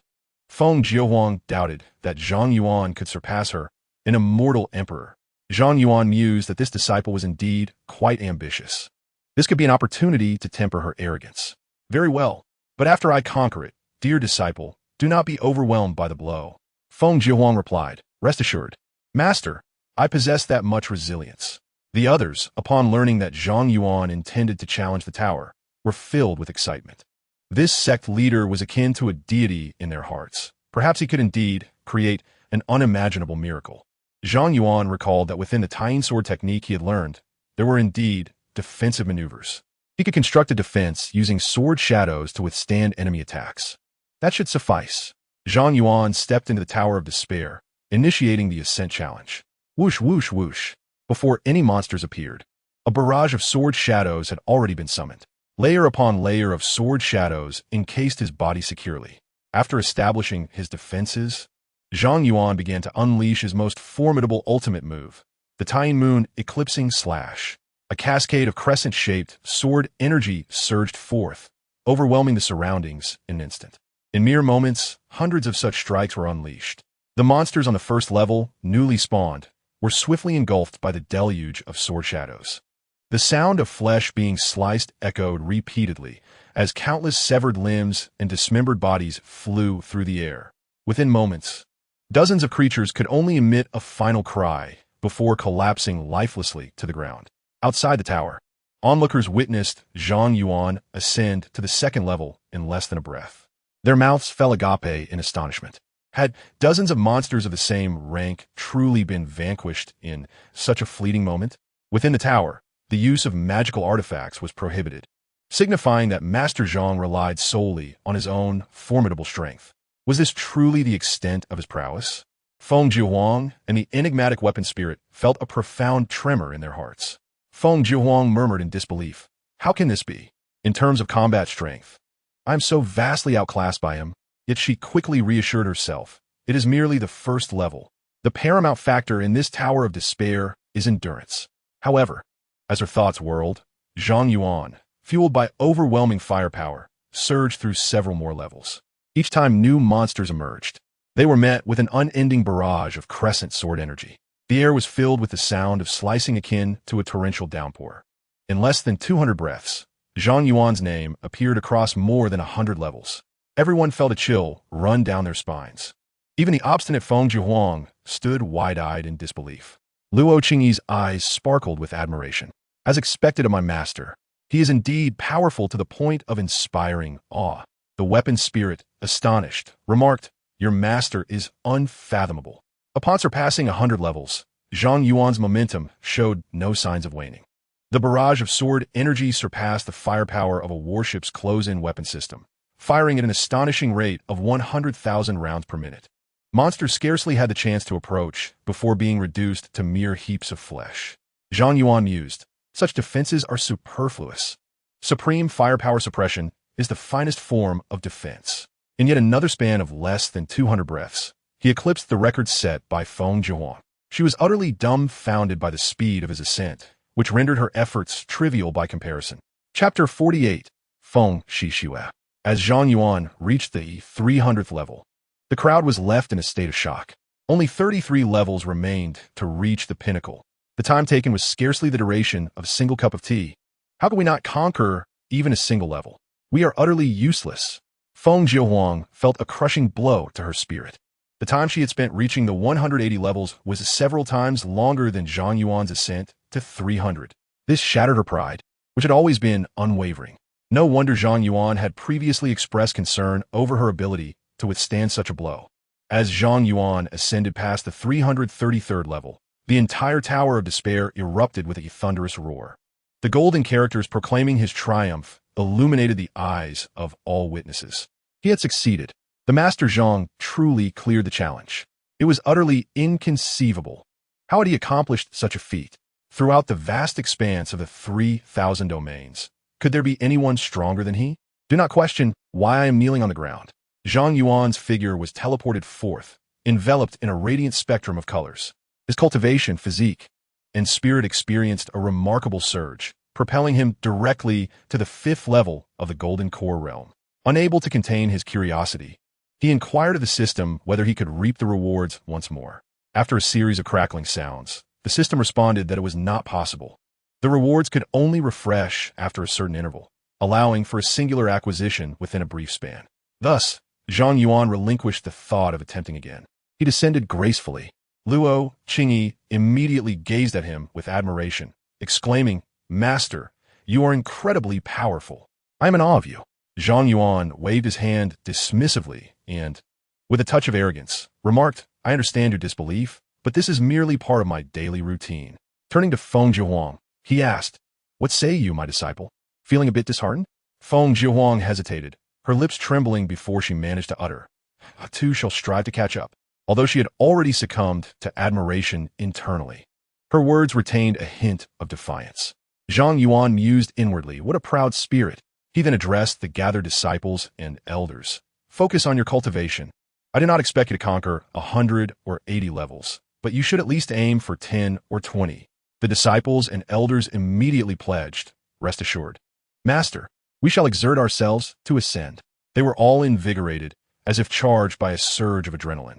This phenomenon exemplified the catalyst effect, the presence of a strong competitor igniting a sense of urgency among the weaker.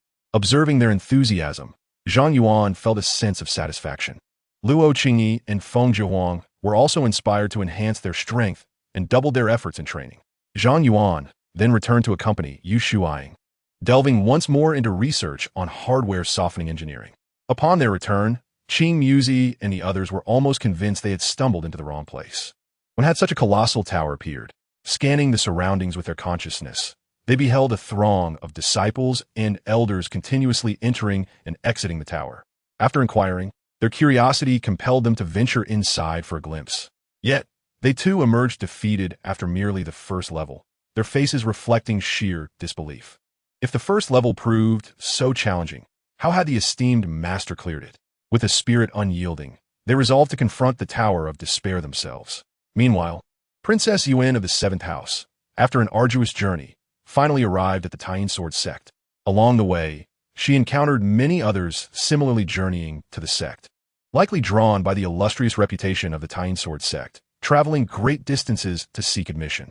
Princess Yuan gazed upon the imposing sect before her, astonishment flickering in her eyes. The disparity between this and the other sects she had encountered along her journey was striking, akin to a palace suddenly emerging amidst a cluster of thatched cottages. Particularly striking was the towering spire that pierced the heavens, clearly not an ordinary structure. Yet, recalling Zhang Yuan's extravagant expenditure of 1 billion gold coins, she found the spectacle less remarkable. Following the entrance protocol, Princess Yuan ascended the over 900 steps, arriving at the square designated for talent assessment. This area was teeming with a multitude of individuals eager to partake in the entrance examination, each exuding a robust aura that hinted at their formidable nature. Zhang Yuan, too, sensed the surge in entrance, many of whom were marked in bold red on the map. Had undercover agents infiltrated right under my nose? Clearly, these individuals were present to serve as spies, gathering intelligence. Such a situation was intolerable for Zhang Yuan.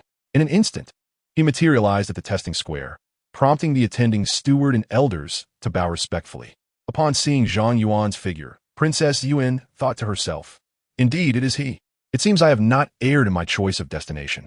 Zhang Yuan's gaze swept across the crowd, and upon spotting Princess Yuan, he momentarily faltered. Name: Feng Shishue. Level: Pinnacle of Golden Core. Special physique: Innate Dao Embryo. Identity: Princess Yuan of the Ziyuan Celestial Dynasty, determined to become a female emperor of her generation. Vulnerability: None.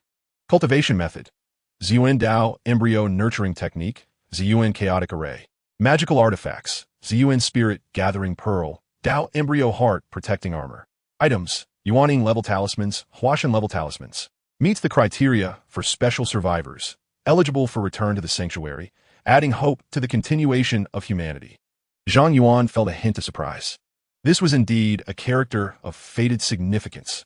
Princess Ziyuan, wasn't she the one from the recent auction? Zhang Yuan noted that her icon was a pale blue, confirming her potential for recruitment. He set her aside momentarily and began to point through the crowd with deliberate precision. You stepped forward. In a matter of moments, he had singled out over 100 individuals from the throng. Those identified appeared momentarily disoriented, while the others wore expressions of confusion. Contemplating, could it be that these individuals possess extraordinary talents, thus being specially summoned? However, they quickly realized their assumptions were misguided. Zhang Yuan's cold voice rang out. Who sent you? What is your purpose? The more than 100 individuals singled out felt a jolt of apprehension. One managed to force a smile and replied, "We are here sincerely to seek guidance. What does the sect master mean by this?" Zhang Yuan cast a glance at the speaker and stated, "Changsun Qinglai, from the Yunyan sect, possesses a heavenly water spirit body." The expression of the individual who spoke changed instantaneously. Zhang Yuan's series of revelations were astonishingly precise. He then turned his gaze to another individual, Yi Shao of the Tiansu sect. In the blink of an eye, he rattled off a multitude of names and backgrounds. "Before me, you have no place to hide." The hearts of the undercover agents sank to the depths of despair. The Tying Sword sect possessed such formidable prowess, managing to uncover their identities in advance. Chapter 49. My Eyes Are Measure. The seventh princess of the Purple Abyss, Feng Shishue, felt an immediate trepidation. Since Zhang Yuan was aware of other secrets, he would surely know hers as well. If she were suspected of harboring ulterior motives, escaping the Tying Sword sect would be nearly impossible. As Feng Shishue pondered her thoughts, those named began to protest. Changsun Qinglai asserted, "Sect Master, please see clearly. Although I hail from the Yunyan sect, I have faced unjust treatment within, and my heart has long harbored thoughts of departure. I genuinely seek to ally with you. Yishao of the Tian Su sect added. I also offended someone in the Tian Su sect, and upon hearing of the Taiyin Sword sect's renown, I have come seeking refuge. Each of them spoke with heartfelt sincerity. Yet, the crimson mark above them had already betrayed their true nature. Zhang Yuan grew weary of their justifications. Enough of this pretense. Let my sword energy speak for itself. He drew the Taiyin Moonwheel sword and unleashed a dazzling array of sword energy upon the more than 100 individuals. Changsun Qinglai and the others were filled with astonishment and fury, utterly unprepared for Zhang Yuan's refusal to listen to even a single explanation. With a resounding series of strikes, even those of the nascent soul stage could not withstand the sword energy, and thus, these peak golden core practitioners were swiftly reduced to fragments. The other aspiring disciples trembled in fear. Was this sect master truly a capricious demon? Zhang Yuan surveyed the remaining individuals and remarked coolly, "Many among you also hail from other factions. However, considering your lack of malice, I shall grant you a path to safety. I present you with two choices: depart immediately, or accompany these individuals in their demise." He paused for effect before adding, "Do not entertain thoughts of cunning before me. My eyes are a measure." Among the aspiring disciples, many wore expressions of hesitation. Some tentatively inquired, "Sect Master Zhang, can you truly allow us to depart unscathed?" Zhang Yuan cast a glance at one of them and replied, "Meng Zhong of the Xinxia sect, if you leave now, I shall hold no grudges." Upon realizing that his identity had indeed been uncovered, Meng Zhong felt a chill run down his spine. The intelligence capabilities of the Taiyin Sword sect were truly astonishing. Fortunately, the Xinxia sect bore no ill intentions this time, merely seeking to assess the situation. Meng Zhong clasped his hands and bowed, saying, "Then I shall take my leave," witnessing him depart without obstruction. The others felt a wave of relief wash over them. Many more then chose to leave voluntarily. In the blink of an eye, nearly half of those seeking to become disciples had departed. Zhang Yuan turned his gaze toward those who remained and named several individuals. "You among them, do you presume I cannot discern your true identities?" Those called upon hurriedly spoke up. "I, Wang, was wronged in my former sect, and thus found myself here, with no other recourse. I inadvertently offended the sect's young master, and am now being pursued, with nowhere else to turn. I was coerced by an elder to become his concubine, and could only escape." They each articulated their grievances, their narratives strikingly reminiscent of those of Long Sun Qinglai and his associates. The others anticipated that Zhang Yuan would dismiss them with a weary remark, yet to their astonishment, he nodded and replied, "It appears you have not lied. You may stay." This revelation left the remaining aspirants utterly bewildered. Was he truly capable of discerning truth from deception with such ease? Had he thoroughly investigated these matters in advance? Zhang Yuan then shifted his focus to Feng Shixue, his gaze piercing. "And you, as the 7th princess of the Ziyuan celestial dynasty, do you aspire to join my Taiyin Sword sect?" The room fell silent. The others stunned by the revelation that this masked woman in green hailed from the Ziyuan celestial dynasty. Feng Shixue silently lamented her inability to conceal her identity. She bowed respectfully and stated, "I genuinely seek knowledge, harboring no ill intentions. I hope that Sect Master Zhang will grant my request." Zhang Yuan remained silent, his steady gaze fixed upon her. A sense of foreboding settled heavily upon Feng Shixue. Given the Taiyin Sword sect's demonstrated prowess, the Ziyuan celestial dynasty would likely be easily vanquished in Zhang Yuan's eyes. Her status as a princess offered no real protection. Just as her heart wavered, Zhang Yuan finally spoke. "Whom do you wish to serve as your master?" Summoning her courage, Feng Shixue replied, "If Sect Master Zhang does not mind, I wish to become your disciple." Zhang Yuan's lips curled into a slight smile. "You possess discerning taste. Very well, you may initially join my sect as an honorary disciple." She was akin to Luo Qingyi and others, blessed with destiny and fortune, fully qualified to become his student. Upon hearing this, Feng Shixue felt a weight lift from her heart. Though merely an honorary disciple, being by Zhang Yuan's side was a delightful surprise. Disciple pays respects to master. The other aspirants regarded her with envy. Being a disciple of the sect master conferred a status far superior to that of ordinary disciples. Zhang Yuan gestured for them to continue testing their talents. Furthermore, after this batch, we shall temporarily cease accepting disciples to prevent unsavory individuals from attempting to infiltrate. The elders and deacons present promptly organized the remaining candidates for further assessments. Feng Shishue, being a special recruit, was exempt from additional evaluations. Just as Zhang Yuan prepared to arrange accommodations for her, dark clouds suddenly gathered in the sky, accompanied by flashes of lightning and rolling thunder. The heavens, spanning tens of thousands of miles, swiftly darkened. What is happening? The crowd, astonished, raised their heads to gaze at the sky. Zhang Yuan furrowed his brow, but remained unfazed. The Tying Sword sect possessed absolute defense. Even in the face of apocalyptic calamities, it remained untouched. Thunder rumbled ominously as a dragon of lightning coiled in the air, producing a deafening roar. Suddenly, dark clouds parted violently to reveal a terrifying giant eye, which slowly emerged. With the appearance of this eye suffocating, dreadful aura descended like an ancient divine mountain, compelling many present to instinctively prostrate in reverence. The giant eye opened languidly, and, at that moment, the world seemed to lose its luster. To everyone's astonishment, they discovered that this eye possessed two pupils, akin to two pools of chaotic divine spring embedded within. This was indeed the legendary dual pupil. Those who bore the dual pupil were destined to embark on a path of invincibility. It was unexpected that within the Tying Sword sect, someone had awakened such a remarkable trait. Zhang Yuan immediately recognized that this phenomenon was linked to his third disciple, Lin Yi, who had regained his new dual pupil. It was not in vain that I expended so much essence from the Tree of Life. At this moment, Lin Yi's figure slowly ascended into the air. His previously hollow eye sockets were now filled with a pair of eyes shining with divine light. As the light of his gaze flowed, it seemed to reflect a vast sea of stars. The intertwining of black and white energies formed intricate patterns of Tao. His cultivation, once at the Qi refinement stage, began to ascend rapidly, returning to the state he possessed before losing his eyes. Furthermore, upon reaching his former peak, he did not cease. He surged forth until he ascended to the first level of the Golden Core stage, where his explosive growth finally halted. Chapter 50. What I desire is to charge forward. Everyone present was left speechless. To leap from the Qi refinement stage directly into the Golden Core stage. The speed of this enhancement was truly terrifying. The disciples and elders of the Tying Sword sect were even more astonished than the newcomers. They were well aware that Lin Yi had returned as a mere invalid. Yet, in just a short time under Zhang Yuan's tutelage, he had astonishingly regained the unparalleled dual pupil. It dawned on them that Luo Qingyi had also once been rendered a waste, only to transform into an extraordinary prodigy under Zhang Yuan's guidance. Furthermore, the chaos sacred body, Feng Jiuhuang, exhibited an almost invincible prowess against opponents of the same realm.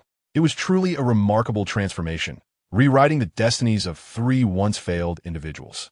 Not only did sect leader Zhang possess unparalleled talent, but his ability to cultivate disciples was also astonishingly extraordinary. If he truly transformed these three wastes into unparalleled powerhouses, he would undoubtedly leave an indelible mark in the annals of the history of the 3,000 domains. Alas, I have not been fortunate enough to be accepted as his disciple. With this thought, many gazes turned towards Feng Shishue. This marks the fourth disciple taken under Zhang Yuan's wing, and perhaps this one too could blossom into an extraordinary talent. Feng Shishue gleaned the general situation from the hushed whispers of those around her, stirring a wave of excitement within her heart. Indeed, her master has made no mistake in his choice. This is undoubtedly a significant opportunity for me. Lin Yi gradually retracted his aura and descended from the air, a broad smile illuminating his face as he looked at Zhang Yuan, joyfully exclaiming, "Master, my eyes have grown back." At that moment, he suddenly knelt before Zhang Yuan, bowing deeply 3 times. "Without you, Master, I would still be a mere shell of a man. This profound kindness cannot be repaid. In this lifetime, I vow to serve you devotedly, entwining my heart with yours until death." Zhang Yuan helped him to his feet, saying, "From now on, focus on your cultivation and strive to become a formidable force that can suppress all realms. That will be your way of repaying me." Lin Yi nodded earnestly, declaring, "I shall remember Master's teachings." Zhang Yuan gestured towards Feng Shishue beside him, saying, "This is your newly appointed junior sister. Take her and arrange her accommodations. It will also be a good opportunity for you both to get acquainted." Lin Yi's astonished gaze fell upon Feng Shishue.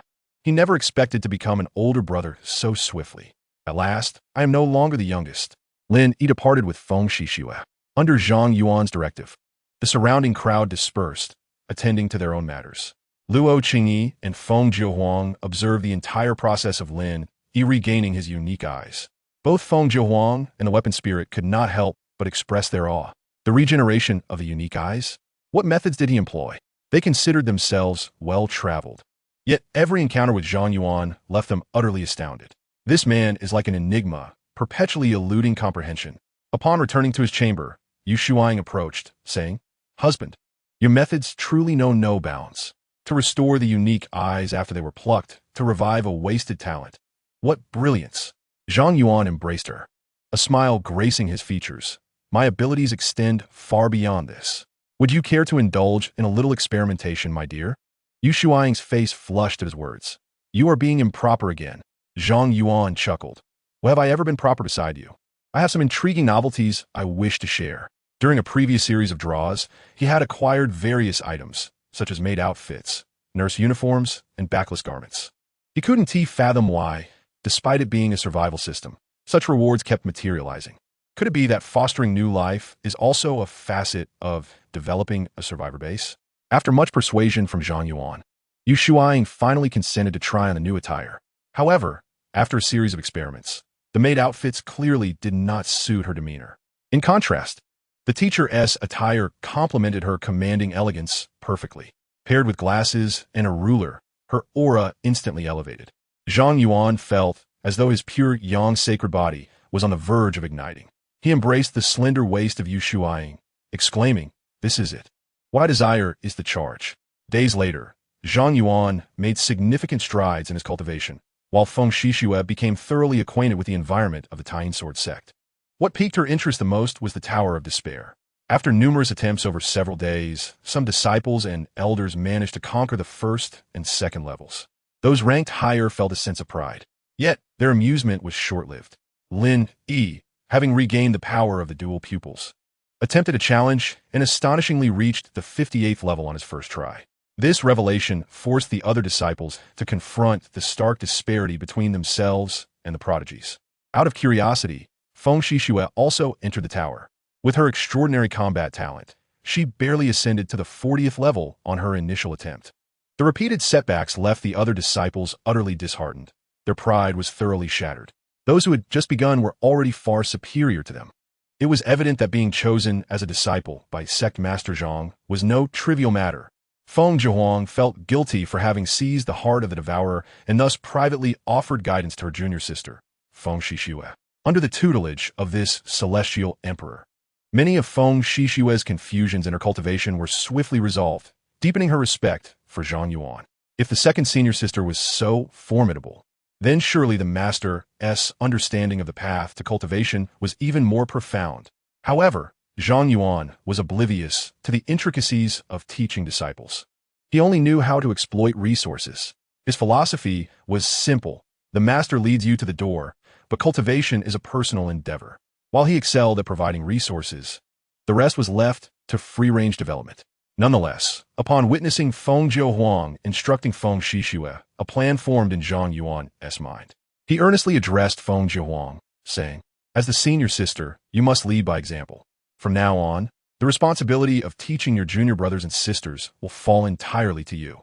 I trust you will not disappoint me." Feng Jiuhuang initially contemplated a polite refusal. However, when Zhang Yuan unleashed a plethora of resources before her, she quickly changed her tune, declaring, "Master, you truly have an eye for talent. Henceforth, I shall take care of junior brother Lin and junior sister Feng. As for Luo Qingyi, she can manage her own spirit guide." Zhang Yuan wore a look of satisfaction, believing he had found a promising disciple. Although Lin, he was a dual pupil user. He had never received a proper education and remained a novice in cultivation. During his previous attempts in the tower, he relied solely on the instinctive combat abilities granted by his dual pupils. With Feng Jiuhuang's meticulous guidance, he would undoubtedly double his progress in ascending the tower. Feng Jiuhuang, however, harbored doubts. Surely, this frugal master had guessed some aspects of her identity. Otherwise, how could he entrust the teaching of two disciples to her? Chapter 51. Even in the void refinement stage, one can kill. In the ensuing period, the Tying Sword sect entered a state of fervent enhancement. With the aid of various elixirs and spiritual herbs, Along with the daily training assistance from Yu Shuang, Zhang Yuan's cultivation soared at an unprecedented pace. In a remarkably brief period, he ascended from the 5th layer of the golden core to the 9th layer. The embryonic form of the nascent soul has begun to take shape. With his assistance, Yu Shuang advanced from the 1st layer of the nascent soul to the 4th layer. As for his disciples, Luo Qingyi achieved the 5th layer of the golden core. Feng Zhihuang successfully established her foundation. Lin Yi reached the 3rd layer of the golden core. And Feng Shixue, under Feng Zhihuang's guidance, transitioned from the pinnacle of the golden core to the nascent soul. As the youngest sister, she surprisingly possessed the highest cultivation level, even surpassing her master, Zhang Yuan. However, Feng Shixue dared not entertain any notions due to her cultivation level for Feng Zhihuang. In her foundational stage, wielded an understanding of the path of cultivation far superior to her own. It is likely that even the elusive old monster of the void refinement would appear as a novice in the presence of this second senior sister.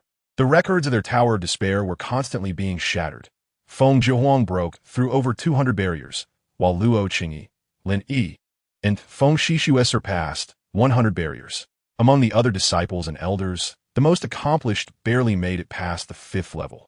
Though it may seem they have become insignificant, those who managed to surpass 4 or 5 levels could still dominate most of their peers with ease.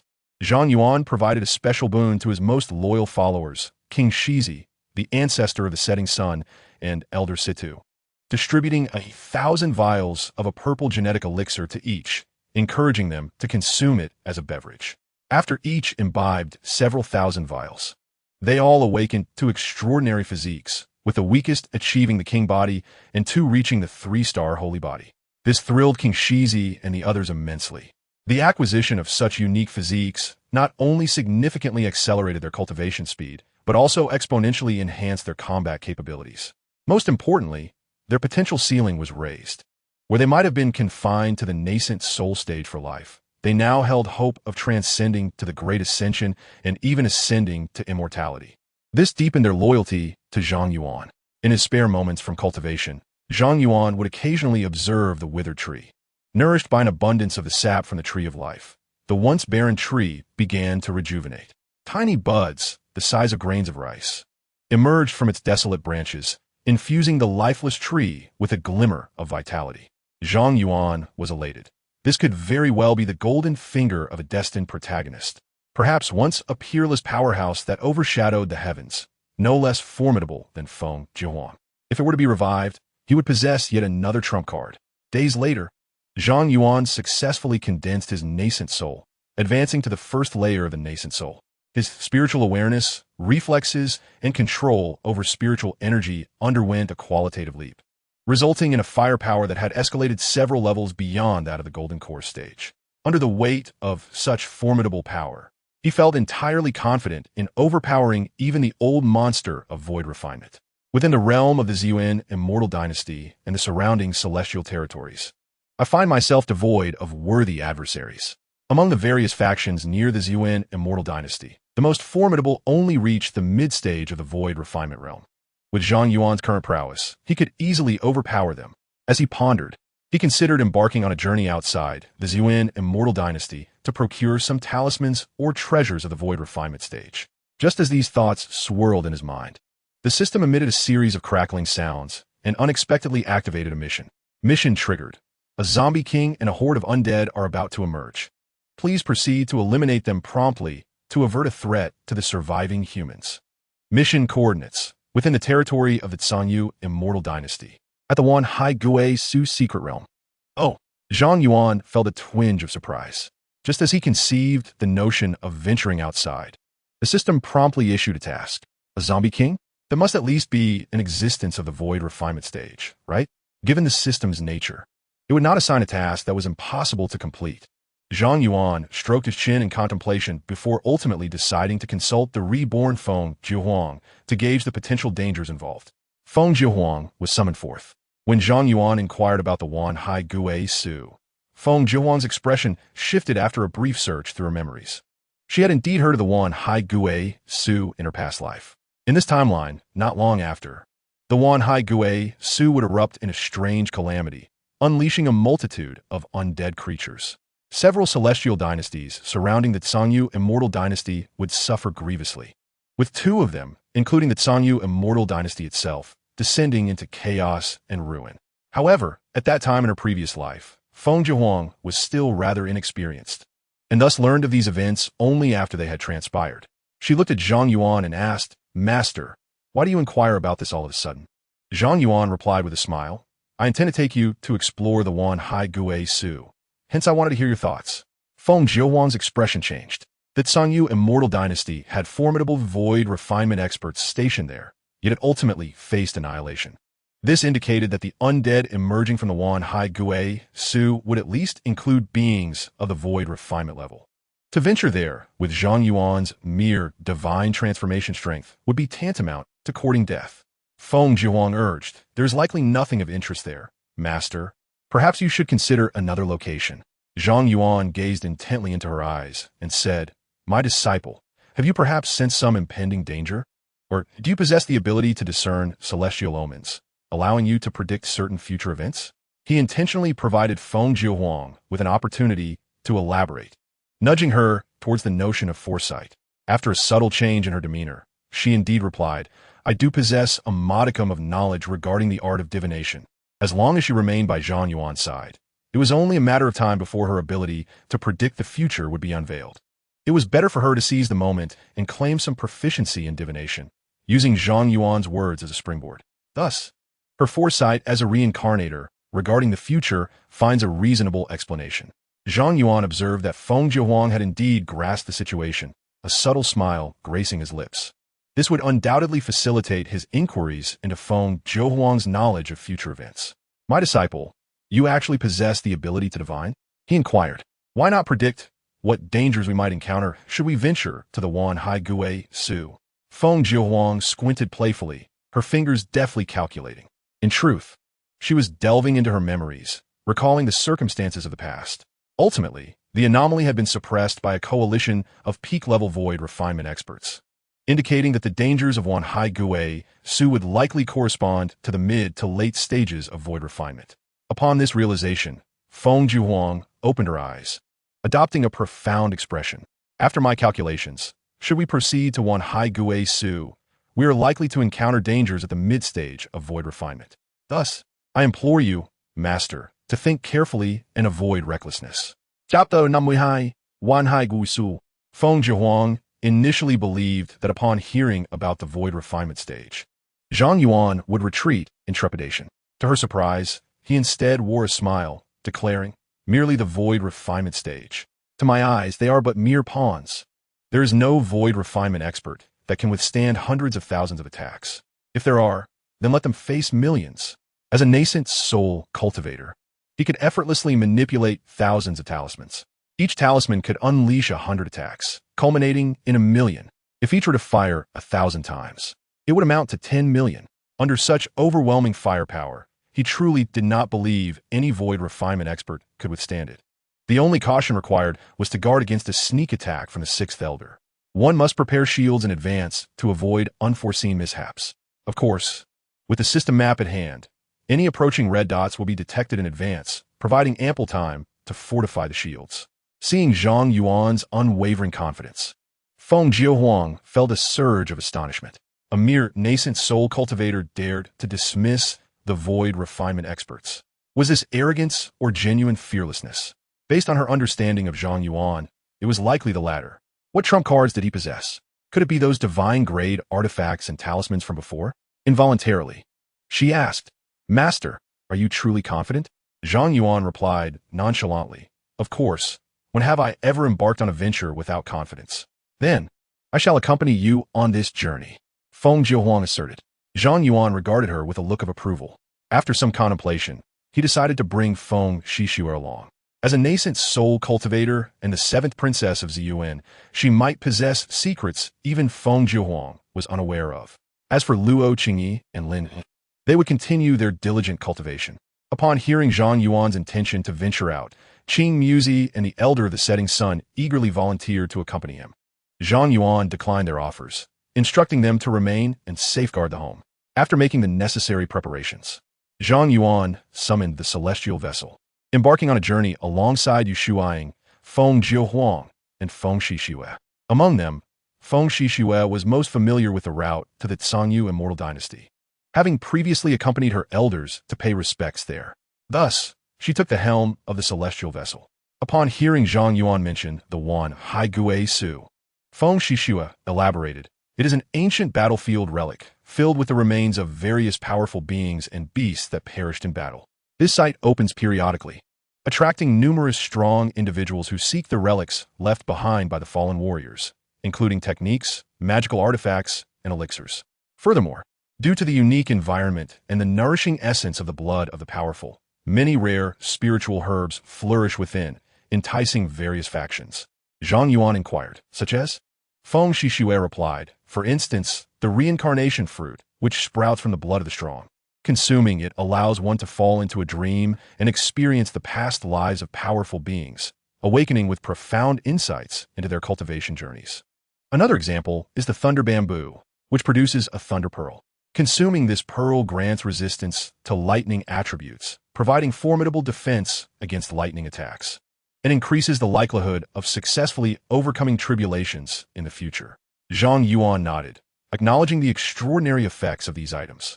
Once they were in his possession, he could replicate them infinitely, elevating the overall strength of his disciples significantly. The journey to the Zhang Immortal Dynasty was lengthy, as two other immortal dynasties lay between them. Even though the celestial vessel was adorned with numerous teleportation talismans, it took them over 10 days to finally arrive within the borders of the Zhang Immortal Dynasty. This divine-grade flying artifact, while powerful, was somewhat slow. Venturing out of the country proved to be quite a challenge. Upon reaching the Zhang Immortal Dynasty, they observed a multitude of spiritual vessels heading towards the same destination, all eager to enter the Wan Hai Gui Su in search of treasures. As they approached the entrance of Wan Hai Gui Su, they found it teeming with individuals from various factions. Numerous immortal dynasties had sent their representatives, resulting in a considerable number of powerful beings present. The Yuanying stage was nearly the weakest among them, with the Huashan stage being the norm, and even the aura of those in the Lianshu stage occasionally leaked into the atmosphere. Yu Shuaying remarked, "It appears that the Ziyuan Immortal Dynasty is indeed a remote place." Upon venturing out, the Huashan had become quite commonplace. Feng Shixue agreed, "What you say is true. The Ziyuan Immortal Dynasty, being situated in a secluded area, has historically been undervalued by outsiders. Were it not for the sparse spiritual energy and relatively meager resources, it would likely have been invaded long ago." Feng Jiuhuang, well-versed in future trajectories, understood that under Feng Shixue's leadership, the Ziyuan Immortal Dynasty could ascend to become the most formidable power in the Yunming domain.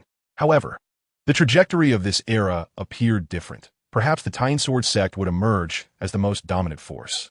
The gathered powerful beings were quietly observing one another. When some of them caught sight of Zhang Yuan and his companions, their gazes flickered with intrigue. The ethereal beauty and grace of Yu Shuaying, after receiving nourishment, became even more enchanting. Moreover, through the perception of her aura, a transcendent being could discern that she possessed a certain profound Yin constitution, making her an ideal candidate for a furnace, much coveted by many ancient sorcerers. Aside from Yu Shuaying, Feng Jiuhuang concealed her appearance through arcane methods, while Feng Shixue veiled her face with a scarf. Nevertheless, the figures of both women subtly revealed their status as beauties, prompting some to entertain sinister thoughts. Zhang Yuan and his companions, with only Yuan-ing level strength, were akin to prey enticingly presented before the wolves. A team comprised of 6 transcendent beings maneuvered their spirit vessel closer. The leading lecherous elder inquired, "Might I ask which powers you esteemed friends hail from?"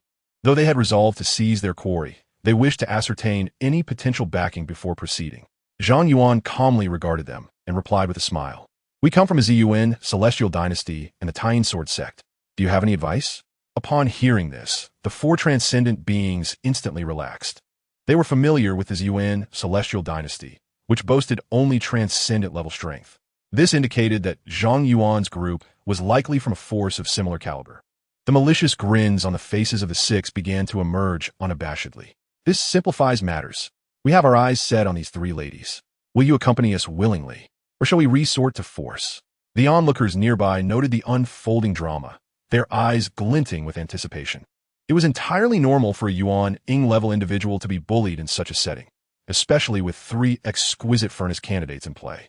A knowing smile graced Zhang Yuan's face as he coolly declared, "I choose the third option. You shall take them with you." With that, he summoned thousands of Yuan, Shun, Tribulation, sword talismans. Whoosh! Countless sword shadows erupted forth. What? A chorus of astonished gasps erupted around them. Chapter 53. So this is the Tying. No wonder it was the Tying sword sect, as they beheld the chaotic flight of myriad Yuan, Shun, Tribulation swords. Everyone present felt a chill race up their spines. They could guarantee that this was undoubtedly the first time in their lives they had witnessed such a spectacle. Transcendent-level talismans were being flung about as if they were mere scraps of paper. Wasn't it said they hailed from the Zhang Yuan celestial dynasty? How could such extravagance emerge from such a remote locale? The countenance of the 6 transcendent beings turned a sickly shade of green. They hastily exclaimed in terror, "Hold on, friends!" But before they could complete their plea, the multitude of sword shadows had already descended upon them. Their protective artifacts were shattered in an instant. Thud! Thud! Thud! Their Yuan Shun was obliterated into nothingness, their bodies plummeting from the air like discarded sacks. Witnessing this scene, the onlookers felt a shiver run down their spines. Even those exuding the aura of the refining void stage could not help but furrow their brows at the unfolding events. If the target were to be changed to them, it would undoubtedly deal a severe blow to their spirits. This young man's origins are certainly not ordinary. It is likely that the Zhang Yuan Immortal Dynasty is merely a guise for concealing his true identity. Zhang Yuan's gaze swept across the area. Those formidable individuals, who initially displayed malevolence, were now adorned with warm smiles. Yet, some still murmured within, contemplating the numerous talismans this youth possessed. If only they could ambush him when he least expected it. Wouldn't he that yield substantial gains? After all, he is merely a nascent soul child. At that moment, a tremendous spatial fluctuation suddenly emanated from the entrance of the Wanhai Guishu. A colossal vortex materialized in midair. The spirits of those present were instantly invigorated. The entrance has opened. Let us proceed. Figures began to soar towards the swirling void. Zhang Yuan and his companions also made their way towards the entrance. Upon crossing the vortex, they found themselves amidst the ruins of a battlefield. The remnants of past battles lay scattered everywhere, and in the distance, gigantic skeletons towered ominously, exuding a stench of decay and ruin from the ravages of time. Everyone dispersed to seek out their own fortunes amidst the vastness of the Wanhai Guishu. Even with the cultivation of the transformation stage, it would likely take 7 to 8 days to traverse the entire expanse. Yet the opening of the Wanhai Guishu lasts only 3 days. This implies that many areas can only be reached by those at the virtual stage. Yu Shuai inquired, "My lord, which direction shall we take?" Zhang Yuan initially intended to choose a random path, as he was merely here to fulfill a task. However, considering he had 2 fated daughters by his side, he said to his disciples, "Why don't you select a direction?" Feng Jiahuang expressed her indifference to the choice, while Feng Shishua glanced around and suddenly seemed to sense something, pointing to the left. "Master, I suggest we explore this way." Zhang Yuan promptly agreed. "Then let us proceed in this direction." They navigated their tower ships swiftly, and before long, they stumbled upon a discovery.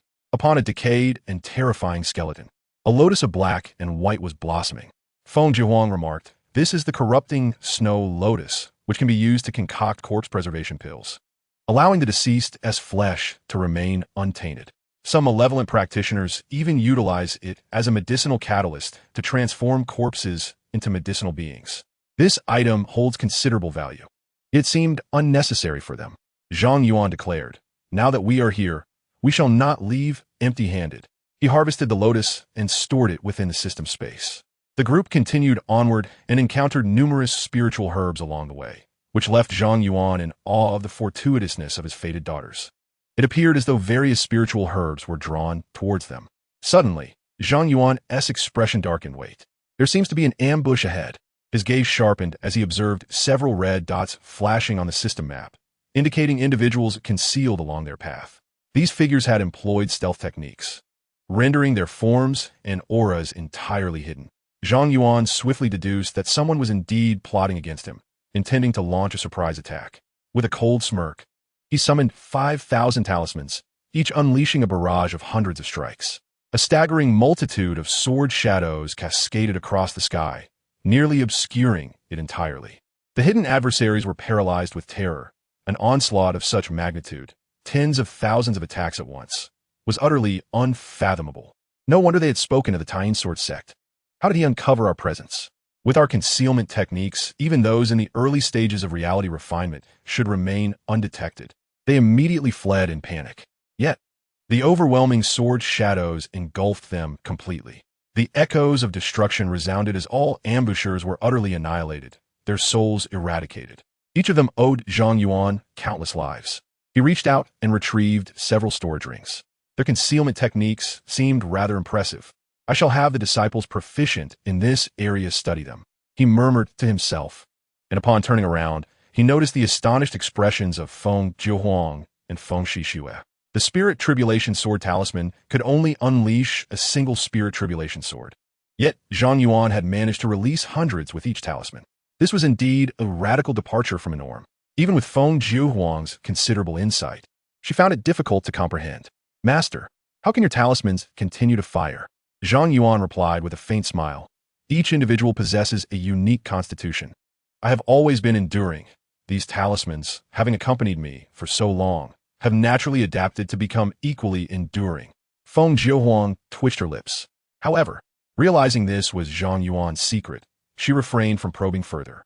She thought to herself, no wonder this seemingly unassuming master looks down upon those in the reality refinement stage. Beneath such an assault, those below the integration stage are nearly equal. Zhang Yuan urged, let us continue onward. The group resumed their exploration. After a day, they had delved deep into the one Hai Gui Su. During their journey, aided by the formidable fortune of the two destined daughters, they collected numerous rare spiritual herbs.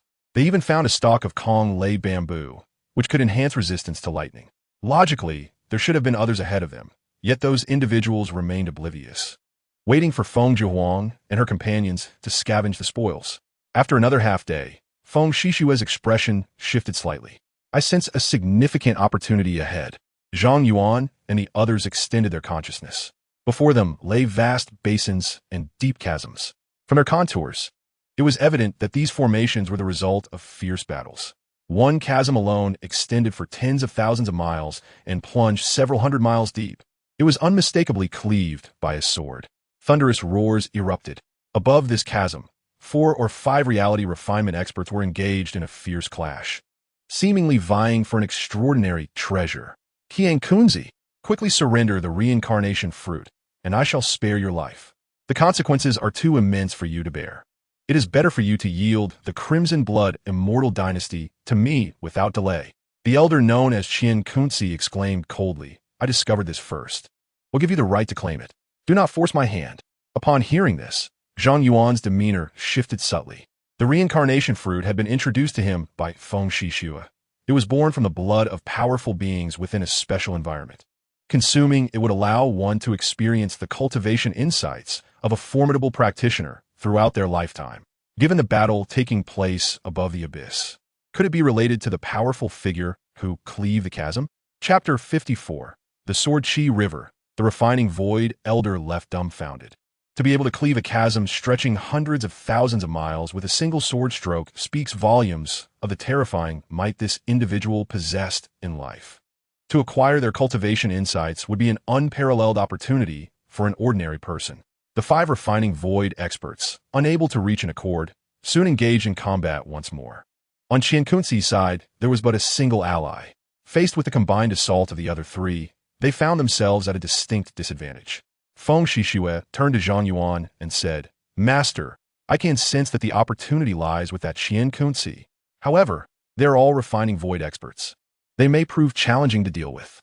Zhang Yuan replied with a faint smile, a mere group of weaklings.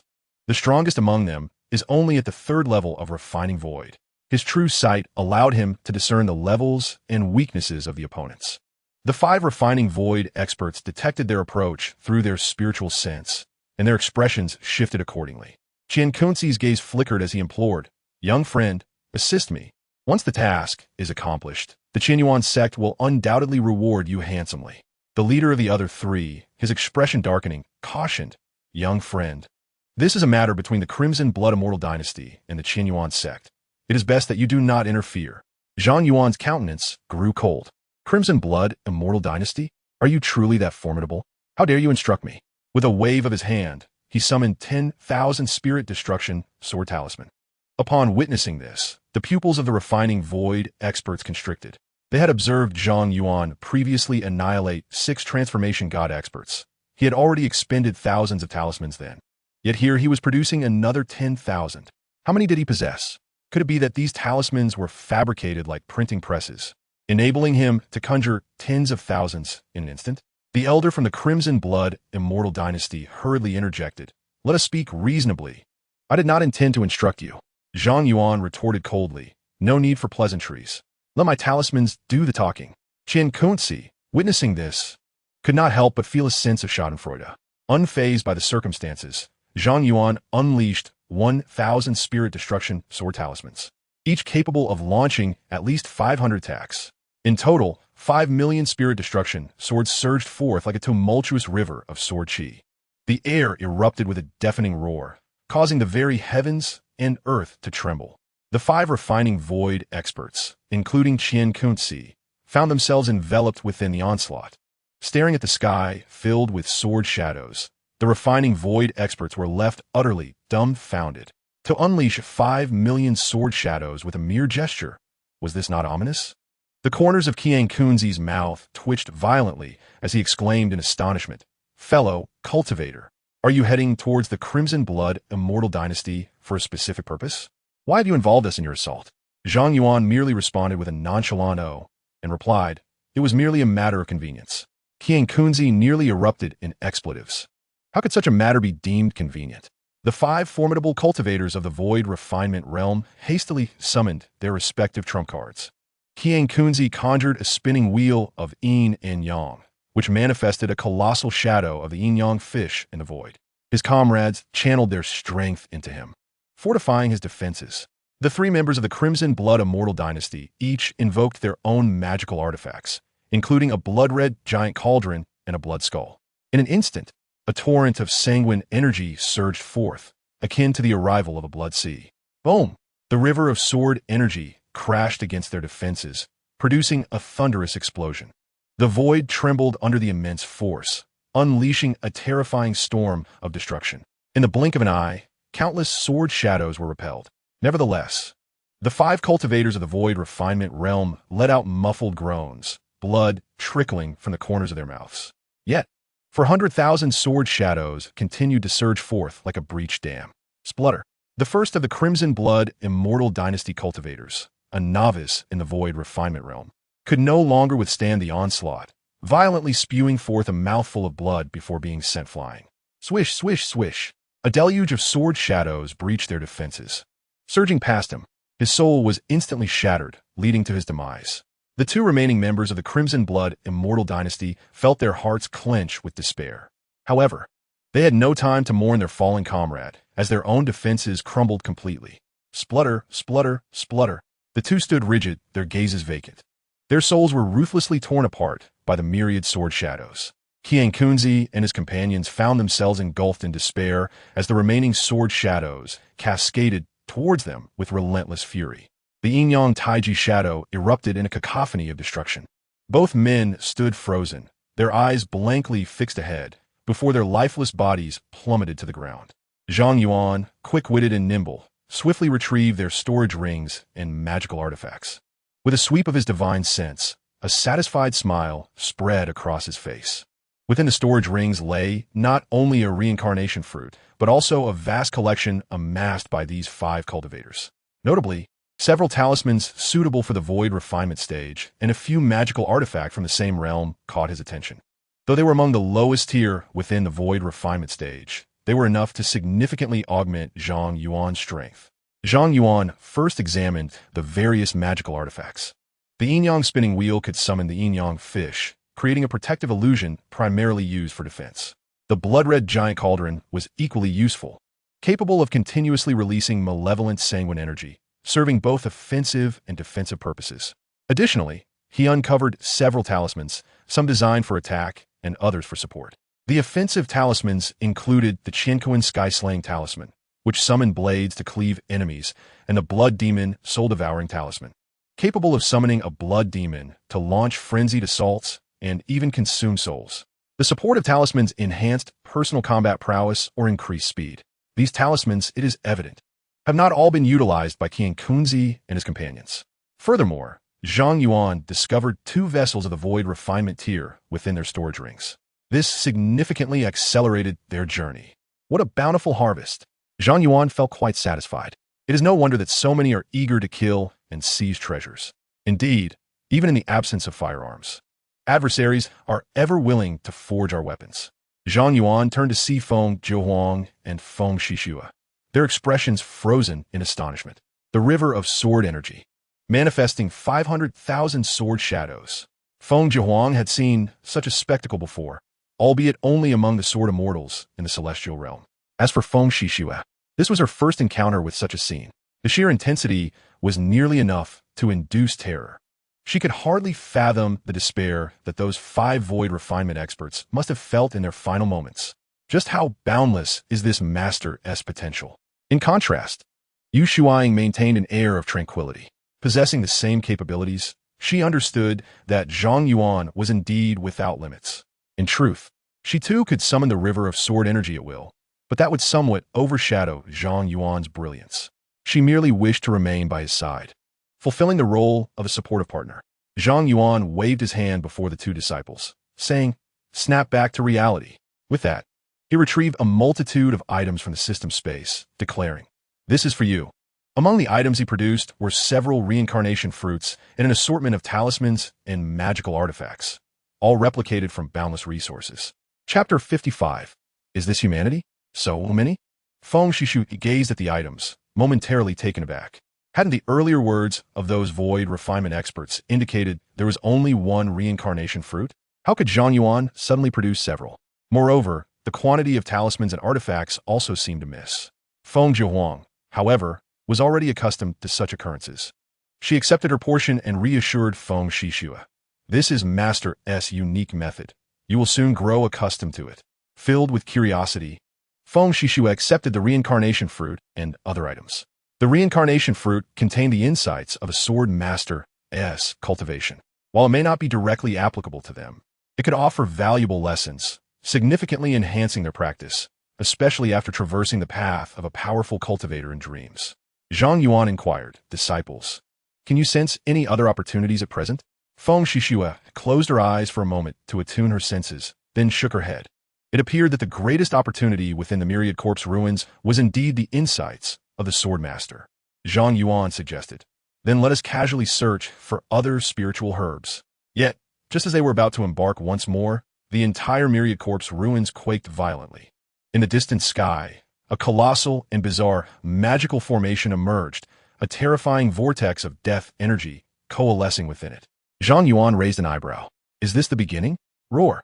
A soul-stirring roar of a dragon echoed through the air, causing the distant earth to tremble. A colossal skeletal dragon, stretching several thousand miles in length, surged forth from the depths of the ground. Its eyes blazed with black flames, and countless crimson runes manifested upon its bony form. Judging by its aura, it surpassed even the formidable practitioners of the Void Refinement stage, such as Qian Kunzi, by several tiers. Is this the zombie king mentioned in the mission? Indeed, it exists at the Void Refinement level. Upon beholding the skeletal dragon, Feng Jiuhuang's expression shifted as she recalled something. The bizarre formation and the crimson runes on the dragon's body bore an uncanny resemblance to the handiwork of the Blood God Temple. In her previous life, she had encountered this enigmatic faction, known for its underhanded schemes aimed at inciting mass slaughter and amassing an immense reservoir of blood energy. However, she had subsequently quelled the Blood God Temple with ease as she grew in power. Feng Jiuhuang's gaze turned icy, realizing that these subterranean fiends had been stirring up trouble long before. Should several nearby celestial dynasties fall under attack, a river of blood would surely flow, allowing the Blood God Temple to harvest the resulting blood energy. Moreover, this appeared to be merely a secret realm anomaly, unlikely to attract the attention of formidable beings. Yet, the disturbances within the Wan Hai Gui Su were not isolated. Elsewhere, other peculiar formations had emerged, awakening terrifying skeletal or decaying creatures from the earth. Roars reverberated throughout the Wan Hai Gui Su, causing alarm among the powerful beings present. What was happening? Why had such strange occurrences suddenly manifested? This had never transpired during previous openings of the Yuan Hai Gui Su. As panic gripped the crowd, a multitude of skeletons and decaying corpses crawled forth from the ground. Though their auras were significantly weaker than those encountered earlier, their sheer numbers were staggering. The ground writhed with a frenzy of emerging creatures. The barrier of the Yuan Hai Gui Su also began to tremble precariously. Fear gripped everyone. The Yuan Hai Gui Su was on the brink of collapse. Would all these corpses and skeletons surge forth uncontrollably? With such a vast quantity, nearby celestial dynasties would undoubtedly be affected. The area of the Yuan Hai Gui Su was roughly equivalent to over half of the Zhang Yuan celestial dynasty. The emergence of so many corpses and skeletons was truly incalculable. Should these beings break free, the surrounding celestial dynasties would be utterly devastated. With a thunderous roar, the barrier of the Yuan Hai Gui Su shattered completely. Rifts in the void connected to the outside world, unleashing an uncountable army of corpses and skeletons, led by the skeletal dragon and other beings of the void refinement stage. As they charged forth into the open, all the powerful beings within the vast ruins were drawn out by the force of transmission. Figures stood suspended in the void, gazing gravely at the tide of decaying corpses and skeletal armies spreading like a flood. A cultivator at the void refinement stage exclaimed, "We must stop them. Otherwise, countless lives will be lost." However, a voice soon retorted, "How can we stop them? The numbers are overwhelming. Moreover, there are so many at the void refinement stage. Even if we sacrifice our lives, it would be futile. I suggest we hurry back and organize an emergency evacuation." The crowd divided into factions, some eager to take action, others wishing to flee, while some had already fled hundreds of miles away. Those who chose to take action summoned their magical treasures, aiming them at the monstrous tide. Instantly, it was as if a hornet's nest had been disturbed. The void refinement creatures glared with murderous intent. With a roar, the lower-level beings surged forward like a tidal wave, as if commanded. The attacking cultivators were swiftly surrounded by a swarm of dark figures filling the sky. Feng Shishue turned to Zhang Yuan, anxiously asking, "What should we do, master? If these creatures break through, even the Zhang Yuan celestial dynasty might face devastation." Zhang Yuan remained silent, merely retrieving a storage ring and handing it to her and Feng Jiahuang. The ring was filled to the brim with armaments. Feng Shishue felt a bit dazed. Zhang Yuan urged, "What are you hesitating for? There is nothing that overwhelming firepower cannot resolve. If there is, it simply means the firepower is insufficient." As he spoke, a myriad of talismans floated above his head. The Spirit Sword Calamity Talisman, the Qinquan Blade Talisman, the Blood Demon Slaying Spirit Talisman, and the Tremor Talisman. Whoosh! A deluge of attacks surged forth. The blade of heaven formed a dense net of blades that obscured the sky. Each blade stretched over 10,000 meters. Millions struck down simultaneously, as if the heavens themselves were being cleaved apart. The Spirit Sword transformed into a river of sword energy, with countless sword shadows hanging like the Milky Way. Additionally, millions of blood demon phantoms roared and surged in every direction. Millions of colossal tremor giants raised their fists to smash the ground, sending shockwaves rippling outward. Instantly, countless decaying corpses and skeletal armies were obliterated by the barrage of talismans. The once monstrous tide was cleared, leaving vast expanses of emptiness. Gasp! The other cultivators inhaled sharply, their minds buzzing in disbelief. They looked at Zhang Yuan as if he were a monster. Is he even human? With a mere wave, he unleashed millions of attacks. Is this truly the prowess of a nascent soul? I must be under an illusion. How else could one witness such an absurd scene? Chapter 56. Who can withstand it when the body fusion is unleashed? The distant cultivators who had fled far away now halted in sheer astonishment. What kind of freak is this? His talismans seemed inexhaustible. After a brief moment of astonishment, Feng Jiahuang and Feng Shishue, realizing the situation, opened their storage rings and retrieved bundles of talismans. Lacking experience, Feng Shishue only threw out dozens for the first time. In contrast, Feng Jiahuang was far more adept, effortlessly casting forth thousands of talismans. In an instant, the blade of heaven's severance and the sword of spiritual tribulation soared chaotically. Zhang Yuan did not harbor high hopes for their assistance. The true support lay with Yu Shuing, who summoned tens of thousands of talismans, intertwining the radiance of the blade of heaven and the torrent of sword energy, exhibiting a power that rivaled Zhang Yuan's own. Observing this, Feng Jiahuang's heart quivered violently. Until now, she had regarded Yushu Ying as merely ornamental, but it was evident that she was a formidable force, akin to Zhang Yuan. Waves of attacks surged forth like a torrential flood from the talismans, capable of launching thousands of strikes within a mere breath. With 10,000 talismans combined, that amounted to millions. The army of decaying skeletons pouring from the rift seemed almost insufficient to withstand such onslaught. The powerful warriors engaged in battle with the monsters hastily retreated, fearing that they too might fall victim to the relentless barrage. The emergence of such a monstrous entity was already terrifying. To discover another was beyond their expectations.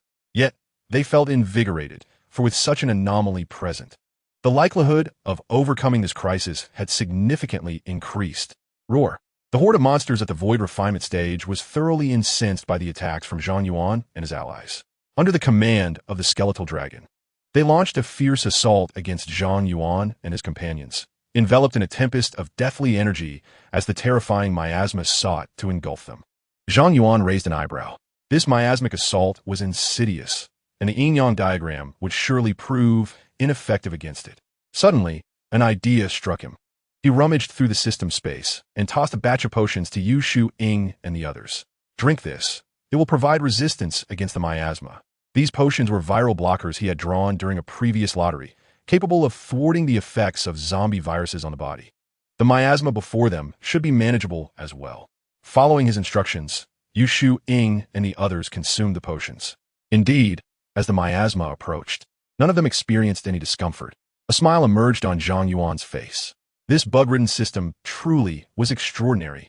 A mere vial of viral blocker could grant immunity against nearly all miasmic assaults. The skeletal dragon and its minions, witnessing the ineffectiveness of their miasma, displayed a moment of human-like bewilderment. This was their most potent attack.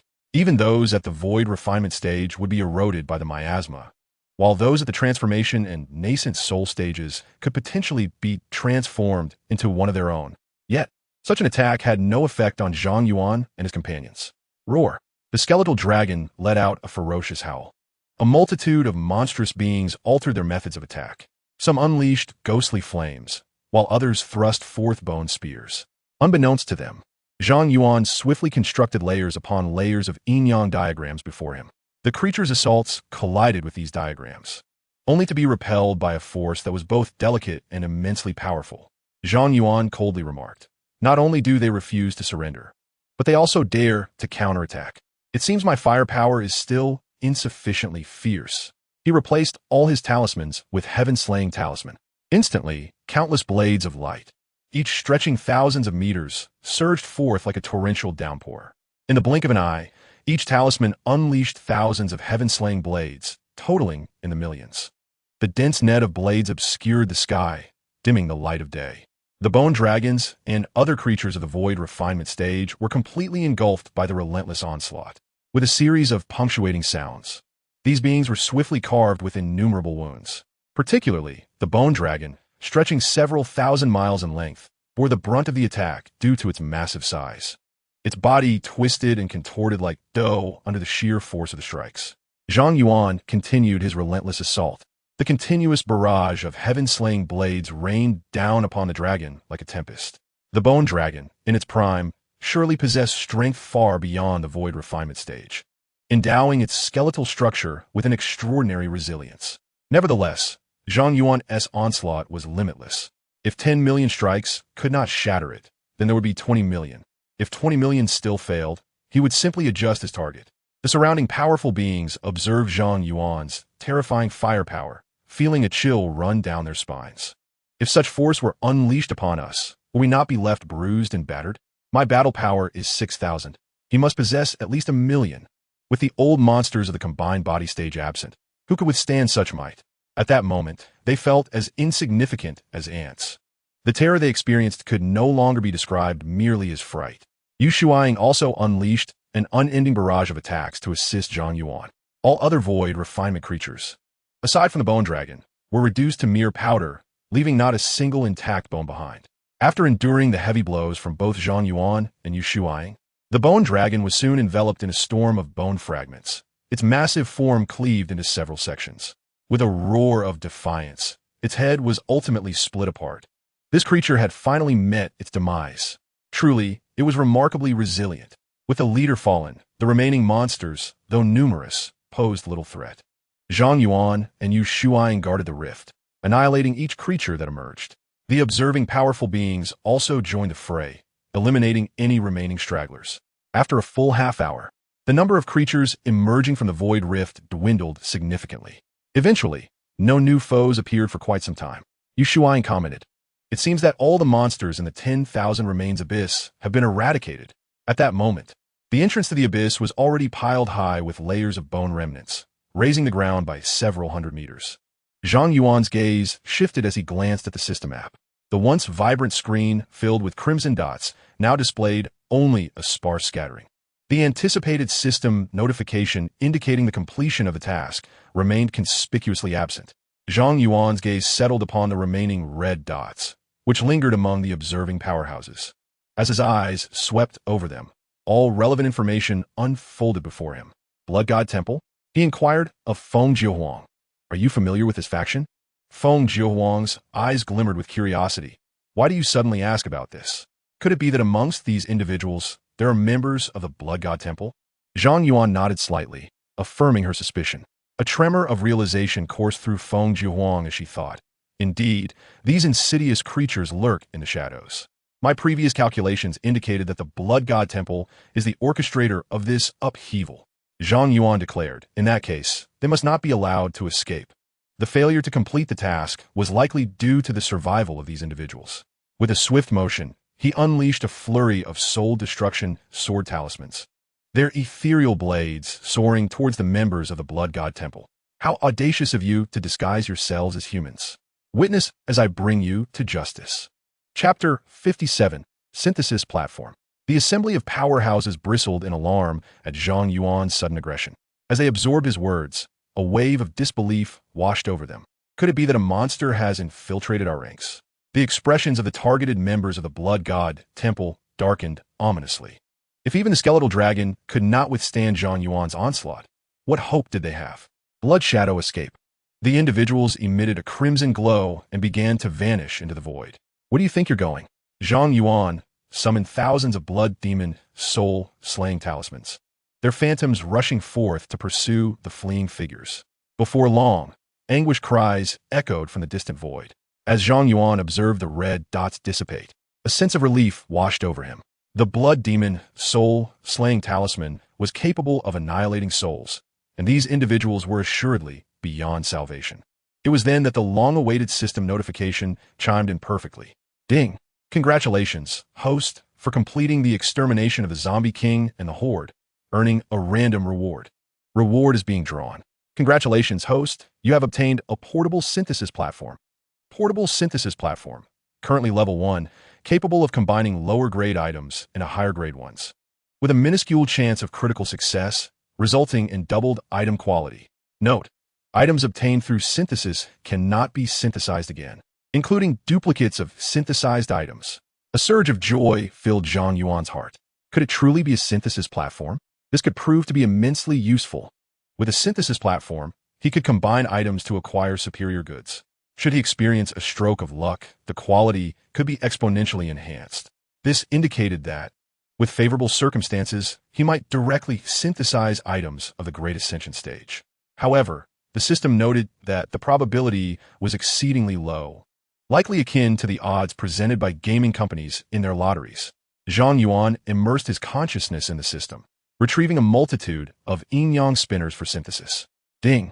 Congratulations to the host for synthesizing a mid-level artifact of the Void Refinement stage, the yin-yang disc, capable of withstanding attacks from the 4th to 6th levels of Void Refinement. Zhang Yuan raised an eyebrow. Having initially believed that items from the Void Refinement stage could directly produce artifacts of the Integration stage. Instead, it merely represented a modest advancement. He glanced at the level 1 inscription behind the synthesis platform, realizing that this object could indeed be upgraded. After synthesizing certain items, it would likely ascend to level 2. He then attempted to synthesize the 9-colored illusory lotus. Ding! Congratulations to the host for synthesizing a special item of the early Void Refinement stage, the 9-colored illusory lotus, capable of withstanding attacks from the 1st to 3rd levels of Void Refinement. Zhang Yuan decided to abandon further experimentation, opting to wait for a more opportune moment for synthesis. After all, he possessed an infinite array of items. Even with a low probability, a critical success was bound to occur eventually. Upon exiting the system space, Zhang Yuan surveyed his surroundings and observed that numerous powerful individuals stood frozen, not daring to move, even holding their breath. They were clearly apprehensive about incurring Zhang Yuan's displeasure.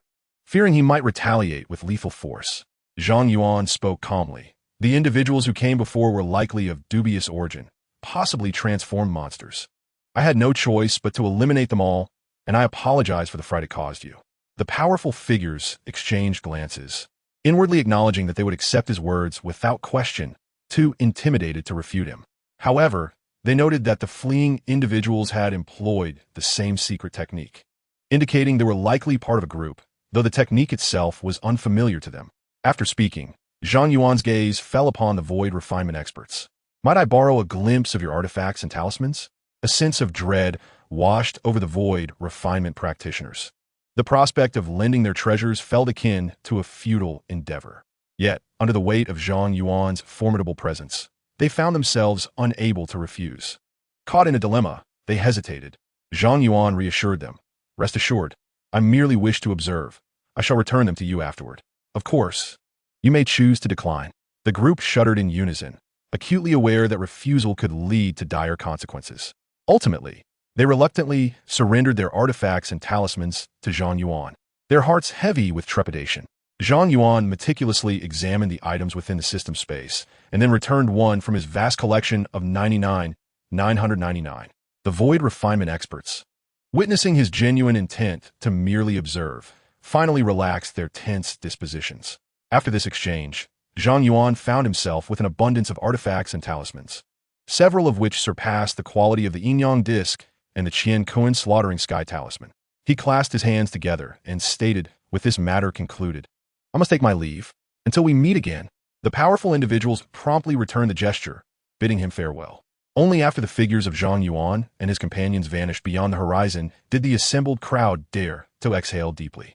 They understood that someone capable of effortlessly suppressing a horde of corpses could dispatch them with equal ease. After a considerable pause, everyone turned their gaze towards the towering heap of monster remains, their eyes still reflecting a hint of astonishment. The massive tide of corpses, capable of plunging several celestial realms into chaos, had been entirely thwarted by Zhang Yuan and his companions, with not a single creature managing to escape. Who would believe such a tale if recounted? Indeed, as they anticipated, upon returning to their respective factions and sharing their experiences, nearly all who heard the news assumed they were indulging in fanciful dreams. A mere nascent soul practitioner annihilated the entire horde from the abyss of 10,000 corpses and slaughtered those at the void refinement stage as if they were mere livestock. This was nothing short of a fantastical narrative.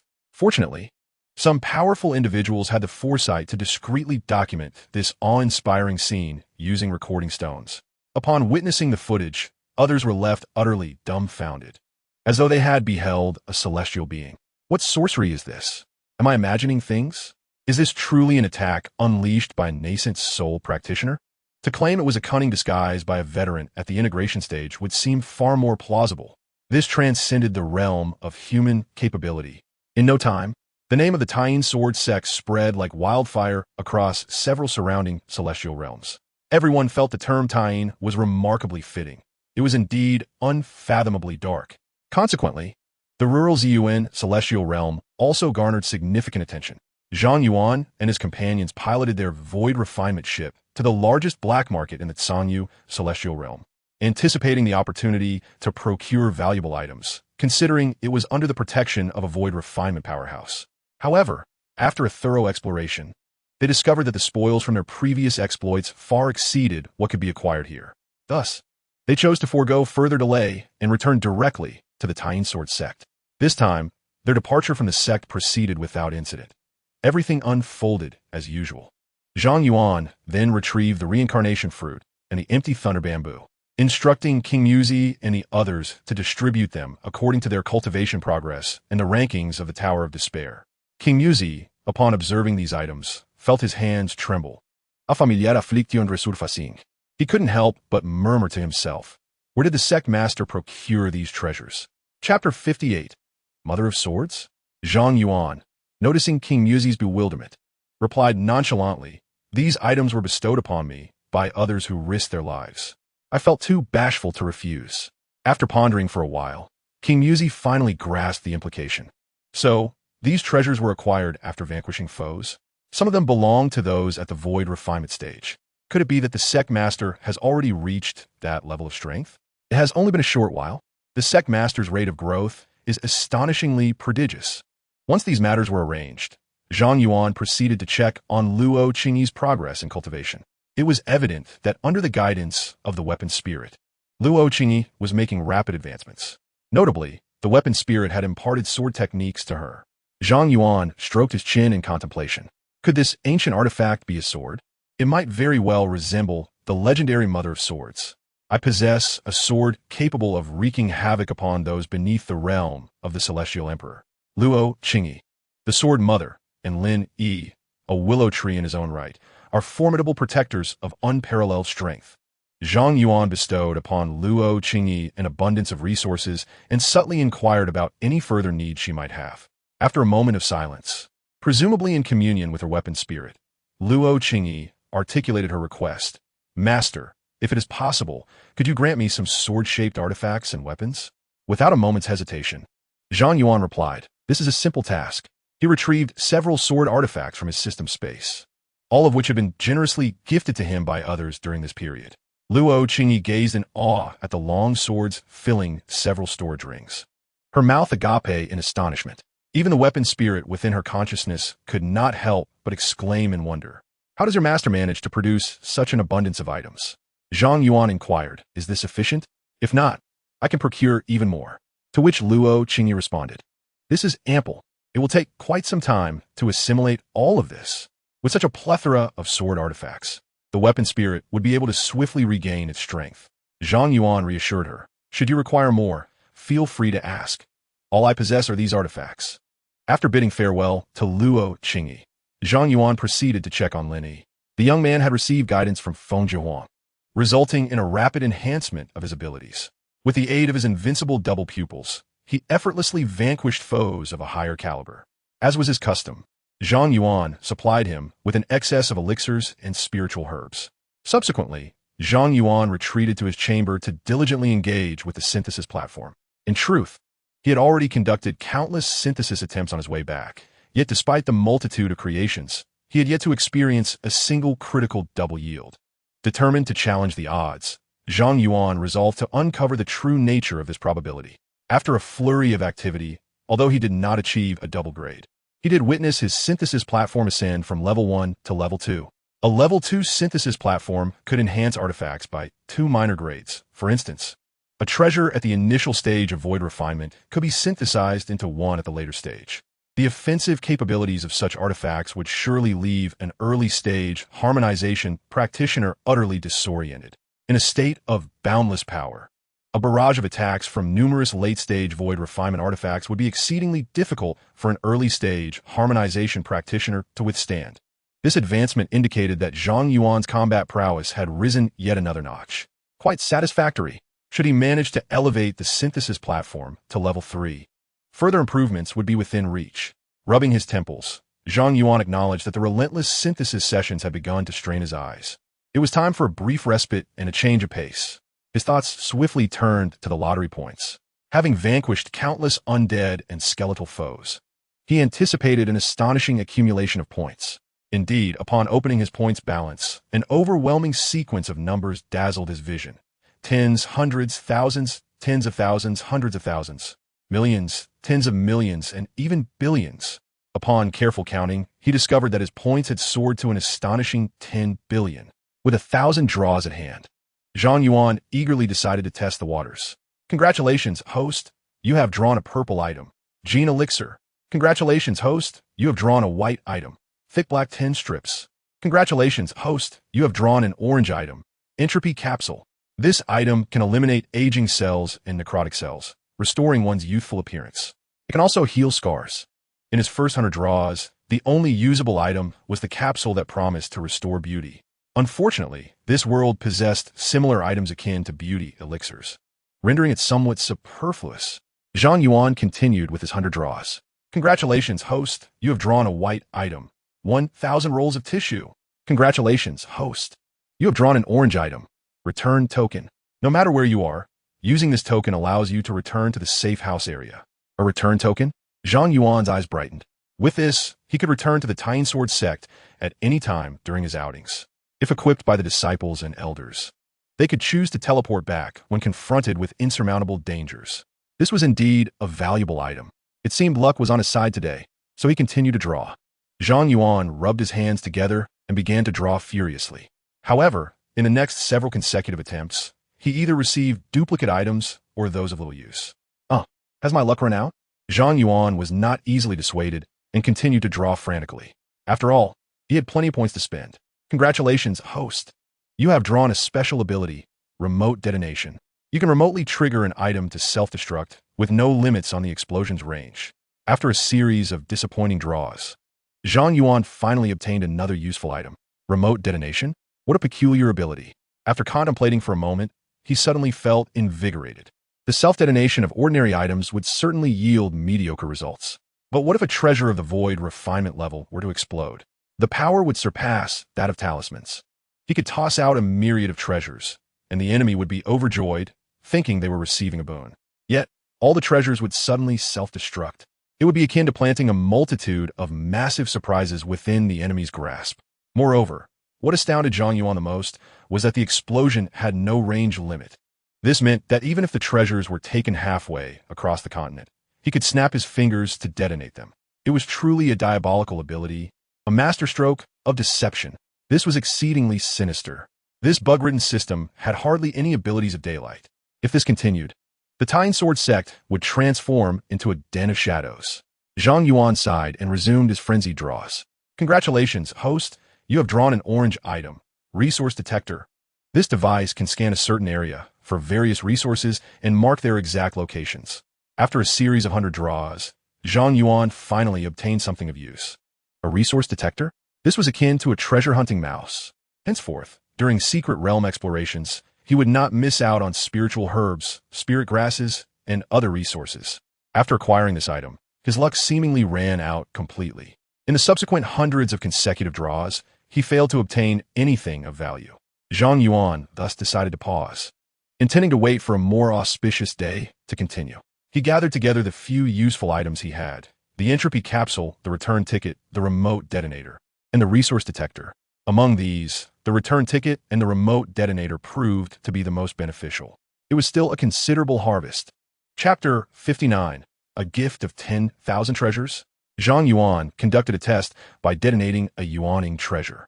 A thunderous explosion resounded, unleashing a torrent of ferocious energy, akin to a Yuan-ing cultivator self-detonating. Fortunately, the safety room provided absolute security. Both Zhang Yuan and the room remained unscathed. What was that explosion? The ethereal moon Shuai, who was refining spiritual herbs, was startled by the commotion and curiously approached to investigate. Zhang Yuan reassured her, "Do not be alarmed, my dear. I am merely experimenting with a new ability." This explanation eased her concern somewhat. Seizing the moment, Zhang Yuan embraced her and cheerfully suggested, "I have been rather busy these past few days and neglected my cultivation. Why not make up for it now?" A charming blush graced Moon Shuai's cheeks as she inquired, "You are not going to make me wear those peculiar outfits again, are you?" Zhang Yuan replied, "This time, I shall don the attire of a female secretary." Days passed, and both Zhang Yuan and Moon Shuai saw significant improvements in their cultivation. The collections of those ancient cultivators in the void refinement stage contained numerous rare spiritual herbs, and as they were consumed as sustenance, their levels naturally soared. Feng Zhihuang and her companions also experienced rapid advancement in their cultivation due to the ample supply of spiritual herbs and stones. Luo Qingyi and Lin Yi steadily progressed towards the Yuan-ing stage, while Feng Zhihuang was on the verge of reaching the Golden Core stage. Her Star Eater beast had, after devouring a plethora of spiritual treasures, gained combat prowess comparable to the later stages of the Golden Core. Qing Muzi, the ancestor of the setting sun, and Elder Situ also experienced substantial enhancements in their cultivation due to Zhang Yuan's special assistance. Everything was progressing in a positive direction. Meanwhile, in the outside world, the name of the Tying Sword sect spread far and wide, attracting the attention of many astute individuals. Endless talismans and treasures. The eyes of various powerful beings gleamed with intrigue as myriad thoughts swirled within them. One day, while Zhang Yuan was diligently cultivating, he suddenly noticed two large red dots flickering on the system map, rapidly approaching. These red dots were significantly larger than any he had encountered before. This stirred something within Zhang Yuan. The skeletal dragon he had previously faced did not possess such formidable markers. Could it be that two formidable beings had come to visit him? After a moment of contemplation, Zhang Yuan deduced their intentions. Given his extraordinary abilities, it was difficult not to attract the attention of powerful individuals. The two suddenly arriving beings, likely in the harmonization stage, were most certainly drawn by the secrets he harbored. Zhang Yuan's gaze turned icy. Do they truly regard me as a mere opportunity? Do they think I am as malleable as clay? Outside the Tying Sword sect, two fusion stage powerhouses concealed their presence, stealthily approaching the sect. Their intentions were crystal clear: to infiltrate the Tying Sword sect and glean some intelligence. However, they were halted by a transparent barrier that lay some distance away from the sect. What? Both fusion stage powerhouses were taken aback. They attempted to silently dismantle this barrier. Yet after much effort, they could not leave even a trace. What on earth is this? It exhibits no fluctuations of spiritual energy, yet withstands our strength. Even when faced with a formation set by a fusion stage expert, they were confident of causing some damage. Yet this enigmatic transparent barrier left them at a loss. Logically, such a barrier should not exist in this remote area of the Zhang Yuan celestial dynasty. Moreover, through their spiritual sensing, they discerned that the strongest presence within the Tying Sword sect was merely at the nascent soul level. Peculiar, exceedingly peculiar. At that moment, a detached voice echoed in their ears. You two are rather sneaky. Your actions hardly reflect those of righteous practitioners. The expressions of the two fusion stage powerhouses shifted dramatically. They had deliberately concealed their aura and ensured absolute silence during their actions. How could they have been detected? As they looked up, they found Zhang Yuan quietly observing them. Their eyes flickered with recognition. It was that young man. He looked exactly like the one in the Shadow Stone. One of the fusion stage powerhouses chuckled. My friend, please forgive our intrusion.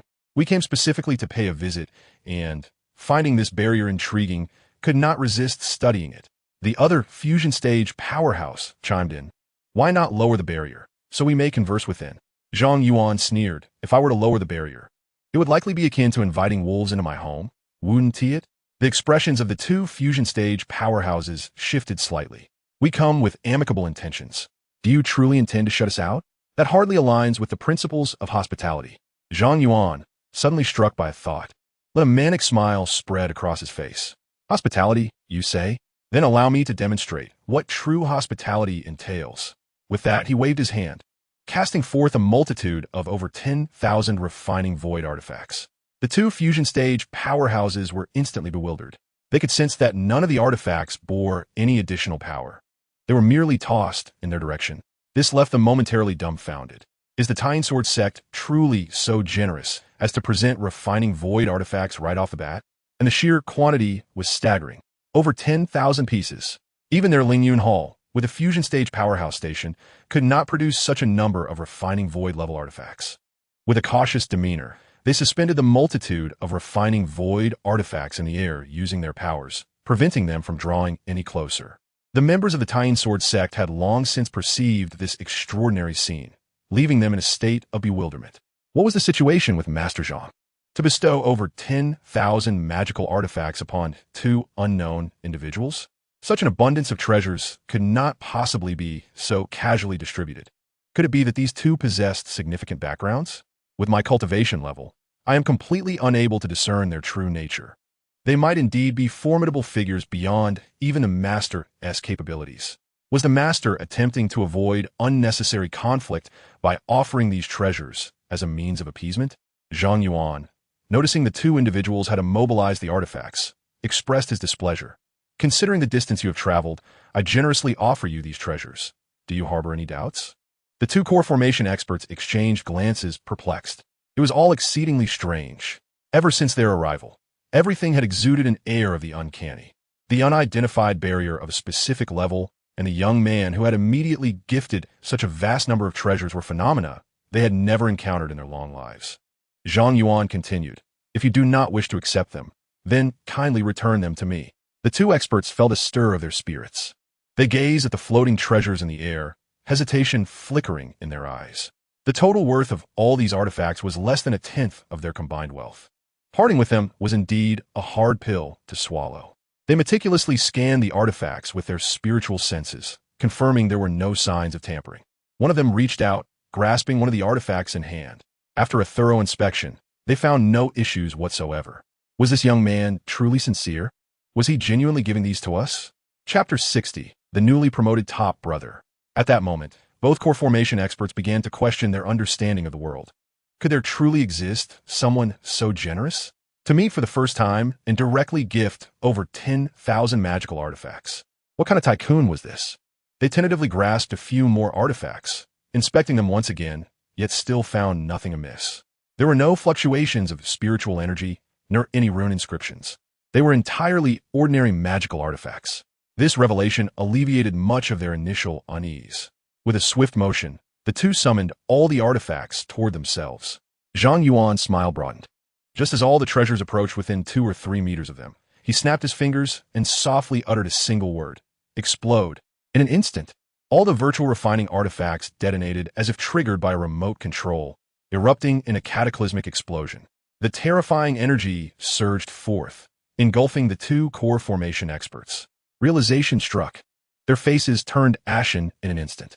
The destructive power of so many virtual refining artifacts exploding at close range was unimaginable. They hurriedly summoned their protective treasures, only to be completely consumed by the explosive energy. Boom! The cataclysmic force swept outward in all directions, obliterating everything within sight in the blink of an eye. A terrifying mushroom cloud slowly ascended outside the talisman sect, sending shivers down the spines of its members. Some were so frightened they fell to the ground. It was only when the explosive energy was fully contained by a protective barrier that their hearts, which had been lodged in their throats, finally eased. Goodness! I nearly fainted from fright. I thought the talisman sect was about to be blown to smithereens. The self-detonation of over 10,000 magical artifacts was simply brutal.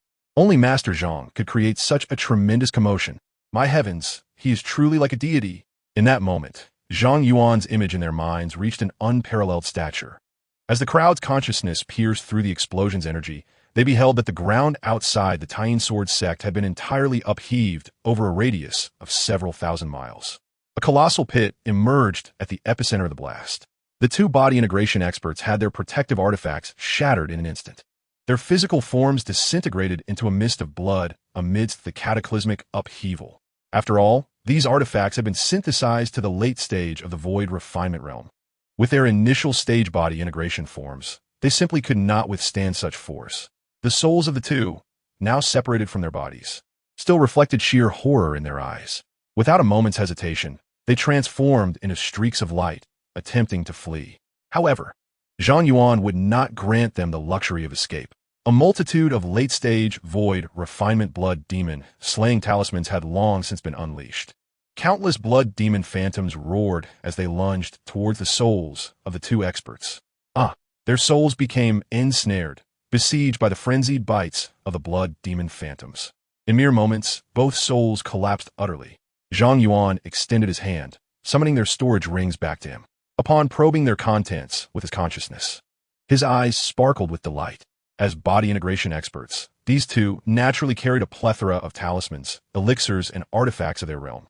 Among them was a sword box known as the Qingming sword box, capable of absorbing the spiritual energy of heaven and earth to forge Qingming spirit swords.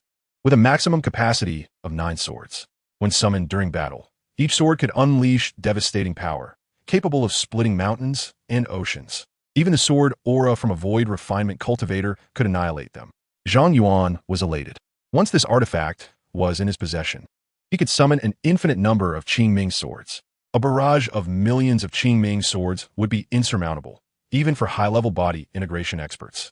He first stored it in his system space for unlimited access, then proceeded to synthesize it on the synthesis platform. Ultimately, a collection of late-stage Qingming sword boxes emerged within the system space. This granted Zhang Yuan a qualitative leap in his destructive capabilities. Indeed, it is only through the sacrifice of others that I can swiftly elevate my strength. My gratitude extends to the two esteemed brothers for their generous offerings. The only unfortunate aspect was that, due to the overwhelming power of the earlier explosion, both of their protective artifacts had been obliterated. This rendered Zhang Yuan's defensive capabilities somewhat inadequate. Nevertheless, it mattered little. At least in the presence of merged powerhouses, I no longer harbored any fear. The members of the Tying Sword sect remained in a state of shock. Feng Zhihuang and Luo Qingyi, previously startled by the explosion, observed from a distance. The expressions of the weapon spirits within Feng Zhihuang and Luo Qingyi were rather intricate. The speed at which Zhang Yuan's combat prowess had escalated was astonishing to them. Just recently, he had only reached the void refinement stage, and now he had effortlessly annihilated two merged powerhouses. They had encountered many prodigious talents before. Yet compared to Zhang Yuan, those extraordinary individuals now seemed to pale in significance.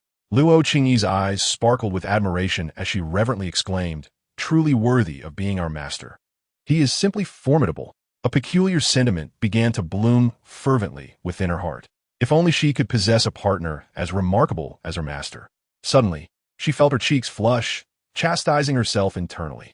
This is my master. How could I entertain such thoughts? The weapon spirit promptly sensed Luo Qingyi's burgeoning, albeit misguided, affection. A sigh escaped her lips. Ultimately, Luo Qingyi was just a young girl on the cusp of her emotions. Encountering someone so exceptional among her peers was bound to stir unusual feelings. It seemed necessary for her to have a word with the young girl about her thoughts. Zhang Yuan returned to the ground. Qing Muzi and the others immediately approached him, showering him with extravagant praise. Our esteemed leader is indeed magnificent. He effortlessly dispatched those two insignificant pests. Those two fools truly believed our leader would hand over treasures without a fight. Elder Situ cautiously inquired, "May I boldly ask, what was the cultivation level of those two?" Zhang Yuan casually replied, "Just a mere, trifling second or third stage of the merging realm." Merger? Qing Muzi and the others nearly had their eyes pop out in disbelief. To them, a void refinement expert was a figure of legend. Yet Zhang Yuan had just revealed that those two, whom he had dispatched with such ease, were actually old monsters of a higher tier than void refinement. How could they not be left dumbfounded? Elder Lowry exclaimed, "Has our leader's combat power reached such heights?" Qing Muzi remarked, "A mere initial stage void refinement expert could roam freely within the Zhuan celestial dynasty. Now that our leader can slay old monsters of the merging realm, who within several celestial dynasties would dare to defy the Tying Sword sect? Just a short while ago, he would not have dared to dream of such a reality." The others shared in their excitement. Given Zhang Yuan's terrifying growth rate, it seemed inevitable that the Tying Sword sect would soon become the most formidable force across the 3,000 domains. They too would rise to prominence, becoming a presence no one would dare challenge. Qing Muzi and Elder Lowry felt immense relief that their sect had joined forces at the earliest opportunity. Chapter 61. The Trembling Lin Family. Zhang Yuan gazed upon the eager crowd and declared, "Hurry back to your cultivation, lest I traverse all 3,000 realms while you remain mere foundation establishment practitioners. If you are not embarrassed, I certainly am." The crowd promptly shelved their fantasies. Responding with utmost respect, "We shall diligently adhere to the sect master's directive." In the ensuing period, several groups of integrating entities arrived at the Tying Sword sect, intent on uncovering the secrets surrounding Zhang Yuan. Some harbored intentions of coercion, while others feigned goodwill. Upon noticing the crimson insignia they bore, Zhang Yuan summoned the Qiming sword box, unleashing a myriad of sword shadows. Without exception, these formidable beings were obliterated into fragments. Following the demise of over a dozen integrating entities, the remaining onlookers caught wind of the events. A collective realization dawned upon them. The Tying Sword sect was not to be trifled with. Consequently, those who harbored designs on Zhang Yuan's secrets were compelled to abandon their pursuits.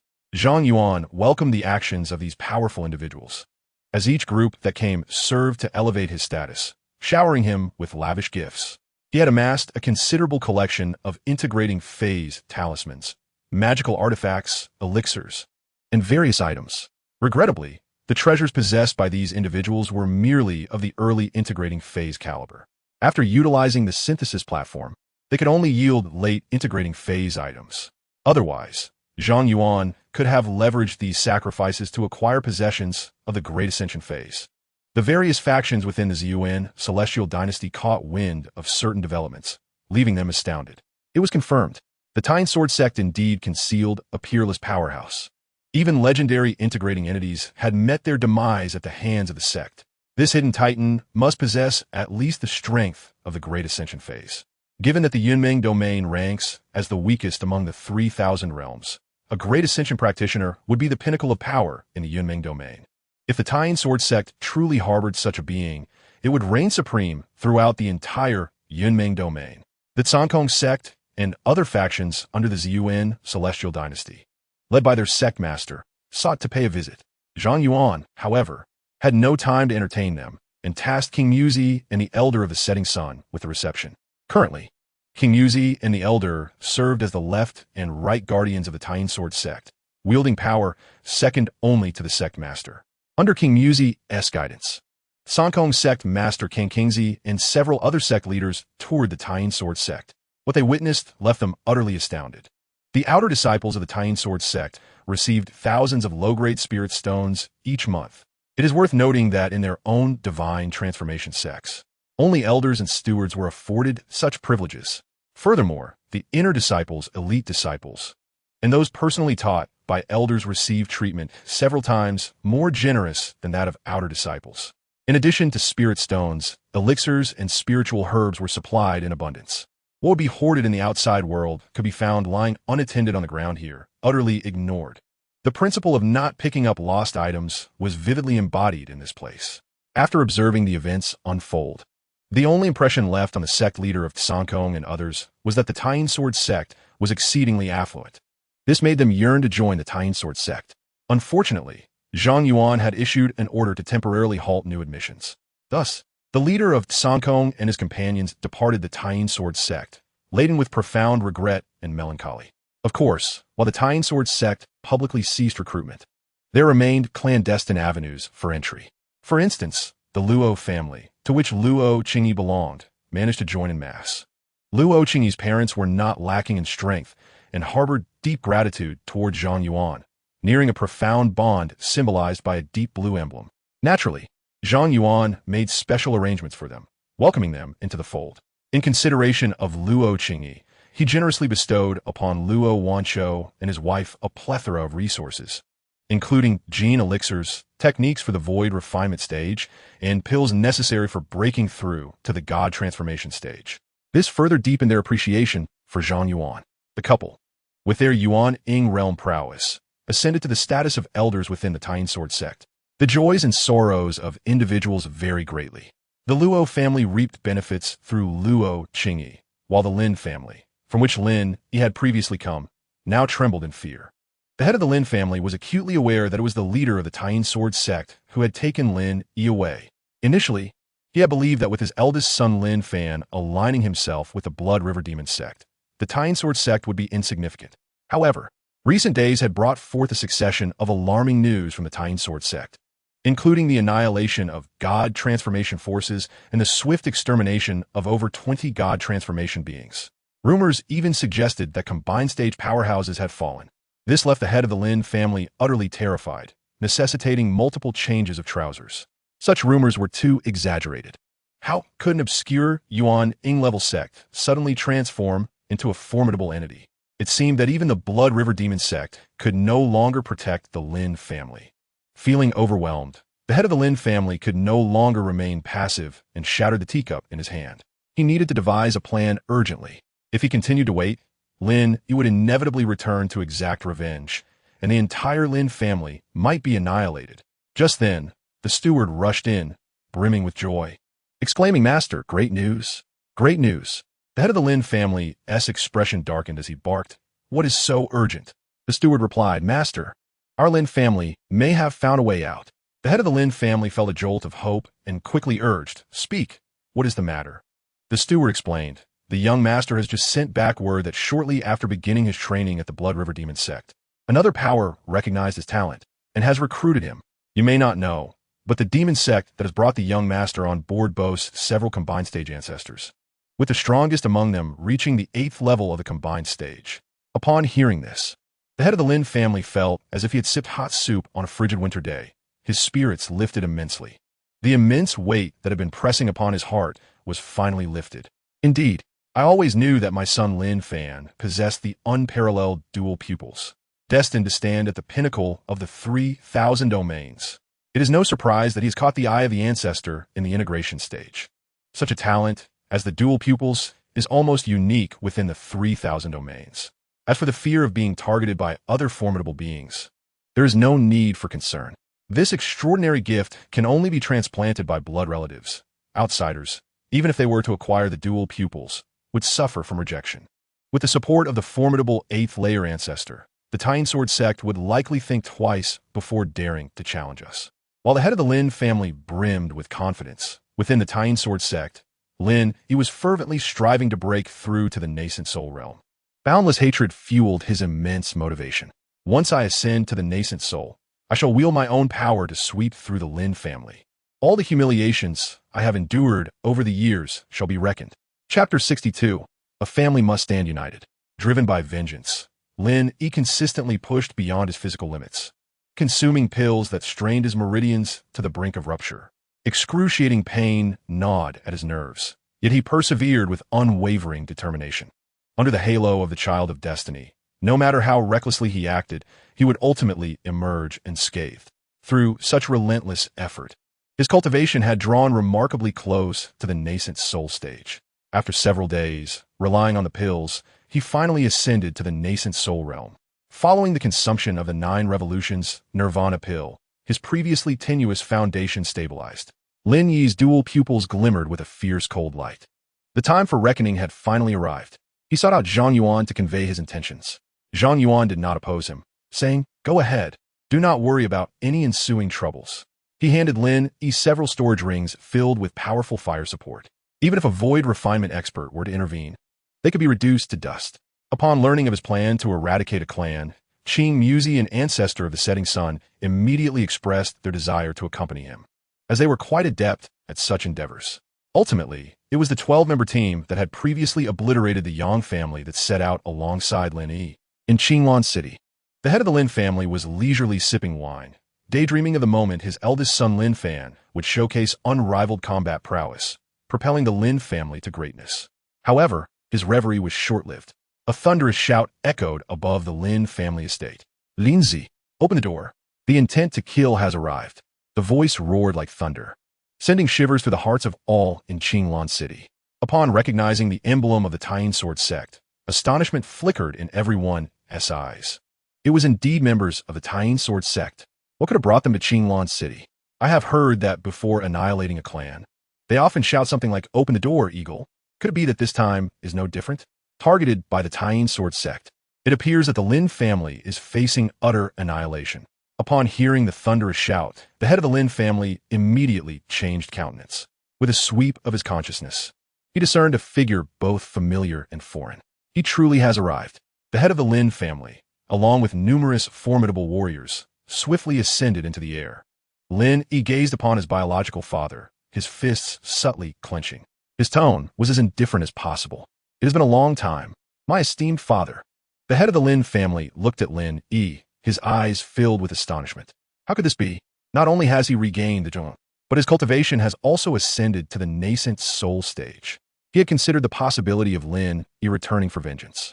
However, in his imagination, Lin Yi would have needed to rely on the power of the Sword sect. Yet now, witnessing Lin Yi stand before him at the nascent soul level, he felt an overwhelming absurdity.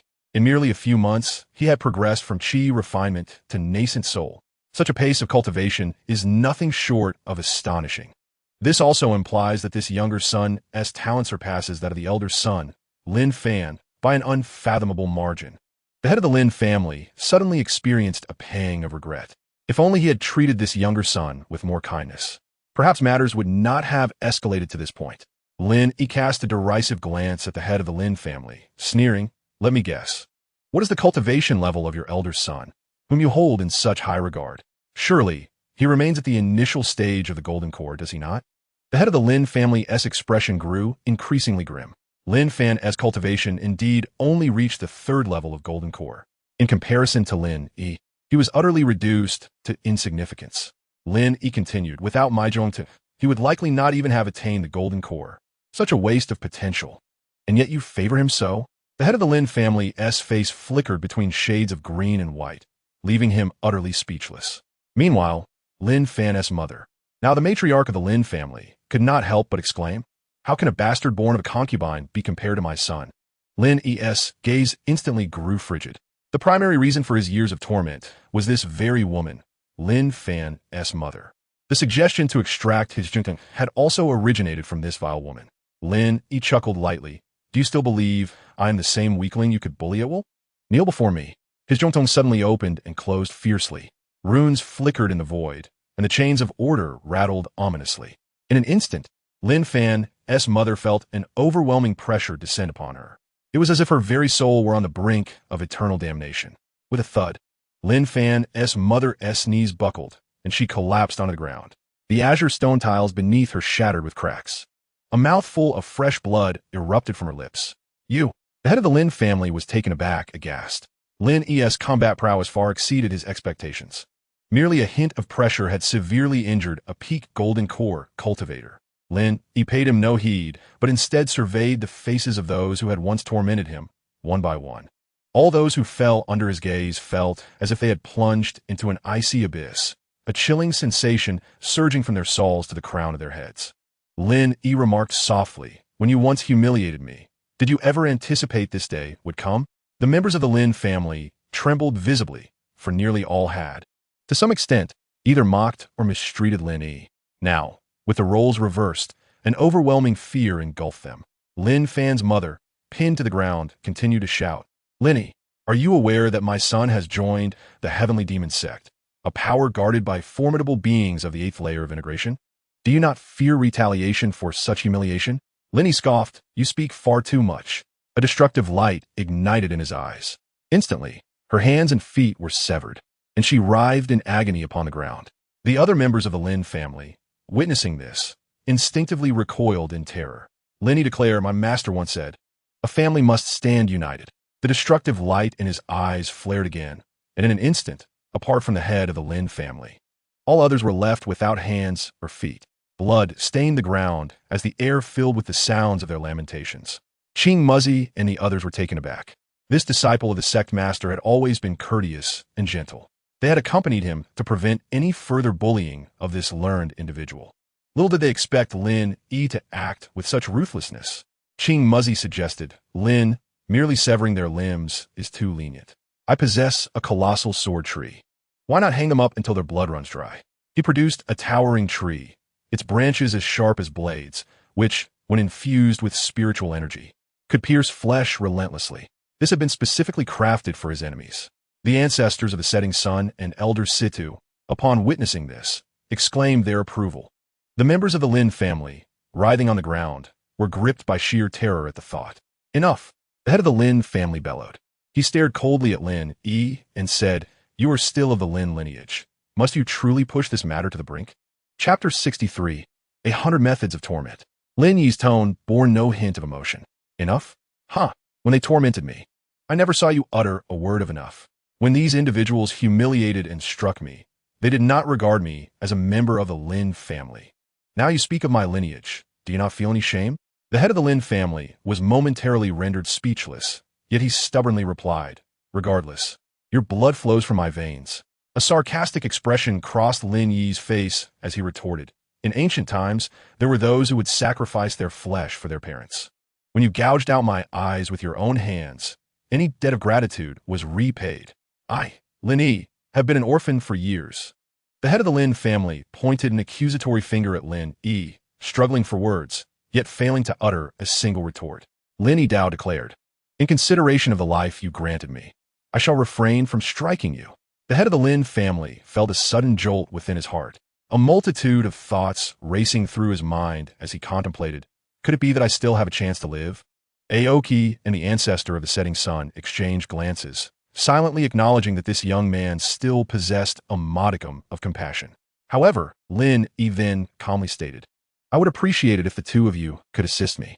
Instantly, Aoki and the ancestor of the setting sun were filled with excitement. Aoki exclaimed, not a problem. Torturing people is my forte. The head of the Lin family, pale-faced, bellowed, Lin E, how dare you? I am your biological father. Aoki scoffed. You still remember you are a father? To gouge out your own son's eyes is to be less than a beast. The ancestor of the setting sun interjected. Enough of this idle talk. Kneel and speak. Without hesitation, the two advanced towards the head of the Lin family. They refrained from utilizing talismans, fearing that it might grant the Lin family a swift end. During this time, both Aoki and the ancestor of the setting sun had rapidly advanced in their cultivation, both now at the late stage of the nascent soul realm, while the head of the Lin family was merely at the initial stage. It was not long before they subdued him and rendered him powerless. The ancestor of the setting sun inquired, Aoki, what method do you intend to employ to deal with him? Aoki cheerfully produced a handful of seeds and replied, let's first plant a few flowers in him. With that, he clamped the head of the Lin family's mouth shut and forcibly introduced the seeds. The head of the Lin family's eyes widened in horror as he felt the seeds take root within his belly. Roots pierced through his stomach lining, and torrents of blood were siphoned by the seedlings. The young plants began to grow rapidly, distending his abdomen painfully. The excruciating agony caused the head of the Lin family to convulse and cry out in torment. Aoki then fixated on the head of the Lin family's eyes, saying, didn't you enjoy gouging out eyes? How about we plant a couple in your own? The head of the Lin family, unable to articulate a response due to the pain, shook his head vigorously. Aoki remarked, look how delighted you are, practically dancing with joy. It seems you wholeheartedly agree with my suggestion. He produced 2 more seeds and planted them upon the eyes of the head of the Lin family. In utter despair, the head of the Lin family watched helplessly as the seeds sprouted roots that burrowed into his eyes. Aya plunged into darkness. He emitted a wail of suffering and fear. The ancestor of the setting sun could not help but give a thumbs up to Aoki, praising, when it comes to tormenting, you truly excel. Aoki, brimming with pride, proclaimed, this is merely the beginning. I have over 100 methods prepared to try. The head of the Lin family, upon hearing this, sank into an abyss of unending despair. While the two subjected the head of the Lin family to their torment, Lin turned his attention to the others on the ground. Butler Shun Tai, do you remember when you falsely accused me of theft, broke my leg, and left me unable to walk normally for months? The butler Shun Tai, upon being called out, repeatedly begged for mercy. I was wrong. Please grant me a chance to live. Lin wore an expressionless face, utilizing his spiritual energy to suspend the individual entirely upon the towering swordwood tree. Countless sharp branches pierced through Shun Tai's body, and blood cascaded down from the limbs. Chunjing, do you recall how you exchanged my food for dog food and forced me to consume it? The person mentioned stiffened abruptly. Lin wasted no words and hung this individual on the tree as well. With each name he called out, he recounted the past grievances in meticulous detail. Even children who had once tormented him were not spared. One by one, bodies were hung upon the swordwood tree. Before long, nearly 1,000 members of the Lin family resembled crimson lanterns suspended high upon the branches. Streams of blood converged, continually dripping from the tree's apex. The members of the Lin family struggled in vain. The more they fought, the faster the blood flowed. Ultimately, they could only helplessly experience the gradual loss of blood and the weakening of their bodies. The shadows of death and fear loomed ever larger.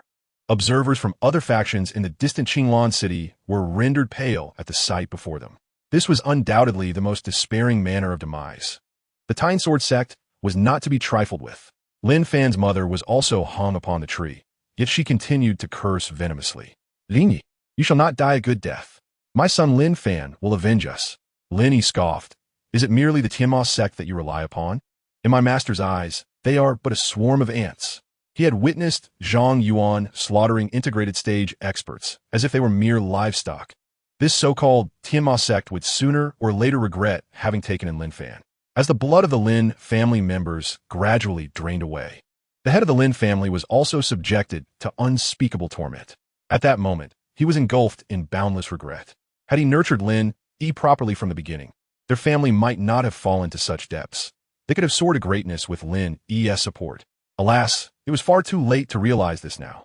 Ultimately, when Qing Muzi reached the 58th method in his experiments, the head of the Lin family could no longer endure and breathed his last. Qing Muzi expressed some regret. Is that it? He.S. dead already? I still have 49 methods left to try.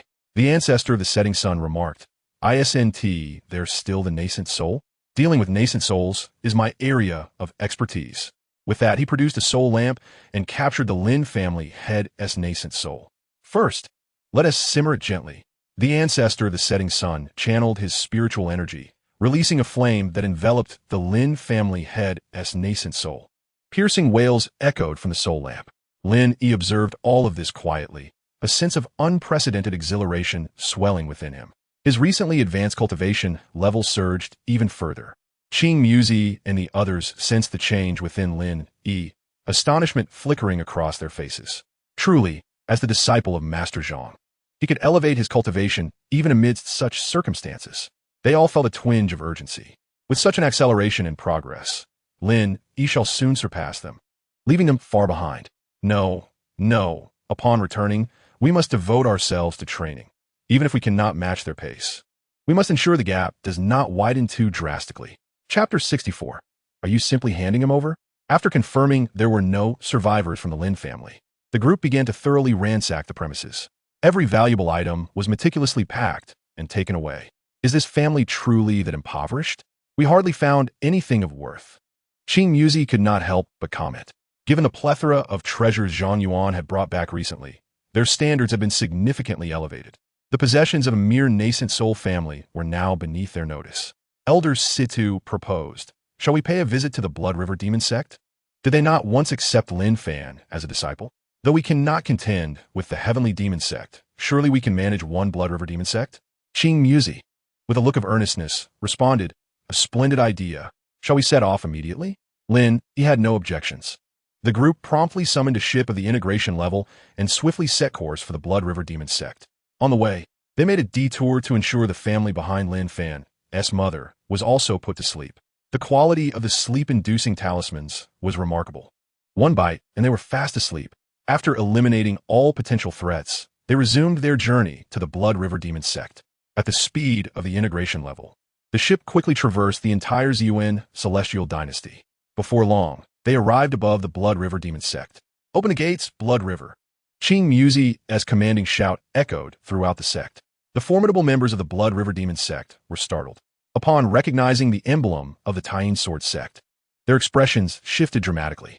Given the current reputation of the talisman sect within the Zhang Yuan celestial dynasty, it was hard for any power to remain ignorant of it. The sect leader of the Blood River, though visibly anxious, clasped his hands in greeting and inquired, esteemed friends, what brings you here? The elder of the setting sun replied with indifference. We have heard that your sect has taken in a disciple named Lin Fan. The sect leader quickly responded, indeed. We did accept such a person, but he has since been taken by the Heavenly Demon sect and is no longer our concern. Qing Muzi glared. You just handed him over? Who permitted you to do so? Why did you not stop him? The sect leader was taken aback. As a mere transformation stage cultivator, what audacity did he have to confront an integration-level expert?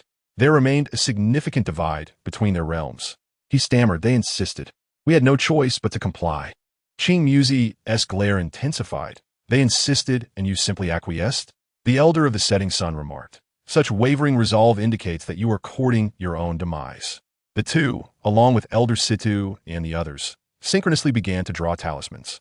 The faces of the Blood River Demon sect members turned ashen, their expressions filled with terror. The sect leader trembled, pleading, let us discuss this calmly. We truly bear no responsibility for this. Qing Muzi declared, do you still dare to quibble? Go tell that to our talismans. They are here with the intent to annihilate us. Regardless of what the opposition may assert, they cannot escape the inescapable fate of death. Thousands of heaven-slaying talismans were unleashed, sending forth terrifying blades that struck mercilessly upon the Blood River Demon sect's grand formation.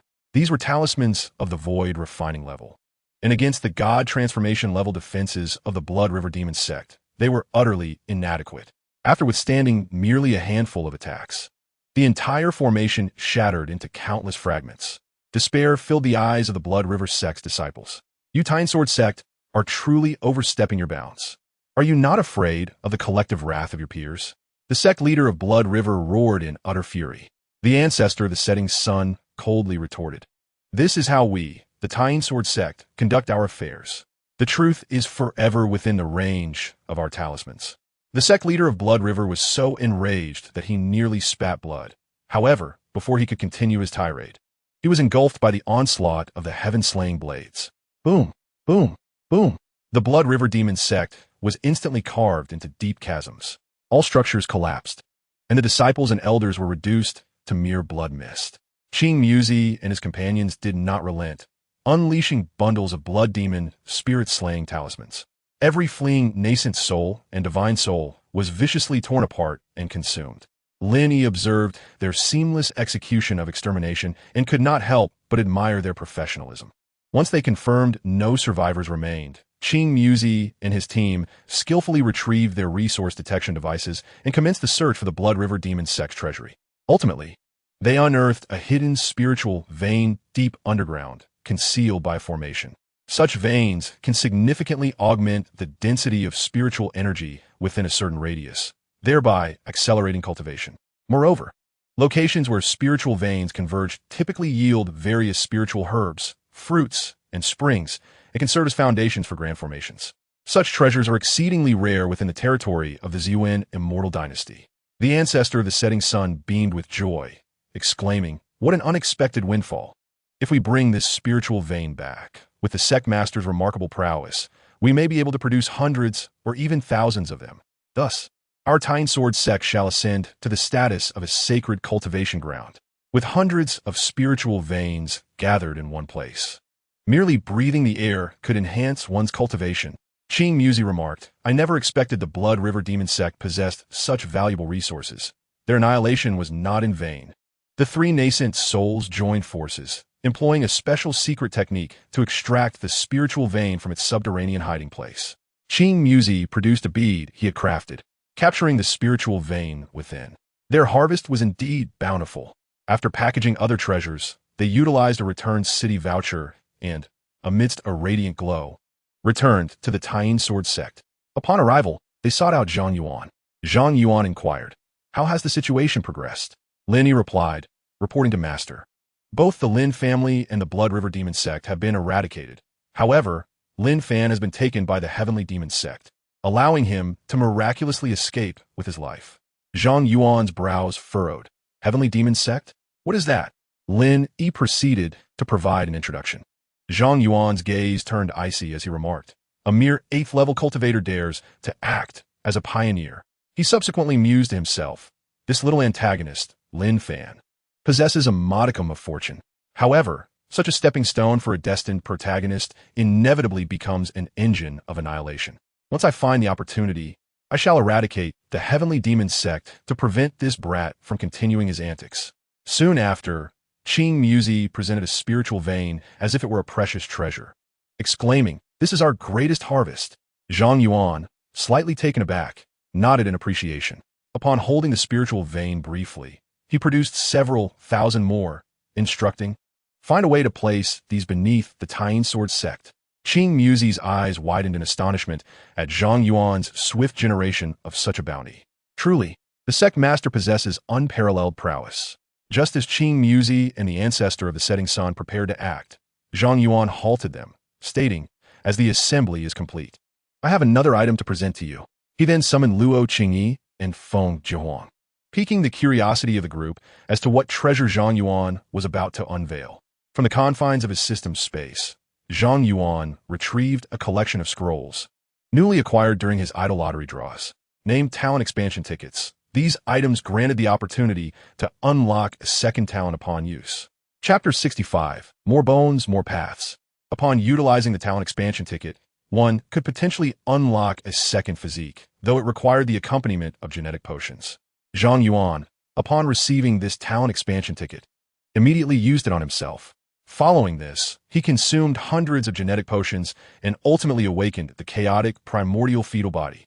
This physique, imbued with primordial chaos, allowed for the absorption of spiritual energy and elixirs at a rate exceeding that of ordinary individuals by 100-fold. Moreover, it possessed the exceptional furnace body quality, enabling his partner to experience a 100-fold enhancement during cultivation. Zhang Yuan could not help but express his exasperation. "Who has bestowed upon me this exceptional furnace body quality?"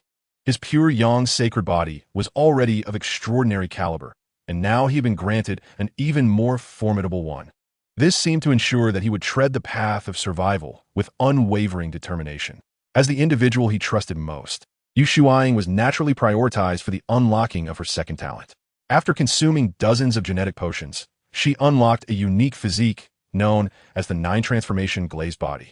This physique, akin to crystal, was pure and untainted, capable of purifying impurities within her partner's body during cultivation and assisting them in breaking through bottlenecks. This, too, was an exceptional furnace body quality. Zhang Yuan could not help but marvel. This truly is a survival system. Everything is a battle for existence. After experimenting with cultivation alongside Shuaing, she found herself somewhat overwhelmed within less than an hour. The dual physique of Zhang Yuan was simply too potent. He recited the classic adage of Zhang, our Zhang family members possess formidable strength. Zhang Yuan returned to the present, emerging from his reverie.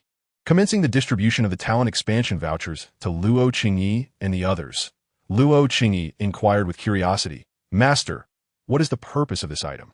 Zhang Yuan replied calmly, "There is nothing much to it. It merely allows you to possess dual talent constitutions."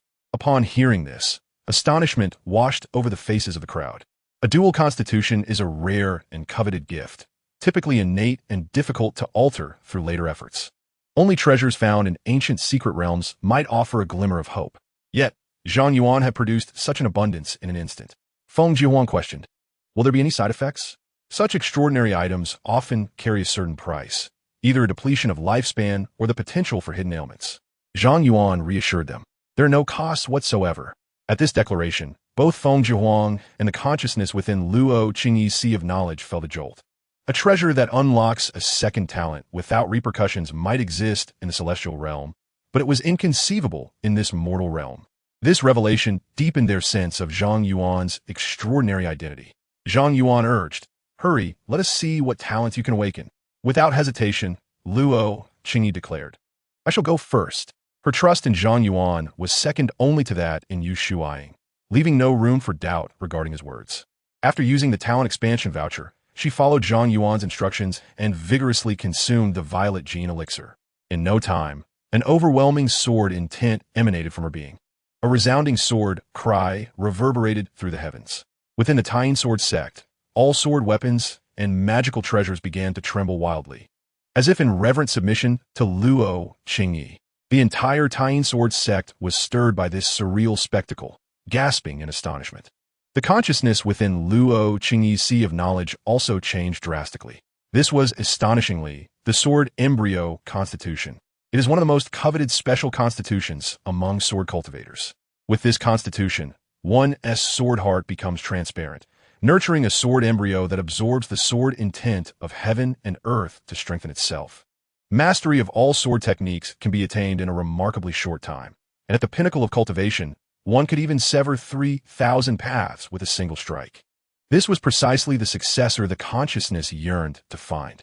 As Luo Qingyi felt the transformation within her, 2 strands of sword intent flickered in her eyes. She then reined in her aura and joyfully looked at Zhang Yuan, exclaiming, "Master, I have indeed successfully awakened my second constitution, and it is of the divine level. This surpasses even the sacred constitution." Feng Jiahuang, Lin Yi, and the others were all visibly shaken.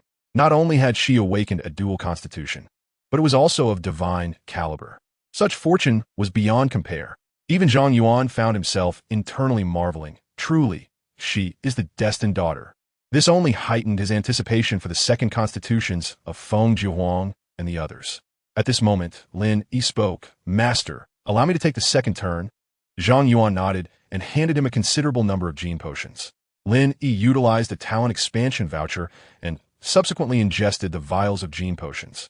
After consuming dozens of them, an extraordinary phenomenon enveloped him. His entire being was shrouded in celestial radiance, and a terrifying, vast pressure emanated from within him. At the center of his chest, a bone inscribed with chaotic Dao patterns suddenly illuminated. Endless runes flowed across the bone, as if the grand Dao had materialized, displaying remarkable divinity. Zhang Yuan's mouth fell agape. With dual pupils already rendering him invincible, could multiple bones signify multiple paths? This young man not only possessed innate dual pupils, but now a bone had also emerged. Lin Yi gazed inwardly and, filled with astonishment, exclaimed to Zhang Yuan, "Master, I have awakened a piece of chaotic, celestial bone." Qing Shi and the others felt their heads buzzing. The dual pupils and chaotic celestial bone were both legendary symbols of invincibility, destined to tread the path of the world's elites and suppress all realms. Yet, to witness both phenomena manifesting in a single individual was astounding. What sort of prodigies had Zhang Yuan recruited? Feng Jiahuang and the artifact spirit had long lost count of how many times they had been shocked. Qing Shi volunteered. Let me have a go as well. He forcefully consumed over 1,000 gene potions, nearly choking in the process, before finally experiencing a response. He awakened the holy body of the Azure Emperor, rated at 8 stars, which was quite exceptional among holy bodies. Although it did not match the might of Luo Qingyi and Lin Yi, Qing Shi was immensely pleased. Previously, when he first ingested the gene potions, he had only awakened a 9-star king body. Now, possessing the Azure Emperor's holy body, his cultivation was set to soar like a rocket before his ascension. Ha ha! I too shall become a paragon. At over 300 years of age, he was indeed at the prime of his life. The sunset ancestor, witnessing his exuberance, could no longer suppress his excitement and began to consume gene potions vigorously as well. Ultimately, he too awakened an 8-star holy body, the great sun-burning heaven body.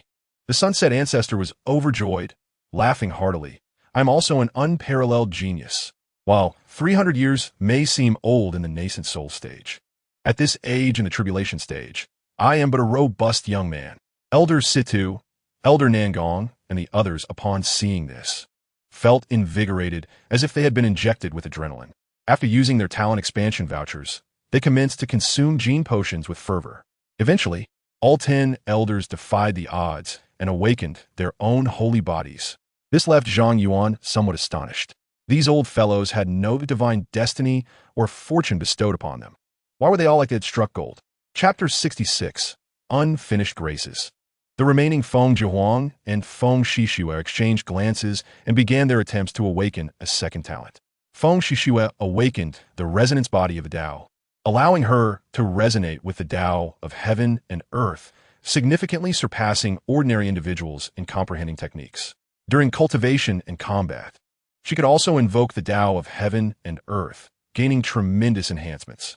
Feng Jiahuang awakened the Wanxiang Tunshin body, capable of devouring all energies between heaven and earth, transforming them into her own primal power.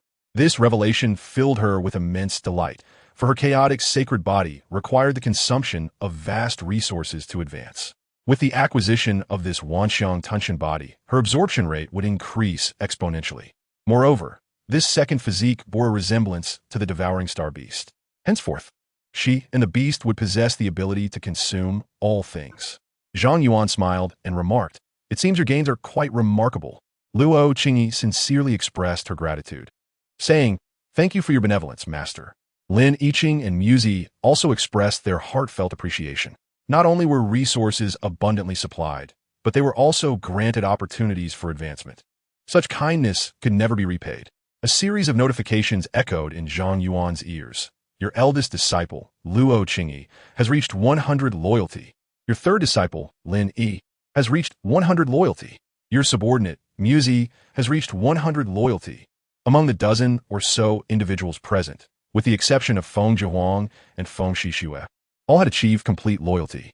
Although the 2 women had not reached the maximum, their icons glowed a deep blue, indicating at least 80 or 90%. Zhang Yuan turned his gaze toward Luo Qingyi and the others, stroking his chin in contemplation. According to the system's explanation, achieving 100 loyalty meant they would never betray him. This implied he could trust them completely, without fear of secrets being divulged. Zhang Yuan began to ponder whether he should grant them some privileges. Perhaps he could allow his disciples to wield 1,000 units of firepower, while Muzi and the others could manage 500. Each consumable could be launched 1,000 times, and each technique could be executed without cost 1,000 times. Such firepower was already formidable. Having made up his mind, Zhang Yuan addressed Luo Qingyi and the others shortly. I shall employ a special secret method to enlighten you, granting you a small, unique ability. Luo Qingyi, curious, inquired, Master, what special ability? Zhang Yuan replied, You will find out soon enough. Let us begin with you. As he spoke, Zhang Yuan extended his hand and placed it gently on Luo Qingyi's smooth, fair forehead. She felt the warmth of his palm, and her ears flushed slightly. This was, in fact, her first instance of physical contact with her master, as well as her first experience of skin-to-skin contact with someone of the opposite sex or age. Zhang Yuan closed his eyes, appearing to channel his energy. Feng Zhihuang and Muzi watched with curiosity as this unfolded. After a brief interval, Zhang Yuan withdrew his hand from Luo Qingyi's forehead. She blinked her large, dark eyes, her expression one of confusion. She had not sensed any power being imparted from his palm. Was this truly enlightenment? Just as her doubts began to surface, she felt a flicker of special realization blossom within her heart. Zhang Yuan produced the weakest fireball talisman and said, "Let's give it a try." With a spirit of inquiry, Luo Qingyi took the fireball talisman. Instantly, she sensed something unusual. She perceived that the fireball talisman could seemingly be fired in rapid succession. Whoosh, whoosh, whoosh. As Luo Qingyi attempted to activate the talisman, indeed, fireballs shot out in a barrage. After firing several hundred, there was still no sign of stopping. Luo Qingyi's mouth fell open in astonishment. "Master, what is happening? Why does it keep firing?" Feng Zhihuang, Lin Yi, and the others were equally bewildered. Such a phenomenon was something they had only witnessed with Zhang Yuan. It seemed that anything in Zhang Yuan's hands could be inexhaustible. Could this ability actually be imparted to others? After Luo Qingyi unleashed 1,000 fireballs, the talisman finally burned to ashes. Zhang Yuan smiled and said, "This is the special ability I have bestowed upon you." A flicker of excitement crossed Luo Qingyi's delicate face. She drew a long sword and began to attempt her combat techniques. A chilling sword aura erupted from the blade in her hand. Luo Qingyi grew increasingly exhilarated, exclaiming, "It consumes not a shred of spiritual power. I can use it 1,000 times without cost. If I were to unleash my strongest moves, how many opponents of the same level could withstand 1,000 devastating strikes? This is nearly equivalent to being invincible in the same realm." The others looked at Luo Qingyi with envy, their eyes fixed on Zhang Yuan. Who would not yearn for such an ability? Zhang Yuan said one at a time. He then extended his hand, pressing it in midair above Lin Yi's head. Luo Qingyi was taken aback, thinking, so it doesn't require skin contact? She quickly added to Zhang Yuan's defense. Perhaps it's because of the differences in male and female physiology. Master surely did not intend it. Zhang Yuan pretended to be serious and gave the same treatment to Lin Yi and Qing Muzi. The elders, including Qing Muzi and the ancestors, immediately began to experiment with excitement. Talismans were summoned, continuously unleashing attacks. Excellent. This is true ferocious firepower. My fear of insufficient firepower has finally been alleviated. After the round of importation was completed, only Feng Zhihuang and Feng Shishue remained. Feng Zhihuang gazed at Zhang Yuan with anticipation, waiting for the head-patting blessing. If she were to possess such an ability, with the astonishing skills she mastered in her past life, she could easily obliterate enemies several realms above her in the lower realm. Feng Shishue also displayed a face full of expectation. Yet, after a considerable wait, Zhang Yuan did not bestow upon them the same blessing. Unable to contain herself, Feng Zhihuang asked, "Master, what about us?"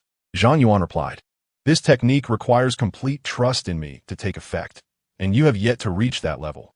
Both Feng Zhihuang and Feng Shishue paused, contemplating the notion of complete trust. Feng Zhihuang introspectively questioned herself and realized that she had not yet reached the stage of unconditional trust as Zhang Yuan had suggested. Could her master discern this with a mere glance? Zhang Yuan remarked, "Only when you can engage with me in complete honesty and sincerity will I bestow upon you this technique." Feng Shishue, having joined the sect later, had not fully cultivated her trust, while Feng Zhihuang remained vigilant towards everyone due to past betrayals by those she once trusted. However, given the color of their respective auras, they were merely a fraction away from achieving total trust. Zhang Yuan could not help but glance at the fully trustworthy Luo Qingyi. Now that she had reached complete trust, could he possibly make an extravagant request and have it fulfilled? Chapter 67. Ascension to Divine Transformation, capable of battling the Great Ascension. Zhang Yuan shook his head, dispelling the wicked thoughts that had crept into his mind. After all, this was his disciple. How could such thoughts arise? It must be the influence of his recently awakened furnace physique. Cursed physique, how dare you manipulate my pure heart? After casting a large black pot to the special physique, he addressed everyone. "All right, return to your cultivation." Luo Qingyi and the others hurried back to hone their skills. Meanwhile, Qing Muzi and the ancestor of the setting sun began to bury thousands of spiritual veins deep beneath the Tying Sword sect. Suddenly, the concentration of spiritual energy within the sect reached an unimaginable level. Everyone felt as if the spiritual energy in the air was almost solidifying into liquid essence. With every breath taken, one's cultivation improved slightly. Being in such an environment was akin to soaking in a spiritual spring all day long. The disciples and elders were elated, exclaiming how fortunate they were to join such a sect. Zhang Yuan also distributed a plethora of benefits based on their loyalty. Those who were unwaveringly loyal received abundant purple genetic potions until they manifested a special physique. After this upheaval, the Tying Sword sect saw the emergence of numerous battle physiques, royal physiques, and sacred physiques. All the previously acquired reincarnation fruits were also distributed, coupled with the trials of the Tower of Despair. The disciples and elders of the Tying Sword sect began to embody the essence of extraordinary talent. Even when combined, the top forces of the 3,000 domains could scarcely match the number of exceptional individuals present. If this trend continued, the Tying Sword sect might well create a legendary myth of collective ascension on the continent. In addition to the disciples and elders, the Luo family, particularly Luo Wanxiu and his mother, received special attention, obtaining talent expansion vouchers to unlock their second innate abilities. After completing these tasks, Zhang Yuan immersed himself in cultivation aliside Yu Shuai. With the augmentation of dual physiques and 100-fold speed, his progress was remarkably swift. Within a few days, both he and Yu Shuai ascended to the realm of divine transformation. Following this advancement, Zhang Yuan's spiritual awareness, reflexes, and other faculties experienced a significant enhancement. This also signifies that he can unleash an even more ferocious and brutal offensive. Manipulating tens of thousands of talismans or magical artifacts at once has become effortless for him. With a mere gesture, he can unleash millions of attacks, coupled with the combined level of talismans and artifacts. Even the most formidable of the Grand Ascension stage would find it difficult to withstand. In the realm of Yunmeng, the strongest on the surface is indeed the Grand Ascension stage. Had it not been for those hidden cultivators of unfathomable power, I would already be able to traverse Yunmeng with ease. It is astonishing that a mere transformation stage cultivator can be nearly invincible in this domain. Others would likely be confounded by such an extraordinary phenomenon. King Muzi and the ancestor of the setting sun have also ascended to the transformation stage. A 300-year-old transformation stage cultivator is considered somewhat youthful. Luo Qingyi and her companions have made significant progress in their cultivation, now reaching around the 5th level of the nascent soul stage. Feng Zhihuang, by devouring vast amounts of spirit stones and herbs, has also reached the late stage of the golden core and is preparing to coalesce her nascent soul. Just as Zhang Yuan was about to solidify his foundation with a 9-turn nirvana pill, his 4th disciple, Feng Shishua, approached him. Master, there has been a change in the Ziyuan celestial dynasty, and I must return immediately.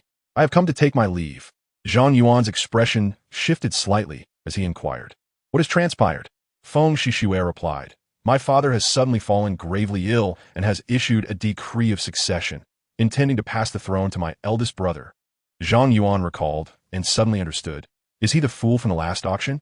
He harbored no fondness for this prince of Ziyuan. Zhang Yuan looked at Feng Shishue and asked, "Are you returning now because you have ambitions regarding the throne?" Feng Shishue's gaze flickered momentarily before she nodded. "I indeed have such intentions. My eldest brother is vengeful and obstinate, not fit to be a wise ruler. If he ascends to power, it would not bode well for the common folk of the Ziyuan celestial dynasty. Moreover, my father's illness is suspicious. I suspect my brother may have had a hand in it." She did not conceal her ambition, openly expressing her thoughts of usurping the throne. Zhang Yuan had long discerned her aspirations of becoming a great empress through the information she had provided. After pondering for a moment, he suggested, "Let King Muzi and the ancestor of the setting sun accompany you back. With their support, no one will dare to take your position." As a devoted master, he naturally wished to pamper his own disciple.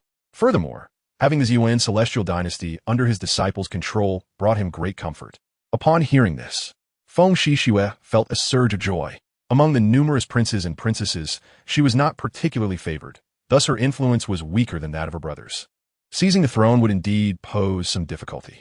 However, with the backing of the Tying Sword sect, everything would become much simpler. Feng Shishue immediately bowed. "Thank you, master." Her aura visibly deepened to a more profound blue. Zhang Yuan produced a storage ring and said, "This is your firepower support. If you encounter insurmountable obstacles, simply flatten them." Feng Shishue accepted the storage ring and bowed again in gratitude. To possess such a master is truly a blessing accrued from her past life. Upon hearing the news of the impending struggle for the throne, Qing Muzi and the Sunset Ancestor immediately became exhilarated. "This is our specialty. We shall ensure it is executed splendidly." A mere prince dares to vie for the throne against a disciple of our sect's leader, utterly oblivious to the peril. Elders Situ and Nangong, along with others, were equally eager not to miss out on the spectacle. Their cultivation had just reached the nascent soul stage, and they were keen to showcase their prowess. Thus, a 12-member professional team promptly set off with Feng Shishue. Feng Jiahuang observed this scene, stroking her chin in contemplation. It seemed there had been a similar occurrence in her previous life, albeit much later in the timeline. By then, Feng Shishue had already reached the god transformation stage. "It appears that many events have shifted since my rebirth." She shook her head, refraining from further musing.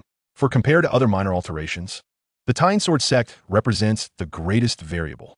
Feng Shishue and Qing Muzi traveled swiftly back to the imperial capital of the Zhang Immortal Dynasty aboard a combined tier vessel. As Feng Shishue scanned her surroundings with her divine sense, her gaze sharpened. Inside the palace, civil and military officials had gathered, all clad in mourning attire with somber expressions. In the grand hall, a coffin was prominently displayed, within which lay the emperor of the Zhang Immortal Dynasty. Has he truly departed? Feng Shishue's expression shifted through various emotions. Although her father had never favored her greatly, he had granted her life. Now, witnessing his demise, her feelings became a tumultuous mix. Before the coffin, the crown prince, dressed in white mourning garments, was in the midst of the ascension ceremony. At this moment, the ritual was halfway through. Once completed, the crown prince would become the new emperor, wielding absolute authority over the Zhang Immortal Dynasty. Naturally, Feng Shishue could not allow such proceedings to unfold unchallenged. Her cold voice resonated through the palace. "Halt!" Upon hearing Feng Shishue's voice, the expressions of everyone in the Zhang Immortal Dynasty changed dramatically. Particularly, the crown prince's countenance darkened instantly. The news of Feng Shishue's apprenticeship at the Tying Sword sect was no longer secret. Thus, he viewed her as the sole threat to his ambitions. However, recalling the support behind him, the crown prince regained his composure. He turned his gaze towards Feng Shishue, who was descending, and calmly remarked, "Ah, the princess has returned.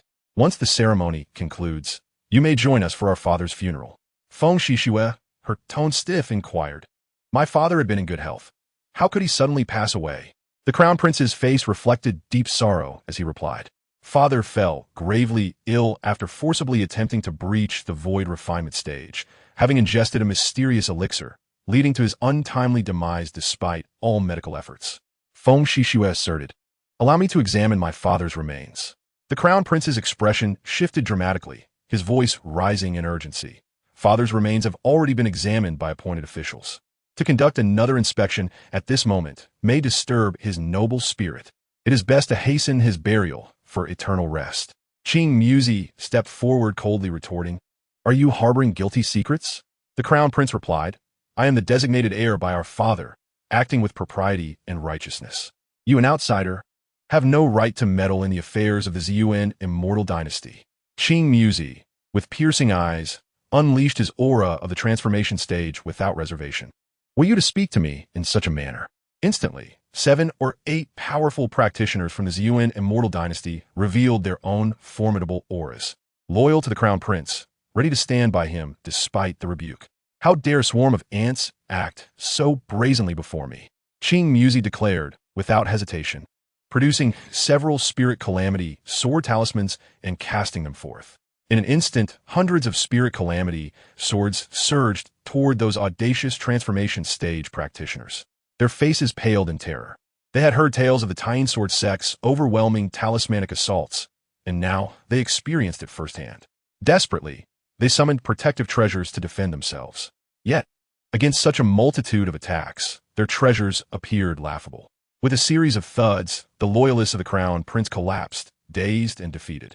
The other officials of the Zhang Immortal Dynasty recoiled in shock, realizing the Tying Sword sect was excessively domineering, having slain so many transformation stage practitioners right away. The Crown Prince's countenance darkened completely. This is the imperial palace of the Zhang Yuan Immortal Dynasty. How dare you act with such impunity? Qing Muzi's eyes glinted with a cold light. Do you still dare to retort? Kneel and speak. As he spoke, he released his oppressive aura of the transformation stage, bearing down on the Crown Prince like an avalanche. The Crown Prince staggered, feeling as if an immense mountain pressed upon his shoulders, his knees buckling involuntarily. Predecessor, will you not intervene? He cried out in desperation. Qing Muzi and the elders of the Tying Sword sect furrowed their brows, sensing the gravity of the situation. They retreated 2 steps, swiftly enveloping themselves in layers of protective shields. As the Crown Prince's words fell, a vast aura surged forth from the rear hall. Qing Muzi and his companions narrowed their eyes. It was indeed a practitioner of the composite stage. When had the Zhang Yuan Immortal Dynasty been graced with such strength? For countless years, they had not even glimpsed a shadow of the void refinement stage. Now, formidable composite stage practitioners appeared with alarming frequency. Could it be that the earlier disturbances instigated by the Patriarch had drawn the attention of these powerful beings to the once obscure Yuan Immortal Dynasty? Indeed, that was the case. This composite stage practitioner had come seeking the secrets of Zhang Yuan. However, the powerful figures who ventured toward the Tying Sword sect had all met untimely and mysterious ends. Thus, before fully grasping the situation, the formidable being refrained from making any impulsive moves. He resolved to engage in a strategy of circumnavigation, intending first to seize control of the Zhang Yuan Celestial Dynasty and leverage the power of this local force for infiltration and reconnaissance. Initially, he aimed to collaborate directly with the Emperor of Zhang Yuan. However, upon learning of the involvement of the Tying Sword sect, the Emperor immediately faltered, expressing his unwillingness to proceed. Consequently, the powerful being had no choice but to facilitate the demise of the Emperor and elevate the willing Crown Prince to the throne. The Crown Prince, elated by the prospect of having such a formidable ally support his ascension, readily agreed without hesitation. With the backing of a being of such caliber, he now possessed the means to contend with the Tying Sword sect. The powerful being revealed his form, appearing as an elderly man clad in azure robes, having attained the 6th level of integration. His aura was profound and unfathomable, exerting immense pressure on all present, causing them to retreat in trepidation. Upon the emergence of the azure-robed elder, the Crown Prince's expression transformed into one of calm assurance. With a sneer, he addressed Qing Muzi. "Old man, did you not anticipate the presence of a great power behind me? With Zhua Lao's strength, even your sect leader would have to show deference." The ancestor of the setting sun bellowed. "You speak nonsense. Our sect leader possesses unparalleled prowess, slaying beings of integration as one would slaughter pigs and dogs. Why would he fear him?" A mocking expression graced the azure-robed elder's face as he retorted. "It is rare for a junior of the transformation stage to speak so audaciously before me. Your audacity is indeed remarkable." The ancestor of the setting sun countered. "It is equally rare for a mere insect of integration to oppose our Tying Sword sect." Qing Muzi interjected. "Why waste words on him? Let's attack him directly." Prior to the elder's arrival, they had already enveloped themselves in 500 layers of protective shields, enhancements provided by Zhang Yuan, synthesized into a defensive treasure for later stage integration. Despite the strength of the azure-robed elder, it would be exceedingly difficult for him to breach their defenses. With a flourish, they unleashed bundles of blood demon slaying spirit talismans, hurling them directly at the elder. Each of them possessed 500 charges, allowing each talisman to unleash 500 attacks. Thus, they summoned millions of blood demon phantoms. As the phantoms surged toward him, the azure-robed elder finally comprehended the gravity of the situation. These phantoms emanated the aura of late-stage integration. How could this be? His eyes widened in disbelief, struggling to accept the spectacle before him. A multitude of transformation and nascent soul beings could release such a torrent of integrated attacks at once. He began to understand why none of the integration-level experts who ventured towards the Tying Sword sect had returned. Desperately, the azure-robed elder summoned his protective treasure, making a final stand. Yet, within mere moments, his defenses were utterly obliterated by the overwhelming tide of blood demon phantoms. They engulfed the azure-robed elder entirely, consuming his very soul. No, the despairing howl of the elder in azure echoed relentlessly throughout the Grand Hall. Chapter 69. Is it truly necessary to betray one's master? The Crown Prince, witnessing his formidable support being so easily vanquished, felt his legs weaken in fright. How could this be? How could this happen? This was a formidable being of the 6th level of corporeal integration. In the entire Yunming domain, he was undoubtedly a prominent figure. Yet, the group of tying sword sects, transformation, and nascent soul practitioners effortlessly extinguished him. This utterly shattered his worldview. The others from the Zhang Yuan celestial dynasty were equally frozen in shock, paralyzed with fear. Qing Muzi grasped the elder's storage ring, and upon probing with his consciousness, he exclaimed, "This old fellow possesses quite a substantial fortune. The talismans from before have indeed recouped some losses." At that moment, Feng Shishue approached the Crown Prince. Her tone icy as she stated, "You conspired with outsiders to plot against my father, did you not?" The Crown Prince hastily denied, "I did not. I did not. Do not speak such nonsense. I have always said that my father died due to an accident while attempting to break through to the void refinement stage." The ancestor of the setting sun snorted coldly. "Do you still dare to argue? It seems you won't shed tears until you see the coffin." Gritting his teeth, the Crown Prince retorted, "Everything must be substantiated with evidence. You cannot simply slander me." Qing Muzi replied, "In the tying sword sect, we have never concerned ourselves with evidence." The ancestor of the setting sun interjected, "Evidence is still necessary. Otherwise, it would seem that we, the tying sword sect, are rather unreasonable." The Crown Prince quickly concurred, "Yes. Yes. What this elder says is absolutely correct." The ancestor of the setting sun chuckled. "As for the source of the evidence, you need only allow me to probe your soul, and the truth shall be revealed." Upon hearing this, the Crown Prince's face turned ashen. Forcing a soul probe could severely damage one's spirit. At best, it could render one a fool. At worst, it could lead to death. This was nearly equivalent to executing him on the spot. The Crown Prince, though outwardly fierce, trembled inwardly. "I am the designated successor of my father, the future emperor of the Zhang Yuan celestial dynasty. You cannot treat me this way." Qing Muzi coldly responded, "Do not speak of your position. Even if you truly were the emperor, what of it? Hand it over." He placed his hand upon the Crown Prince's head, forcefully infusing his transformation stage power. The Crown Prince's expression dulled as all his memories were meticulously extracted by Qing Muzi. Moments later, Qing Muzi released his grasp. The Crown Prince's eyes rolled back, collapsing to the ground in convulsions. This wretched being had indeed conspired with outsiders to murder his own father. The evidence was irrefutable, and he deserved to be punished. The members of the Zhang Yuan celestial dynasty were left uncertain of the truth of Qing Muzi's claims. However, in such dire circumstances, even if it were false, they had to accept it as truth. With a corporeal integration expert now a cold corpse, any of these mere nascent soul practitioners who dared to utter dissent would find themselves swiftly obliterated. Observant courtiers immediately raised their voices. In these tumultuous times, as the former emperor faces calamity and the celestial dynasty is in disarray, a nation cannot endure a day without a sovereign, and the heavenly throne must not remain vacant for long. I humbly beseech the 7th princess to heed the will of heaven and the desires of the people. Ascend to the grand throne, stabilize the realm, and care for the populace." The other civil and military officials began to voice their agreement, urging the princess to swiftly claim the imperial seat, to soothe the divine will and bring peace to the people. "I, as a loyal subject, pledge my unwavering support, even at the cost of my life," Feng Shishue remarked. "If all of you insist so earnestly, I, too, must reluctantly acquiesce." One could almost sense her lament. "You have truly put me in a difficult position." What was intended as a coronation ceremony for the eldest prince was swiftly transformed into one for Feng Shishue. The arrangements were all in place. The only change was the identity of the principal figure. After completing the coronation ceremony before the coffin, Feng Shishue, now as the new emperor, presided over the funeral of her predecessor. Following this, there was the formal enthronement ceremony, proclaiming her reign to the world. Feng Shishue had undeniably become the empress of the Zhang Yuan celestial dynasty. With the support of the tying sword sect, her position was unassailable. Dressed in imperial robes, Feng Shishue had shed her youthful naivety, replaced instead by the supreme dignity of a ruler. Qing Muzi held the recording stone aloft, capturing the entire process. The sect leader could not attend personally, but would surely find solace in these images.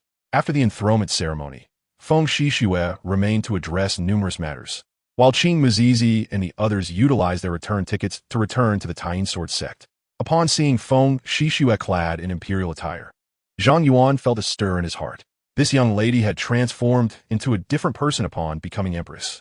Perhaps it was the influence of her dual furnace physique. As he found himself experiencing an unusual sensation. Ah, this wicked physique is once again affecting my pure heart. How could I possibly rebel against my master? Yet, he soon shifted his thoughts, setting aside other considerations. Having an empress was indeed a boon. Just imagine, a cold and aloof empress in public, yet in private, she displays a delicate and dependent demeanor. The sense of accomplishment was palpable. Zhang Yuan shook his head vigorously and went to find Yu Shuaing to temper his emotions. Under intense pressure, Yu Shuaing quickly succumbed. Unable to contain herself, she said, "Husband, we must expedite the matter of taking a concubine that I mentioned last time."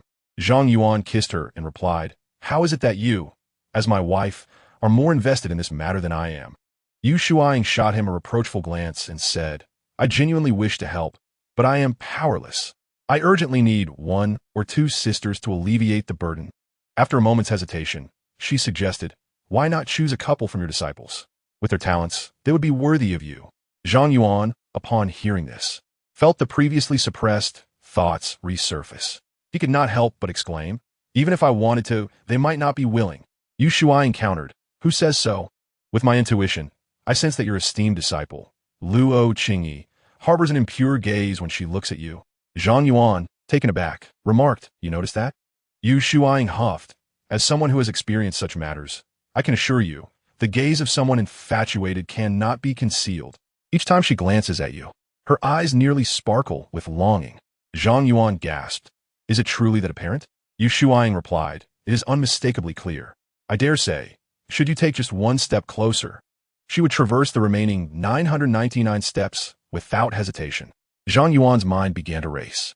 The trust Luo Qingyi bestowed upon him had reached a perfect 100%. Even if her heart did not harbor romantic feelings, she could not resist his requests. Was he truly destined to become a teacher who defied convention? Zhang Yuan began to contemplate when he might find an opportune moment to gauge Luo Qingyi's sentiments. If she genuinely harbored feelings for him, he could not afford to squander such sincerity. Could he? All he desired was to provide his beloved disciple with a home. Could there be any fault in that? Chapter 70. Boldness begets opportunity, a disciple's maternity leave. Zhang Yuan, having resolved his inner turmoil, felt as though a great weight had been lifted from his heart. With courage, a disciple could take a leave of absence. Within the realms of the 3,000 domains, there were indeed instances where disciples served as alchemical vessels for their masters. How might he create such an opportunity? After much contemplation, Zhang Yuan failed to devise a suitable moment. Alas, he decided to take 1 step at a time. The following morning, Zhang Yuan, as was his custom, synthesized a batch of magical artifacts and indulged in a few rounds of luck-based draws. To his delight, after 3 rounds of draws, fortune smiled upon him, revealing a coveted item. Ding! Congratulations, host. You have drawn a red item, mastery of all weapons. Its original effect allowed the host to master various firearms. It has now been modified to encompass swordsmanship, spear techniques, and knife skills, enabling the host to achieve an extraordinary level of proficiency with but a glance. Mastery of all weapons? This ability seemed somewhat mediocre. Primarily, he relied on heavy artillery in combat, seldom utilizing sword or spear techniques. Perhaps in a place like the Tower of Despair, where magical artifacts and talismans were restricted, this mastery might prove useful. Better than nothing. At least he would grasp swordplay and knife techniques at a mere glance. Casting a glance at the slumbering Yu Shuaing, exhausted from her endeavors, he turned and exited. As he swept his consciousness across the surroundings, he fortuitously discovered Luo Qingyi practicing swordsmanship in her courtyard. Zhang Yuan's expression shifted as he observed her closely. The swordsmanship Luo Qingyi was honing was imparted by a spiritual entity, undoubtedly of a high caliber, with each stroke exhibiting profound intricacy. However, it appeared she had only recently begun her training, as many of her movements were somewhat stiff and riddled with flaws. To his astonishment, Zhang Yuan realized that after merely 1 observation, he had mastered the entire sword technique, achieving that legendary level of proficiency. Was this the effect of mastery of all weapons? It indeed held some merit. With this ability, even without relying on overwhelming firepower, he could discern the weaknesses of others with a mere glance and strike with lethal precision. In an instant, Zhang Yuan's mind stirred. An opportunity had indeed presented itself. He swiftly appeared before Luo Qingyi. Your sword technique is rife with flaws. Upon seeing Zhang Yuan's arrival, a flicker of brightness crossed Luo Qingyi's eyes. Could it be that my master is also skilled in swordplay? In her recollection, Zhang Yuan had always employed talismans and magical artifacts in his endeavors, seemingly never revealing any prowess in swordsmanship. The spirit within her sea of consciousness also registered surprise. Zhang Yuan humbly remarked, I possess a modest understanding. He extended his palm and said, Allow me to demonstrate. With keen insight, Luo Qingyi handed him her longsword. Once the sword was in his grasp, Zhang Yuan's entire demeanor transformed. He resembled a blade drawn from its sheath, exuding a piercing sword intent that soared into the heavens. Both Luo Qingyi and the spirit were taken aback. Just this aura alone indicated that Zhang Yuan's comprehension of the sword had reached an unfathomable level. With a hum, Zhang Yuan waved the longsword, executing the very swordplay Luo Qingyi had previously demonstrated from start to finish. Instantly, a formidable sword energy surged forth. Though merely an ordinary longsword, it seemed to resonate with the very heavens and earth at that moment. Wherever the sword light reached, all phenomena bowed in submission. Each strike appeared capable of cleaving through illusions, invoking the ethereal harmonies of the nine heavens. Luo Qingyi was compelled to retreat repeatedly by the overwhelming sword intent. Her eyes were filled with astonishment. Is it possible that my master's understanding of the sword has ascended to such heights? The spirit was equally entranced. Because Luo Qingyi had not yet attained sufficient cultivation, she could not fully grasp many celestial-level sword techniques. Hence, the spirit had specially devised a set of mortal realm sword techniques for her.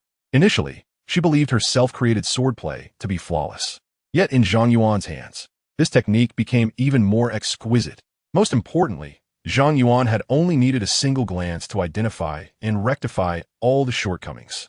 This left the spirit questioning its own existence. Could it be that his understanding of swordplay surpasses my own? Zhang Yuan halted, yet the piercing sword intent continued to reverberate in the void. Luo Qingyi gazed at him with eyes filled with reverence. Master, you possess such profound insight into the sword. It was known that she had awakened the sword embryo of the path of severance, her sword heart clear and bright. Yet even so, she had not been able to fully comprehend the techniques taught by the spirit in such a short time. In contrast, Zhang Yuan had reached a state of transcendence with merely a single observation. His aptitude was undeniably leagues ahead of hers. Zhang Yuan smiled slightly and said, It is nothing. It is merely the result of diligence and effort. As he returned the long sword to Luo Qingyi, he added, After my demonstration, you must have gleaned many insights. Now, try it again.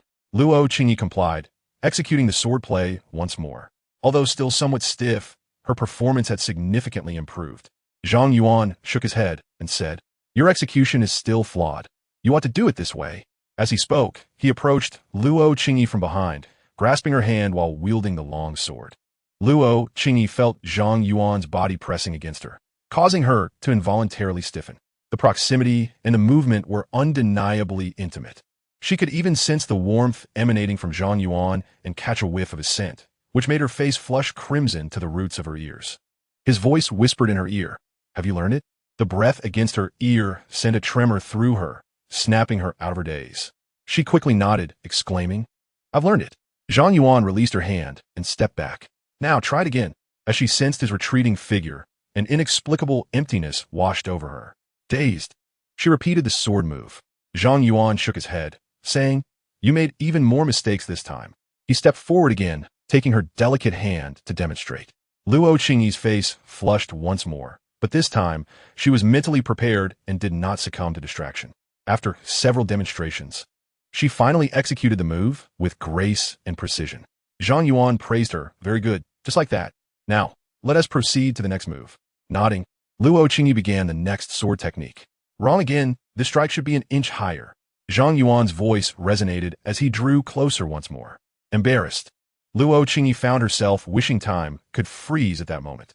If only her master could teach her like this forever. She knew such thoughts were somewhat inappropriate. Yet she could not help but indulge in her fantasies. The spirit within her sensed Luo Qingyi's unusual emotions and sighed internally. This young girl is truly smitten. My previous attempts at guidance have proven utterly ineffective. With a deep breath, the spirit resolved. Well then, since this is her choice, it would be meddlesome of me to intervene further. Zhang Yuan's talents and extraordinary abilities astonished even her, a former celestial realm powerhouse. Let alone a budding young girl like Luo Qingyi. It was entirely reasonable for her to develop feelings for him. Chapter 71. A Confession from the Disciple. Zhang Yuan also sensed a shift in Luo Qingyi's emotions, stirring something within him. This young girl truly harbors unusual feelings for me. In that case, I suppose I must reluctantly accept this affection. His guidance became increasingly intimate. Luo Qingyi's face turned red, yet she showed no signs of resistance. In fact, she even deliberately introduced minor flaws into her movements, eagerly awaiting Zhang Yuan's close instruction. Before long, half a day had passed. Zhang Yuan said, "Let's pause here and take a break." Luo Qingyi nodded obediently, her cheeks still flushed. She busied herself, serving tea and water to Zhang Yuan. As he sipped the fragrant tea, his mind wandered. With the initial step of intimacy established, he could gradually dismantle the defenses of this treasured disciple. Zhang Yuan contemplated how to win over this grand apprentice. Meanwhile, Luo Qingyi wrestled with her inner turmoil. She pondered whether to muster the courage to confess her feelings to her master. Yet, she feared that revealing her heart would lead to a harsh rejection from Zhang Yuan. After all, a romantic relationship between master and disciple could be seen as rather unconventional by societal standards. It was likely that such closeness would never be experienced again, and perhaps even a rift would arise between them. Luo Qingyi's heart was a tempest of anxiety and uncertainty, leaving her speechless. Finally, an idea formed in her mind, a more circuitous approach. Her master must be fatigued after guiding her for so long. Perhaps she could entertain him with some tales to help him relax. Zhang Yuan, intrigued, asked, "You can tell stories? Then please, share one with me." Taking a deep breath, Luo Qingyi began her narration. The stories she recounted were those she had heard from storytellers. After listening for a while, Zhang Yuan began to grasp the undertones. The protagonists in her tales were a pair of master and disciple who, through various trials, developed feelings for each other.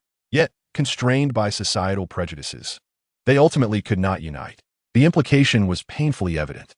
Zhang Yuan, though fully aware, felt a playful urge and feigned ignorance of the suggestion. Thus, Luo Qingyi proceeded to tell another story, this time with a more favorable conclusion. In this narrative, the master and disciple overcame societal judgment and ultimately became husband and wife. Luo Qingyi began to cautiously inquire about Zhang Yuan's views on these two pairs of master and disciple. What she truly sought to understand was his stance on such relationships, whether he accepted or rejected them. Zhang Yuan mused internally. It seemed her feelings for him had developed to such an extent. Observing Luo Qingyi's eager anticipation for his response, he smiled and remarked, "Life is your own script. Do not concern yourself with the opinions of others. Pleasing oneself is of utmost importance."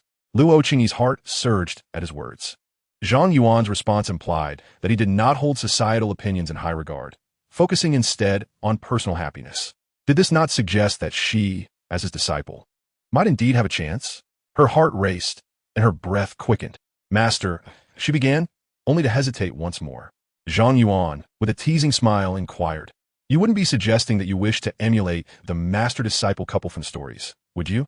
At his words, Luo Qingyi's thoughts became a flurry of confusion. Yet, as if surrendering to her emotions, she blushed and exclaimed, "Master, disciple, I wish to become your companion. Do you think I have this opportunity?" Zhang Yuan, seemingly indifferent to the question, replied, "When did you begin to harbor such thoughts?" Luo Qingyi pondered for a moment before shaking her head. "I am unsure when it all started. Perhaps it was when you transformed me from a mere waste into a genius. Or perhaps it was witnessing you effortlessly vanquish formidable foes, revealing your invincible prowess. Or perhaps it was your continuous display of extraordinary abilities. Unbeknownst to me, I began to develop feelings that were unbecoming for a disciple." Having said this, she bit her lip and continued, "I do not know what your thoughts of me are, but I have already made my decision. Even if you do not agree, I shall pursue you relentlessly until you do." It seemed as though she had mustered all her courage for this lifetime. Zhang Yuan extended his palm. Luo Qingyi, thinking he was about to slap her, instinctively closed her eyes. To her surprise, Zhang Yuan gently ruffled her hair and said, "Silly disciple, you have brought trouble upon your master. Since it has come to this, I suppose I must acquiesce." Upon hearing the first half of his statement, Luo Qingyi thought he had declined. However, when the latter part was spoken, she was left in stunned silence. Her beautiful eyes widened in disbelief. Master, you have agreed? Zhang Yuan nodded with a smile. Luo Qingyi was instantly overjoyed. She had been anxious for an interminable time. To her astonishment, after confessing her feelings, she had indeed received a response. She felt as though she were in a dream. Master, may I embrace you? Luo Qingyi asked, her expression somewhat bashful. Zhang Yuan opened his arms. Luo Qingyi, with flushed cheeks, leaped into his embrace, holding him tightly. Master, I am overwhelmed with joy. I have contemplated this day for so long, and to think it has truly come to fruition. Zhang Yuan affectionately patted her head, remarking, I never anticipated you to be so audacious, to openly express your feelings. Luo Qingyi replied, my mother once taught me to courageously pursue my own happiness. For it was she who first pursued my father. Zhang Yuan mused that it must be genetic, hence the boldness. In Luo Qingyi's sea of consciousness, the spiritual entity observed the unfolding events with a resigned smile. Subsequently, she sealed her perceptions to avoid witnessing any inappropriate scenes. After a moment of holding, Luo Qingyi suddenly seemed to remember something and voiced her concern. Master, I wonder if mistress would disapprove of our union? Zhang Yuan reassured her, do not worry. She would welcome me, finding her a few sisters. With that, the last heavy stone in Luo Qingyi's heart was finally lifted. Her face flushed with embarrassment. She shyly suggested, then, Master, shall we not make this matter official? Zhang Yuan was somewhat taken aback by her boldness. He wondered if this notion of solidifying their bond was also taught by her mother. Zhang Yuan inquired earnestly, are you truly resolved? You will not regret this? Luo Qingyi spoke with unwavering conviction. I am serious. I will never regret this. Zhang Yuan replied, very well. Since you are so earnest, I shall graciously comply. Chapter 72. 1 is sufficient. 3 are also acceptable. Within the confines of Luo Qingyi's chamber, the flickering candlelight cast 2 overlapping shadows, stretching infinitely long. Here, a substantial amount of text is omitted. An hour later, Luo Qingyi began to understand why her master's wife, Yu Shuaiying, sought to gather more sisters. The combination of the pure yang sacred body and the chaotic primordial body was astonishingly unreasonable, coupled with the Zhang family's exceptional talents. It was something that ordinary individuals could hardly withstand. Master, Luo Qingyi nestled in Zhang Yuan's embrace, unable to restrain herself from speaking. Zhang Yuan gently pressed his finger against her lips, whispering, isn't it time to change how you address me? Blushing, Luo Qingyi called out, husband. A hint of the allure characteristic of a young wife graced her features as she continued, I fear that just the two of us, along with my master's wife, may not suffice. Raising an eyebrow, Zhang Yuan teased, could it be that you want me to go out and find you a few sisters? Luo Qingyi playfully hit him, saying, who asked you to have such a constitution? Without a few more, it simply cannot bear the pressure. Zhang Yuan replied, you should adapt a bit more. Perhaps it will suffice. With that, he kissed Luo Qingyi once more. A day later, Zhang Yuan gazed at the peacefully sleeping Luo Qingyi and, after tucking her in, returned to find Yu Shuaiying. Seeing him return, Yu Shuaiying smiled and said, husband, you have not returned all night. Has the matter been resolved? Zhang Yuan embraced her, stating, when I take action, how could anything be unresolved? Consider it that you now have an additional sister. Yu Shuaiying secretly breathed a sigh of relief. At last, someone could alleviate her burdens. She continued to urge Zhang Yuan, 1 is sufficient. 3 are also acceptable. Why not sweep up all 3 of those female disciples in one go? Especially that one with the chaotic sacred body, whose physical strength is formidable enough to stand on equal footing with you. Zhang Yuan couldn't help but exclaim, how come I never realized, my lady, that you have a talent for matchmaking? Yu Shuaiying shot him a playful glare, replying, I assent it because of your insistence. Zhang Yuan shook his head, saying, the remaining 2 female disciples likely do not harbor feelings for me, as Qingyi does. It may prove to be a challenge. Yu Shuaiying encouraged, you must have confidence in your charm. With your talents and abilities, where could they find someone more exceptional than you? Perhaps you have already left a deep impression in their hearts. Unable to resist, Zhang Yuan kissed her gently, stating, they say beauty is in the eye of the beholder. Are you perhaps praising me too highly? Yu Shuaiying replied, it is you who have yet to recognize your own merits. Zhang Yuan remarked, such flattery from you, my lady, deserves a fitting reward. Days later, Feng Shishue finally concluded all affairs pertaining to the Zhang Yuan celestial dynasty. She boldly delegated authority, entrusting numerous trivial matters to the various ministers for their independent management. Returning to the talisman sect via a teleportation token, one felt assured that as long as one's strength was sufficient, there was no fear of anyone daring to concoct schemes. With time available for handling affairs of state, it was far more prudent to devote oneself to cultivation.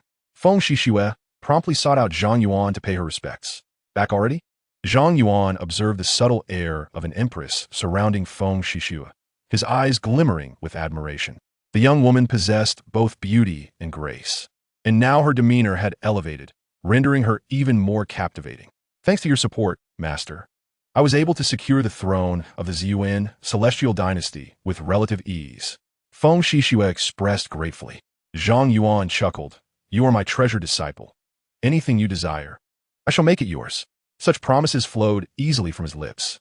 Feng Shishue, taken aback by his generosity, replied, Your kindness overwhelms me, Master. I am uncertain how to repay such a debt. Zhang Yuan contemplated jesting about offering herself in return, but deemed it too abrupt. He waved his hand, saying, Go back to your cultivation for now. However, Feng Shishue lingered, stating, Master, there is another matter on which I seek your counsel. Intrigued, Zhang Yuan inquired, What is it? Feng Shishue continued, Soon, the 100 Dynasties Heroes competition will commence. I wonder if you would be interested in sending participants? Raising an eyebrow, Zhang Yuan queried, The 100 Dynasties Heroes competition? What is that? Feng Shishue proceeded to elucidate. The so-called 100 Dynasties Heroes competition was a grand event for the exchange of talents within the Yunming domain. Numerous forces from hundreds of celestial dynasties could send their champions to partake. Those who excelled would be rewarded handsomely. This gathering attracted nearly all the heroes of the Yunming domain. Achieving a commendable rank would bring lasting fame. As one of the celestial dynasties, the Zhang Yuan celestial dynasty naturally had a quota for participation. Heroes competition, you say? Zhang Yuan mused, stroking his chin, taking his time to ponder. He summoned Feng Zhihuang, saying, Calculate the potential benefits of participating in this competition. Feng Zhihuang, appearing to consider deeply, secretly searched her memories. Soon, she recalled that this competition had indeed yielded a certain coveted treasure, which had been acquired by a fortunate individual who subsequently rose to prominence in the celestial realm. After her recollection, Feng Zhihuang presented her conclusion. I recommend participation. Should one secure first place, unexpected and extraordinary rewards await. Upon hearing the words of the reborn celestial emperor, Zhang Yuan made his decision. Then let us proceed. It has been too long since I ventured beyond the confines of the talisman sect. A little time away is indeed overdue. Having not stepped outside for nearly a month or two, it was high time to indulge in a bit of display. With some time remaining before the 100 Dynasties Heroes competition, Zhang Yuan urged his disciples to hasten their cultivation efforts. Thus, another period passed. The relationship between Zhang Yuan and Luo Qingyi could no longer be concealed, ultimately exposed by Feng Zhihuang and her disciples, as well as the couple Luo Wanxiu and his wife. The disciples exhibited a range of expressions. Lin Yi was bewildered, yet profoundly shocked. Feng Zhihuang had already discerned the peculiar glances Luo Qingyi cast towards Zhang Yuan. Feng Shishue's eyes darted between Luo Qingyi and Zhang Yuan, as an unusual thought began to take root in her mind. After their initial astonishment, Luo Wanxiu and his wife ultimately expressed their willingness to respect their daughter's wishes. Moreover, it is worth noting that Luo Wanxiu had a favorable impression of Zhang Yuan as a son-in-law. He had initially intended for Luo Qingyi to adopt Zhang Yuan as her adoptive father, only to find himself becoming Zhang Yuan's father-in-law instead. Luo Wanxiu could not help but exclaim, The ways of the world are truly unpredictable. Under the witness of Luo Wanxiu and his wife, Zhang Yuan and Luo Qingyi pledged their lives to one another, officially becoming partners in their path. Zhang Yuan had contemplated holding a grand wedding, yet Luo Qingyi preferred to keep it understated and thus opted out. Zhang Yuan acquiesced to her wishes, acknowledging that practitioners need not concern themselves with mundane formalities. Chapter 73. The Spirit Sword Yun Ge. With Luo Qingyi now his partner, Zhang Yuan granted her unlimited power privileges, astonishing her greatly. Master, husband, your ability is not limited to just 1,000 times. The spirit was utterly flabbergasted. Not only could she use it limitlessly herself, but she could also enable others to do the same, a notion that was simply unfathomable. This implied that, should Zhang Yuan desire, he could forge an invincible army. The thought of having 1,000 such individuals left her in awe. Who could possibly withstand such force? Zhang Yuan humbly remarked, "It's merely a trivial skill. Nothing to boast about." After her initial shock, a ripple of emotion surged within Luo Qingyi. Such an ability was undoubtedly Zhang Yuan's greatest secret. Yet he had revealed it to her without reservation, signifying his profound trust in her. Hesitating for a moment, Luo Qingyi spoke, "Husband, having disclosed your greatest secret, I wish to share mine as well. In truth, within me resides." Zhang Yuan interjected, "You mean to say that a spirit resides within your body, do you not?" Luo Qingyi's eyes widened in disbelief as she gazed at Zhang Yuan. "You already knew?" The spirit was equally taken aback. She believed she had concealed herself so well that even the strongest beings of the celestial realm would be oblivious to her presence. How had Zhang Yuan perceived her existence? His background was indeed more formidable than she had imagined. Zhang Yuan smiled at Luo Qingyi and said, "From the very first moment I laid eyes on you, I knew that within you dwelled an ancient artifact and a spirit." Luo Qingyi's face reflected both astonishment and admiration. Her husband was truly remarkable, possessing knowledge of everything. In an instant, Luo Qingyi's expression displayed a momentary pause, as if engaged in a silent communion with the spirit of the artifact. She turned her gaze once more toward Zhang Yuan and said, "My lord, that esteemed elder has some words she wishes to convey to you in person. May I inquire about your thoughts on this matter?" Zhang Yuan raised an eyebrow, showing no hesitation as he acquiesced. Luo Qingyi extended her palm, aligning it with Zhang Yuan's. He felt a jolt to his soul, and in the next moment, he found himself in an unfamiliar realm. In this space, a colossal ice sculpture in the form of a sword loomed majestically. Within the sculpture, a nearly transparent energy form was discernible, revealing the silhouette of a woman. Her silver hair cascaded like a waterfall, and her attire was as white as freshly fallen snow. Her brows arched like delicate willow leaves, and her eyes sparkled like autumn waters. Her figure was graceful and curvaceous, with ample curves where they ought to be and a delicate waist that could be embraced with a single hand. Her beauty and demeanor rivaled even that of Feng Zhihuan. Zhang Yuan felt a tremor in his heart. White hair, white attire, and intertwined with the sword. Was this not a celestial version of Sword Mother? The only distinction was that the Sword Mother exuded immense combat prowess from her very entrance, while the spirit before him appeared somewhat weakened. Her strength seemingly diminished to a mere fraction. Zhang Yuan activated his true sight, scanning the information of this spirit. Name, Jianyun Ge. Level, transformation of spirit, weak soul state. Special physique, primordial sword soul. Identity background. Once a formidable being from the celestial realm, she met with misfortune and could only merge her soul with the ancient artifact, the primordial ice soul sword, in hopes of one day reconstructing her corporeal form.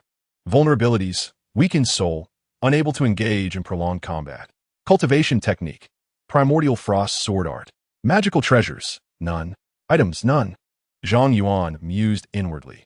She is indeed a powerful entity from the celestial realm. However, unlike Feng Zhihuang, one became a spirit after death, while the other returned reborn from the future. The spirit, Jianyun Ge, spoke in a voice as cold and ethereal as the winter winds. "How did you discover my presence?" Zhang Yuan replied with a serene smile.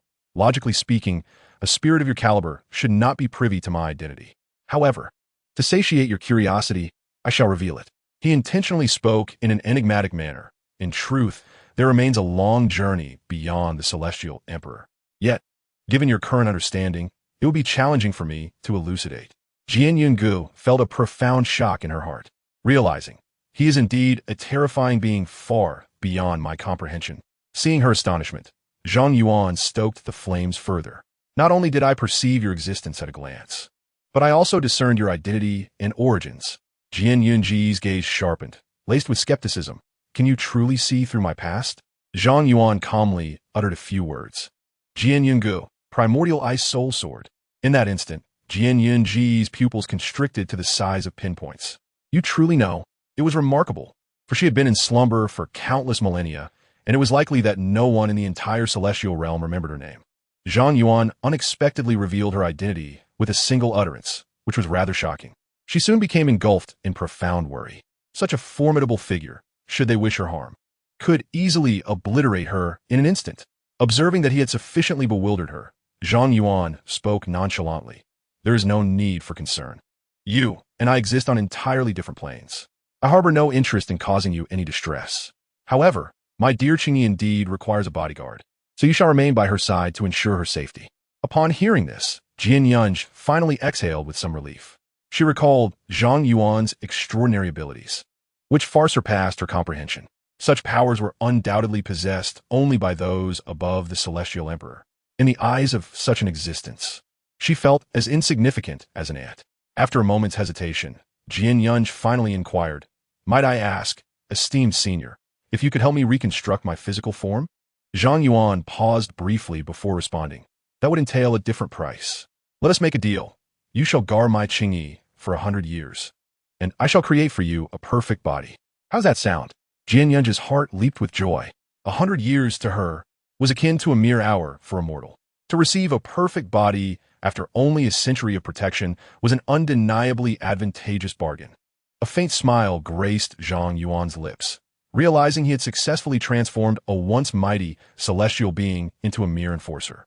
"I will also provide you with several swords at the combined level to aid you in swiftly regaining your strength, thus enabling you to protect Qingyi more effectively." Jian Yunj nodded, expressing her gratitude.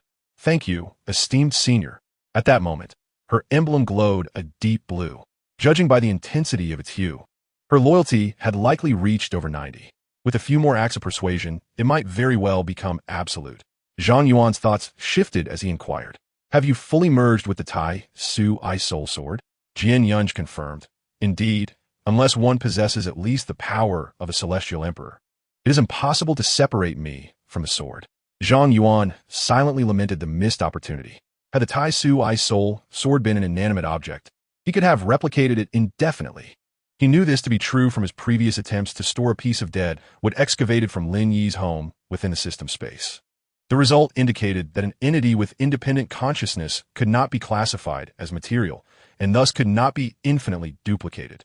With that impractical notion dismissed, the scene around him shifted, and Zhang Yuan's consciousness returned to his original body.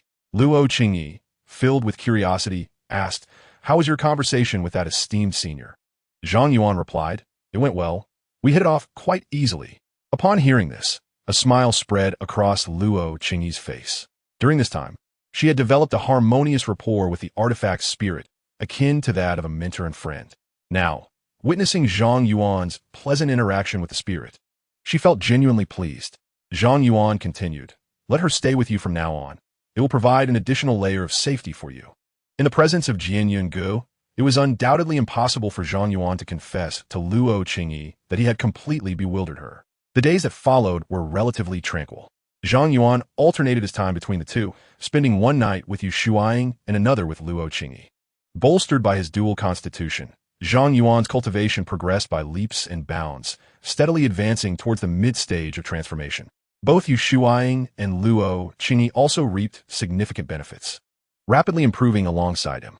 During leisurely moments in the day, Zhang Yuan would casually offer guidance to Feng Jiuhuang and Feng Shixue.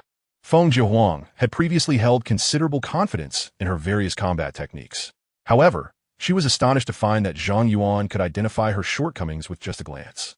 This revelation made the dignified Immortal Emperor question her own abilities. How could this individual possess a comprehension of diverse weaponry and techniques that surpassed her own? It was nearly an extraordinary level, faultless in execution. She, after all, was a formidable being in the celestial realm. Unless Zhang Yuan's background was far superior to that of an immortal emperor, this elevated Feng Jiuhuang's psychological assessment of Zhang Yuan even further. After receiving several close instructions, her little disciple, Feng Shixue, unexpectedly displayed complete loyalty, reaching 100%. Zhang Yuan was momentarily taken aback. Could it be that the lady was indeed correct? And this empress's disciple harbored feelings for him? He affectionately ruffled Feng Shixue's hair, granting her an infinite arsenal of powers. Consequently, among his 4 disciples, only Feng Jiuhuang remained without such privileges. Though she did not voice her discontent, her heart brimmed with envy and resentment. Nevertheless, her trust in Zhang Yuan remained at a slight deficit, failing to reach totality. Zhang Yuan remained unperturbed, confident that she would eventually be won over. The day of the grand battle among the 100 celestial prodigies was finally approaching, and Zhang Yuan and his companions prepared to embark on their journey. Luo Wanshou and Luo Mu stayed behind to maintain the Tainsword sect, while Zhang Yuan, Yu Shuaying, and several disciples, along with Qing Muzi and Elder Situ, boarded the grand ship, adorned with talismans and embodying the late stage of the harmonization realm. The vessel transformed into a radiant streak, vanishing into the horizon. Feng Jiahuang, feeling discontented due to her lack of infinite power, sulked as she held the fluffy, star-eating beast, incessantly feeding its spiritual fruits. Come eat, come eat. Soon, the creature's mouth was stuffed with fruits, its cheeks and neck bulging like an inflated frog. As its gaze grew dazed and its spirit appeared waning, Zhang Yuan could not help but remark, "This fellow's neck is stretching like a muscle. If you keep this up, it will choke." Only then did Feng Jiahuang snap back to reality and cease her relentless feeding. The star-eating beast finally regained its composure. Although it could devour galaxies in adulthood, it was still in its juvenile phase. Feng Jiao's hands, having produced residual shadows, clearly indicated her struggle. Shortly thereafter, they departed from this Yuan immortal dynasty. Zhang Yuan addressed Qing Muzi, who was at the helm of the ship, stating, "Let us first divert to that so-called heavenly demon sect and casually eradicate a faction." Upon hearing the phrase eradicate a faction, Qing Muzi and the 12 exterminators, including the ancestor of the setting sun, gleamed with fervor in their eyes. No problem. While we may lack in other areas, we are undeniably experts in the art of extermination. In this regard, we are indeed unparalleled, a true oasis of solitude. The vessel altered its course, cleaving through the void towards the heavenly demon sect. Meanwhile, within the confines of the heavenly demon sect, Lin Fan was ushered into a unique secret realm, ripe for exploration. This realm, an accidental discovery of the sect, possessed peculiar restrictions. All entrants would be constrained to the same level of cultivation. This meant that only those who excelled amongst their peers could explore further and seize greater opportunities. With his dual pupils, Lin Fan stood virtually unmatched among his contemporaries within the sect. Consequently, upon entering the secret realm, he amassed an abundance of treasures, even fortuitously uncovering the sun-moon sacred fruit. This extraordinary fruit, born from the essence of the sun and moon, could enhance the dual energies of yin and yang, perfectly complementing his inherent powers. It was, in essence, a spiritual treasure tailored for him. The formidable members of the heavenly demon sect observed the happenings within the secret realm with keen interest. An elder, stroking his beard, remarked, "This young man truly lives up to the reputation of a prodigy endowed with dual pupils. He is destined for remarkable achievements. Alas, his cultivation is somewhat lacking. Otherwise, he could participate in this year's contest of prodigies from 100 dynasties and perhaps even secure the top position. However, with proper guidance, he shall be ready for the next grand tournament." Listening to the elder's discussions, the sect leader's eyes flickered with a peculiar gleam. A thought crossed his mind. What an exceptional vessel for soul transference. If he could nurture Lin Fan to the pinnacle of the void refinement stage, the heavenly demon transference ceremony would be within reach. His acceptance of Lin Fan was not out of admiration for talent. Rather, it was entirely self-serving. The heavenly demon sect possessed a secret technique known as heavenly demon disintegration, which, once invoked, could significantly amplify one's combat prowess. However, this came at a substantial cost, consuming one's lifespan and leaving behind various irreversible injuries. Thus, while the sect leader appeared relatively young during the integration stage, his body was already on the brink of exhaustion. He needed to find a perfect vessel for soul transference before his own body completely deteriorated. In this regard, Lin Fan was the epitome of an ideal target. Possessing dual pupils signified boundless potential. Should the sect leader succeed in the transference, he would undoubtedly ascend to the great ascension stage, perhaps even transcending to the realm of tribulation and ascension. Poor Lin Fan remained blissfully unaware that he was merely a lamb awaiting slaughter. In a swift moment, while the members of the heavenly demon sect continued to observe, a sudden shift occurred. A sudden, tumultuous sound of wind echoed from afar, prompting the onlookers to gaze upward in astonishment. They beheld a magnificent ship slicing through the heavens at an astonishing velocity, stirring up violent gusts in its wake. Hiss! Such speed rivals that of a formidable ascendant. Who could it be? Could it be an esteemed ancestor of the ascendant realm arriving? The expression of the heavenly demon sect master darkened instantly. His first thought was that Lin Fan, the one with the dual pupils. might have attracted the attention of some powerful figure. If Lin Fan were to be taken away, his meticulously crafted plan for possession would surely be in jeopardy. Chapter 75. An opportunity to battle on equal terms. As the ship drew nearer, all members of the Heavenly Demon sect were momentarily taken aback. The strongest among them possesses merely the cultivation of the transformation stage? They had expected an ascendant ancestor, yet it turned out to be mere youngsters. If they lacked a formidable backing, they would remain here today. The expression of the Heavenly Demon sect master eased slightly, for it appeared they were not here to contest the dual pupil body with him. From a considerable distance, Qing Muzi began to shout, "Are the little brats of the Heavenly Demon sect ready to meet their demise?" The faces of the Heavenly Demon sect members darkened in an instant. Who was this audacious fool, daring to act so brazenly with only the cultivation of the transformation stage? How dare a mere transformation junior speak so boldly? An elder at the void refinement stage immediately took action, intending to teach Qing Muzi a harsh lesson. However, just as the elder surged forward, a vast shadow descended upon him. When he discerned what was hurtling towards him, the void refinement elder nearly lost his wits in terror. What was being thrown at him were bundles upon bundles of fusion stage talismans. Boom! Boom! Boom! A massive conflagration erupted, engulfing the elder in an explosion of energy. Hiss! The other members of the Heavenly Demon sect were taken aback. If they were not mistaken, the fusion stage talismans hurled at them had to number at least 7 or 8 bundles. Such an abundance of fusion-level talismans would be impossible to procure even if the entire Heavenly Demon sect were sold off. The Heavenly Demon sect master's expression shifted between gloom and uncertainty as he clasped his hands toward Zhang Yuan, saying, "I am unaware of which esteemed friend this is. My subordinates were ignorant. I hope for your forgiveness." Zhang Yuan's consciousness swept across the surroundings as he replied coolly, "Where's Lin Fan? Hand him over." A jolt of dread coursed through the Heavenly Demon sect master. They truly sought the dual pupil body. Would this mean his plan for possession was completely thwarted? "May I inquire what business the esteemed friend has with my disciple Lin Fan?" Qing Muzi retorted, his eyes narrowing. "Answer my question honestly. One more word nonsense, and I shall turn you to ashes." A flicker of anger flashed in the depths of the Heavenly Demon sect master's gaze. As a formidable being of the 8th level of fusion, he had never been threatened so brazenly by a mere transformation insect. Yet, compelled by the earlier might of the talismans, he chose to suppress his fury in favor of a more subdued indignation. "Lin Fan is currently exploring a special secret realm within my sect. He will undoubtedly emerge shortly." At that moment, an unexpected occurrence transpired. The entrance to the secret realm shimmered with a brilliant light, as disciples were continuously transported out from within. Among them was Lin Fan. He narrowed his eyes, a profound, killing intent brewing within them. Sensing this chilling aura, Lin Fan instinctively looked up, only to be met with Lin Yi's figure, causing his expression to shift dramatically. "Lin Yi, it's you," he exclaimed. As he discerned the aura emanating from Lin Yi, his countenance darkened further. "Your cultivation has surprisingly reached the mid-stage of the Yuaning, and your dual pupils have returned. How is that even possible?" Lin Yi scoffed, "Thanks to you. I am what I am today." He paused momentarily before continuing. "Have you not received the news? The entire Lin family has been exterminated.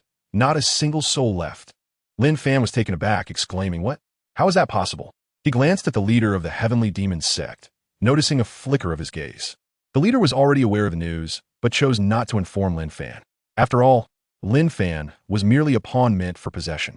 If he were to learn of his family's destruction, he would likely become agitated, demanding vengeance, which would severely impede the possession process.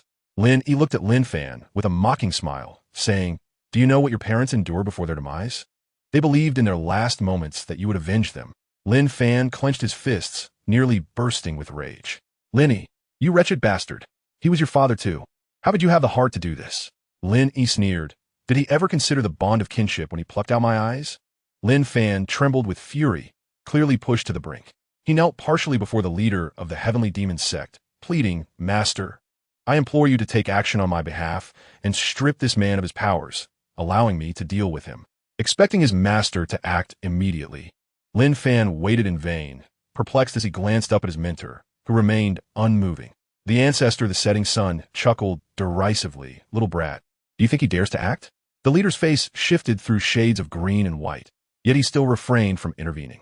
Lin Fan's heart sank, and he tentatively asked, "Master, you are at the 8th level of fusion, while their highest is merely at the transformation stage. Why do you fear them?" Lin Yi replied calmly, "Do not place your hopes on him any longer. I offer you a chance. I will suppress my cultivation to match yours. If you can endure without defeat for 100 breaths, I shall grant you your life. What say you?" At these words, Lin Fan's eyes narrowed. The attitude of the Heavenly Demon Sect's members indicated that those beside Lin Yi were likely formidable beings beyond his reckoning. This suggested that the sect might not be able to protect him. Perhaps agreeing to Lin Yi's conditions was his only path to survival. With both possessing dual pupils and his power suppressed to the same level, he could not believe he would be unable to withstand even 100 breaths. To ensure safety, Lin Fan declared, "Dare you to swear an oath to the heavens?" Lin Yi, with a slight smirk, replied, "What is there to fear?" He immediately proclaimed a series of oaths. Upon witnessing the oath's completion, Lin Fan finally exhaled in relief. "Gulme, let me see what progress you, my foolish brother, have made." The members of the Tianma sect neither intervened nor dared to do so. The two young heirs of the Lin family stood facing each other in a vast square. Lin Yi jested, "Are you prepared?" Lin Fan, fully focused, had eyes sharp as a hawk. "Bring on." As his words faded, a look of stupor suddenly crossed his face. Lin Yi's dual pupils opened and closed, the forces of yin and yang swirling. Instantly, hundreds of annihilating divine lights shot forth. Lin Fan was left dumbfounded. Possessing dual pupils himself, he understood that this was one of their attack forms. Yet, he could only unleash a few within a short span. Compared to Lin Yi's hundreds, it was akin to a firefly against the full moon. The members of the Tianma sect also gasped, their pupils dilating in shock. How could this be? The power of the dual pupils was so overwhelming. Each annihilating divine light could severely wound an opponent of the same rank.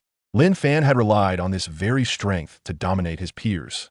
But who could withstand such a barrage of hundreds? Lin Fan had no time to evade. His limbs were struck by the annihilating divine lights, exploding into a mist of blood. With his limbs severed, Lin Fan collapsed to the ground, his eyes filled with horror and disbelief. How could such a vast disparity exist among equals? Chapter 76. The Decimation of the Great Ascension. Qing Muzi and the Elder of the Setting Sun exchanged glances, silently pondering if the sect master's direct disciple always resorted to dismemberment. Perhaps a remnant of the butler's brutal training. Lin Yi looked down upon Lin Fan, taunting, "Is this all the strength you possess? It seems 100 breaths of time is still too generous for you." Lin Fan gritted his teeth, activating the power of his dual pupils. A radiant white light blossomed from his left eye. His severed limbs began to regenerate at an astonishing pace. Naturally, Lin Yi would not allow him to succeed. With swift precision, another barrage of annihilating divine lights severed Lin Fan's limbs once again. Lin Fan felt an overwhelming sense of humiliation. He summoned his spiritual energy to levitate, his right eye gathering the essence of destructive black light, unleashing his most potent attack toward Lin Yi. However, his strike was shattered before it could travel far. Obliterated by Lin Yi's concentrated onslaught, observers recognized that the outcome of this battle was utterly devoid of suspense. It was a complete and utter rout. The leader of the Tianma sect's gaze flickered. Lin Yi's power far surpassed Lin Fan's, making him a far more suitable vessel for possession. Yet, recalling the previous barrage of talismans, he had to suppress his ambitions. Lin Yi seemed to have lost patience for further play. With overwhelming force, he swiftly inflicted severe damage upon Lin Fan. Subsequently, a figure flickered and approached Lin Fan, seizing him by the throat. A formidable force surged forth, sealing away all of Lin Fan's strength. What does not belong to you must be returned to its rightful owner. In a state of panic, Lin Fan exclaimed, "What do you intend to do?" Lin Yi coldly replied, "I am merely reclaiming my heavy eyes." As he spoke, he extended his finger and, amidst Lin Fan's terror-stricken gaze, extracted his dual heavy eyes. "Ah!" Lin Fan cried out in agony. With the loss of his heavy eyes, his aura became chaotic, causing him to wither away. The members of the Heavenly Demon sect wore grim expressions, silently clenching their fists. They stood helpless, witnessing the brutality unfold before their eyes, unable to intervene. Lin Yi remarked indifferently, "Go and reunite with your parents." With a firm grasp, he tightened his hold on Lin Fan's neck. Lin Fan struggled relentlessly until, in despair, he drew his last breath. Lin Yi's power surged, obliterating Lin Fan's entire body into a mist of blood. He casually retrieved Lin Fan's storage ring as well. Having completed these actions, Lin Yi returned to Zhang Yuan and the others. Master, all of my profound grievances have been avenged. I can now serve you wholeheartedly. Zhang Yuan nodded slightly, stating, as long as your thoughts are clear, that is sufficient. With that, he glanced over the members of the Heavenly Demon sect and said coolly, now proceed. Eagerly anticipating this command, Qing Muji and the others immediately began frantically retrieving talismans. The faces of the Heavenly Demon sect members turned ashen. The sect master spoke in a deep voice, fellow Taoists, you have already slain one of us. Why do you still intend to attack? Zhang Yuan chuckled and replied, since we are here, it would be a waste not to annihilate your sect. The members of the Heavenly Demon sect erupted in curses. Damn it! These people came here with the intent to wipe us out from the beginning. Do they think our sect is made of clay? Let's fight back. All the formations of the Heavenly Demon sect were activated. Qing Muji and the others did not hesitate, unleashing bundles of talismans in a torrential downpour. Among the talismans Zhang Yuan had acquired during the fusion stage, the most powerful was the meteor-shattering talisman, capable of harnessing the power of the stars to summon colossal meteors. Each meteor could transform a radius of several thousand miles into a vast crater, wielding terrifying might. As each of Qing Muji's companions made their move, they unleashed thousands of talismans. In an instant, the sky was filled with tens of thousands of meteors, resembling the onset of an apocalypse. The members of the Heavenly Demon sect felt the chilling breath of death. A fierce glint flashed in the sect master's eyes as he commanded, form the Heavenly Demon Slaughter Immortal Formation. All the powerful members of the Heavenly Demon sect froze in astonishment. This was their most formidable combined formation. Once activated, it would leave irreversible consequences for all involved. The sect master bellowed, now is the moment of life and death. A multitude of formidable warriors from the Heavenly Demon sect took a deep breath, and in an instant, they began to sacrifice their own powers. In a fleeting moment, the air around the Heavenly Demon sect was engulfed in a surging inferno of demonic flames. All the amassed strength converged upon the sect leader. His eyes glowed a fierce crimson, and veins bulged across his body. Boom! An indescribably violent aura erupted from him. His originally consolidated eighth layer of energy began to ascend rapidly. Before long, it rivaled that of an ancient ancestor at the pinnacle of cultivation. Zhang Yuan and the others exchanged glances, their expressions shifting. This sect, daring to identify itself with the Heavenly Demon, indeed possessed some formidable capabilities. The sect leader, with his blood-red eyes, gazed up at the countless falling meteors and roared, shatter for me. A Heavenly Demon halberd manifested in his hand, and with a mighty swing, he directed a torrent of demonic energy towards the meteor shower. The winds howled, and the heavens rumbled, as if the entire sky were about to collapse. Boom! Tens of thousands of meteors were cleaved in twain, and the remaining ones were sent hurtling away by the overwhelming force, crashing down in the distance. The sect leader howled ferociously, you wretches have pushed my Heavenly Demon sect to this extent. None of you shall escape today. Zhang Yuan scoffed. Is this meager early-stage power of the Great Ascension your source of confidence? With a flourish, he summoned tens of thousands of Azure Void Sword boxes, each containing thousands of Azure Void Swords. The once arrogant demeanor of the sect leader evaporated upon witnessing the sheer number of swords. How could this be possible? He sensed that each Azure Void Spirit Sword could unleash attacks on par with a late-stage consolidation of energy. With millions at his disposal, the potential devastation was unfathomable. Zhang Yuan pointed a finger, and in an instant, a deluge of sword shadows cascaded down like a celestial river, surging towards the sect leader. The sect leader's pupils constricted, and his grip on the halberd trembled slightly. Gritting his teeth, he swung the Heavenly Demon halberd with all his might. Boom! The terrifying demonic energy surged forth like a tidal wave, meeting the oncoming barrage of sword shadows. The power he wielded, comparable to that of the Great Ascension, was indeed formidable. In an instant, over 100,000 Azure Void Swords were obliterated. Yet, in the grand scheme of millions, this loss was but a trifling matter. The remaining sword shadows crashed against the grand formation of the Heavenly Demon sect, threatening to shatter it with a mere touch. Despair and horror enveloped all the members of the Heavenly Demon sect. Whoosh, whoosh, whoosh. Millions of sword shadows surged forward, engulfing the sect leader and all the formidable warriors of the Heavenly Demon sect. A chorus of anguished cries erupted. The powerful warriors of the heavenly demon sect were swiftly reduced to mere clouds of blood mist. The sect leader, endowed with the strength of the Great Ascension, managed to endure a moment longer. But beneath the relentless torrent of sword shadows, his corporeal form disintegrated in less than 3 breaths. Chapter 77. A Thousand-Fold Amplification. Truly, the Sovereign is formidable. Even opponents endowed with the might of the Great Ascension are swiftly vanquished. Qing Muzi and the ancestor of the setting sun immediately began to lavish praise, while simultaneously casting bundles of blood demon exorcism talismans, eradicating the fleeing Yuanying and Yuanshan effortlessly. Yu Shuaying and her companions have grown accustomed to Zhang Yuan's prowess. Under the relentless barrage of formidable firepower, even 100 Great Ascension ancestors would ultimately meet a dismal fate. Zhang Yuan commanded, "Retrieve the spoils of war." He had meticulously controlled his strikes to ensure that the storage rings remained intact. Qing Muzi, Elder Situ, and the others adeptly commenced the cleanup of the battlefield. Soon, a plethora of storage rings was presented to Zhang Yuan. Zhang Yuan first examined the spoils from the master of the heavenly demon sect. A heavenly demon halberd, approximately at the late stage of the integration realm, could be enhanced at the reinforcement platform to produce a heavenly demon halberd of the early Great Ascension level. However, this weapon could not unleash consumable attacks. It was meant solely for remote detonation. In addition to the weapon, there were several talismans of the mid-integration level, which could be synthesized into peak integration level charms at the synthesis platform. Beyond the talismans, there are also elixirs and spiritual herbs.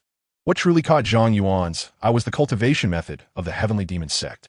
One of these was the combined combat formation known as the Heavenly Demon Slaughter Immortal Array, capable of sacrificing the strength of others to bolster oneself.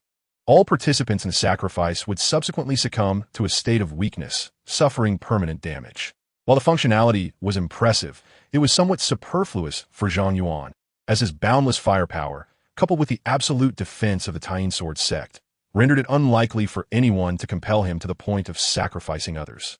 The second cultivation method piqued Zhang Yuan's interest.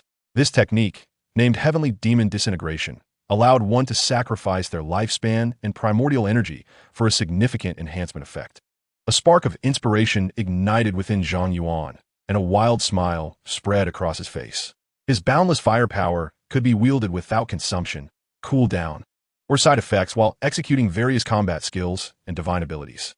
Consequently, the side effects of Heavenly Demon Disintegration would also be entirely negated. Zhang Yuan immediately immersed himself in contemplation and began to comprehend the method. His proficiency in martial arts even extended to the understanding of cultivation techniques. After merely a brief review, he had already mastered Heavenly Demon Disintegration. Without further ado, he initiated an experiment. Heavenly Demon Disintegration. Dark energy surged around him, and his aura instantly escalated. His combat prowess surged significantly. Heavenly Demon Disintegration. Heavenly Demon Disintegration. Heavenly Demon Disintegration. In a short span, Zhang Yuan enhanced himself with 500 layers of the Heavenly Demon Disintegration effect. His original combat power at the 5th level of the God Transformation realm skyrocketed to the 3rd level of the Void Refinement realm. Zhang Yuan continued to amplify himself. Upon reaching over 2,000 layers, he was already on the cusp of the integration realm. As he ascended to the 3,000th layer, he possessed a formidable combat prowess comparable to that of the fusion stage. However, the effects of the demon disintegration could only be sustained for a fleeting moment, likely just long enough to unleash a few powerful moves. When Zhang Yuan began to add the 3,001st layer, the initial effects of the first layer had already begun to wane. Subsequently, the effects of the second and third layers also started to dissipate. This ebb and flow resulted in his layers fluctuating around 3,000, neither increasing nor decreasing. Therefore, Zhang Yuan could only maintain the buff of 3,000 layers, which was already quite terrifying. A mere transformation into the divine could suddenly grant him the power of fusion. If outsiders were to witness this, their eyes would surely widen in astonishment. Even Yu Shuaying and the others were taken aback when Zhang Yuan's aura surged to that of the fusion stage. Yu Shuaying inquired, "My lord, what new ability have you mastered?" Zhang Yuan handed her the Manual of the Demon Disintegration, saying, "You all should take this and study it. Once mastered, each of your combat strengths will double." He specifically instructed Qing Muzi and the others to use it no more than 500 times. while Lin Yi could use it up to 1,000 times, as their limitless power layers were finite. Exceeding that limit could be perilous. Qing Muzi and the others began their experimentation. With the enhancement of several hundred layers of buffs, crossing a major realm to vanquish foes posed no challenge. Although they already possessed talismans that allowed them to defeat enemies beyond their realm, in environments where talismans were unavailable, this technique would prove invaluable. The only one without limitless power, Feng Jiuhuang, grabbed the star-eating beast and began to knead its chubby face, venting her frustrations. After testing the demon disintegration, Zhang Yuan turned to Lin Yi and said, "Please hand me back the heavy eye you previously reclaimed." Without hesitation, Lin Yi produced it. Zhang Yuan deftly exchanged it for a storage ring. Lin Yi's hand trembled as he beheld the ring brimming with heavy eyes. At that moment, the phrase "eyes dropping everywhere" became a stark reality. Zhang Yuan remarked, "By absorbing these heavy eyes, your power should experience a qualitative leap. If you refine all these heavy eyes, your combat prowess could ascend to unfathomable heights. You might even be capable of annihilating enemies several major realms above you with a single glance." The only lamentation was that not everyone could wield the heavy eye. Otherwise, Zhang Yuan could have easily forged an army of heavy eyes. After a moment of contemplation, he chose not to dwell on it further. While he could not create an army of heavy eyes, he could still assemble an invincible army of limitless power. Confirming that the demon sect had no treasures left behind, they set forth once again, hastening towards the venue of the 100 Sovereigns' War. This event was organized by the Nine Heavens Alliance, a coalition comprising 9 major Ascendant-level factions, including the Imperial Palace, the Heavenly Martial Temple, the Xianbing Palace, the Yushu Sect, and the Starry Pavilion, among others. The 9 formidable factions each boast at least several great Ascension ancestors in their ranks, and among them are even terrifying existences at the pinnacle of Great Ascension. Within the vast expanse of the Yunming domain, the Nine Heavens Alliance is recognized as one of the preeminent coalitions, overseeing numerous integrated powers that are subordinate to them. Other Great Ascension factions generally refrain from provoking this alliance. The Grand Assembly is convened at the Martial Saint Mountain, under the auspices of the Heavenly Martial Temple. It is said that Martial Saint Mountain was once the sacred ground left by a venerable powerhouse, endowed with various formidable formations. This has rendered it an exceptional venue for combat and trials. Historically, many significant contests of prodigies have taken place here. Before Zhang Yuan and his companions could fully approach Martial Saint Mountain, they beheld the skies filled with a multitude of spiritual vessels. These were the forces arriving to partake in the 100 Dynasties Prodigy Battle. The Yunming domain is home to hundreds of celestial dynasties, each comprising numerous factions. When these numbers are compounded, they reach an alarming magnitude. Only the remote Ziyuan Celestial Dynasty, represented solely by Zhang Yuan and his allies, stand apart. Chapter 78. This old fellow is actually a prodigy? The swiftness of Zhang Yuan and his group drew the attention of many onlookers. Surely, such speed must belong to a certain Great Ascension faction's conveyance, right? Wait, something feels amiss. This is merely a flying magical artifact of the integrated stage. Goodness, look, the deck of this vessel is plastered with numerous integrated stage escape talismans. What sort of extravagance is this? It is not as if they are fleeing for their lives. Everyone was taken aback by this display of extravagance. Escape talismans are typically employed by integrated stage cultivators when they find themselves unable to contend with an adversary, and even then, they use only a handful at most. Who in their right mind would utilize hundreds or even thousands for mere travel? Waves of consciousness scan the vessel, and upon detecting the cultivation levels of Zhang Yuan and his companions, many were left in a state of confusion. It turned out they were merely a group of transformation stage and nascent soul cultivators. Could it be that there are hidden experts among them that even I, at the integrated stage, cannot detect? How could mere transformation stage cultivators be so lavish? Are they perhaps the scions of a major power? Everyone was left pondering this enigma. Yet soon, some recognized Zhang Yuan and his companions. Were they not the very individuals who, not long ago, had annihilated countless undead creatures outside the Zhangyu Celestial Dynasty? Given the horrifying nature of Zhang Yuan's methods at that time, his reputation had spread across at least 30 to 40 celestial dynasties. Thus, many present had seen images of Zhang Yuan. It was unexpected to see him. Such extravagance was now understandable. However, there were also numerous factions casting cold glances at Zhang Yuan. These factions had previously dispatched integrated stage experts to the Tying Sword sect in search of the secrets surrounding Zhang Yuan. The result? Those integrated stage experts vanished without a trace, their life tokens shattered. It is highly likely they perished at Zhang Yuan's hands. The death of an integrated ancestor is an unforgivable grudge for these factions.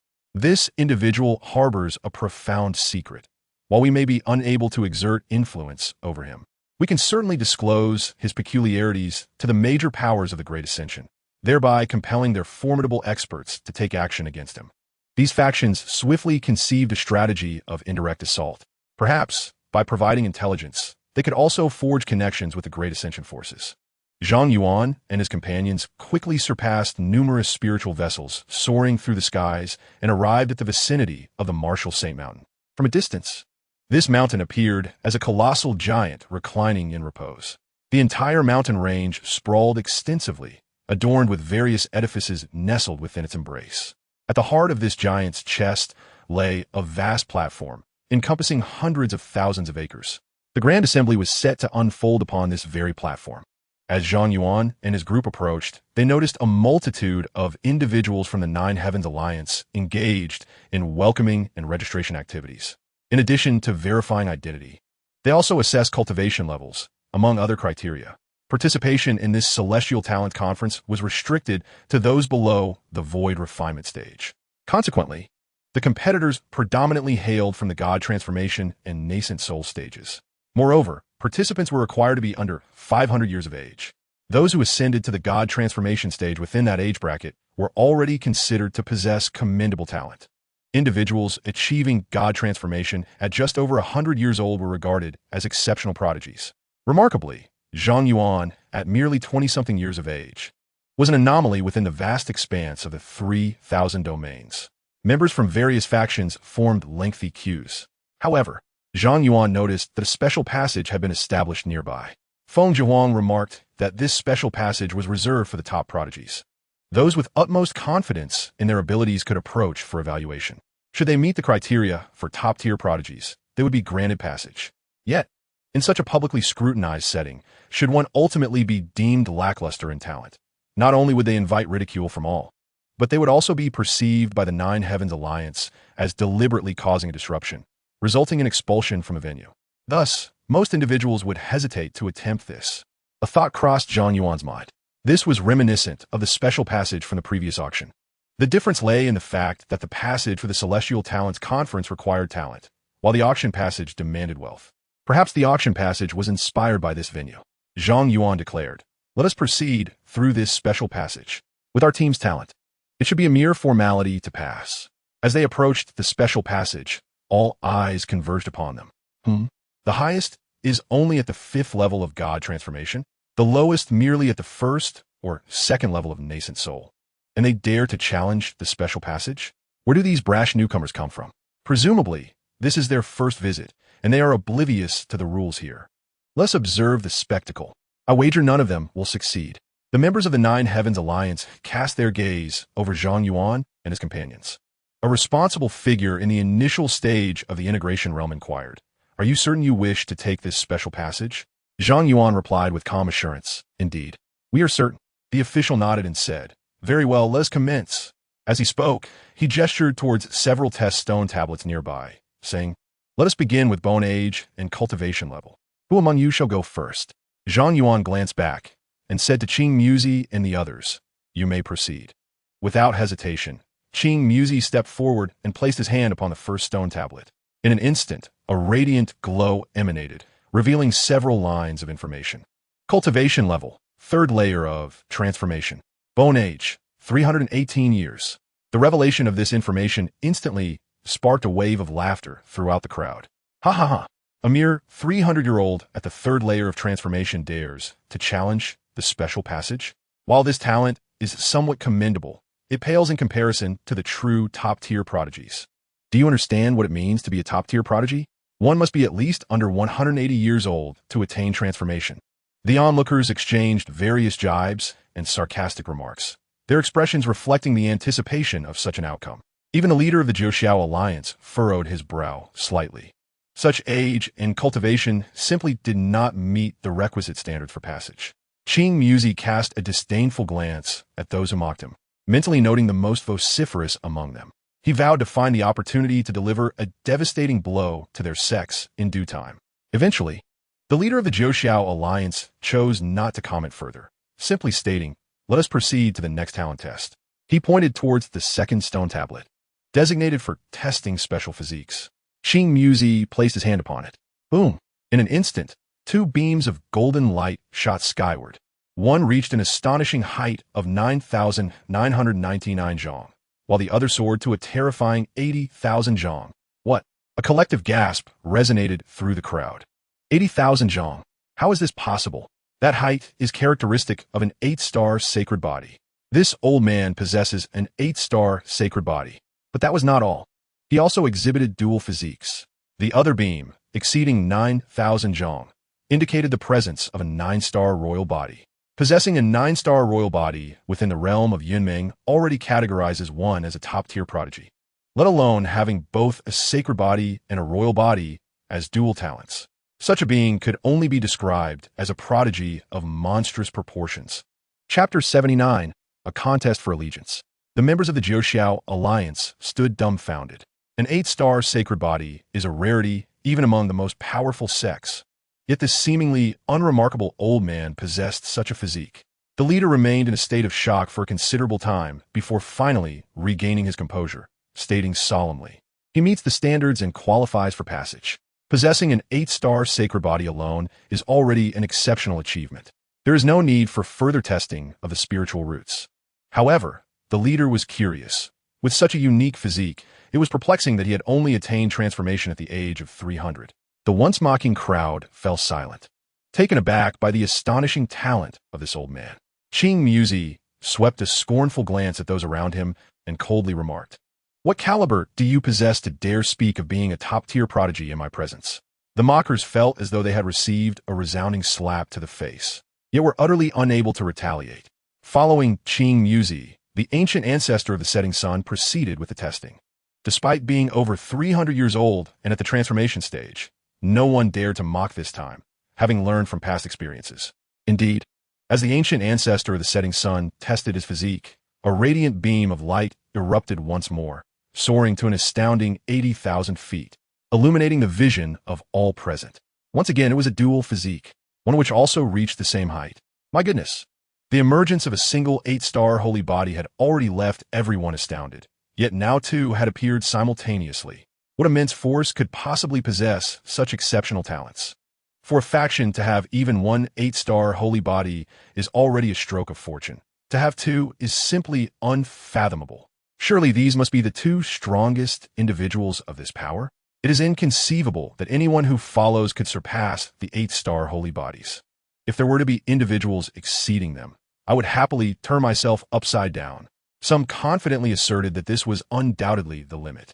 Alas, they were destined to have their perceptions reshaped today, truly witnessing what constitutes the extraordinary foundation of a sect. Elders Situ, Nangguang, and others began their tests in succession. As beams of holy body light ascended, the crowd fell into a state of complete stupor. How could there be more? All 12 individuals possessed dual physiques, with each having one physique at the holy body level. Among them, 2 individuals astonishingly exhibited dual holy bodies. Such terror, such awe. What kind of fortune does this sect possess to have so many exceptional prodigies at once? This is truly beyond comprehension. The onlookers were left in a state of shock, their scalps tingling. The members of the Nine Heavens Alliance were witnessing such a spectacle for the first time. Combined, their 9 powers could scarcely muster so many holy bodies. Suddenly, figures exuding immense presence appeared, their gazes sweeping across the assembly, causing a shiver to run through the hearts of all present. These figures were undoubtedly formidable beings of the great transcendence level.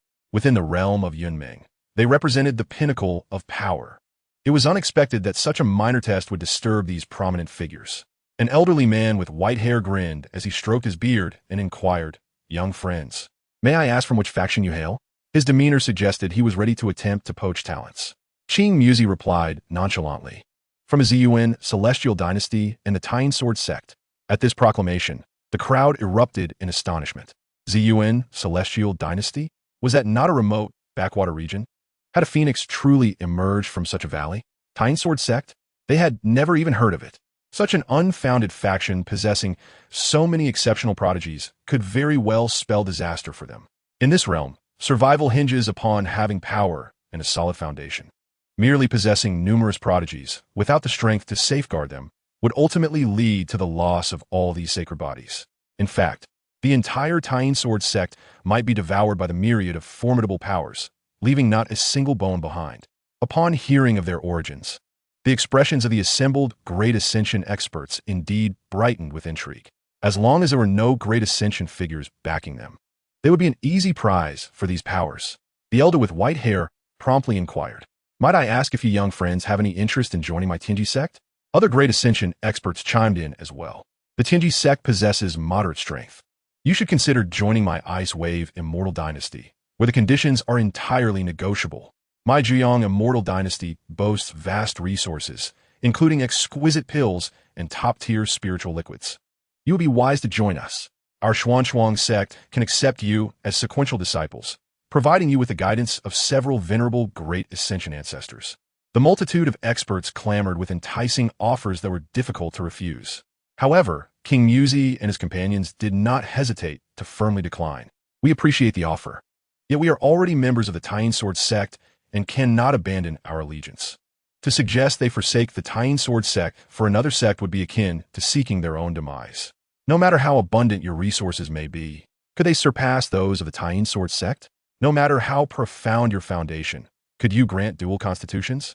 By joining you, where else would we experience the exhilarating rush of boundless power? What Zhang Zhongzhu provides far exceeds mere sustenance for soldiers." The assembled experts were taken aback by their resolute refusal. Behind them stood formidable Great Ascension forces, among the most prestigious within the entire Yunmeng domain. Countless individuals would break their heads to join, yet these country folk had the audacity to decline. "Young friends, please consider carefully. My Tianji sect is a Great Ascension level force, with resources and techniques that no ordinary sect can compare to. My Ice Wave Immortal Dynasty ranks among the top 10 immortal dynasties. Joining us would afford you endless benefits." Zhang Yuan interrupted their incessant chatter, a hint of impatience in his voice. "Have you finished? I'm in a hurry to conduct my tests." The Great Ascension experts, taken aback by such dismissive words, wore expressions of displeasure. "Young man, do not be too arrogant." The white-haired elder was about to take action to teach Zhang Yuan a lesson. Sensing the tension, 4 Great Ascension experts from the Jiuxiao Alliance swiftly appeared in the air. "Everyone, this is the venue for the 100 Dynasties War. Those who cause trouble will be disqualified from the competition. Let us resolve matters privately after the event concludes." With the Jiuxiao Alliance intervening, the Great Ascension experts fell silent, though a glimmer of coldness flickered in their eyes, clearly marking Zhang Yuan in their memories. A cold smile played upon Zhang Yuan's lips. He eagerly anticipated the arrival of a Great Ascension figure, ready to shower him with gifts. When that time comes, he would swiftly ascend to the peak of Great Ascension. The formidable cultivators of the Nine Heavens Alliance proclaimed, "Let the test proceed." The powerful beings remained, eager to discern if there were other sacred bodies among them. Zhang Yuan gestured for Feng Shixue to step forward, thus commencing the examination. She approached the stone tablet, placing her hand upon it. The revelations concerning her bone age and cultivation level astonished the onlookers. Cultivation level, 7th stage of the nascent soul. Bone age, 30 years.